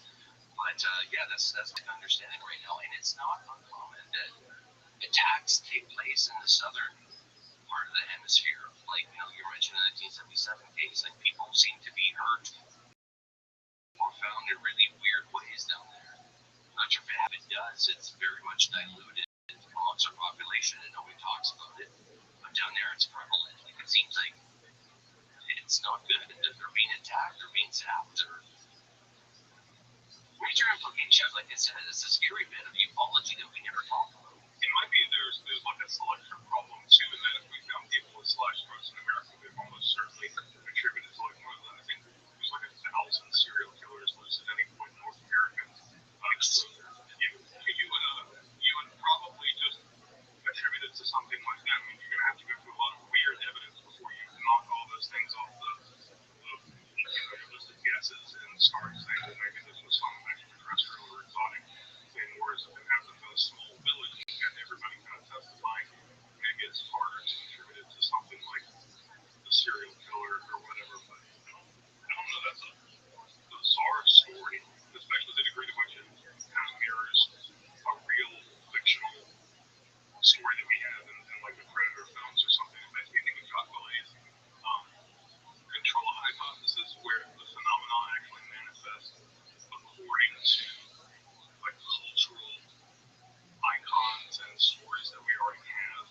Like something sort of feeds off and takes forms that are familiar to us, or specifically for the purpose of being confusing or absurd.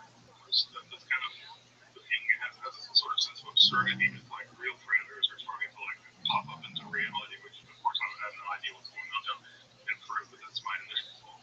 Yeah, but I just think like how scary that would be if you're like, okay, once you admit that this is happening, then you're like, okay, this is happening, right? We need people now at this point, and trying to convince people that your life is threatened by something that doesn't seem to be human.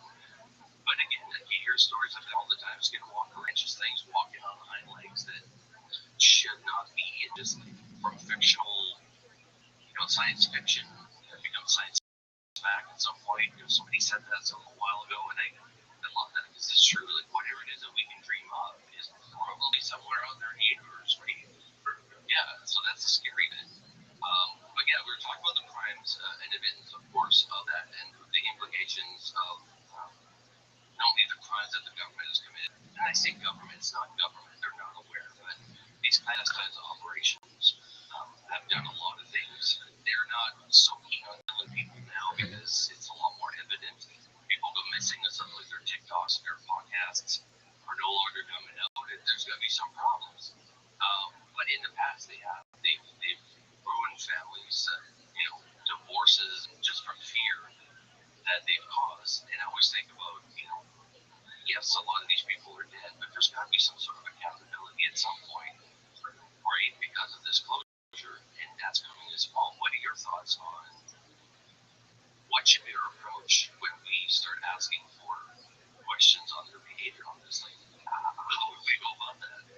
Yeah, one thing that occurs to me is that probably a lot of this like intimidation behavior, which no doubt exists in all sorts of forms, especially when it comes with the military, this sort of intimidation behavior, like you'll hear people tell stories of, I think this happened in one of the Pentagon Papers cases where the most popular were some other informant who said that the guy had told him to his face, like, you didn't see any of this, you don't know this. If anything comes out, you know you're dead, or something like some really shady, very like cliche threat.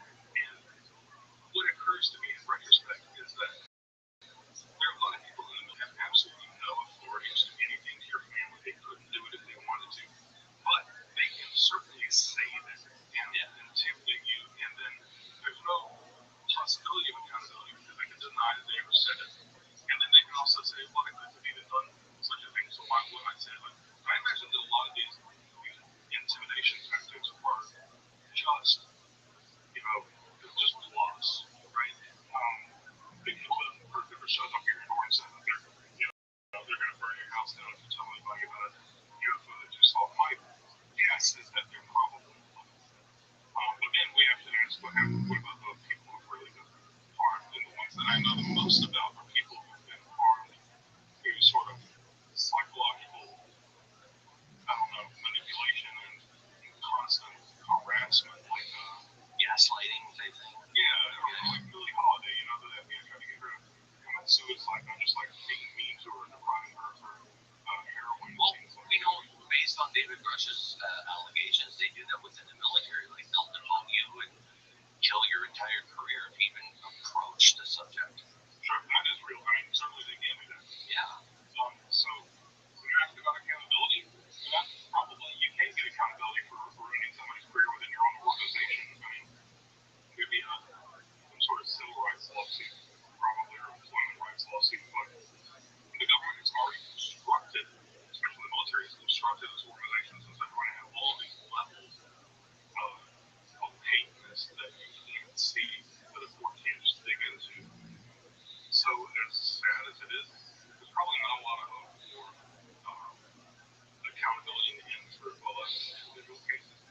When you get to weird cases where people have actually died, getting killed or something, which I don't know any of it, they probably have the higher hope because they just know, at least as far as I know, there's no protocol to just summarily execute a person for doing something wrong on their job. But I don't know, are there specific cases that you're troubled most by? Well, I was talking to a gentleman once, and he's a field investigator with an past experience, right? And he was mentioning he was investigating the case, and he realized he's being tailed by, you know, government-looking cars. And he says everything's fine. He hits the highway, and then all of a sudden he's 40 minutes away from where he was, driving, I think, in the opposite direction or something like that. And it was caused by these people in the car, which, you know, you normally hear about missing time when, you know, you hear about alien abductions or some sort of encounter. Oh, he's 40 minutes away from where he Yeah, exactly. He notices that he's being, it was him and somebody else, I think, in this pickup truck. He's thinking, what? You know, that's pretty scary. Like, do they have a weapon? Do they have something? You know what I mean? Like, the accountability of what's being used on this based off of this technology. That, to me, is a crime against humanity. Using alien technology, that's treason to the human race, as far as I'm concerned. If you're using something that's too powerful that can't be created by humans against humans, right? And the mind control and stuff. We know the CIA's done a bunch of things on mind control and all that, but that involves bodies. It's never clean. It's never a clean job. It's not like they're going to hire people, you know, scientists and stuff like that. Bob Lazar mentioned that, you know, scientists have been killed trying to reverse engineer. Russians have been captured. They were working at S4 and they had some sort of breakthrough. Within 24 hours, the 4 Russians had been kidnapped. And that's when they handed Bob Lazar a gun and said, you need to defend yourself. So shit's going down behind the scenes. Like, anything breakthrough and stuff like that. Like, these clandestine operations, they're good at what they do. They'll bust in. They have SWAT teams. They'll, you know, they know what the hell they're doing at this point. 90 years of keeping this a secret. But in the I'm a Bob Lazar skeptic, however, I know that you and I want to convert. You know, and I'm looking forward to it. I did order the book somewhere in my house. And you know much more about him and his stories than I do. But I'm currently on the straddling the fence when it comes to Bob Lazar. But maybe it's just out of ignorance. I don't know. But no, well, once you read the book, he makes sense. He's actually a good writer because to me it was like it was just a nice flow. You knew explains almost week by week to the best of his knowledge of what took place, and it makes sense when you read it. He doesn't explain himself well in person because people ask him questions out of the sequence. So you never know what sequence things happen, but in the book he lays it out for you, which is quite nice. The biggest takeaway that I got from that was the secrecy and the threats that he received. You know, even like he would go to the gym, come out, his car doors were all open, his car was rummaged through, like just like you mentioned, psychological games. It probably can't go after a civilian, but these mercenaries that they hire whatever can. And a lot of people have been threatening their life, like, shut up. Like, we know where your daughter works, we know where your wife works. Like, when you get a threat like the family person, that's scary. Like, don't come after my family, I'll shut up. Yeah, right? My normal, my own advice for when I was in that situation is to try to call the bluff, but then if not in a situation where somebody's threatening my family, because I don't want to call that bluff. But intimidation tactics like rummaging through your car seems to me to indicate the level of authority at which they're working. Like, okay, we can get around somebody's car and fuck with it. That doesn't, to me, stay the same level as like a person who can just vanish your bank account or make you disappear or something that seems your intimidation. And I know that there are a lot of organizations that work this way. For instance, was once targeted by the Church of Scientology. Wow. I worked for an organization that did sort of It's not easy to do that. It's not, but they'll say stuff like kill your animals and things, and plant bugs in your office and things. But that also shows that they really don't have any real authority. And I would imagine that most people who are doing intimidation and stuff like that are kind of bullshit artists. But don't call their bluff when it comes to your family, I guess. But no, that's very troubling. So he comes out and he has all these things running through his car and threatening his family after working at a store. Yeah, so basically the gist of it is that his wife was having an affair with a flight instructor, and they know everything about it because obviously they had his phone tapped. They followed his wife, like it was a deal that he worked there. They knew it was coming, that eventually he was going to find out what was going on, so they didn't want his personal life affecting the reverse engineering work. So, and to begin with, they were always calling at different times during the day, like 2 o'clock in the morning, get ready, half an hour, your plane leaves, like just weird shit like that. He understood the level of secrecy that this was under, and you know, once you start hearing, like, you know, 4 Russian guys that were in the other department went missing or handing you a gun, like shit gets real pretty fast, especially for a young 24-year-old, like however old it was, right? So because of that, he started getting paranoid because, like, why aren't they calling me in? Like, why aren't they doing this? They were waiting for the storm to pass. But he screwed up. He thought his life was in danger, and then of course it was just a mess. It was a young 24-year-old, newly married, messy life, messy situation, and it didn't get any better from that. But he was the original whistleblower, as far as I'm concerned, that came out and said, we have 9 of these buggers. Now there's 12 or something, but 9 of these buggers, and we're trying to reverse engineer it. And everything he explained is coming to light now. Element 115, everybody laughed at him like that doesn't even exist. It does now. It's on the periodic table. Like, you know, he's being vindicated. He was that David Rush coming forward and saying that this reverse engineer program, dude, in 1989, he said the exact same thing. You know what I mean? So it's just 30 years of his life being ruined. So he deserves, like I said, a lot more. I say this, but just admiration for standing up for what's right, telling the general population, these guys are up to this, and this is real. Like, even when we talked with Jim Goodall, and Jim's like, right before he took the job at S4, he did not believe in aliens. He's like, that stuff is phony baloney, like, it's complete nonsense. He gets a job at S4, and he changes his mind really quick, right? So, but the lengths of which they go through, the things that he's heard, even David Rush mentions, you know, this is kept under wraps, and you know, with the threat of death, and the threat of death is always there, especially with the secret that big, right? That's what, and like, even we're talking to Mary Broadwell in Australia, her life was ruined, she's divorced, like, there's implications to this field. It's not easy, and we're fighting against the current big time, right?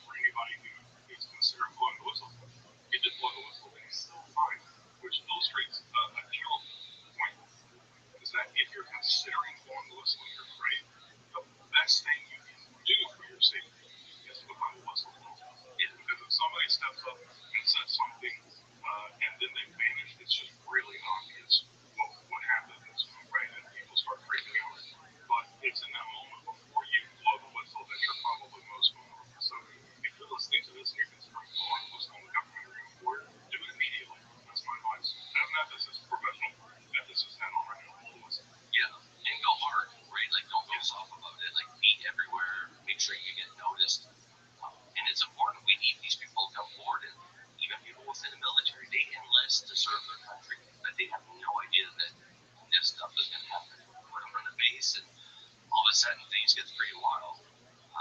They're not expecting that. And when they come out of service, they're told, okay, you don't talk to it about it. Like, I just can't imagine going on your daily life on a Walmart with a family, knowing everything that you know about reality, knowing that nobody else around you does. That's got to be isolating. You know, I think so. And I think before, like, Vietnam, there was a totally different attitude that people had, especially in North America, where it was like, everyone's doing the right thing, and I know these secrets, and I've got to keep it right inside me for national security. So I was watching out for things after Vietnam and the sort of ensuing empire and all these other things that sort of exposed the government. And it's not really working in your best interest and not being totally honest all the time, not being big time all the time. Like, that attitude is starting to fade, and what that does is it incentivizes the government to try to enforce secrecy in other ways rather than just through like your own dedicated admiration and intelligence and government. And all those other ways of incentivizing it are probably the dark areas, kind of ways that make you afraid to tell the truth. Right. Now, I often think that, disclosure, the way it's going right now, it's going to be marketed. You and I were talking about that on Friday, how it's going to start generating income for a lot of people. This is going to be a big topic. There's going to be superstars, and there's going to be experts that are on TV, and exclusives are going to be signed, contracts are going to be signed, money will be handed down. The ethical aspect of this, though, it's like we're gonna start marketing disclosure. And what are your thoughts on that?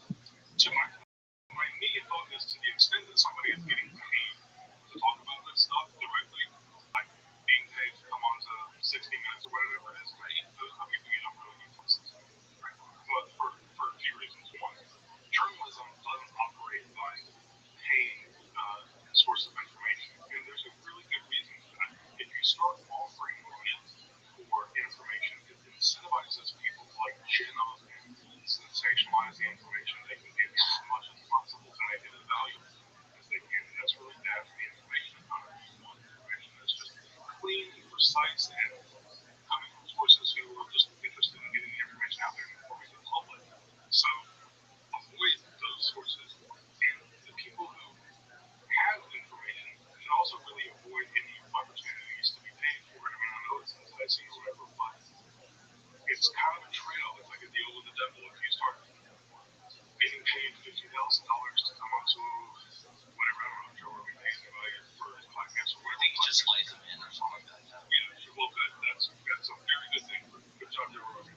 But if you start getting offers to be paid for it, you've got to take the high road and turn that down, because all it's going to do is put the information economy, and it's going to take you out of the world of being able to like actually be involved with the information that you're working with, because if you've got a calendar full of paid interviews, you're going to be too busy doing that to actually stay involved with the material that you're supposed to be working with or that you have any hands on. So, yeah, the idea that this is going to become a commodity, this information is going to be commodified, is just miserable to me. And it happens anytime the information is commodified, it sucks for everybody. Yeah, then if you just think about it's going to be like a circus that comes through town full of dead bodies. You got to pay to sell. You know what I mean? Like there's an absolute. What we normally do as a species. You know what I mean? Capitalize on it if we can. The one other topic before I let you go, we were talking about people making decisions on our behalf. When they decided to blow the atomic bomb, they had no idea if it was going to light the atmosphere on fire, but they said, hit the switch. Let's see how this plays out. And it's still into the Oppenheimer film, which is, I think you haven't seen it. No, if anybody hasn't, it is totally worth it, and very thankful to the biography that was made of it. But I get your point. You're saying making decisions for us, you gave the atomic bomb example, but what is the example when it comes to the UAP, the disclosure stuff? I think there was a hook in there. Yeah. Well, the hook is basically people making decisions on their behalf of whether, not only reverse technology, but if there is interactions with them, it's on their terms. You know what I mean? It's not a global, we didn't agree to this. It's basically a selected group of people making decisions for everyone without oversight. Without oversight. Yeah, democracy is not oversight. It's, how else could it be, though? You know, you can't put these things to a vote because it puts out too much information for people who might not want to have the information, but it's certainly too much responsibility for anybody to, you know, bear on their own. So I guess, well, let's take as an example. We have a craft that's craft, like easy sci-fi example. A craft got some sort of anti-gravity tech on it, and we're trying to figure out how it works, or how to reverse engineer it, and see how we can weaponize it, for instance. I mean, anti-gravity tech can be weaponized really, really easily. It's scary, yeah. It's scary, yeah. Yeah, I mean, that's something I wonder, especially about in these congressional hearings, is why it hasn't come up that if we have these objects that can accelerate to like Mach 5 instantly, why we are worried about the weaponization of it? Because you even have to attach a payload to it. You just slam one of those things into a nuclear power plant, you get a really big catastrophe. And our weapons, like, you know, our missile interception systems wouldn't work at all against something that could nuke it that way, but I haven't heard that discussion at all, and it seems conspicuous. I think it's supposed to be something that's de-emphasized in these discussions, probably for good reasons, not freak out the public or whatever. But yeah, what do we say about people who are put in these positions of extreme decision-making power? What do you think you would do? I don't know what I would do. It's kind of like if you were given the opportunity for near reason, well, somebody else is going to have the same opportunity, or Ryan is going to have the same opportunity, and you know what they're going to do, so I guess we should do it. Is that kind of how you think? Or, you know, I think it should not be a group and organizations that decide these things, and if they do, it's because they must have their reasons. You know, every organization has their reasons, but a panel, and the panel that votes on decisions being made when it comes down to this, the panel is elected by the people. The panel doesn't need to discuss necessarily what's going on behind the scenes, but they need to have oversight over everything. Right now, there's so many different compartments, and I don't know who's running the show. It's hard to find. Right? It's kind of like that cup trick. You know, with the ball, you got to find where the ball is, and it's difficult. This is why ufology is difficult and frustrating, because you know there's people pulling the strings behind the scenes, but they're fighting against you. You're fighting amongst yourselves. You know, with who's an idiot, who knows more, and then you're fighting the media. You're fighting people that are going to be making money now, the all stars. It's going to be a tough gig. Disclosure, and the thing is, there's got to be a way where we can make a decision as a civilization on how we progress with this. And it should not be compartmentalized as such a small group that doesn't operate within radar and it's not accountable and there's no oversight. That's the scary bit, because those people have the ultimate control. You know, it's not the government, it's not the president of the United States, it's those people. That's the scary bit. yeah, that's Oppenheimers. Maybe that's our new concept. We need the Oppenheimers who are, you know, roped in and who find themselves in positions of extraordinary decision-making power, but never asked for it and aren't qualified for it, because nobody's qualified to make a decision for all of humanity. On this subject, I don't see how anybody is overqualified to handle this case. Yeah, I don't know. I mean, even the people we elect probably wouldn't know what to look for in a person to look at. That's just general trustworthiness. But I think maybe a strategy that we should think more about is something analogous to the strategy of mutually assured destruction in nuclear weapons. Most everything once nuclear weapon making knowledge got out of the basic principles, and anybody who active scientists could conceivably create one. We adopted that strategy by saying, well, look, everybody will just build as many weapons as they can, as they need, in order to make sure that they can kill everybody else. And that way, if we start a war, we know that we're all dead, so that'll kind of incentivize us not to start a war. Maybe that's the only way through this. I don't like the mutually assured destruction path for nuclear weapons, because it involves me being destroyed if we ever start a nuclear war. But it might be the only way that we could ever get a sort of like democratized approach to what to do with this technology. If we let everybody have it, and we were just totally transparent about who had what we had, and other people look at that same information, then you could maybe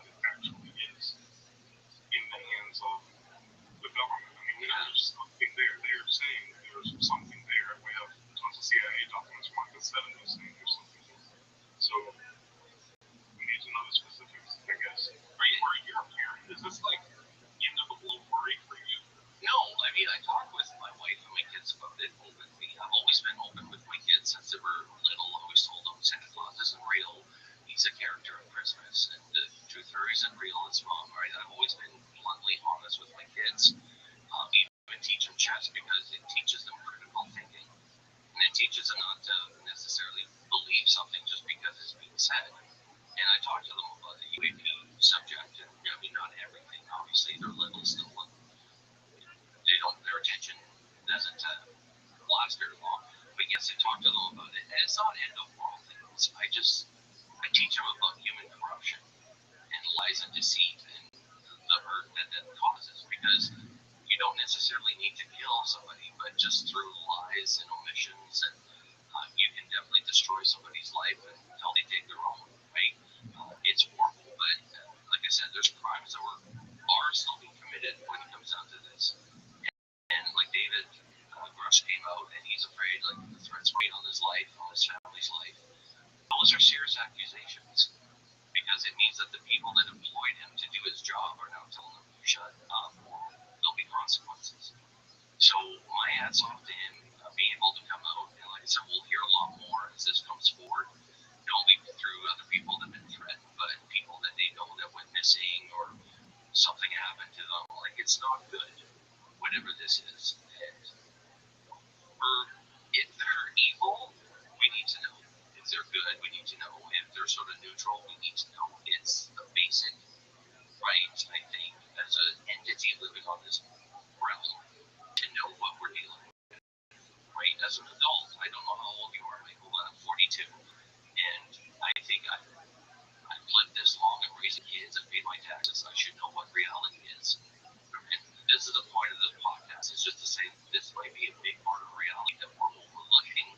And we need to look into it. We need to start really focusing on it. It's going to be complex, difficult, roadblocks. Jim Burchett mentioned the amount of roadblocks that he had trying to get. This is a congressman, for crying out loud. So yeah, the game is definitely there. Like I said, they're still playing like they haven't gone away. You know, There's no doubt. Yeah. There's one thing I wanted to throw by you. I don't want to take the reins of your podcast. Please. I've been thinking through the argument lately that if it's right, it might just like throw an enormous wrench into the entire UAP discussion we're having right now. I'm gonna run it by you. I'm gonna write this out and publish it somewhere. But maybe it can be like my test. You can drop it. The audience can be my test subject. So I've been, just as a side project, reading a lot about military history,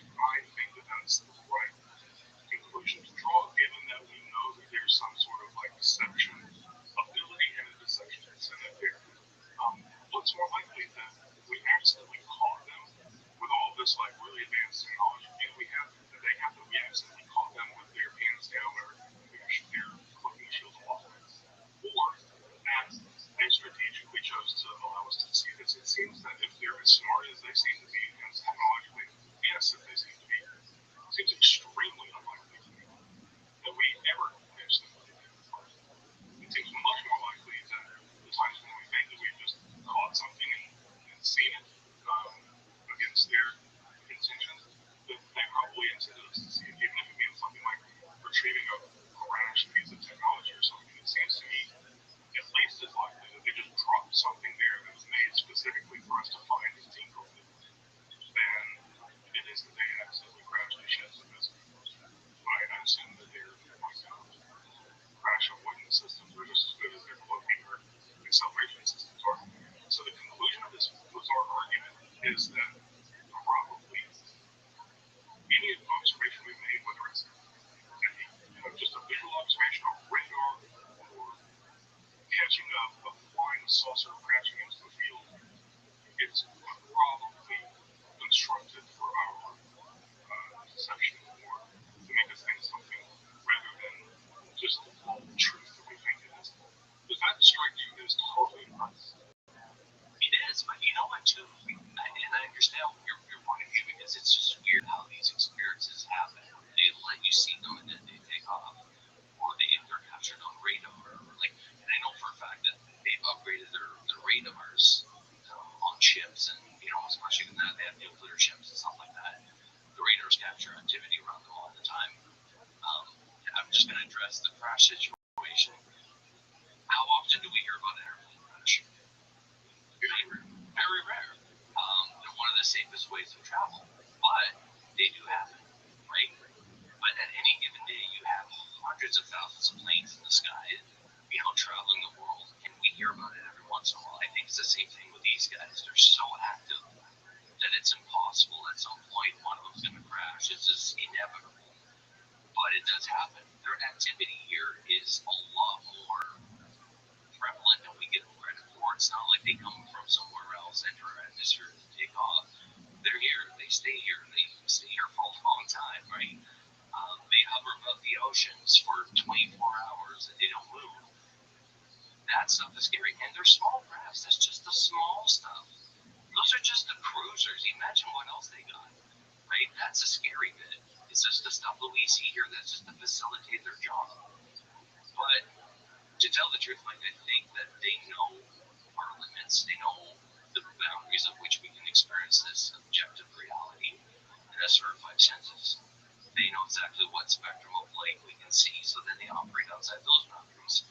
Same with audible tones and stuff like that. There could be noises out there that we can't hear because it's outside our right. So I think if you're a species that is above, it's the same with, let's say, sea color. I don't know if that's true. Don't quote me on that.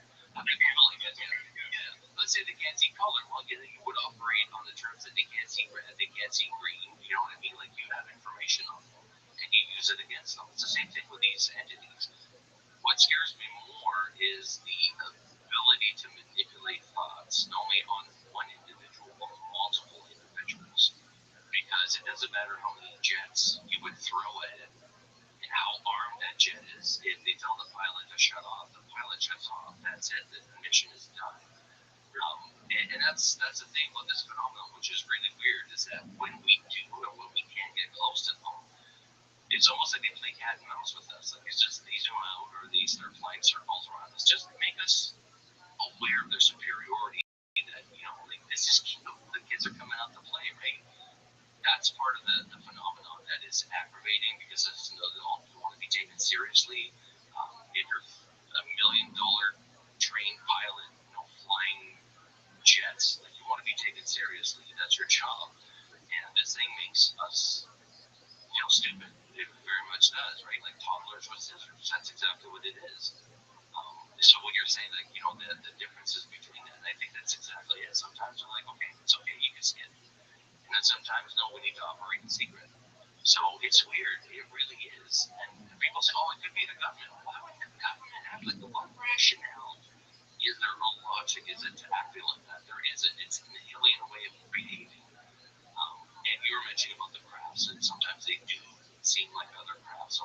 take a plane. One gentleman was, we were talking to Chris O'Brien on a helicopter in the field, and everybody could see it. There's lights. It never made a sound. Big helicopter, like what helicopter do you know doesn't make a sound, right? Like it cuts air. That's what it's. You're got these some sound waves that nothing. So it's fascinating, like the tricks and the minds. Like even abductees, they'll see things that aren't there. They can't make out what's real, what's not. Keeping us confused, right? It's nasty. But the more I delve into it, the more intrigued I am.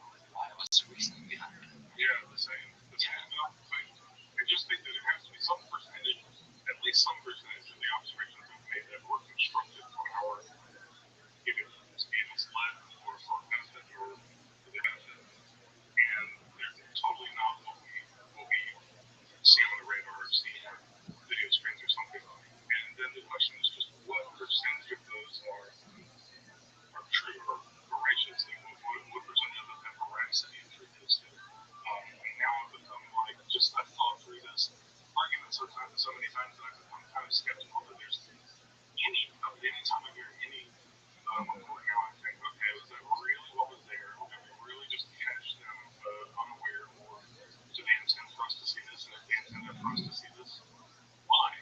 It's not just because that's what's there, it's because there was some strategic decision being made there, and there have to be good strategic decision makers. We've got great technology, we don't get cloaking or anti-gravity technology dummy. No. But even the way these things fly, like the interactions with jets, like it's cute, right? Well, as far as we know, there might be some nasty interactions, but the way that they sort of just play around and like, you were going to go here, I'll go there first. It's man, this is the part that blows my mind. And I know that we always talk about the technology that's involved. For me, it's the entities, man. Like the technology will come once you know more about the entity, and that's the part that fascinates me. Like I said, that's why the phenomenon of abduction fascinates me the most. Like, is that you want to know why they're here? Just look at the abductees. See what they say to the abductees, what they do to the abductees, right?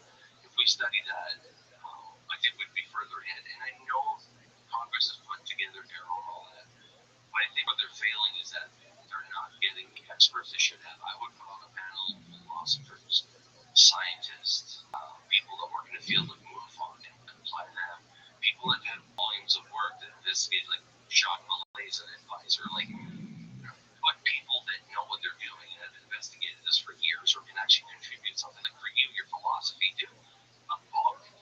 Write a book, the government procedures, what happens if this takes place. Like, I'm sure they have people like that already in place. I don't think they do. I think that's one of those cases where we think, like, certainly the government would be blank, but it's hard to get the government to take anybody seriously who's not talking to them about money, and that's just not what they do. That's not. Yeah, they're about the cash, right? Yeah, they want to see Benjamins. Yeah, they want to see a sort of like computational benefit that they're going to get out of this, and a lot of times the most important questions are not in that sort of way. Yeah, but again, I think it's linear. Like we just focus on one thing at a time on this subject, when we should be looking at the whole. There's a whole phenomenon. It's not just that these things are in our air or water or rivers, but that they're everywhere, right? Or part of the videos that they released back in 2017 was when he said there's a whole fleet of them. Look on the NSA or ASA or whatever, a whole fleet of them. That's the best part of the whole videos is to admit it's like from a pilot that he's captured more than just one. Right? Like that is cool.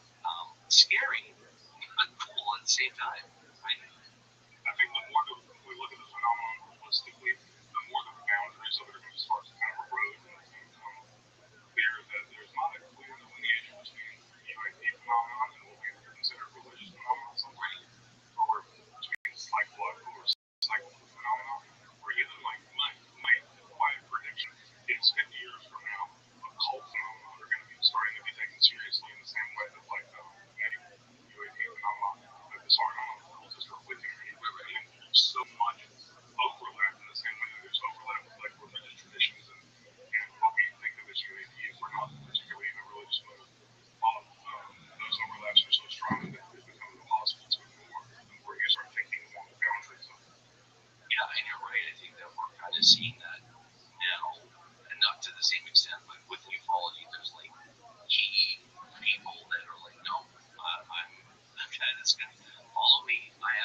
answers, it's very dangerous. It's very dangerous because, like I said, it leads people to dangerous conclusions and the Messiah complex, and that's the biggest fear.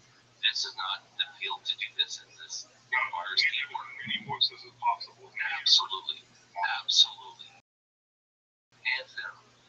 Mike, what are you working on? Like, what do we look forward to coming up? I know we were talking on Friday article soon, so Yeah, I've got an article I'm working on with Scientific Evolution of UAP Studies. We're going to kind of publish something maybe in Scientific American or some other sort of popular publication, just about how science is best done right now, especially when it comes to like the UAP phenomena. There's a lot of very like high profile science headlines that are like super catchy, but that don't really push any sort of scientific dialogue forward in a substantial way. And so we kind of want to like put a voice out there that says, let's lean a little more towards the process of science, of collecting information, data, and submitting it publicly and to other experts, and having a rich conversation like that, rather than immediately pushing your conclusions or your hopes for what the phenomenon might be into the headlines of, Vox, New York Times or something, and getting a bunch of clicks and then it just kind of falling off. So we're hoping that we can encourage more substantial scientific discussion among scientists and the public who's interested in science. That's one thing. Another thing is I'm finding this article on my argument for why maybe we shouldn't really put any faith into the content of our UAP observations. Maybe they're all strategic tricks or something. I don't know if I actually believe that argument, but I think it's an argument that is worth making, which is going to be worth debating. Yeah, it's worth the debate, and that's kind of how philosophers think. We say, let's lay the argument out and then see if it's any better. I think this argument could be made, then we say, well, maybe I'll have to but at least need to see it full enough before we make a decision. So those are two things I'm writing now, and I don't have a specific place I decided to publish them yet, but they'll be somewhere visible once they come out. Yeah, man, we'll definitely share it on and everywhere on Twitter and all that. Like, people have really responded to like the last episode we had you on. Like, they really enjoyed it. Because, like I said, philosophy is that I don't hear it enough in ufology, and I think it's very important. Is there a discipline you think that needs to be applied here that hasn't really shown any interest? Hello and welcome It's going to to sound Jewish History Lab. Today we're going to look at the origins of Polish Jewry, really the origins of the entire Eastern European Jewish population, but Poland is the most central and memorable other countries that we're looking at. And for those of you who took the time off to celebrate the holidays recently, I hope that you come to us with fresh and relaxed. And for all of us, I wish you all a wonderful year and blessing. By the way, if you're not aware, this is the year 5,782 according to the traditional count, now that we've passed Rosh Hashanah, the Jewish New Year. And someone told me that it's very careful to go on a new diet this year where you will never eat more calories than the calendar year. And he says, thank God I'm Jewish, right? Sorry, dude, I know a lot of you don't like my humor, but I couldn't help it. Let's talk about the origin of Polish Jewry. When I say Poland, I'm really using the term somewhat anachronistically because the region as a whole was dominated by something called the Polish-Lithuanian Commonwealth. You see a this map, which has the borders of the Commonwealth as of the year 1618. But just like Poland are contemporary political boundaries because there was this massive territory. Poland was sort of like the southwestern core of it, but after this dynastic union with Lithuania, it spread really to a massive area, almost stretching from the Baltic Sea to the Black Sea, well into European Russia, down into the Central European region as well. And so the material that I'm discussing today does not really apply strictly to Poland as we understand it by 21st century boundaries, but to this larger entity, which includes, of course, Ukraine and Belarus and Lithuania, where there are very, very large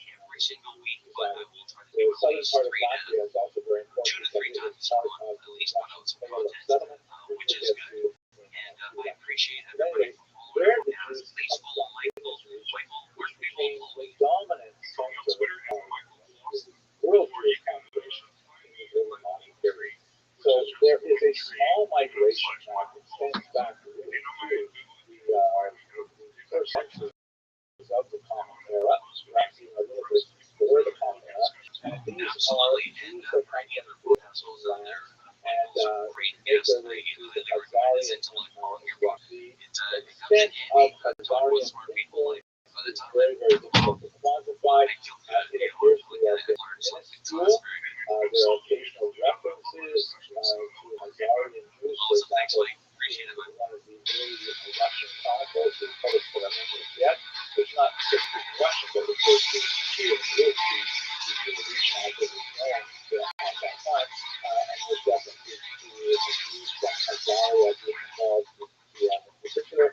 And they left behind, as we discussed in previous lectures about Khazaria, they left behind very, very little trace of their presence, either in cultural aspects, literary aspects, and so on. We don't really know a lot about how extensive this penetration was and how much it affected the later dominant Polish Jewish population. The really big migrations into Poland come in the 12th and especially up into the 16th century. And they're coming from the western part of Europe. They're primarily from Germany, France, making their way sometimes to Austria, Hungary, places like that. But that's really where you have the dominant Polish population of Jews. There you see lots of traces of Jewish evidence, lots of very significant connections between cultures that started, for example, in Rhineland and then made their way to the east.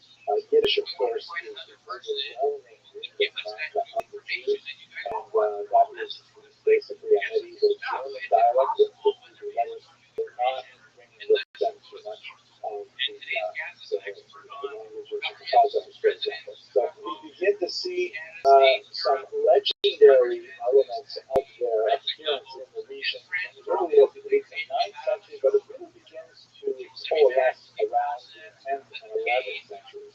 And one of the things that we see us doing, for example, in the very early period, is that Jews are serving as royal influence in their nation.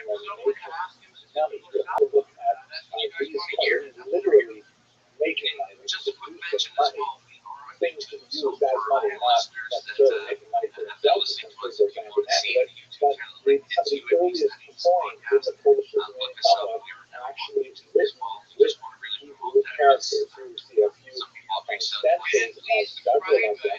Here's a better view of one that has the term Moshka Karol, or Moshka Karol, which is clearly the Hebrew phrase for King Yeshko, a 12th century Polish year. Of course, this is highlighted in red.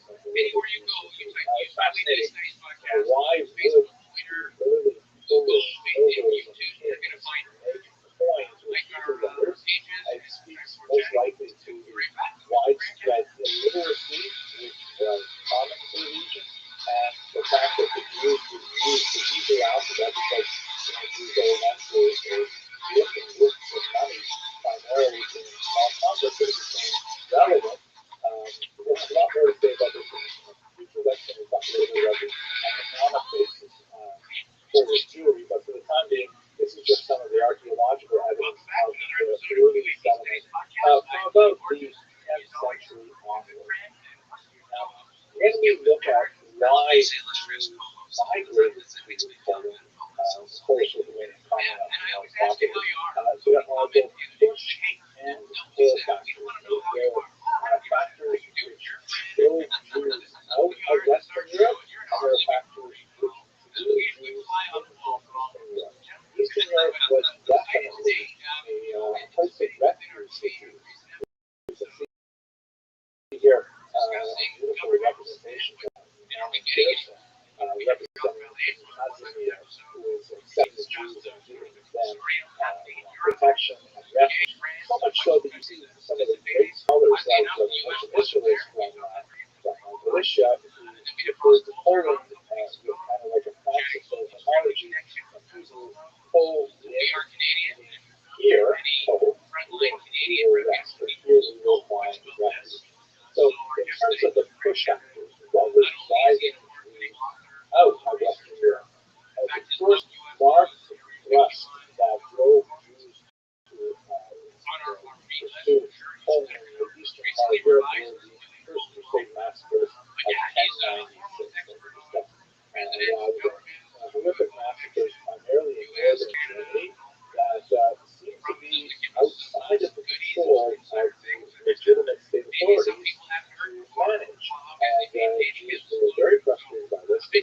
As a minority, Jews are always vulnerable to lockdowns, and they want legitimate authorities to maintain a lifestyle as a society governed by law. As we've discussed in many previous lectures, Jews are typically very happy to live in environments where there is some minor discrimination against them, a certain degree of democratic acceptance, but only if the rule of law is protected. Meaning, perhaps there will be a numerous clauses that Jews will not be allowed to enter university, or perhaps there will be certain tax breaks they're not allowed to take advantage of, or whatever it is, as long as they know that someone throws a rock through their storefront window, there will go to the police, police will investigate, and if they catch the culprit, then they will have a proper criminal trial and so on. So Jews fear mob violence like any minority, and we had the series of massacres that accompanied these traveling bands of crusaders, or as we discussed in the lecture, more of the ragtag followers of the crusaders, and that the local authorities, including the church, could not put a stop to it. That's when there's from Western Europe moving towards in the 13th century, the horrible blood libels that we have also discussed in the previous class resulted in a series of expulsions, in France in particular, re-expulsions in the 14th century, and so there's more and more reason for Jews not to live in Western Europe. This is kind of like the push aspect of it, as Jews are finding Western Europe far and far less hospitable than they ever been before. Now, there's also pull factors. The Polish economy was actually having a very difficult time, particularly in the 13th century, after the long invasion of Poland. The demography had dropped. There was a very, very weak economy. As we saw earlier, the Jews are the people actually making the money, physically making the money, because they don't have a really well-functioning economy compared to Western Europe, and the Jews have know how to understand it, how to produce forms like this. And so the local Polish leaders watched fighting Jews and saying, please come to our area.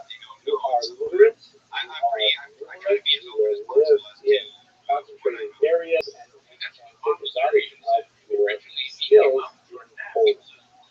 They also, to make this attractive to Jewish migrants, they created something called, or they adopted something from the West called Magdeburg.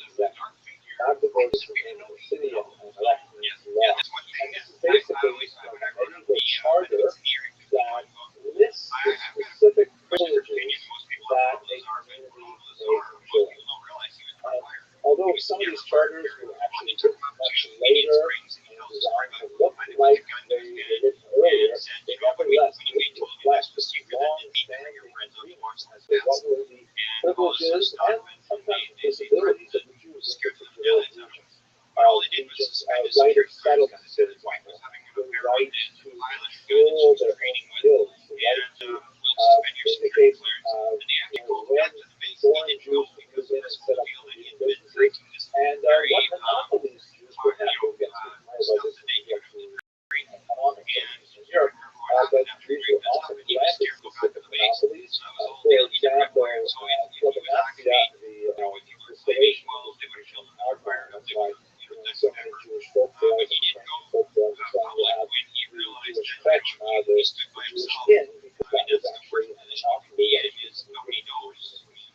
Bear in mind also that we're speaking about a corporate environment where it's not like individuals simply say, you know what, I think I'd like to go to the Krakow, and they go to Krakow and they find, how to put themselves into the secular environment. But people live in different communities. They're part of the Jewish community. Like an individual who chose to affiliate with the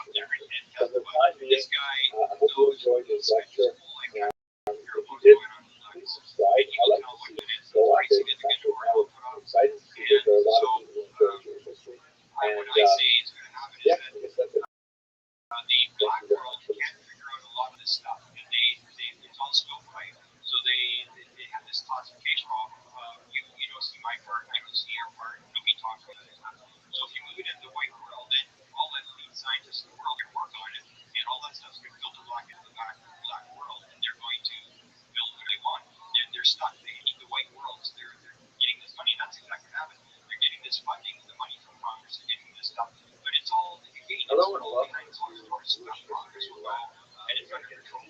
use this stuff, and it's all getting consequences because it's weapons secrets is pointed out right where I go. I wrote my first book back in 1990. I said right where I go that number one thing for the black world military is a big bomb feed time. So if you build an atomic bomb and you're literally weeks ahead of the Japanese building the atomic bomb, and you focus over because the Japanese haven't got time to respond. So they may go to the Americans and say, oh man, the Americans did atomic bombs, what are we going to do? And then the Americans all build atomic bombs.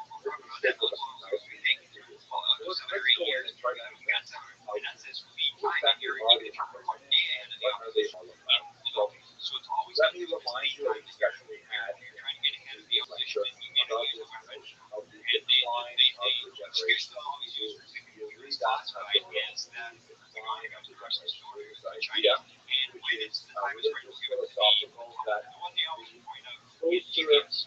GPS is being classified U.S. military, and then we have it off, and you guys here, by the way, but we get to use it first. We get to whatever we're going to do with it, and then we'll spin off, we'll jump into technology. A lot of the guys, you're asking about a lot of the guys are guys like there's this idea that at that point, Twitter, Taylor's got 40 patents, Aaron Davis, I don't know if he's got any patents, Rob's got a couple of patents. And so if you're in the background and you're in this invisible college, are you going to give this thing up, or are you going to sit there and wait for the large population that is ever occurred here on the top of the hill? And so there's all different reasons why these guys were sitting in the background, and Rob's population at Sinai ridicules any theology. That was when I started studying, that was a big thing that was ridiculed. This does not mean that intelligence. In fact, never believed it would happen. I used to say this goes along with the decline of the generations, that later generations are never going to let it know what they've done, and that's what I'm saying. It was here, but basically, familiarity with social innovations, technological innovations are big, more of a glass material that might not be available to the technical level. My phone has this entire Talmud and all of its commentaries that have ever been digitized on it right here in the palm of my hand. Here, the idea that they're not dropping stuff have all you have to do is take a look at Tom DeLonge showing it to a Lockheed Skip 500 years ago, talking to him and he's saying, oh, I did this to the young people, you can't get this to the young people, so you're missing whatever, and then they sit there and then the guy says, okay, introduce him to the Jewish history, and that's the thing, so then he gets, he did 5 months before he has so long, did this whole thing, he built populations. The first thing they sent them to these two intelligence guys outside the Pentagon in Pentagon City, and that's the generation of Sinai, which is called the same day that generation of knowledge, because they fulfill all these Gibson they had their own program with Palo and they made this plan that they were going to drop this video. They have obviously summarize the video. How did they get the video up? Major level. You can't just stick it in the Babylonian exile because you've got it in your possession. Still, you know, what happened to you can't get away if you resign like Alabama saying, I'm discussing with how you are speaking on this scholars you get paid, it was for good my friend. Those are right up into it's still all in the government, early 3rd century, and now they're followed by the somebody helped them sneak out of the main thing into the New York Times, so that disclosure took place. As I mentioned, now people ask me, well, when you think they helped them, subdivision sometimes after the variety of that we have to do this, but they're practically disclosing this thing, but they're keeping the story. You don't want to spill the milk. So I go back, you see Disney was approached to do documentaries on why Rabbi in Shaunavite. He can't believe it. The guy said, I want to know more about the Corona. I want you to do it. That's where we are right now. This is the Corona security at the scholars base. After the build military, and he said, I want you to do these documentaries. Then under, I want you to do a documentary on UFOs, and I want you to hide it under the other 8 documentaries of Alan Sandler and Tom Eggers. What do you mean? And then Tom Eggers says, what do you mean this is real?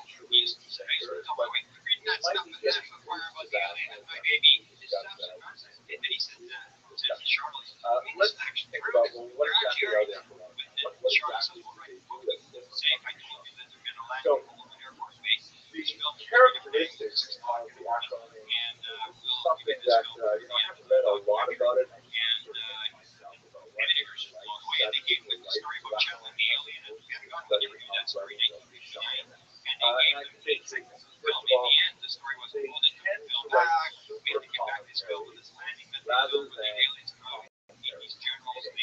rather than write a commentary on the we have itself, to fill back. on the Bible itself, on the mission itself, they tend to write commentaries that, even when they are based on that core text, they're widely cognitive of broader understanding.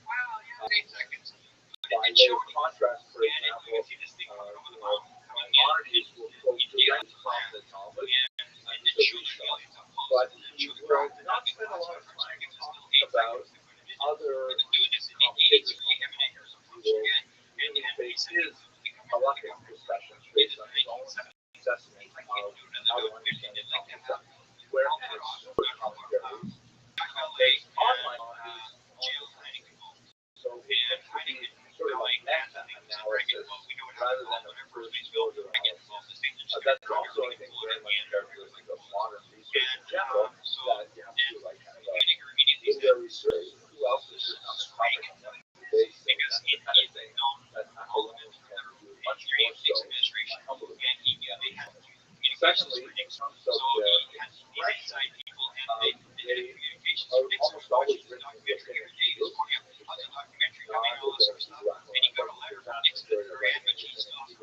And their language is still coded, but not nearly as structured as the like when I went to yeshiva, which was a traditional style yeshiva, we spent almost all our time learning how to decode the law, the Rashba, and so on. And when we got to Torah, it was like all of a sudden it was so much, even though we had so much more text covering so much more mileage, the language just had like a breath of fresh air. And we've shown it every single syllable, every single little the text so much, and you have to pause and contemplate what it means to possible ambiguity. Whereas in the writing of the Apostolic, it tends to be far more straightforward, less scripted, more programmed, much more longer, a lot more words to say something, but these are words help with the precision and rapid understanding. And then third, in general, they tend to lean towards the pragmatic. They still deal with theoretical questions, but those theoretical questions are not pure theory. They tend to be linked to an actual situation. They tend to be linked to a specific question that was raised about a real life case, and they will use all of these other body of information that they've accumulated in order to bring it to bear on that situation. These are key characteristics to find out what melody versus the it may be helpful in this context to sort of look at the first author who is widely considered as sort of the initiator of this era. And you look at all characters whose writing really straddles the period of Rothschild and the period of Rabbi. This is, of course, none other than Rabbi, the state Rabbi Yosef Karo, author of the Shulchan Aruch, as is subtitled Explained. Who was an individual, he was a fantastic scholar, remarkable both scholar, also a Kabbalist, as we should see as an ex-lecture Kabbalah, and he is the author of the most widely used code of Jewish law, the Shulchan Aruch, or the Set.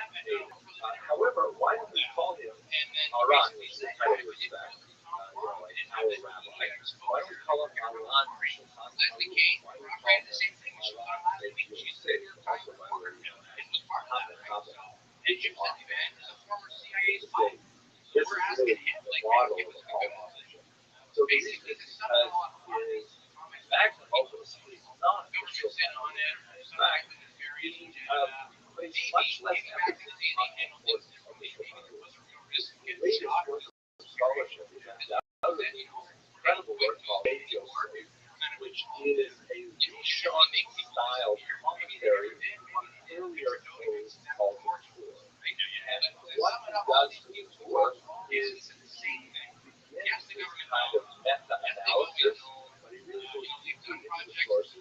Once again, using the kind of pragmatic tools to draw out the theoretical foundations of the decision as laid down in the Torah. Now, amazingly, when he wrote commentaries on other great quotes, such as my mother's Mishnah Torah, and when he finished all of these, only then did he go on to write Shulchan Aruch, which clearly intended actually not as the primary text to be studied. He hoped that people would study his Beitzer Sefer, his Mishnah, other works like that, on other great commentaries. The Shulchan Aruch was intended to be kind of like a short form of all of these decisions that were reached after having discussed all of the previous quotes. And he actually intended for people to really do it in 30 days. Imagine studying the entire Shulchan Aruch every month. But that's really what he was kind of like working on, was a concise version of the much longer Rishon style thinking that is what is really so the Beitzer Sefer is widely the last of the Rishon era and the Shulchan Aruch by the same authors. I mean, you get a situation where of the he also has which also straddles the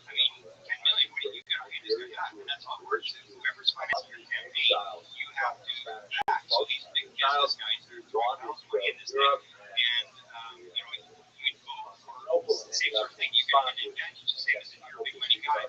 You get somebody who's going to cut taxes for free. Well, of course, so that's sort of like what those guys get.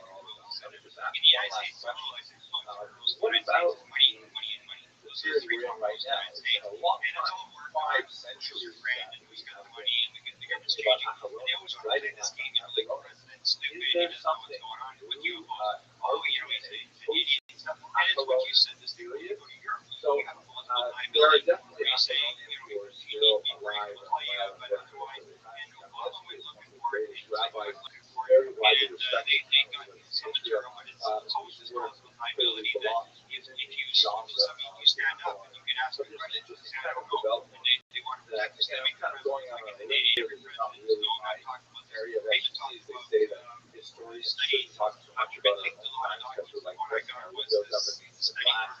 But when I look at like, and I got this whole study on Johnson, and the guy who's in charge of the study, which is going to where and then he dies, and his daughter gets hold of it, and then somebody else gets a copy. Hyper specialization, partially assisted by technology. Because now, if you want to find everything that's ever been make everything running the show, and the same thing when you search away. Obviously, there's some specialized database that is drawn, but it's accessible. And so all of a sudden, a person was Arthur Ludlow, and now we've drawn the last of what has ever anywhere been written about a specific issue, and write a book about works involved in one example. And here you have I'm sure many of you were watching from that on the holiday of Hanukkah. They had it in the 60s. They had what Royal idea, elaborate, so on. So one of the most common skills is data loss, and also you don't so in Israel and Jewish neighborhoods all over the world, you'll see lots and lots of skills that are available for this holiday. They tend not to be they tend not to be what most Americans don't have a whole other companies but they are hollow and they're typically filled with jelly or taxpayer money. So there's these issues with ultimately I cannot see them. Just a couple years ago, this remarkable perhaps as to what's going on is so-called Sefer Emek Ashut you need an enemy in book of the Valley of Wisdom. The subtitle it's all about the concept of eating donuts on the holidays. Actually, the page all about so part of me wants to think that this is clearly post that we've gotten such a level of specificity and detail that massive works of Jewish law and thought related something as prosaic as eating donuts. And it remains to be seen what's next.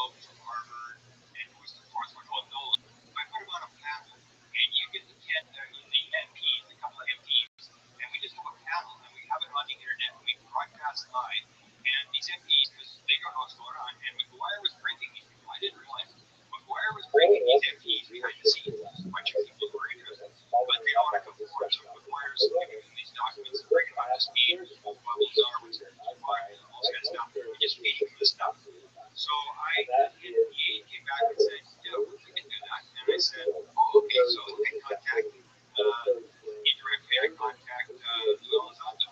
And he comes back and Elizondo says, sure, I'll do that. Sounds good. Because he'd already talked to him. He had already had a conversation with him. And I said, yeah, exactly the same as the first time when Wire talked to him. He just took general conversation. I want about this, I want about that. He's asking who they are. That's when I learned there was 10 MPs, and they were from the three different parties, from the NDP, from the Liberals, and the Conservatives. And the Quebec Party, they